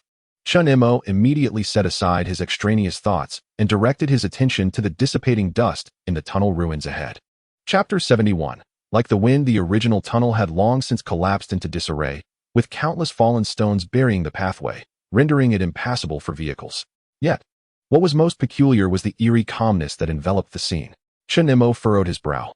Although he did not fully comprehend the situation, standing there provided him with the opportunity to employ his aura to investigate the ruins. However, before he could activate his abilities, the debris suddenly quaked. Following that, stones tumbled down as a colossal serpent, seemingly composed of countless massive gray and black stones, emerged from the wreckage. Atop its head, a prominent rocky horn stood out, beneath which a pair of black eyes surveyed Chen Mo and his companions with a chilling gaze. As the audience gazed through the camera lens, they collectively held their breath at the sight before them. After all, who could remain unperturbed upon encountering a colossal serpent towering several stories high? Even if this serpent's body were merely composed of stone, it would evoke a profound sense of dread from the depths of one's soul. "Do not panic." Chen Mo's voice emerged softly amidst the tension. He fixed his gaze upon the giant serpent and spoke gently. "It is known as the onyx serpent, a creature that thrives by absorbing various hard substances to sustain and grow, typically residing beneath the earth. To be candid, while the onyx serpent is not a carnivorous creature and generally maintains a neutral stance towards humans and other Pokémon, Chen Mo could not shake a sense of unease. For even without the aid of the eye of detection, he could discern the formidable strength of this creature through its slate-gray, stone-like skin. Should this onyx serpent choose to launch an attack, even with the presence of his companions, the likes of BB Bird and Absol, they would find themselves in a precarious situation. Particularly troubling was the thought that if the onyx serpent disregarded Chen Mo's attempts at containment and charged into the crowd, its sheer size could result in widespread devastation. This was indeed a perilous predicament. Chen Mo observed the onyx serpent with caution. Suddenly, Absol stepped forward, standing resolutely before Chen Mo and his companions, fixating on the serpent. "Absol, Absol," it exclaimed with a fierce growl. The 2 Pokémon began to communicate. their exchange unfolding under the watchful eyes of dozens on-site and hundreds of thousands in the live stream. Mabao, why are you just standing there? Hurry and translate for us. I'm on edge. What is Absol saying to the Onyx Serpent? It seems quite agitated. What are we worried about? Even if a fight ensues. There's only one Onyx Serpent, while we have 3 combat-capable Pokémon on our side. I just hope everyone stays safe. After listening intently for a while, even with the use of his aura abilities, Chen Mo found it challenging to decipher the conversation between the 2 Pokémon. However, he had another method to comprehend the unfolding situation. Piku, I entrust this to you. Understanding Chen Mo's intention, Piku promptly leapt from his shoulder, chirping while mimicking the gestures to illustrate the dialogue between Absol and the Onyx Serpent. Although the audience in the live stream remained baffled, those who had long shared a bond with Piku could intuitively grasp the essence of its communication. Thus, it became clear Absol was admonishing the Onyx Serpent for treating the tunnel as its resting lair. Absol demanded that Onyx immediately vacate this place belonging to humanity, or it would regard Onyx as its foe and launch an attack. Chen Mo fell silent, having nearly grasped Absol's motive for obstructing the tunnel and preventing vehicles from passing through. It was likely in fear that the vehicles would rouse the slumbering Onyx beneath the earth. Yet, Chen Mo found himself perplexed as to why Absol would go so far as to confront Onyx, all for a tunnel that rightfully belonged to humans and their kind. Although Absol is generally considered a benevolent spirit towards humanity, such extreme measures seemed unwarranted. As Absol issued its warnings and threats, Onyx remained equally silent, and the atmosphere was suddenly enveloped in a heavy stillness. The barrage of comments in the live stream dwindled significantly, leaving only a sparse few drifting across the screen, creating an ambience reminiscent of the calm before a storm. Despite his uncertainty regarding Absol's actions, Chen Mo was acutely aware of which side he ought to align with in that moment. Under the directive of his gaze, both Pidgey and Piku readied themselves in anticipation. Absol. Another warning echoed from Absol's lips. Onyx continued to gaze at Absol for nearly half a minute, until, at last, it moved, not to attack, but to turn and burrow into the ground beside it, creating a significant disturbance that caused the earth to tremble. However, the vibrations soon diminished, ultimately fading away entirely. It appeared that Onyx had departed. Survived. It was terrifying. How could such fearsome creatures exist in this world? It nearly took my breath away. Truth be told, when that colossal stone serpent emerged from the ruins of the tunnel, my mind raced with over 20 different ways to perish. Indeed, the wilderness is fraught with danger. Upon my return, I shall resign from this dreadful job and seek one that allows me to remain within the safety of the city. Cheers of relief echoed in the aftermath. Chen Mo continued to gaze at the white figure before him, turned away. Perhaps Absol had heard Chen Mo's thoughts, as the white silhouette slightly turned, and Chen Mo felt as if Absol, with its ruby-like eyes, cast a fleeting glance in his direction. Yet, before Chen Mo could utter a word, Absol gracefully leapt onto the ruins of the tunnel and dashed like the wind, transforming into a white shadow that flitted through the forest. Simultaneously, the middle-aged man whom Absol had rescued finally regained his senses. He hurriedly exited his vehicle in an attempt to pursue the white figure. But the collapsed ruins of the tunnel not only separated Chen Mo, but also severed the connection between the man and Absol, as well as everyone else. They could only stand there, watching the distant white figure gradually depart, until it ultimately vanished into the mountains and forests. Chen Mo noticed the emotional shift in the middle-aged man beside him, yet he refrained from voicing any thoughts, simply gazing at the verdant landscape.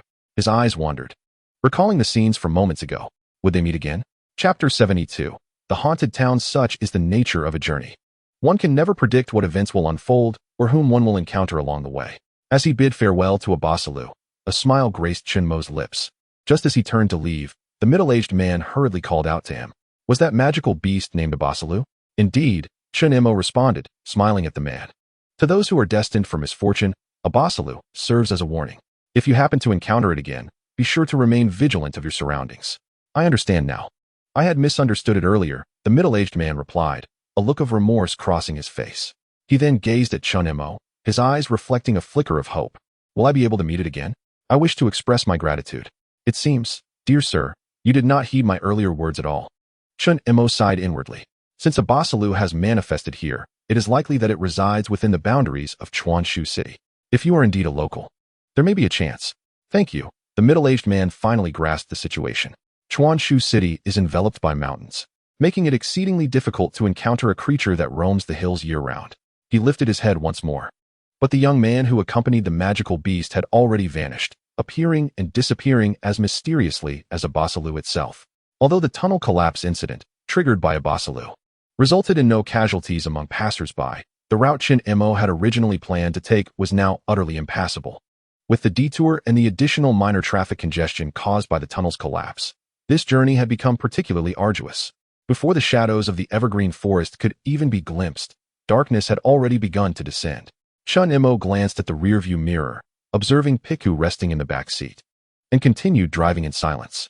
After a moment of contemplation, Ahui in the passenger seat turned to Chen Mo and said, "Brother Mo, at this rate, even if we reach the evergreen forest today, it will likely be completely dark by then. We will still need to set up tents and prepare dinner. If you have any suggestions, please share them without hesitation, as I too am feeling somewhat troubled." "Well," Ahui said, pulling out his phone and opening the navigation app. "Dear Mo, there exists a quaint tourist town nearby, which I had the chance to visit once during my trip to the evergreen forest for camping. It is merely a half-hour drive from our current location, and I recently discovered a lesser-known route that leads directly to the outskirts of the evergreen forest, thanks to a local's guidance. This path takes approximately an hour to traverse. Therefore, Mo, might I suggest we take a respite in this charming town today and resume our journey at dawn tomorrow? After all, plans often change unexpectedly during travels, and given the circumstances, Ahui's proposition appears to be the most prudent choice at this moment. Moreover, it is worth noting that Bai Niao has been flying for quite a while today. Unlike a gasoline-powered vehicle, it relies on physical stamina, and I can only imagine it must be quite fatigued by now. It is indeed time we sought a suitable place to rest." Upon receiving Chen Mo's agreement, Ahui's eyes sparkled with excitement, and he promptly began to extol the town's various attractions, particularly its culinary delights. "Mo, listen to me," he urged. "When we reach Ziwang Town, do not concern yourself with anything else. Simply find a local eatery and order their signature bamboo rice. The flavor is beyond description, truly the best bamboo rice I have ever tasted in my life. The savory essence of the cured meat perfectly complements the fragrant bamboo, and when paired with rice, it is simply divine. Hurry up, Mo, you're acting like a food blogger." Observing Ahui's barely contained enthusiasm, Chen Mo shook his head with a hint of resignation. "You are such a foodie." However, the name Ziwang Town triggered a childhood memory related to Pokémon. When I played the Pokémon games as a child, I would pass through a place named Ziyuan Town, which derives its name from a plant known as Ziwang. Its floral symbolism linked to the phrase, "Do not forget me," often associated with ghosts and memories. Thus, the Pokémon depiction of Ziyuan Town is shrouded in an eerie ambience, starkly contrasting the typically cheerful tone of the game. As Chen Mo drove, lost in his nostalgic reverie, Ahui suddenly interjected, his tone tinged with a hint of unease. "Mo, I believe we should reconsider our visit to Ziwang Town." "Huh?" Chen Mo furrowed his brow, momentarily startled. "We've already set our course for Ziyuan Town. Is it appropriate to change plans now? Why the sudden change of heart? Are you no longer interested in tasting the bamboo rice?" "This has nothing to do with that," Ahui replied, glancing at his phone's live stream before turning his gaze back to Chen Mo, speaking slowly. In the midst of the unsettling whispers from his fans about the eerie happenings in Ziwang Town, which had rendered the area almost deserted, Chen Mo cast a glance at the sleeping Piku in the rearview mirror, his mind swirling with questions as he turned towards Ahui. "Are you certain?" he inquired. "I don't know. It's what your fans are saying, and not just one of them," Ahui replied. Chen Mo gently tapped his forehead, realizing the ominous nature of the name Ziwang. "What should we do? Should we turn back?" he pondered. Reflecting on the existence of Arthas had already enlightened Chen Mo to the fact that this world held inexplicable phenomena. Yet, the notion of vengeful spirits was something he could not accept. After all, even someone as formidable as Arthas relied on an unknown totem and the powers of Zekrom to maintain a corporeal presence, making it hard to believe that ordinary souls could manifest in such a manner. However, he could not disregard the existence of a particularly unique category of spirits within the realm of Pokémon, the ghost-type Pokémon. "Has anyone in Ziwang Town died due to ghostly attacks?" he asked, checking the comments that mentioned only one police officer had been injured, with no other reports of harm.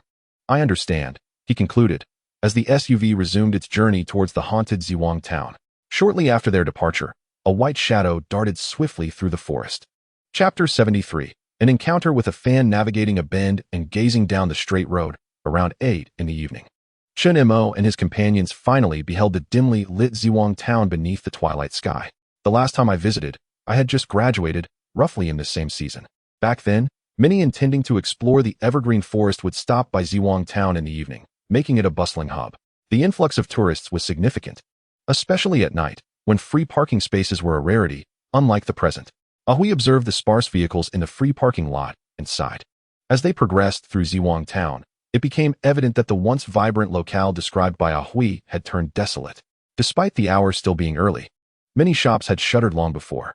The streets were largely devoid of pedestrians, and those few they encountered hurried past, their expressions betraying a palpable fear as if they had seen a ghost, unwilling even to offer a word before hastily retreating. I recall the residents here used to be quite amiable, Ahui remarked, scratching his head, his face a canvas of embarrassment. His previously celebrated charm seemed ineffective in this place. Even when approaching with a warm smile, the responses from the townsfolk were marked by cold indifference, akin to gazing upon a fool. The people here exhibit such behavior. Brother Hui has greeted them with utmost politeness, yet they refuse to utter a single word. It is truly astonishing that this occurs even without the presence of Pikachu and Caterpie. If they were here, one can only imagine how the bystanders would react. It is somewhat understandable, given that the tourism industry is suffering due to the presence of Pokémon, compounded by the haunting that plagues the town. The residents have likely grown numb to it all. While I can empathize, it is not Brother Huey's fault that they behave this way, and their attitude is indeed rather disheartening. I do hope that Brother and the others do not end up sleeping on the streets tonight. After hearing Brother Huey's enthusiastic descriptions of Ziwang Town, I was genuinely tempted to plan a visit. However, after witnessing the live stream, I think I shall reconsider. Observing the recent scenes, the viewers in the live chat expressed their concern for Brother Hui. At this moment, Chen Mo furrowed his brow. He had intended to inquire with the bystanders about the details surrounding the haunting, hoping to glean useful information to ascertain whether the so-called hauntings were indeed caused by ghost-type Pokémon. Yet, faced with a situation where people are unwilling to engage in conversation, he found himself at a loss. "Don't worry, Brother Mo," Brother Hui interjected. "I know the owner of an inn. He just messaged me, saying he is willing to accommodate us for the night. Did you inform the owner about the Pokémon?" "Ah." Brother Hui froze, his expression becoming tense. "Oh no, I forgot. Honestly," Chen Mo sighed, shaking his head. "It's all right, Brother Mo, I will ask him right now. In truth, I am not overly concerned about where we will rest tonight. If you and Brother E have no objections, I am perfectly fine spending the night in the SUV." Upon hearing this, Brother Hui set his phone down, a look of confusion crossing his face. Then, "Brother Mo, do you remember the Pokémon types I mentioned during my previous stream?" "Of course. Aside from the segment where I connected with you, I have watched the rest of your streams at least twice." Brother Hui replied, slightly raising his chin, a hint of pride evident in his demeanor as he addressed the viewers. "Do you understand what it means to be a loyal fan? There are a total of 18 Pokémon types, namely, stop." Chen Mo interjected, sensing the forlorn look in Brother Huey's eyes. "To put it simply, I suspect that the haunting in Ziwang Town may be related to ghost-type Pokémon. My decision to come here was to investigate the situation thoroughly." Upon hearing Chen Mo's words, the livestream audience began to buzz with discussion. After all, during the previous 2 live broadcasts, the most prevalent creatures in Hongjingpo Forest were various grass-type and bug-type spirits. However, not a single ghost-type spirit had been encountered. I had only heard a few particularly noteworthy names during casual conversations with Chen Mo. I had thought that the notion of hauntings was merely a jest, yet it appears there is indeed a deeper truth behind it. It is only logical that, despite initial skepticism, upon arriving in this town and absorbing the atmosphere, one should realize that something is amiss. Could it be that ghost-type spirits are causing chaos? The very thought is somewhat chilling. I recall that during a previous livestream, Mo Bao mentioned a spirit called the Candlelight Spirit, which purportedly feeds on the life force of both humans and spirits. To be honest, this description has instilled a certain psychological dread within me regarding ghost-type spirits. Perhaps, Mo Bao, it would be wise for you to refrain from getting involved in this matter. Should this haunting incident remain unresolved, the situation in Ziwang Town will only deteriorate further. I support Mo Bao's intentions, even though I too harbor a fear of ghost-type spirits. Mo Bao is an educator, not a savior. I believe it is unnecessary to take such risks by provoking a potentially harmful ghost-type spirit. How can you be so certain that spirit would inflict harm? Do you possess any knowledge of how the police were injured? The barrage of comments grew increasingly tumultuous. Indeed, ghost-type spirits are exceptionally unique, with some harboring significant malice toward humans. Just as Chen Mo was about to explain the forthcoming circumstances to a Hui and Ego, a youthful male voice unexpectedly interjected from nearby. Mo Bao. The voice was unfamiliar yet youthful. Upon hearing this distinctive address, Chen Mo turned around to see a handsome young man, his hands visibly bandaged, standing 10 meters away, gazing at him with incredulity. The moment their eyes met, the young man's expression brightened, and he briskly approached with a determined stride. Mr. Chen Mo, it's truly you. However, as he reached Chen Mo, his gaze flicked to the camera perched on Ege's shoulder, and his demeanor suddenly shifted to one of shyness. I apologize, Mr. Chen Mo, my name is Xiao Cheng, and I am a fan of yours from the live stream. Meanwhile, the entire chat room had shifted focus the instant Xiao called out Mo Bao, effectively quelling the earlier argument. Wow, I'm shocked. Mo Bao can actually meet fans here. This must be the first time he's encountered a fan during a live stream. That Mo Bao gave me a feeling of meeting an old friend in a foreign land. This town is surely not as indifferent as it seemed. This guy looks a bit handsome, though he falls slightly short compared to Mo Bao. This brother arrived just in time. Mo Bao is likely worried about finding someone to gather information. Chapter 74. The incident of ghost-type spirits inflicting harm. So, it turns out, Mo Go, you are also here regarding the haunting in Ziwang Town. Seated on a bench by the roadside, Xiao Cheng observed Chen Mo and his companions before him, a look of sudden realization dawning on his face. Noticing Xiao Cheng's choice of words, Chen Mo couldn't help but feel a twinge of confusion. Oh, I almost forgot to mention this to you, Mo Go, Xiao Cheng said with a shy smile. In truth, I am a police officer, and my purpose for coming to Ziwang Town is primarily to investigate the haunting that has been reported. As this introduction unfolded, the live stream erupted with echoes of a previous striking comment. I see. Look at the bandages wrapped around the young man's hands. He must be the injured officer mentioned in the earlier bullet comments. How coincidental can it be? Upon closer inspection, there is an undeniable aura of righteousness about him, fitting his true identity. Seriously? No matter how I look at it, he still appears to be just a somewhat bashful young man. Weren't people just arguing about the reason behind the officer's injury? Now that the person involved is here, why not just ask him directly? The queries from the comments mirrored the curiosity that Chen Mo harbored. However, sensing that Xiao Cheng had more to share, Chen Mo refrained from hurriedly inquiring and allowed him to continue. Mo Go, you may not be aware, but the haunting in Ziwang Town is not a recent phenomenon. From what I gather, the initial peculiar event occurred 4 months ago, and I, along with 2 colleagues from the Bureau, arrived here 3 months ago to investigate. To give you a brief conclusion, the haunting is indeed real. My colleagues and I have witnessed supernatural occurrences firsthand. We received a report from a resident, who identified himself as a security guard at Ziwang Primary School. He claimed that while patrolling at night, he suddenly heard a series of dissonant piano notes near the music room. However, when he approached to investigate, the music ceased abruptly. Upon opening the classroom door, he found it empty, which filled him with terror, especially considering the recent events in Ziwang Town. He promptly notified us. At that time, we had only just arrived and had not taken the ghost story seriously, thinking it might merely be a prank. However, when we investigated the music room, we discovered that the rumors of haunting might indeed hold truth. We witnessed a piano that, though devoid of any player, played music on its own. Admittedly, the melody was quite unpleasant. Most crucially, shortly after the music ceased, one of my colleagues suddenly screamed. When I and another colleague turned to look, we were astounded to see him suspended in midair, as if some unseen force were supporting him from below. That scene is etched in my memory. There are indeed spirits in Ziwang Town. Listening to Xiao Cheng's tale, Chen Mo stroked his chin in contemplation, while Ah Hui beside him appeared somewhat anxious. As for your colleague, he's fine, merely frightened. After several unsettling encounters, he returned to the city with another co-worker. Brother Mo, Ah Hui glanced towards Chen Mo. If all goes as expected, it should be a ghost-type spirit. Based on Xiao Cheng's description, Chen Mo had already formed some suspicions, but he refrained from making any judgments until further confirmation. Just then, Xiao Cheng wore a puzzled expression. What do you mean by ghost type? Are spirits categorized into different types? Chen Mo cast a glance at the eager Ah Hui and sighed. Perhaps you should enlighten him. Sure. Under Ah Hui's enthusiastic guidance, Xiao Cheng finally grasped the concept of spirit attributes. He scratched his head, looking somewhat sheepish. Brother Mo, I'm genuinely your fan. You must believe me. It's just that I'm so busy with various tasks every day that I can't consistently stay glued to my phone to watch the live streams, and have missed quite a bit. Ah Hui placed a hand on Xiao Cheng's shoulder, feigning displeasure. Are you implying that I have nothing better to do every day?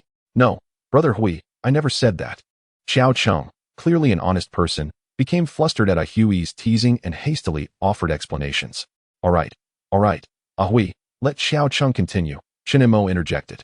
Hearing this, Ah Hui ceased his banter and settled quietly to the side, allowing Xiao Cheng to breathe a sigh of relief.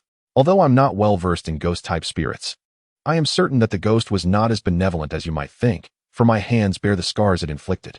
Chen Mo furrowed his brow. Could it be from the ghastly family? To be frank, upon hearing Xiao Cheng's earlier account, Chen Mo had imagined it to be a mere prank akin to scenarios from animated series involving the ghastly clan. Could you elaborate on the circumstances at that time? Xiao Cheng nodded slowly and recounted. This occurred about a month ago when numerous children in Ziwang town were attacked by a ghost, resulting in varying degrees of injury. Upon hearing this, Chen Mo's frown deepened. Initially, he thought the description pointed to a prank by ghost-type spirits like Ghastly. But now the emergence of injured children suggested something amiss. Upon learning of this incident, I immediately initiated an investigation. After several days of observation, I truly encountered something. Here. Xiao Cheng paused, glancing at Chen Mo and the others before continuing slowly. It was an unidentified creature shrouded in black substance, floating in the air, seemingly poised to attack a father and son ahead. In that moment, I acted impulsively, rushing out while allowing the father and son to proceed ahead, brandishing my firearm to intercept the apparition. Weigoo, please don't laugh. I am fully aware of my folly, Xiao Cheng remarked, scratching his head in exasperation. Nevertheless, it became evident that firearms were utterly ineffective against the specter. Perhaps my interference thwarted its nefarious intentions, for this particular ghost exhibited an unprecedented ferocity. The violet flames emanating from its form severely burned my hands, injuries that have yet to heal completely. The nature of this entity has transformed entirely, Chen Mo sighed. Could it be a member of the Gui's family, shrouded in those dark, enigmatic substances? Chapter 75, Piku, you have done well. As time pressed on, upon learning that Chen Mo and his companions had no place to rest, Xiao Cheng suggested they seek refuge at the inn where he had recently been residing, assuring them that the proprietor was not averse to elves. Initially, Chen Mo found this hard to believe, given that most passers-by they encountered had shown little kindness towards elves. However, upon arriving at the inn named Hao Ju Xiaozhan, Chen Mo realized that Xiao Cheng's words rang true. Beasts. Oh, such matters are of no concern. Currently, we have only Xiao Qiao staying here. What is there to worry about? You are welcome to bring your beasts along, the innkeeper, a tall man with a bushy beard and a boisterous demeanor, exclaimed. Upon discovering that Chen Mo and his group were accompanied by an elf, rather than displaying fear, the proprietor expressed genuine curiosity, marveling at the audacity of someone willing to tame magical beasts.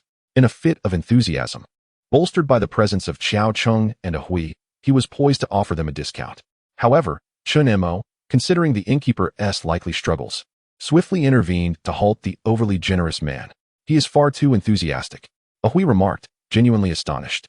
Just as the bearded proprietor began processing the check-in for Chen Mo and his companions, a delicate voice suddenly emerged from behind them. Daddy. Though aware that the call was not directed at him, Chen Mo and the others instinctively turned to look. They beheld an adorable girl of about 10, clad in a deep blue nightgown, standing timidly in the stairwell, gazing at them. Upon hearing the word daddy, the innkeeper promptly set aside his tasks, leaping over the counter to embrace the little girl, showering her with affection as he inquired, My dear, why did you come down all of a sudden? Daddy, I can't sleep. I want to hear a story. All right, wait just 3 minutes.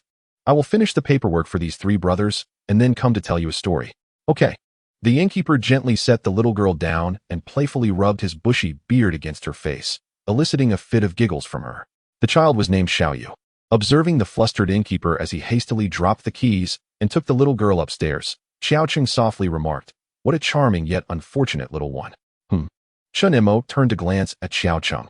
Xiao Cheng let out a soft sigh. Xiaoyu's mother had passed away shortly after giving birth due to health complications, and Xiaoyu, possibly due to hereditary factors, had always been frail, frequently falling ill. During my stay here, I have witnessed her suffer from colds 3 times, one of which was a severe fever. Is that so? Upon hearing Xiao Cheng's words, Chen Mo and the others couldn't help but feel a wave of sympathy for the adorable little girl with short hair. Just as the 4 were preparing to head upstairs to rest, the door of a room at the corner of the 2nd floor suddenly swung open, revealing the innkeeper who stepped out. If anything arises at night, feel free to come to this room or give me a call. Xiao Qiao knows my number, so do not hesitate.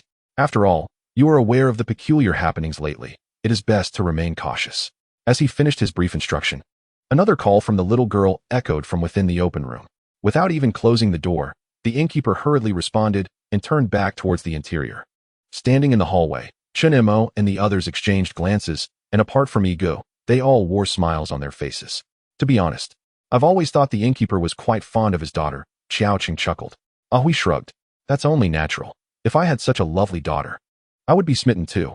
The group continued to banter as they ascended the stairs. However, none of them noticed the sudden creaking of a door closing beside them.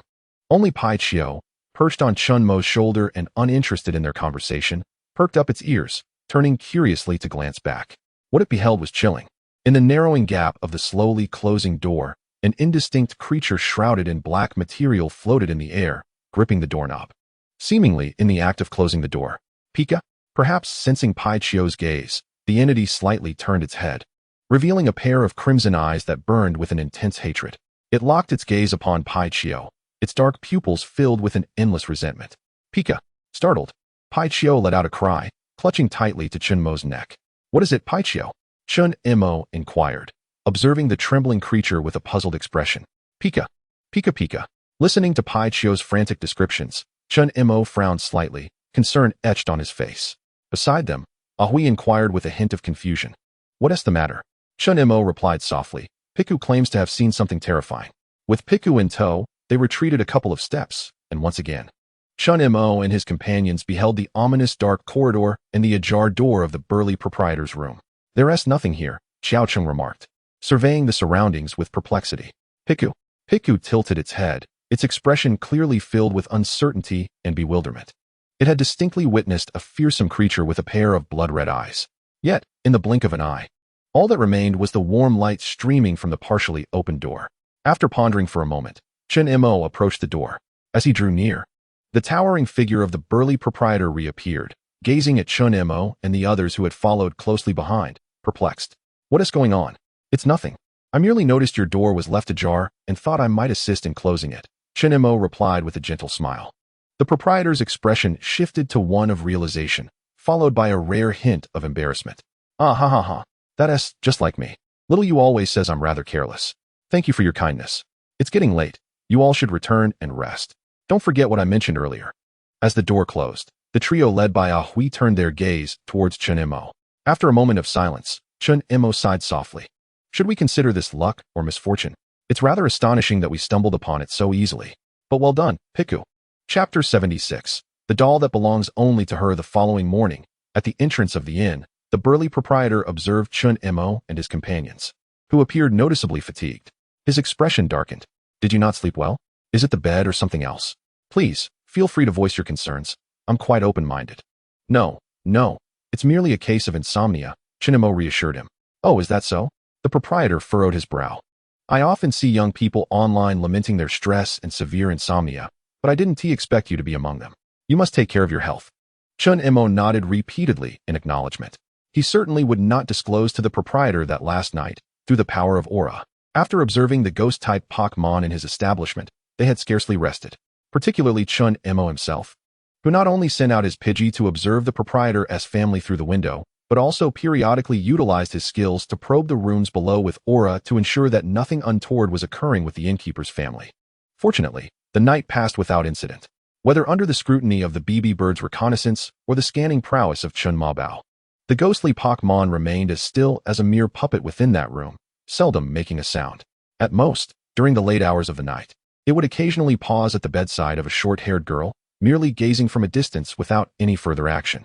Coupled with the information that Xiao Cheng had diligently compiled overnight, Chen Mo had formed a preliminary hypothesis regarding the recent incidents of ghostly assaults in Ziwang Town. Now, all that remained was to confirm it. Daddy, came the crisp, youthful voice from beside him. The little girl, clad in a deep blue dress adorned with a starry pattern and carrying a small backpack, stood before the burly owner. Daddy, can I skip school today? Absolutely not. He replied gently. We can discuss anything, but this matter is non-negotiable. He affectionately ruffled her hair, offering comfort. Now, let us get you to school. Be sure to listen to your teacher, and when school is over, I'll pick you up and take you out for a treat. The little girl's spirits were clearly dampened, yet under her father's rare firm insistence, she reluctantly acquiesced. Xiao Cheng observed the father-daughter duo swiftly departing from the inn and turned to Chen Mo, his expression tinged with disbelief. Mo go, I still have some doubts. Don't overthink it, Chen Mo gently reassured him with a pat on the shoulder. It is not the little girl causing harm to humans. Rather, it is the ghostly Pokémon that lingers by her side.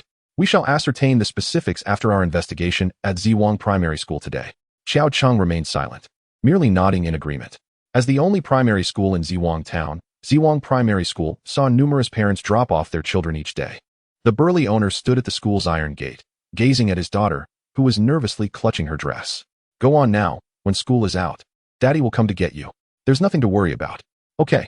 With her father watching, the little girl gradually made her way towards the teaching building, turning back every few steps as if to express her reluctance. It was only after she had fully entered the building that the burly owner turned to leave Ziwang Primary School. "Daddy's gone," thought the little girl as she observed her father depart.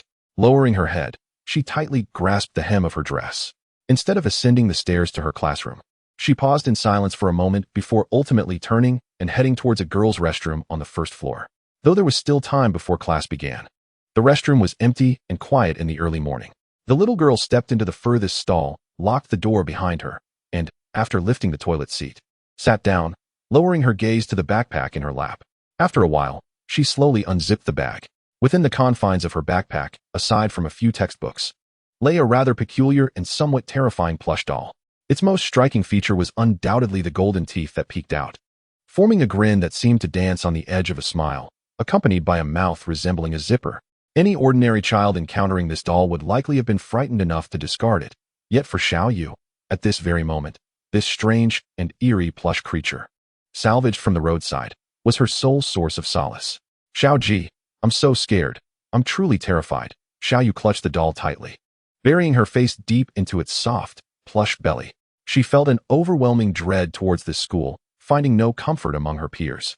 The thought of the cold, indifferent stares directed at her, coupled with the echoes of mockery ringing in her ears, engulfed her in profound fear. Tears cascaded down her cheeks, seeping into the fabric of the doll. Unbeknownst to Xiao Yu, the doll's previously vacant gaze was now fully animated, observing the child weeping in its embrace. Its once crimson eyes now glimmered with a hint of tenderness. It yearned to lift a hand and gently stroke Xiao Yu's head in an attempt to comfort her. Yet fearing it would frighten her further, it hesitated, lowering its hand once more, resuming its role as merely a plush companion. At that moment, a sudden flurry of light footsteps echoed outside the restroom.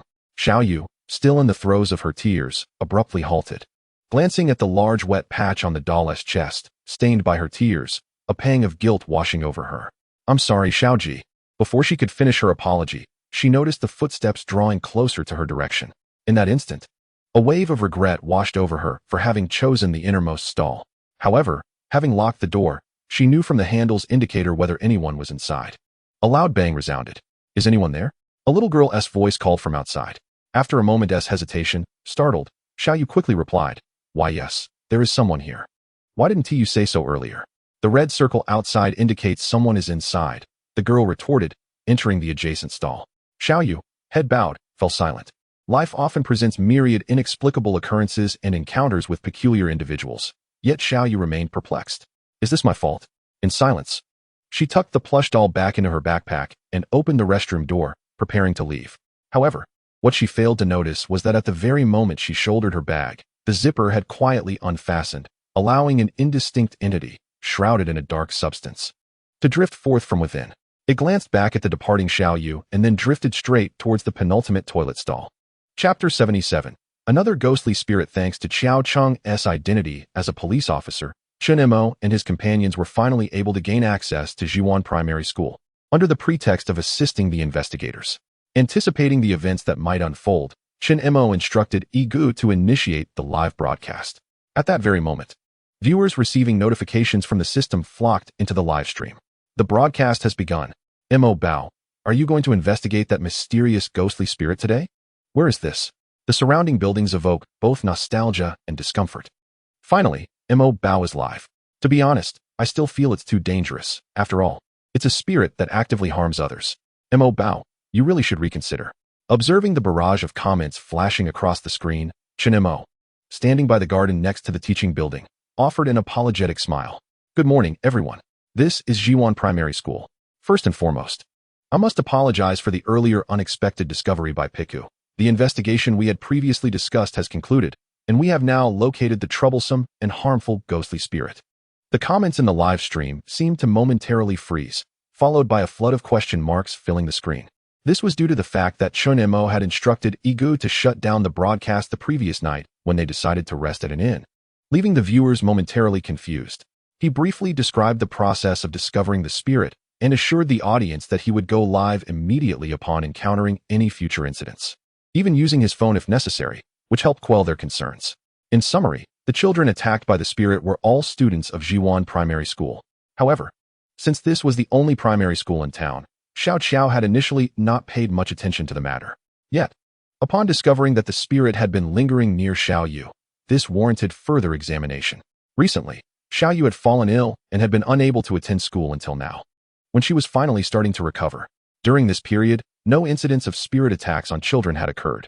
Considering the spirit's exceedingly abnormal behavior toward Xiao Yu and her profound aversion to attending school, I suspect there may be more to the story regarding the harm inflicted. As soon as this notion was expressed, the comments erupted with speculation. What do you mean by more to the story? I don't understand what Mo Bao is implying. You fool. Mo Bao is suggesting that the ghostly spirit may not have intended to harm the other children. There does seem to be something amiss. According to Mo Bao, this ghostly spirit has been by Xiao Yu's side for about a month without harming her, yet it has attacked other children. That raises questions. I understand the reasoning, but the real question is, what exactly is this spirit? Chen Mo glanced at the comments and smiled slightly. Let us keep a modicum of suspense. If all goes according to plan, today we shall unveil its true nature. No sooner had the words left my lips than a piercing scream erupted nearby, emanating from the teaching building. Chen Mo and his companions exchanged glances, and without uttering a word, they dashed towards the structure. In the midst of their hurried steps, a colossal bird-like shadow, adorned with wings, swept over their heads. Amidst the gusty winds, a petite yellow figure leapt into the air, landing gracefully upon Chen Mo's shoulder. Piku, you sensed an unusual aura, did you? Very well, I comprehend. A weight settled within Chen Mo's heart. Has it arrived so swiftly? While it was within the realm of his conjecture that, given the plush toy's fervent protective instincts, such an event would occur either today or tomorrow, he had not anticipated that this moment would come so soon. The scream not only attracted Chen Mo and his group, but also caught the attention of numerous students frolicking on the first floor. They congregated near the corridor, yet, due to recent admonitions from teachers and parents, none dared approach the girls' restroom from whence the cry emanated. At that juncture, a teacher arrived just in time, intending to enter the restroom when a voice from behind interrupted him. Sir, I am a police officer. We shall handle the ensuing matters from here. Please organize the students to return to their respective classrooms and refrain from gathering. He turned to see a quartet of individuals observing him, with the foremost young man brandishing a police badge to assert his identity. However, the badge was unnecessary. Qiao Cheng, who had frequented Zihuan Elementary for investigations, was well known here, and this teacher was among those familiar with him. Very well, Officer Qiao, we shall leave this in your capable hands. While directing the students to depart in an orderly fashion, the teacher glanced back at the quartet approaching the girls' restroom. He recalled that Officer Qiao typically conducted his inquiries alone. Yet today he had brought 3 companions, a personable young man, a burly man wielding a camera, and, what was that perched on his shoulder? In his line of sight, that object began to stir, pointing towards the girls' restroom and emitting a sound. Piku, still inside is it? Piku. As they proceeded, Chen Mo unleashed his aura of wave force. In that instant, his vision transformed into shades of black and white, piercing through walls and doors. He swiftly discerned a purplish-black figure floating midair. Indeed, it was still there. Chen Mo halted, his expression morphing into one of peculiarity. The other 3, noticing his unusual demeanor, also came to a standstill. What is it, Brother Mo? Xiao Cheng inquired, his face a mask of confusion. What is the matter, Xiao Qiao? Speaking of which, the last time you encountered the midnight melody, even your colleague was suspended in midair, ultimately frightened away. That incident occurred within this very primary school. Did it not? Why do you suddenly inquire about this, Mo? Indeed, it was Xiwan's primary school. Xiao Cheng remarked. However, the haunting transpired in a different building, not in this classroom block. Is there an issue? Have there been further occurrences of such events, particularly in this past month? Xiao Cheng pondered momentarily before shaking his head. None that I recall. As far as my memory serves, there have been no reports on this matter. Why do you ask, Mo? Is something amiss? Chen Mo sighed softly. We may have been mistaken. Not all hauntings are the work of a single spirit. In this Xiwan's town, there exists another ghostly entity. The footsteps echoed once more in the girls' restroom. Perhaps sensing the commotion, the floating purplish-black silhouette turned its head, revealing a pair of triangular white eyes, with black pupils glimmering with curiosity and confusion. Soon after, the footsteps grew increasingly closer. The purplish-black figure hesitated momentarily, Then its body sank slightly, as half of it vanished directly into the ground, seemingly on the verge of disappearing entirely. But just then, a voice rang out. "Do not hide, Gizatong. I have already discovered you." Chapter 78. Gizatong. Upon having its true name revealed, Gizatong froze mid-sink at Chen Mo's call, its form half submerged underground, while the other half remained exposed. Moreover, lying on the floor nearby was a fainted little girl. This was a dire predicament. After all these years, Gizatong had never encountered such an awkward situation. It wished to flee swiftly, but Chen Mo and the others had already appeared, standing at the entrance with 4 pairs of eyes fixed upon its location. Meanwhile, through Igu's camera lens, the audience in the live stream had erupted in a frenzy. "Oh my goodness, that's definitely it. The one that caused trouble and now wants to escape. Mo, take it down. Finally, we've caught it. Mo, we cannot let it slip away. What a ferocious appearance. It's clear it's no benevolent spirit. Mo, there's no need for any moral discourse. Just call upon Biberbird and have it team up with Piku." The barrage of comments was filled with righteous indignation. Aside from Chen Mo and Igu, whose expression remained as stoic as ever, devoid of any emotional fluctuation, Ahui and Xiaocheng were equally incensed at that moment. After all, the scene before them resembled the aftermath of a crime, where the perpetrator, caught in the act, was attempting to flee. Piku. With a leap, Piku jumped from Chen Mo's shoulder to the floor.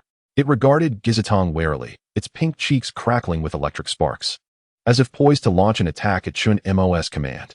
Meanwhile, outside the women's restroom, a pair of keen eyes were fixated on the interior through the glass, intently observing the Ghastly. Ghastly was utterly bewildered. After a brief absence, it found itself confronted by a multitude of unfamiliar spirits, all glaring at it with palpable hostility. Under the scrutiny of so many piercing gazes, particularly from 2 predatory spirits, Ghastly swallowed hard. Should I make a run for it? As this thought crossed its mind, its body instinctively began to sink lower. Yet, at that moment, a voice drifted over, leisurely yet pointed. "Thinking of escaping? Ghastly, does this imply you admit to harming this girl?" Ghastly's body froze once more. Harm?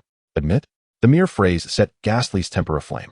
It hurriedly floated up from the ground, vehemently gesturing towards the little girl while shouting in distress, and fearing that Chen Mo might not understand. It animatedly recounted the events through exaggerated body language.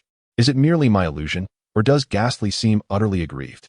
You are not mistaken. It appears on the verge of tears. Goodness, am I truly comprehending the language of spirits? Ghastly seems to be protesting its innocence. Could it be that we have misjudged it? Are you all so easily swayed by Ghastly's words? As Mo Bao mentioned earlier, ghost-type spirits are notoriously cunning. Perhaps this Ghastly is deliberately attempting to deceive us." Ahui and Xiaocheng exchanged dubious glances, scrutinizing Ghastly's expressive gestures. "You all doubt me," Ghastly lamented, its spirits plummeting to the depths of despair, its gestures gradually subsiding as it hung its head, floating despondently in the air. At that moment, the familiar yet loathed voice pierced the silence once again. "Are you suggesting that upon your return, you sensed a fluctuation of ghostly energy, mistaking it for kin, and hastened to the scene only to encounter this spectacle?" For reasons unknown, Ghastly suddenly found that this voice, which had previously irked it, now resonated like celestial music, stirring its emotions. Indeed, Ghastly nodded fervently. "Oh no, could Mo Bao be so easily convinced by this ghostly spirit's claims? Do not panic. Mo Bao will make his own judgments. Is there a possibility, that Ghastly is truly innocent? It appears so pitiful and distressed." Casting a glance at the barrage of comments on his phone, Chen Mo instructed Xiaocheng to check on the little girl first before slowly articulating. "Previously, I shared insights on certain ghost-type spirits that warrant caution, even avoidance. If memory serves, Ghastly was notably absent from that list. As for my reluctance to speak of Ghastly, the reason is quite simple. Compared to other ghost-type Pokémon, their clan poses a relatively minor threat. Jengar is the evolved form of Ghastly, and a significant portion of the Ghastly lineage harbors no malicious intent towards humans. Rather, they delight in playing various pranks on us." Upon hearing this, Xiaocheng, who was checking the little girl's condition, was momentarily taken aback. He turned his head, casting a puzzled glance at Chen Mo. "Pranks? You are not mistaken," Chen Mo replied with a smile. "If all goes as expected, that haunting melody heard at midnight, along with the entity that frightened your colleague, should indeed be this very Ghastly." "Huh." Xiaocheng looked at Ghastly, who was also gazing at him. The two exchanged glances for a moment. Suddenly, it seemed as if Ghastly had a revelation. "Gah!" Xiaocheng observed the cheerful, floating Ghastlies circling around him. "Mo Go. Is it? It is greeting you." as if to say, "Long time no see, I am delighted to see you. Now, Ghastly is inquiring about your two friends, your colleagues, where they have gone." Even someone as good-natured as Xiao Cheng felt a vain throb on his forehead. "How dare you ask where they have gone?" Seeing this, Chen Mo could only shake his head in exasperation and quickly called Ghastly over. He then addressed the camera slowly. "Thus, according to my current conclusion, Ghastly is likely innocent as it claims. The true culprit is probably that ghost-type Pokémon lingering near Xiaoyu. Beside them." Ghastly glanced at the camera being held by Egu and then turned to Chen Mo, a look of utter confusion on its face. Evidently perplexed as to why Chen Mo was speaking to a dark object. Could there be another Pokémon inside? The more Ghastly pondered, the more plausible it seemed. With the ability to pass through walls, perhaps it was indeed a kindred spirit residing within. Feeling quite clever, Ghastly floated towards the camera, eager to meet its somewhat shy counterpart who refused to show itself. However, filled with joy amidst countless unseen comments shouting, "Don't come over here." Ghastly pressed its friendly smile against the lens. No response followed its greeting. Ghastly tilted its head in confusion. Then, it simply passed through the camera. Nothing was found. Ghastly's eyes widened in astonishment. It turned back to Chen Mo, and within its triangular white eyes, a clear expression of sorrow and pity emerged. Chen Mo exclaimed, "What on earth have you connected in your thoughts?" Chapter 79. Mischief. Upon inspection by Xiao Cheng, the little girl bore evident signs of abrasions. Yet her injuries were not severe. She had merely fainted from fright, her face still reflecting the profound terror left by the sight of a horrifying creature. "Brother Mo, it resembles the previous situation," Xiao Cheng remarked, to which Chen Mo nodded in acknowledgement. In Ziwang Town, there had been over 20 incidents of ghostly assaults on children, the most serious of which was when Xiao Cheng intervened to prevent a ghost from attacking a father and son. During that encounter, he sustained severe burns on his hands from ghostly flames. The majority of the other cases were akin to that of the little girl, resulting in minor injuries that could be swiftly treated. However, while physical wounds can heal, the psychological scars are far more challenging to mend. Chen Mo glanced at the floating ghost stone nearby. "You have completely cleared your name." Upon hearing this, Ghost Stone's triangular eyes nearly transformed into crescent moons from delight. "Brother Mo, there is a medical room at Ziwang School. I will take her there to tend to her wounds." With the girl in his arms, Xiao Cheng swiftly departed. Before long, Hui, who had been dispatched to investigate the surveillance, returned to the teaching building. "Brother Mo, I checked. Xiaoyu indeed visited that girl's restroom, and shortly after she left, the incident occurred." As anticipated, Chen Mo nodded, remaining silent as he continued to scroll through his phone. This scene piqued a trace of curiosity in Hui. "Brother Mo, what are you so engrossed in?" "The investigation materials that Xiao Qiao sent me yesterday. I believe you have them as well." "Yes, I do. But what of it?" Chen Mo replied without lifting his gaze. "I don't know if you've noticed, but among the 20 or so attack incidents provided by Xiao Qiao, very few occurred during daylight. Most were concentrated around dusk, and not a single one took place within the confines of the school." "Brother Mo, could you clarify? I'm having a hard time understanding." Chen Mo put away his phone and gazed at the thick layer of clouds that had unexpectedly blanketed the sky. Xiaoyu was unaware of the spirit's existence, and it was highly likely that the spirit understood that acting recklessly would not only expose itself, but also Xiaoyu, leading to considerable trouble. Consequently, it had meticulously selected opportune moments for its assaults, which was a primary reason why Xiao Qiao had yet to identify a target despite the extensive duration of her investigation. However, a pressing question arose. Why had it suddenly chosen to act directly within the school? "Brother Mo, if that is the case, does it not suggest that the situation has worsened?" Hui's brow furrowed in concern. "Not necessarily. These are merely my conjectures," Chen Mo replied. Chen Mo rose to his feet, having dispatched Bibbert to keep watch. "Let us ascend as well. Should any untoward event occur, we can intervene in a timely manner." Just as the two were about to make their way towards the teaching building, the figure of Guaystone suddenly emerged from the ground, obstructing their path. "Kokek." Guaystone gestured towards Chen Mo and then pointed at himself. "Oh." Chen Mo raised an eyebrow. "Are you implying that you wish to accompany us?" "Kokek." Although the truth was now evident, Guaystone was far from pleased. Why should he bear the brunt for the actions of another ghost-type spirit? Consequently, he was adamant about witnessing the true nature of this spirit for himself. Chen Mo welcomed Guaystone's temporary alliance wholeheartedly. After all, the adversary was a formidable ghost type, and both Piku and Bibbert found themselves at a disadvantage against that puppet. If Guaystone was willing to assist, the situation would certainly improve. Class 3 to 1 of Ziwan Primary School. This was Xiaoyu's class. Many children raised in single-parent households often encounter various challenges in their personalities, and Xiaoyu was no exception. Coupled with her health issues, her attendance at school was sporadic, leading to a dwindling number of friends and declining academic performance, which inadvertently magnified her feelings of inferiority. She began to withdraw into silence, remaining seated at her desk throughout the school day, except for restroom breaks and physical education, shunning interaction with her peers. Gradually, Xiaoyu became perceived as an oddity by her classmates.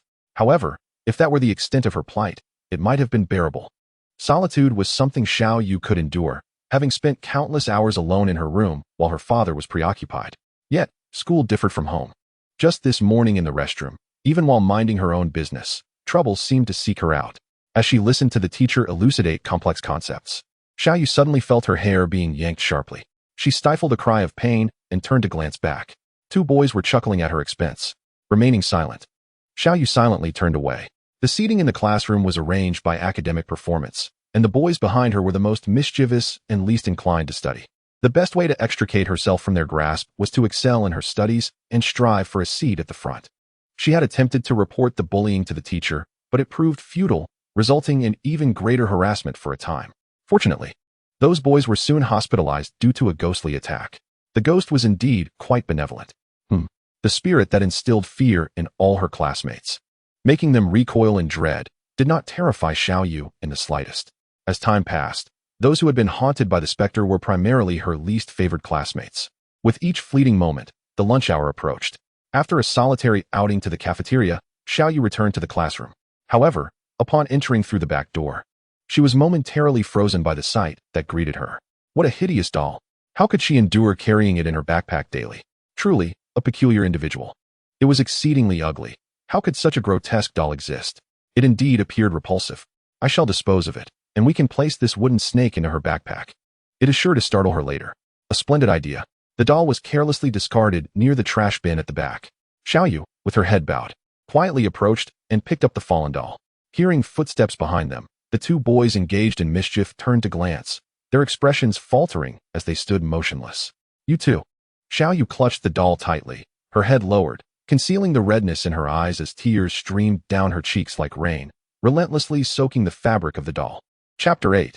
The Cursed Doll Where Resentment Gathers, Vengeful Shadows Often Linger. It could hardly recall when it had arrived in this small town, only remembering that since its arrival, there had been an unending supply of grievances to consume each day. This week's harvest was significantly meager compared to the past. If this continues, when will it ever come to an end? It was all the fault of those monstrous beasts, were it not for those wretched creatures. Would anyone still visit our Ziwang town? The number of tourists dwindled. This place was the most conducive to its growth, a locale it cherished dearly. Yet, the townsfolk seemed to harbor no affection for it, even though it had aided them in devouring their inner resentments. An ever-increasing amount of grievances accumulated within it, ultimately leading to its evolution one fateful day. However, the hasty evolution brought forth a curse and an overwhelming force of resentment, pushing it to the brink of losing control. At that moment, she appeared. Were you also despised? She took it back to what she called home. This inn, apart from her, also housed another peculiar human, whom the girl referred to as her father, a man she adored. Gradually, it acquired a new name, Xiao Ji, and a new abode where it no longer had to hide. Strangely enough, before its evolution, it had yearned intensely for the resentment and hatred that resided in the hearts of humans, yet afterward, it craved the feeling of being cherished and valued by them even more. Reflecting on that time, it was perhaps the most beautiful period of its existence. If only it could last forever, even if it meant being treated as a mere doll, it would gladly accept it. If only life could remain so simple, living together in harmony. But why? As tears cascade down, striking the fabric of the doll, an incessant emergence of a dark, enigmatic substance begins to manifest. This is a manifestation of resentment, a curse unleashed.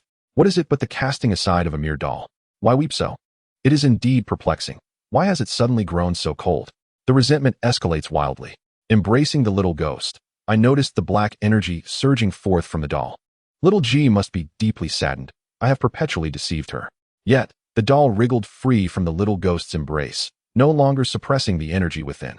Its form gradually expanded, soon returning to its normal height of over a meter, hovering in midair, its crimson gaze fixated intently on the two boys before it. I can no longer endure this.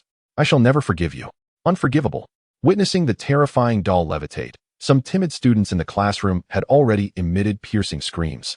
While the two boys targeted by the doll, gripped by fear, stumbled backward, their legs giving way, causing them to collapse onto the ground. The little ghost is indeed a specter. The frenzied energy waves shattered the classroom windows, sending all desks and chairs flying. The two boys nearest the doll were directly struck by the black energy, the mere ripple of energy, sending them hurtling several meters away, until they crashed against the wall, falling unconscious. Yet, this was not the end. The long-repressed resentment, once released, could not be halted. A dark energy sphere, potent enough to obliterate any human, continually coalesced in the doll's hands, aimed squarely at the two boys, now rendered unconscious. At last, the little ghost reacted. "Little G, stop!" But it was too late. The shadow ball, at the very instant the little ghost cried out, surged forward at high speed toward the two boys. Just as calamity loomed, a voice suddenly resonated from below. "Stop!" Accompanied by eerie laughter, a shadowy figure emerged from beneath the floor, interposing itself in the trajectory of the shadow ball. With a thunderous explosion, the shadow ball detonated in the center of the classroom. The force of the unleashed energy created a gale so fierce that it rendered the onlookers unable to open their eyes to perceive the chaos. The floor, too, was marred by the ferocious energy, fissures spreading like veins. Little G and the little ghost gazed at the shadowy figure, disbelief etched across their faces. Meanwhile, a voice echoed from the doorway. "Cease this, cursed doll. I understand your desire to avenge the little ghost. Those children indeed require a unique form of education." However, before the statement could be completed, it was interrupted by a roar. The cursed doll turned its gaze toward the youths standing in the doorway, its crimson eyes brimming with animosity, the implication unmistakable. "Do you wish to thwart me as well?" The cursed doll, on the brink of a violent outburst, paid no heed to Chen Mo's desperate calls, raising its hand to once again gather the cursed energy within. "Are you Xiaoji?" A trembling, youthful voice emerged from the side, causing the energy that the cursed doll had been accumulating to dissipate in an instant. It dared not meet that gaze any longer. Turning away, the cursed doll vanished into the darkness before anyone could react. This was the troublesome nature of ghost-type spirits, and it was a situation that Chen Mo dreaded to witness. "Xiaoji." At that moment, Xiaoyu suddenly spoke, directing her gaze towards a window outside the classroom. Chen Mo hastily looked over, catching a glimpse of a shadow flitting past the window. "Gui's Tong, do not forget your promise. I will pursue the cursed doll. Hui and Xiao Qiao, you stay here and tend to the injured students." Briefly relaying his instructions, Chen Mo swiftly approached the window, where BB Bird awaited him. It was evident that while the cursed doll could conceal its presence temporarily through techniques like stealth attacks, it was not a permanent solution. If all went well, it was indeed possible to catch up with the cursed doll, climbing through the shattered window, just as Chen Mo was about to leap onto BB Bird's back. Xiaoyu's voice rang out once more. "May I accompany you?" This time, her tone was resolute, devoid of hesitation or weakness. "BB Bird?" "BB." With keen eyes scanning for the elusive dark figure, BB Bird let out a chirp, indicating its readiness to bear the burden. "Then let us go together." Chen Mo lifted Xiaoyu and settled onto BB Bird's back. Simultaneously, the dark figure reemerged not far below. "Over there!" Xiaoyu exclaimed. "BB." Without needing further encouragement from Chen Mo, BB Bird flapped its wings and surged towards the shadow with remarkable speed. So fast. After Chen Mo and Xiaoyu had departed, Hui and Xiao Cheng turned to survey the disheveled classroom, sighing softly. Only Gui's Tong retained a mischievous grin, gliding directly towards the two boys sprawled on the floor. Chapter 81. Family. This chase was destined to rely solely on human effort, leaving Gu unable to intervene. However, considering the promise made to the audience earlier, Chen Mo promptly activated a live stream on his phone. In the next moment, countless viewers flooded into the broadcast room. "The clarity has worsened again. Well, given that you still care about us, Mo Bao, I'll forgive you." "Mo Bao, are you really going to chase after that spirit called the cursed doll? It looks so dangerous." "What, then, is the nature of the cursed doll?" Chen Mo inquired, casting a glance at the barrage of comments. "The cursed doll is a uniquely extraordinary entity. Its distinctiveness stems from its mode of creation. Apart from evolving from the grudge doll, it can also arise from discarded playthings. It may sound implausible, yet it is indeed true. It is the lingering resentment of abandonment that imbues these dolls with their cursed form. It is said that the cursed doll, driven by the bitterness within, relentlessly seeks out the child who forsook it, with vengeance as its intent." Upon hearing this, Xiaoyu, seated in front, could no longer contain her curiosity and turned to ask, "Big brother, what about Xiaoji?"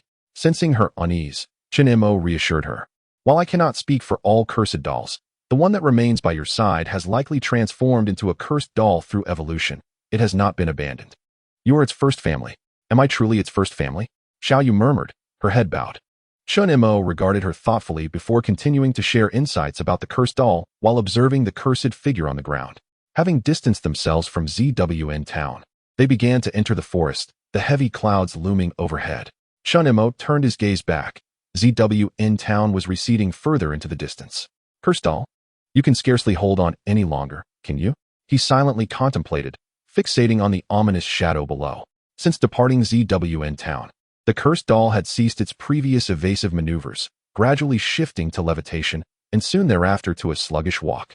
With BB Bird having already lowered its altitude, Chen Mo could distinctly observe the black substance oozing from the doll-like body of the cursed doll.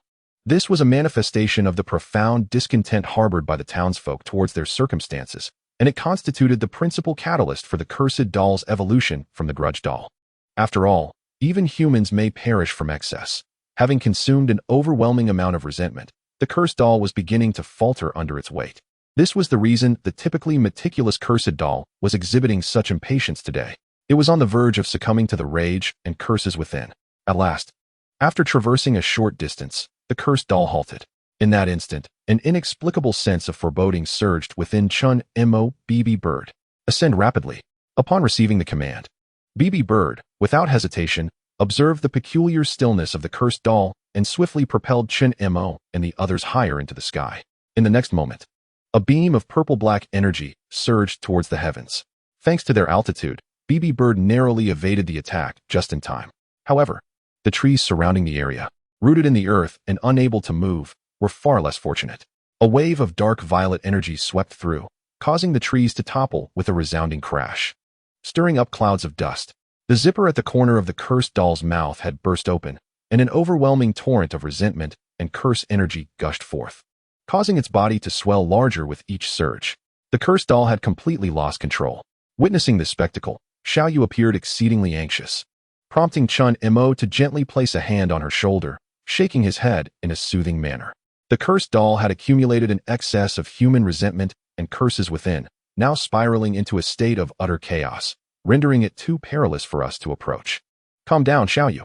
Consider why the cursed doll departed from Ziwang Elementary School. Driven by the pain of its amassed resentment to this forest, it was for your safety.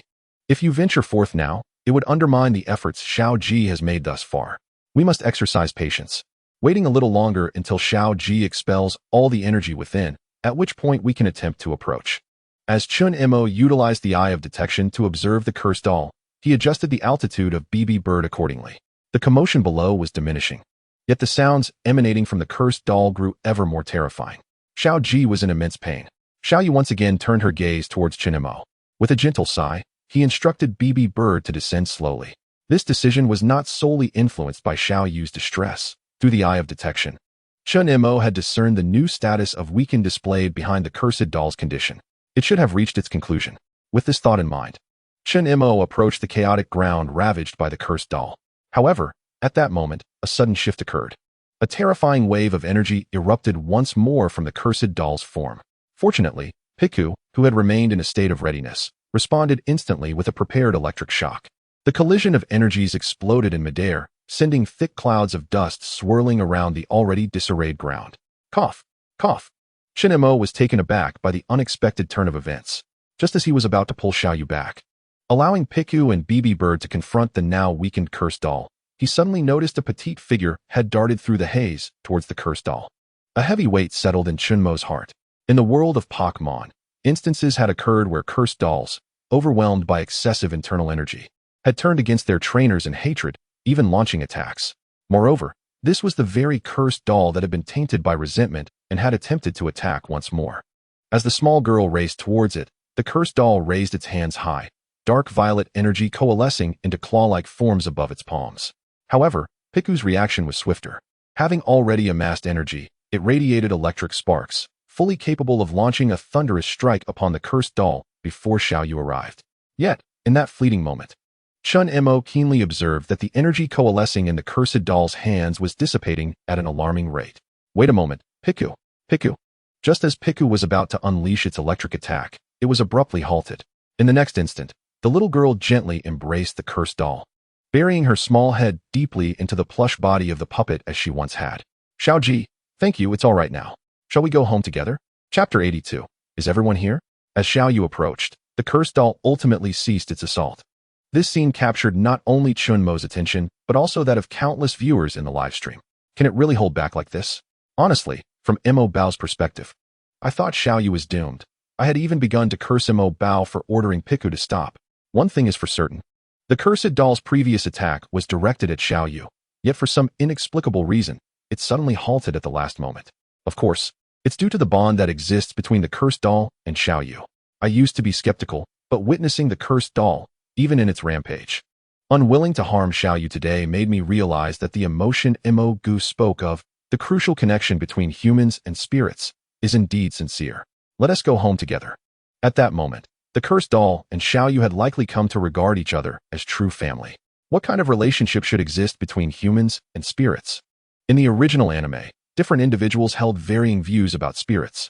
While Ash and his companions endeavored to showcase the bonds between humans and spirits to the audience, there existed many others, or rather trainers, who viewed spirits merely as tools for battle, quick to discard them upon dissatisfaction, regardless of others' opinions. Chen Mo personally disdained the latter perspective, leaning instead towards the attitude exhibited by Ash and his friends when interacting with spirits. Humans and spirits should grow together. This was the sentiment Chen Mo fervently presented to his audience during the livestream. He did not wish for the advent of Pokeballs in this world to result in a surge of individuals capturing spirits for various interests. Although such occurrences could not be entirely avoided, Chen Mo aspired, at this stage, to communicate his stance and ideas, hoping to render that faction a minority. He gazed at Xiaoyu, who was embracing the cursed doll in the distance, his expression softening immensely at that moment. Just then, Chen Mo suddenly noticed. The cursed doll, which had once held its arms aloft, gradually lowered them, delicately resting them upon Xiaoyu's head, as if caressing a treasure most cherished in this lifetime. Drip. A droplet fell to the ground. Chen Mo slightly raised his gaze, observing the dark clouds above gently releasing a fine, persistent rain.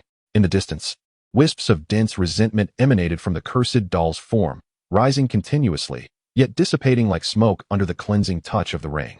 Chen Mo extended his hand, experiencing the nourishing, purifying embrace of the late spring rain that revitalized all things. At last, the rain had arrived, draping his coat over Xiaoyu. Chen Mo and his companions swiftly embarked on their journey home aboard the Bibbard. I'm sorry, brother Chen Mo, it seems I have done something quite wrong earlier. Xiaoyu murmured from the front, gazing at the cursed doll, now shrunk back to the size of an ordinary plush toy, as she bowed her head in quiet apology. Are you referring to the moment when you lunged at Xiaoji? He inquired. Indeed, an apology is warranted, but it should be directed not at me, but at the cursed doll and your father.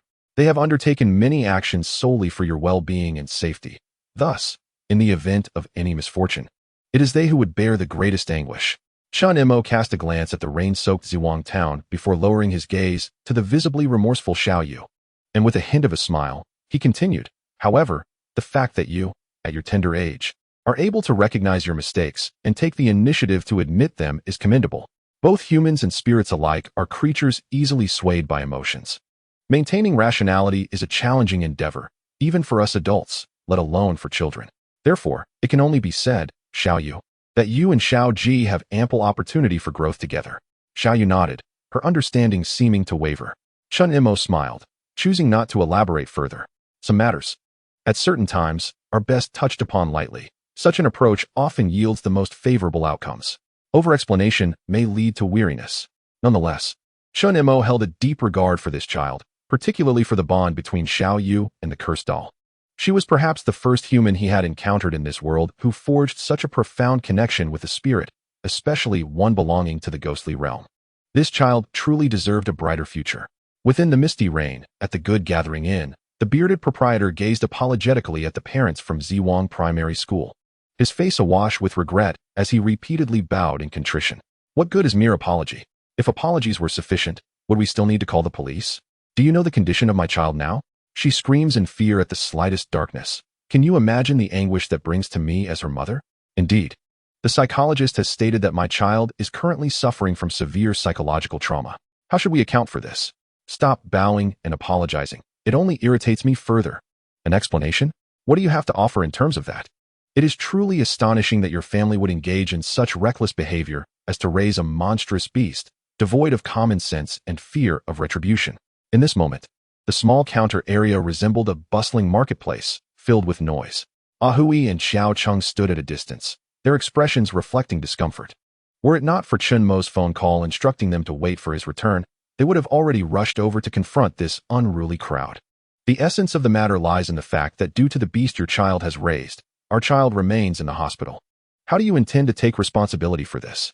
Amidst the crowd, a man forcefully parted the throng and charged towards the burly owner, visibly agitated. His spittle flying as he spoke. The reason he refrained from physical confrontation was twofold: the presence of a police officer nearby and the significant disparity in their sizes. Enough. Brother Hui, I can no longer stand by. I must assist the owner. I shall join you, Xiao Cheng declared as they prepared to step forward. Just then, the inn's door swung open once more, but this time it was not a parent who entered, but rather a young man, drenched from the rain, with striking features. He surveyed the lively scene before him and then snapped his fingers. The rainwater cascading from outside was suddenly whipped into a frenzy by a gust of wind, surging into the room and drenching everyone present. As the crowd turned to face him, their expressions filled with fury, the young man merely smiled widely. Is everyone here? Chapter 83. In the gentle rain, some prepare to depart, while others choose to remain. The young man, arriving amidst wind and rain, uttered a perplexing statement that momentarily bewildered the gathered parents near the counter. Just then, they spotted a tiny yellow figure bouncing into the room, shaking off the droplets of water before swiftly climbing onto the young man's shoulder, beaming a broad smile at them. Piku, witnessing this scene, rather than feeling charmed, the crowd recoiled in fear, taking several steps back. A monstrous beast. As the commotion echoed from the crowd, the young man calmly directed his gaze towards the man who had been vehemently confronting the burly owner. May I inquire as to which student you are the parent of? Confronted by the young man's question and the gaze of the small yellow beast, the man swallowed hard, casting a glance at Xiao Cheng beside him. He felt somewhat reassured and boldly stated his child's name. That is indeed correct, the young man nodded slowly, proceeding with his words. The fact that your child remains in a comatose state is a consequence of my actions. As he spoke, the young man retrieved a smartphone from his pocket and opened a briefly edited video, placing it on the counter. Take a look at this.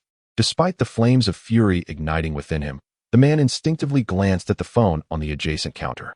In the video, a familiar figure came into view, his son, who was holding a small piece of paper, exchanged a knowing glance with a companion, and then mischievously affixed the note to the back of a young girl.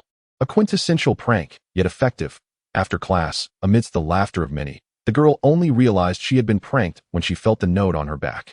Silently, she removed the paper and sat down, head bowed, without uttering a word. In the brief span of a few minutes, his son demonstrated 4 or 5 methods of pranking. As if the more the girl resisted, the more they sought to draw her attention through their antics.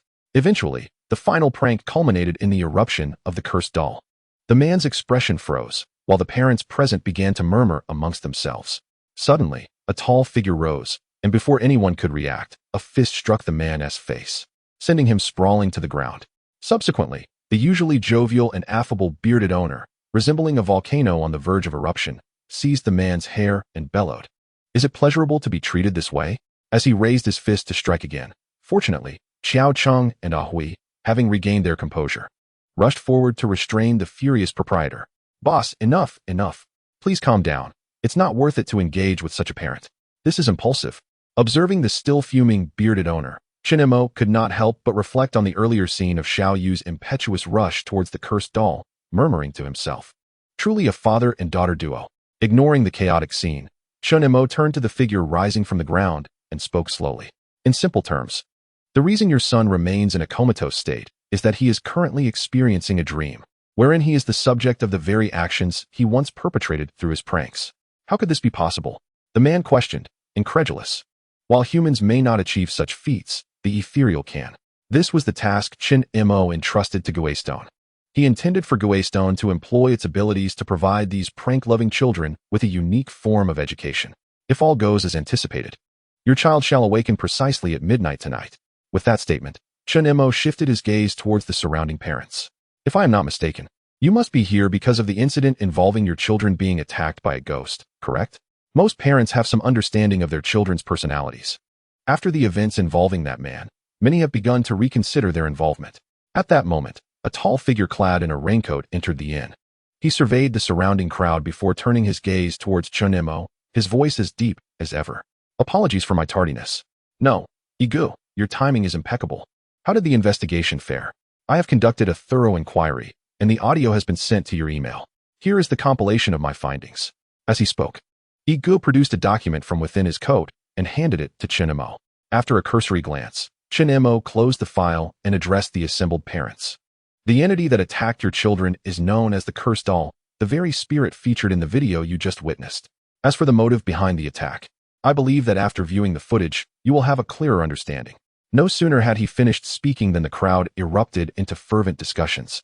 After a considerable pause, one parent finally stepped forward. To my knowledge, my child has never exhibited any violent tendencies. He excels academically and maintains excellent relationships with his classmates. Furthermore, he is in the 5th grade and does not even share a floor with that child named Xiaoyu. Thus, he has had no opportunity for interaction. Yet, despite this, my child was still attacked by the ghost. Which child is yours? Xiao ran.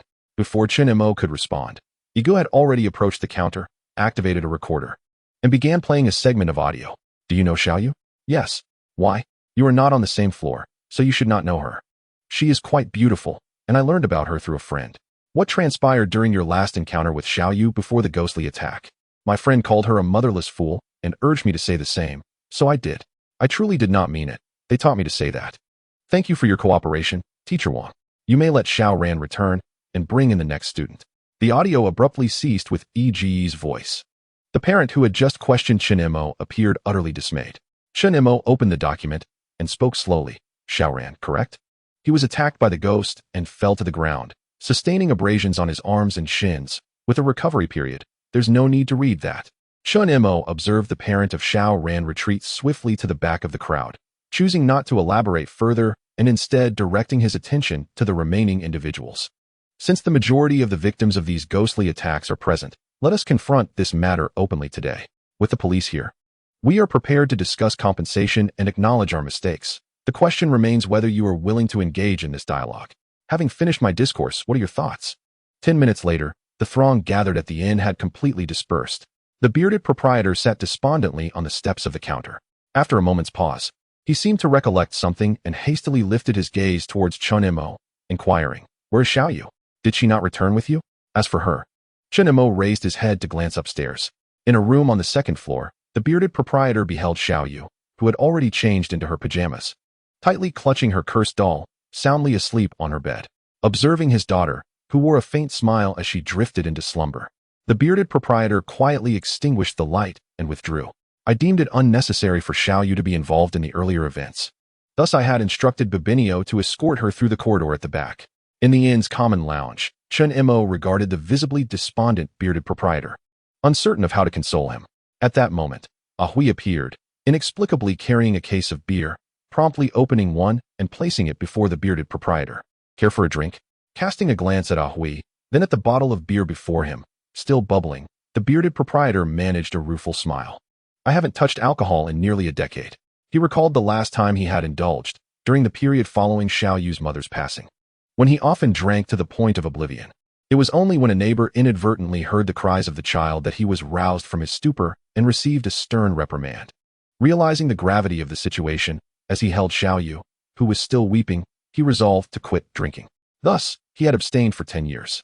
Perhaps even his late wife would have never imagined that her husband, who occasionally sipped a drink, would so decisively conquer his addiction.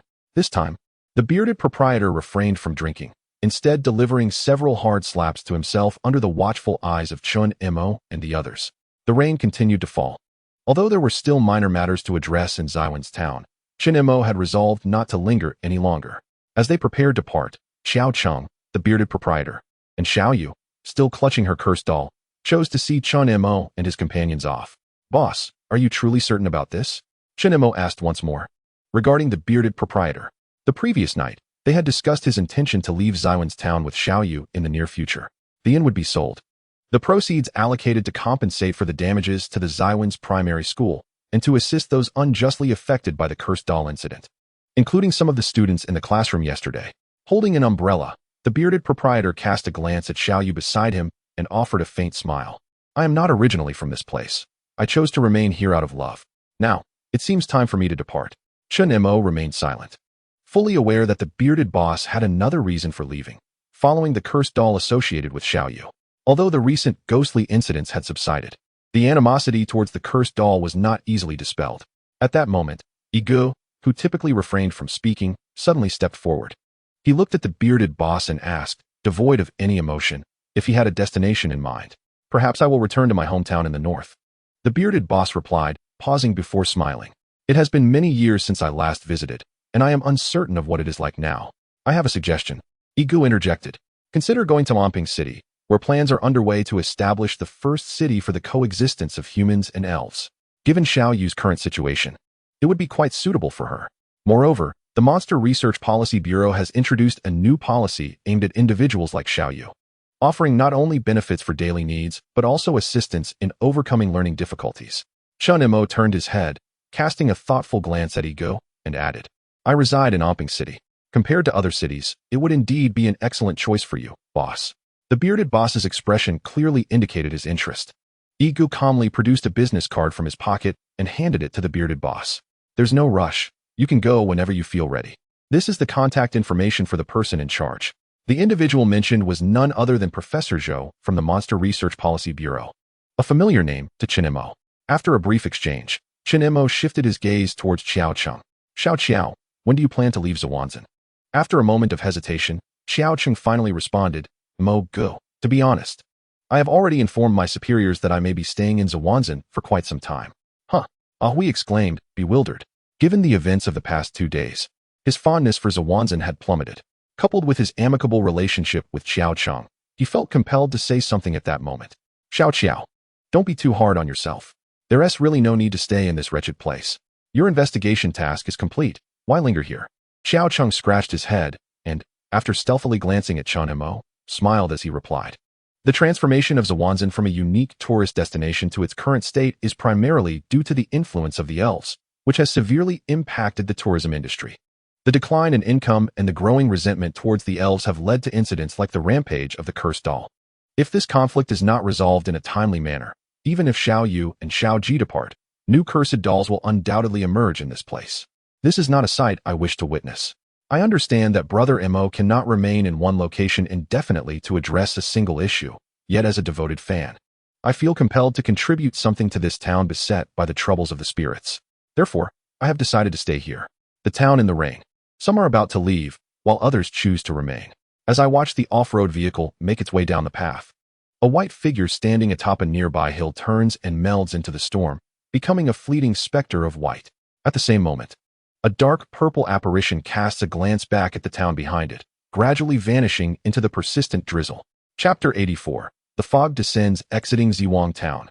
I found myself nearly at Evergreen Forest. Brother Mo, it seems the rain is about to cease. Without needing a Huey's reminder, Chen Mo could already discern from the dwindling raindrops on the windshield that this spring rain, which had persisted throughout the night, was nearing its conclusion.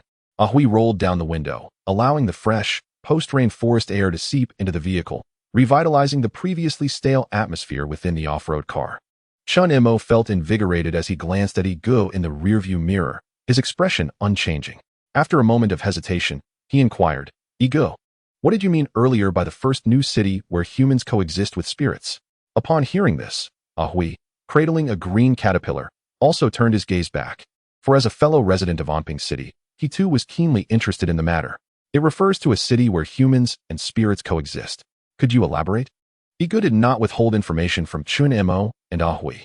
Following a joint application by Professor Zhou and certain members of the Monster Research Countermeasures Bureau, the authorities have decided to designate Debunking City as the nation's first pilot city. They will tentatively allow a selection of spirit beings that are friendly to humans to integrate into urban life, encouraging residents to actively nurture these spirits. Of course, not all residents of Debunking City are inclined to coexist with monsters. The local government is currently organizing personnel to conduct a survey of residents' willingness, household by household. Those unwilling to cohabit will receive compensation from the state, akin to relocation assistance, and will be orderly moved out of the city, awaiting the arrival of families from elsewhere who are eager to settle in. Meanwhile, those who choose to remain will also receive a portion of economic subsidies from the national government as a form of reward and support. That must require considerable manpower and resources, Ahui remarked, somewhat astounded. Just from EGE's brief description, he could sense the myriad challenges this new policy might face during its implementation.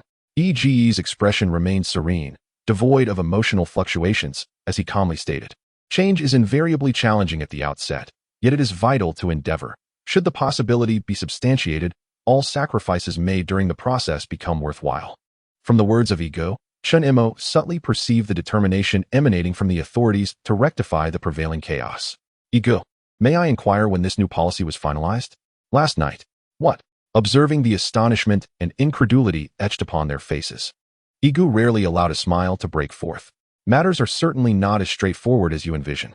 The Beast Research Countermeasure Bureau has simulated numerous strategies concerning the Elven Dilemma, and this new policy was originally among them. However, its priority had long been rather low, lingering towards the end of the list, until Professor Zhou recently resurrected it for renewed discussion. The reason it emerged last night aligns with your thoughts. The incident involving Xiao Yu and the cursed doll compelled many hesitant individuals to finally reach a resolution. At this juncture, Igu paused, casting a glance at Chen Mo before continuing. You performed admirably yesterday. I watched that live broadcast attentively. Chen Mo smiled, his gaze fixed upon the winding forest path ahead, his expression devoid of any sense of self-congratulation. Our connection is tenuous. What I did then was no different from what you ordinarily do, Igu. Ahui and Igu exchanged glances and shared a chuckle, choosing to remain silent thereafter. Just then, the group noticed that visibility ahead was diminishing.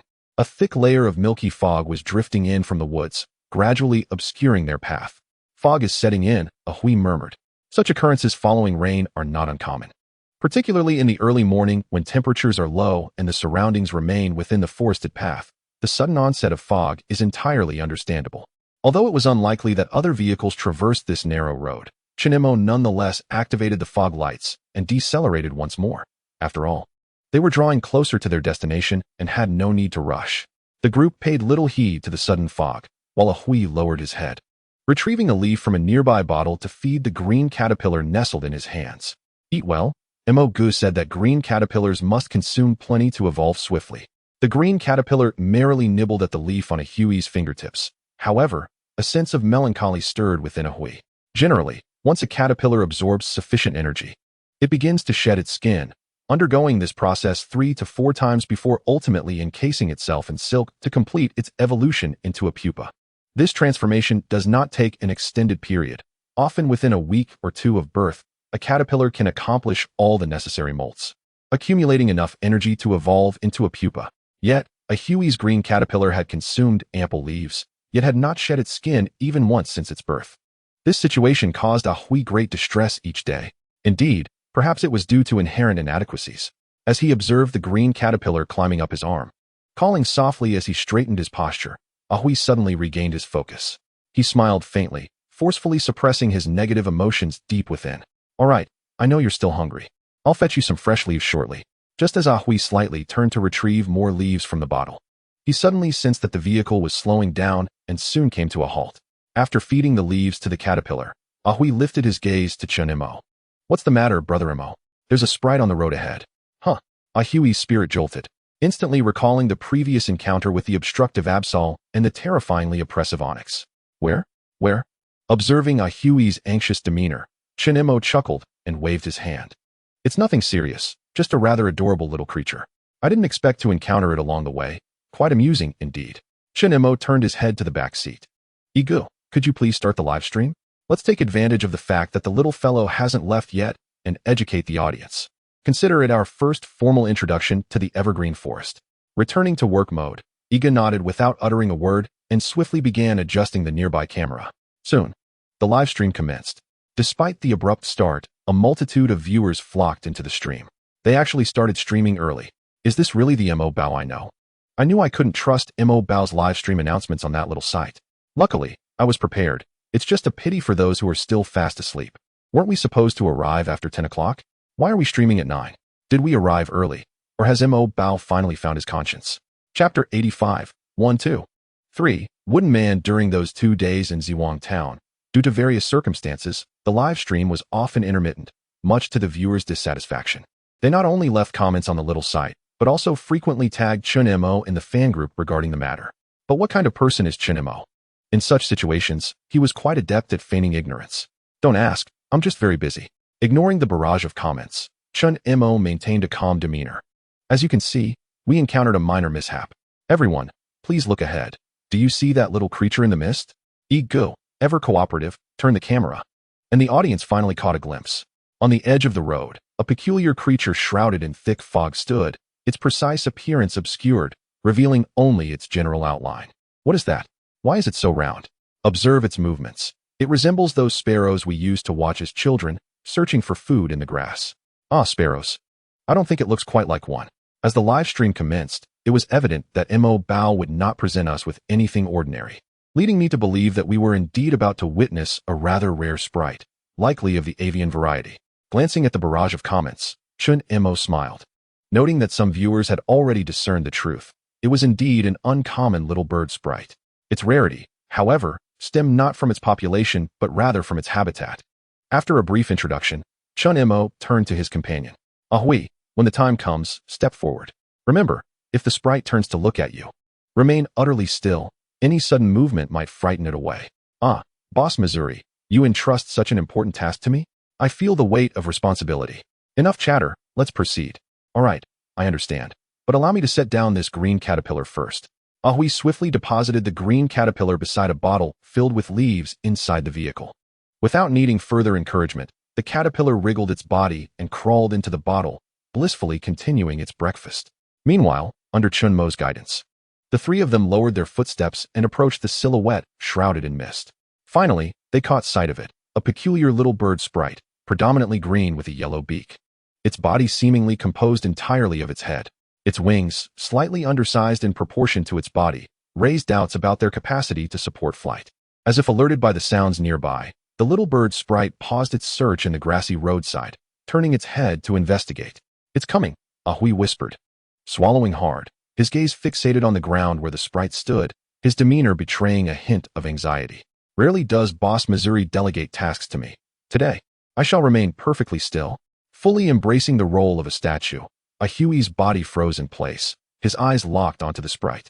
Indeed, it was a matter of capturing a moment. Perhaps due to the presence of three observers, the sprite's gaze moved slowly among them. This unusual circumstance intensified Ahui's tension. At that moment, the sprite's gaze finally settled, but it chose to meet the eyes of Ego, who stood further back, camera in hand. In that instant, the eyes of man and bird locked in silent communion, devoid of any emotional nuance, resembling two statues, one grand, one diminutive.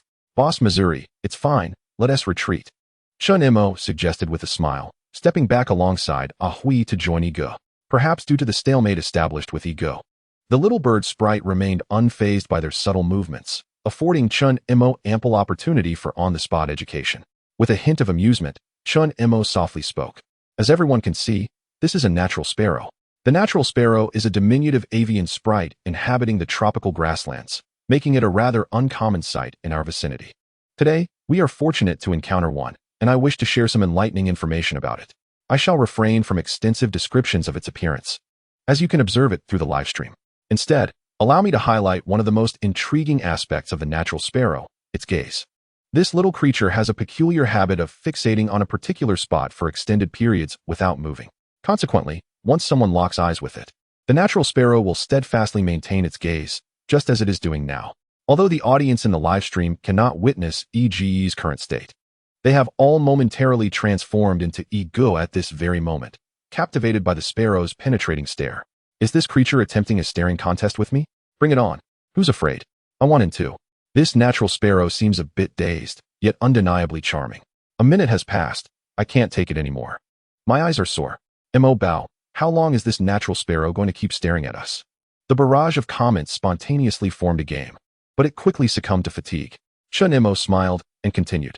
After establishing eye contact, the natural sparrow typically does not depart unless the person it is fixated on makes a new movement, prompting the sparrow to leap away in fright. Why does it jump? A splendid question. Indeed, as many viewers have surmised, the natural sparrow is not capable of flight. Its wings are still in a developmental stage, and it currently relies solely on its legs for locomotion. However, do not underestimate it. Its leaping ability is astonishing. enabling it to effortlessly bound over 2 meters high to reach a branch from the ground. As Chen Mo elucidated these facts, the audience found the experience increasingly captivating. After all, they were merely spectators on the other side of the camera. The true eye contact was occurring between Ego, who was managing the camera, and the natural sparrow. While Chen Mo's fans may not know Ege's exact identity, they could discern his exceptional skills from his stable filming, especially during the recent incident at the tunnel entrance where the giant rock snake triggered a minor earthquake. Most people struggled to remain upright. Yet the footage displayed a remarkable steadiness, impressing the viewers in the live stream. This Ego is truly no ordinary individual. A thrilling spectacle is about to unfold. Go for it, Ego. We cannot let a mere natural sparrow best us. Enough talk. Let's get started. I'm betting the sparrow will move first. In that case, I'm betting that Ego will move first. After all, we're up against a sprite, and how could we possibly match its prowess? Even though Ego is formidable in his own right. 1, 2, 3 statue. Whoever moves first loses. Mo Bao has set us up for this early morning spectacle. I can't stop laughing. Chapter 86. Shadows in the Mist. In a time when the Strategic Bureau still referred to the elves as beasts, Ego had encountered an elf face-to-face. However, the atmosphere back then was far from the amicable one experienced now. He vividly recalls the moment when his team stumbled upon a colossal purple serpentine elf resembling a cobra in the wilderness. Its upper body reared up, matching the stature of an average adult, exuding an overwhelming presence that instilled considerable psychological pressure merely by its mere existence. Some of the younger and more timid newcomers in the team were so intimidated that they could not even muster the courage to draw their weapons. Now, after a considerable passage of time, he found himself once again confronting an elf. A peculiar sensation arose within Ego, particularly after spending prolonged periods with Chen Mo and Ahui, both of whom nurtured elves, coupled with the recent events surrounding the cursed doll incident in Ziwang Town. This feeling had grown increasingly intricate. Suddenly, Ego remembered a remark made by Professor Zhou during their conversation the previous night. Once the policy is formally announced, there will undoubtedly be widespread discontent. It is an inevitable reality. A portion of our generation will carry their resentment towards elves throughout their lives. It is a shadow that cannot be dispelled in the context of this era. Having personally experienced those tragedies, Ego empathized with those individuals. Yet, it was precisely because of his first-hand experiences that he sought a better resolution, one that would prevent the emergence of more such individuals in the future. No one truly enjoys war indefinitely, save for those fervent zealots. Ego, that's enough. You need not force yourself. Chen Mo's voice, lowered in tone, broke through his thoughts. Ego, with the camera slung over his shoulder, remained utterly still, his gaze locked onto that of the natural sparrow on the ground. As time ticked by, Chen Mo and Ahui exchanged uncertain glances. Yet, the audience, embodying the spirit of entertainment, remained unfazed. Some even commenced a barrage of commentary in the live stream. Hello, dear viewers. Welcome to the national finals of the 1-2-3 Wooden Man competition. I am your commentator, How Jun. First, let me introduce the representative of the human side, Ego, who recently triumphed in the global cinematographer competition. There are many discussions surrounding Ege's sudden transition to the 1-2-3 Wooden Man competition and his entrance into the national finals. However, I believe the viewers have already formed a substantial understanding of Ege's prowess. As a fellow representative of humanity, I sincerely hope Ego can secure victory in this competition. Next, let us present the second contestant, the elven representative, the natural sparrow. This contestant is truly formidable. Having secured the championship in the 1-2-3 Wooden Man competition multiple times, remaining unmatched to this day. This time, facing Ego, who has overcome numerous challenges to reach the finals, promises an exhilarating showdown for all. The competition has officially commenced, with both participants entering the arena. Ego quickly found his rhythm, while the natural sparrow adjusted its position before also entering a state of readiness, plunging the battle into a fervent intensity. Observing the increasingly absurd barrage of comments, Chen Mo, who was sheltered behind Ego, could only shake his head in resignation. Although he was unsure why Ego had suddenly engaged in a contest with a natural sparrow, he respected Ege's reluctance and refrained from further urging him. Nevertheless, Chen Mo was genuinely curious about who would succumb to their impulses first. At that moment, a comment floated across the live stream. It's happening. The natural sparrow has made its move first. The match is over. I declare our beloved cameraman Ego the victor. In Chen Mo's eyes, the outcome of this peculiar game of red light, green light could have gone either way. However, he never anticipated that this strange contest would conclude so swiftly. Had it truly only been 10 minutes since it began? The screen was inundated with comments, obscuring the live broadcast. Chen Mo leaned forward, peering past Ego, and noticed that the natural sparrow's demeanor had indeed shifted. It had ceased to focus on Ego and was gazing in an entirely different direction, towards the mist-laden forest. Intrigued, Chen Mo followed the natural sparrow's gaze, but saw nothing except layers of dense fog enveloping the thicket, rendering the surroundings eerily tranquil and mysterious. Ego, you've won. A voice filled with excitement came from beside him. Just as Chen Mo turned to respond, he caught a glimpse of a mysterious creature, seemingly adorned with two flowing ribbons, standing amidst the fog and gazing in their direction. In a sudden rush, Chen Mo turned back, but in the blink of an eye, the vision had vanished like a fleeting illusion. All that remained was the impenetrable mist, devoid of any enigmatic figures. Piku, did you see that? Chen Mo inquired of the Piku perched on his shoulder, who had also been looking in that direction moments ago. Piku tilted its head in confusion, clearly unable to grasp Chen Mo's words. Noticing the peculiar interaction between the human and his companion, Hui approached, glancing into the foggy forest before turning to Chen Mo. What's wrong, Mo Gu? Nothing. I might have just imagined it. I thought I spotted a familiar sprite over there. Sprite? Hui's interest piqued, and he took a step toward the dense woods, but Chen Mo quickly halted him. With the fog so thick, what if we accidentally encountered a few ill-tempered sprites that aren't particularly friendly to humans? Upon hearing Chen Mo's warning, Hui instinctively recoiled, hurriedly responding, I won't go. At that moment, the natural sparrow had turned its head as well. The natural sparrow, you have lost. Hui smiled as he spoke to the natural sparrow. Immediately afterward, he stretched his back. Finally, it's over, Mo Gu.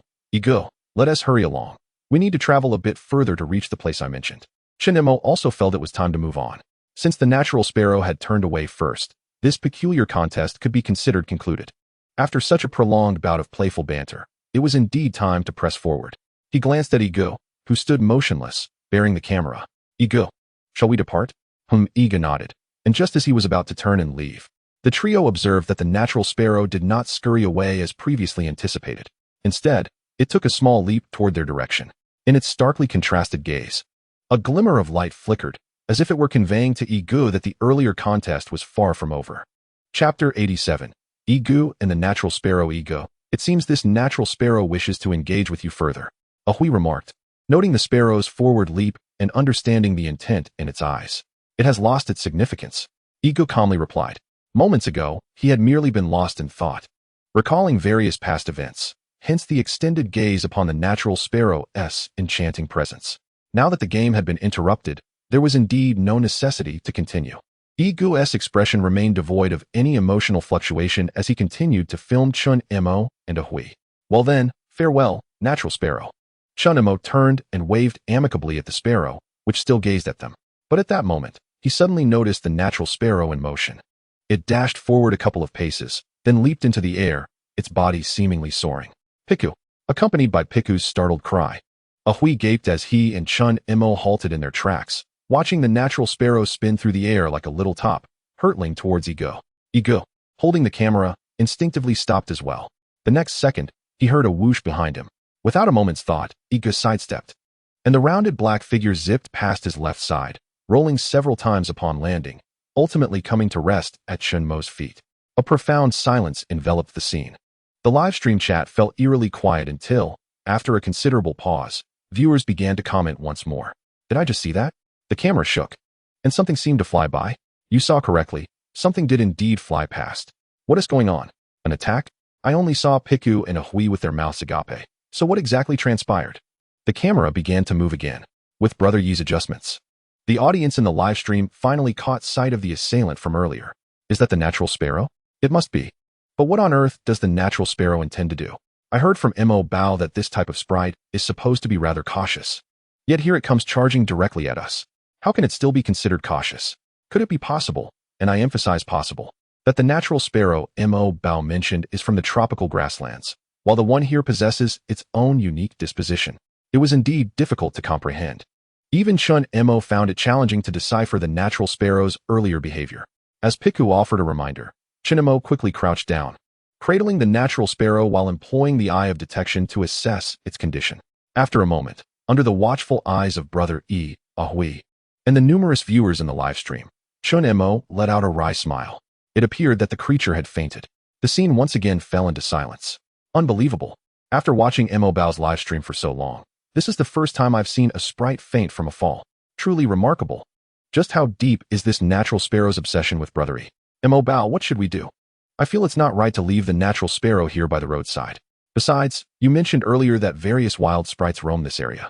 If one happens to show up while the natural sparrow is unconscious, it could be disastrous.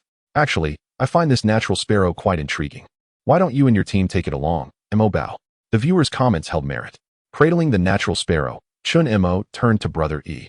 During the process of using the eye of detection, he noticed that all of the emotions in the natural sparrow's emotional bar had dissipated alongside its fainting, leaving only a lingering sense of defiance. Brother E, what should we do? This was perhaps the first time Chen Mo and Hui observed a hint of negative emotion stirring beneath Brother Yi's otherwise calm demeanor. After a brief pause, Brother E let out a gentle sigh. Do as you wish. With the natural sparrow temporarily joining their ranks, Chen Mo and his companions boarded the off-road vehicle once more, heading toward their destination. Mo Go, how do we use this healing spray? Spray it on the injured areas, and also, be sure to use your hands to feel the natural sparrow's body temperature, checking for any areas that may be warm, as some injuries are internal and not visible to the naked eye. Alright, I understand. I'm starting now. Chen Mo had previously used the healing spray to treat an injured Bobo during a live stream, and Hui, who had long been curious about this specialized medicine for sprites, eagerly volunteered to treat the unconscious natural sparrow. Chen Mo, who was just about to drive, agreed to the suggestion. Both Piku and Caterpie were equally fascinated by the new addition to their team.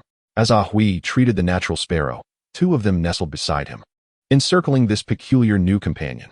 Sitting in the back seat, Igo maintained his usual stoic expression, his hands cradling the camera as he showcased the treatment process to the audience while observing the bandages held by Hui. Although he was intrigued, he refrained from commenting further due to Professor Zhou's prior instructions. That's a wrap. Hui nodded with satisfaction. Mo Go, what do you think? Quite good, came the curt response.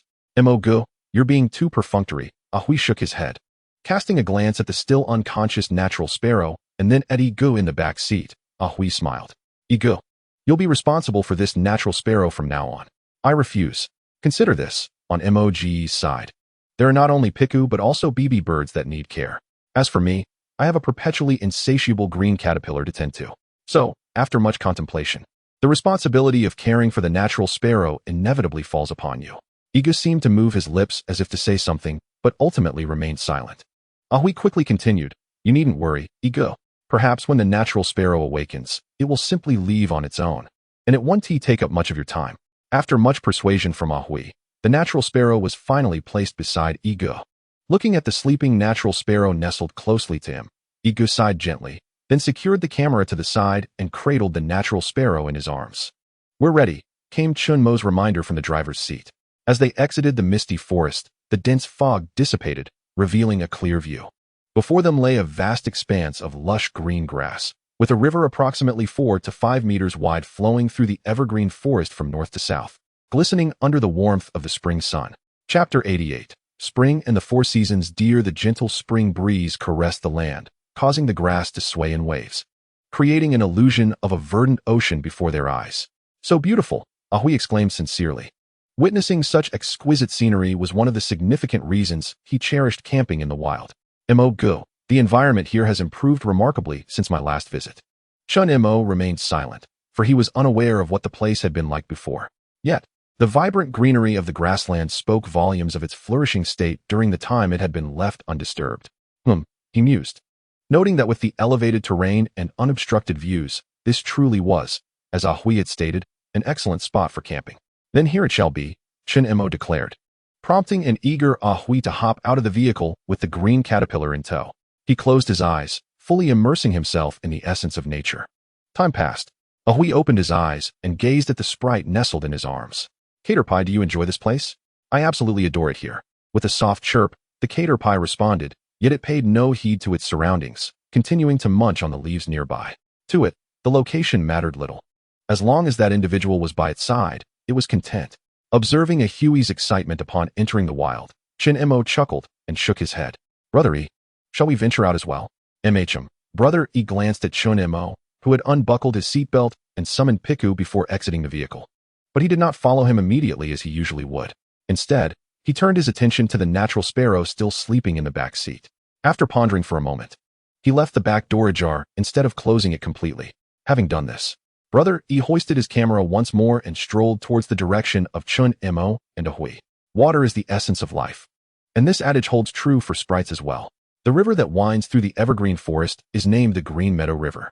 After the sprites arrived in the evergreen forest, a diverse array of them congregated around the Green Meadow River, establishing a novel ecological system. By the riverbank, one often encounters small sprites coming to quench their thirst. Upon reaching the riverside, Chen Mo and his companions immediately spotted 5 small deer-like sprites, resembling fawns with a soft pink hue adorning their backs, leisurely drinking from the water. Upon encountering these new sprites, Ahui eagerly turned to Chen Mo and inquired, "Brother Mo, what kind of sprite is this?" "Ah, that is the seasonal deer." Perhaps sensing the movement behind them, the 5 fawns paused in their drinking, turning to face Chen Mo and his companions with a mixture of wariness and curiosity. Chen Mo, smiling at the sight of these adorable seasonal deer, embarked on yet another informative journey about sprites. The seasonal deer is a unique sprite that can reflect the changes of the seasons, depending on the time of year. The color of its coat transforms accordingly: pink for spring, green for summer, yellow for autumn, and gray for winter. In ancient times, some humans in the sprite world would discern the current season by observing the colors of the seasonal deer. Additionally, it is noteworthy that the surrounding temperature and humidity slightly influence the coat's coloration. However, the 5 seasonal deer we observe now are quintessential representatives of spring. This brief educational moment instantly caused a surge in the live stream's comments. What an adorable and fascinating sprite. Now, here is a question. Why is spring pink and summer green? I always thought spring should be green. Mo, that is something you'll have to ask the seasonal deer. I'm merely an educator, not a sprite researcher. The comments remained as quirky as ever, but Chen Mo had grown accustomed to them. Nevertheless, confronted by the sudden appearance of these foreign beings, the 5 seasonal deer appeared to be more frightened than curious. Upon noticing that Chen Mo and his companions made no abrupt movements, they cautiously retreated to the edge of a distant thicket. However, they did not immediately vanish into the underbrush. Instead, they turned back to gaze curiously at Chen Mo and his companions, ensuring they were at a safe distance that would allow for a quick escape in case of unforeseen circumstances. At that moment, from within the forest, a towering silhouette emerged, a majestic stag, predominantly adorned in deep brown hues, with an orange stripe gracing its face and abdomen.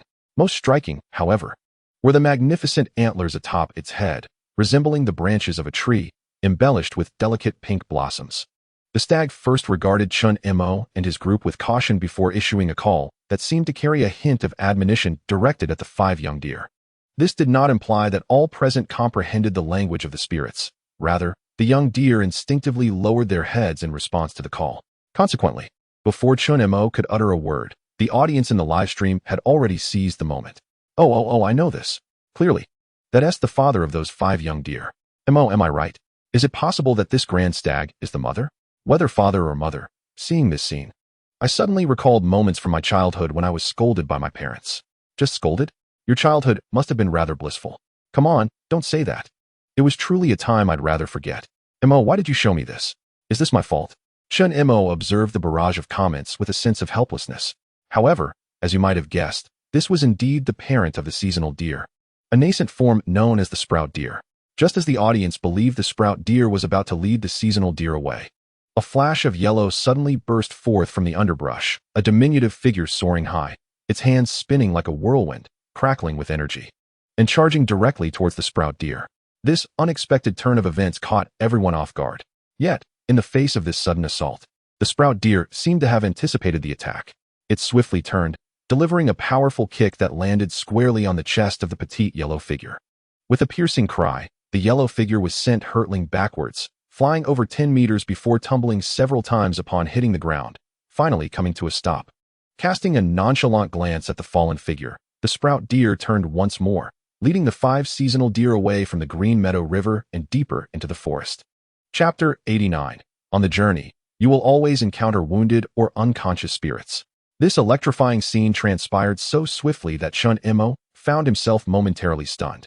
As soon as he regained his senses, both the budding deer and the seasonal deer had already departed, leaving behind only the yellow figure sprawled on the ground nearby. It seemed something unexpected had occurred. Chen Mo instantly recognized the sprite that had been struck by the seasonal deer. Its oval-shaped body, horn resembling a plug, yellow skin, and the lightning pattern woven in black across its belly unmistakably identified it. Indeed, It was an Electrike. Electrike? That must be an electric-type sprite, right? Is that even a question? Did you not see it attack the budding deer with those crackling sparks? What else could it be if not electric? Speaking of which, aside from Piku, this should be the second electric-type sprite we've encountered, right? Electrike, how intriguing. Glancing at the barrage of comments, Chen Mo quickly elaborated. Electrike is a relatively rare electric-type sprite, typically elusive in the wild. They are most active in the deep mountains during thunderstorms, whenever lightning strikes. Electrike cannot contain its joy and rushes out to play. If you hear the sounds of children frolicking in the mountains during a storm, do not assume it to be a haunting. In fact, it is merely the playful antics of Electrike. Of course, sometimes Electrike stealthily infiltrates nearby homes to seek out power outlets. As for these youthful sprites, a household socket is akin to a baby bottle, allowing them to happily draw significant amounts of electricity. This often results in households discovering an inexplicable surge in their electricity bills, despite minimal usage. While listening to Chen Mo's informative discourse, Piku curiously gazed at the Electrike lying on the ground not far away. Being an electric-type sprite itself, it was equally intrigued. Piku, are you worried about Electrike and wish to check on it? Chen Mo hesitated for a moment, but ultimately nodded in agreement with Piku's request. He had previously used the Eye of Detection on Electrike, and due to the budding deer's counterattack, it had indeed sustained severe injuries. It is worth noting that the kicking power of the budding deer is tremendously strong. Even without employing any special moves, its sheer physical strength could dent solid steel. Thus, it was hardly surprising that Electrike, having taken a direct hit, was in such a state. Observing the unconscious Electrike, Chen Mo felt somewhat helpless. After all, counting the previously encountered natural sparrow, this was the second sprite to lose consciousness before them today. Of course, in terms of how they had collapsed, the natural sparrow held the upper hand, as this Electrike had at least been knocked out by another sprite. Brother Mo, why did Electrike suddenly attack budding deer? Do they have a grudge? Ahui asked, watching Chen Mo lift Electrike, still perplexed. I am uncertain. Yet there exists no tribal conflict between the sprout deer and the Electabuzz akin to that between Pidgey and Sparrow. Thus, the sudden assault of the Electabuzz upon the sprout deer remains perplexing to me. It is precisely this confusion that rendered Chen Mo somewhat hesitant upon hearing Piku's request. This Electabuzz is far from ordinary. The information relayed by the Eye of Detection reveals that it not only possesses the fundamental electric moves typical of juvenile electric-type Pokémon, but it also wields the advanced techniques of Thunder Punch and Discharge. Moreover, as it is still in its juvenile phase, it can be said to hold immense potential, promising a bright future. However, Chen Mo harbors little fondness for this Electabuzz, particularly after witnessing its abrupt attack on the sprout deer. He senses that it may bring about considerable trouble. Nevertheless, having acquiesced to Piku's request, Chen Mo would not retract his decision. After all, with Bibarel by his side, even if there is a slight disadvantage in attributes, dealing with a promising Electabuzz remains well within their capabilities. Thus, he is not overly concerned about any potential chaos upon the creature's awakening. Returning to the side of the off-road vehicle, another Pokémon they had rescued, the natural sparrow, had already regained consciousness. It now stood atop the vehicle, gazing intently at Chen Mo and his companions as they approached. To be precise, it was fixated on a certain gentleman wielding a camera. Ah, natural sparrow, you are awake. Ahui greeted it amiably. However, the natural sparrow merely cast a fleeting glance at Ahui before quickly shifting its focus. Observing this, Ahui remarked to the cameraman behind him, Ego, it seems it is more intrigued by you. Even after awakening, it chose not to leave, remaining here to await your presence. You two appear to share a special bond. Igu remained silent, offering no response. The natural sparrow, perceiving this, leapt down from the vehicle and, this time, demonstrated wisdom by not rushing at Igu, but rather bouncing over to his side. Subsequently, regardless of where Igu ventured, it closely followed him, maintaining a distance of approximately half a meter. As Chen Mo tended to the injuries of the Electabuzz, he observed this scene with great interest. He couldn't shake the feeling that as long as Igu was reluctant to engage in another confrontation with the natural sparrow, it would continue to remain by his side. Thus, could it be said that Igu had, in a rather unique manner, captured the natural sparrow's allegiance? How intriguing. Chen Mo smiled. Gu, are you done over there? Come help us set up the tent, came Ahui's cheerful voice from afar. Noticing that the Electabuzz injuries had been sufficiently addressed, Chen Mo responded affirmatively, found a blanket, and placed the Electabuzz upon it. He refrained from placing it directly in the vehicle as he had done with the natural sparrow. After all, should any mishap occur that jeopardized the vehicle, the ensuing days could become exceedingly troublesome. Indeed, caution is paramount. Let us proceed, Piku. We shall set up the tent. Piku, perched upon Chen Mo's shoulder, acknowledged the statement with a chirp, then turned back to glance at the Electrike sprawled upon the blanket. Excellent. Everyone is here. Go. Please secure the camera to one side and join us in erecting the tent. The sooner we finish, the sooner we can commence preparing lunch. On the sunlit ground, the trio began their task of assembling the tent. Oblivious to the shadowy figure of Deep Violet emerging from beneath the SUV, casting a furtive glance at them before stealthily drifting toward the thicket, where the Electrike lay in the shade. Chirp chirp. The figure, clearly amused by the sight of the Electrike now deep in slumber, smiled even wider. Chapter 90. Humanity. A terrifying force. A certain critic once remarked that if capital could secure a 50% profit, it would dare to take risks. At 100%, it would trample upon all earthly laws, and at 300%, it would commit any crime, even risking execution. For poachers, magical beasts are indeed a gift from the heavens. Such creatures, whose capture incurs no legal repercussions and whose profits far exceed those of any rare animal, can only be described as treasures. Although encounters with magical beasts often result in significant casualties for poaching gangs, many of which have been completely annihilated, those who choose this perilous profession have long accepted the risks. For if they feared death, they would not have embarked upon this path. Thus, as elves cast an inescapable shadow over the heads of most humans, they too represent a shadow within the hearts of certain elves, at least for the Electrike. Humanity is indeed fearsome. Go. Are you planning to prepare that elven nutritional soup again? In the campsite, Ahui observed Chen Mo retrieving a plethora of pine cones and sweet berries from the SUV's trunk, immediately surmising his intentions. Yes, this nutritional soup greatly aids in the growth of elves. I generally prepare a batch for Piku and Pidgey every couple of days. Then can the caterpie partake as well? It can eat, indeed. However, this particular soup is more beneficial for Piku and Pidgey. Chen Mo smiled at Ahui, who appeared somewhat disappointed. I understand your concern for the caterpie. I have another recipe for a nutritional soup that can benefit it, although I currently lack some of the necessary ingredients, such as the ink berry. Thank you, Go. Ahui scratched his head, feeling somewhat embarrassed. I can manage to gather the ingredients myself. No worries. I shall send BB Bird to gather some tree fruits and cones in due time, which should assist in alleviating some of your culinary concerns. Upon hearing Chen Mo's words, Ahui felt utterly at a loss for words. Just then, the previously silent Igu suddenly spoke up. Is there blueberry fruit available here? The two turned their heads, and in the next moment, even Chen Mo couldn't help but exclaim internally. Igu was holding his phone, revealing a photograph brimming with various tree fruits and cones, some of which Chen Mo could not even name. Observing Chen Mo's slightly dazed expression, Igu inquired again, is there none? Yes, there are, although blueberries are rare. Chen Mo managed to spot a cluster of grape-like blueberries in the upper right corner of the photograph. However, Igu, did you collect all of these? In response to Chen Mo's curiosity, Igu nodded affirmatively. Not only tree fruits, but also other materials that do not originally exist in our world. We have been gathering and organizing. However, similar to tree fruits, we are still largely unaware of their functions. At this point, Igu glanced at Chen Mo, his meaning clear. Understanding that this was no longer a topic for him to interject, Ahui decisively fell silent, quietly tending to the green caterpillar in his arms. After a moment of contemplation, Chen Mo looked at Igu and slowly said, although I am uncertain about the functions of some items, I will provide assistance to the best of my ability. This was indeed Chen Mo's honest sentiment. He did not mind offering such help to the authorities. However, the myriad of items in the Pokémon world was undeniably vast, and a significant portion of them were unknown even to Chen Mo himself.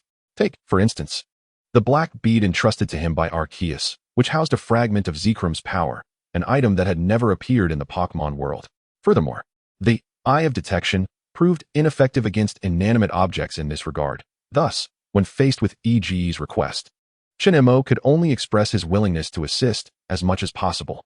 Nevertheless, this brief exchange with Igu reminded Chen Mo once again of the immense power of the authorities, which far surpassed individual capabilities. While Chen Mo was still troubled by the matter of tree fruits, he learned from Igu that some researchers from the Beast Research Countermeasures Bureau had already begun attempting to artificially cultivate such items.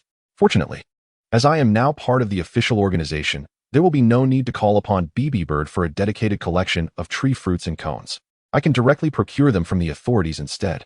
Unbeknownst to them, the three had reached an implicit agreement as they continued with their respective tasks. Just then, a cry filled with terror and fury shattered their thoughts. Billy, it was an electrode.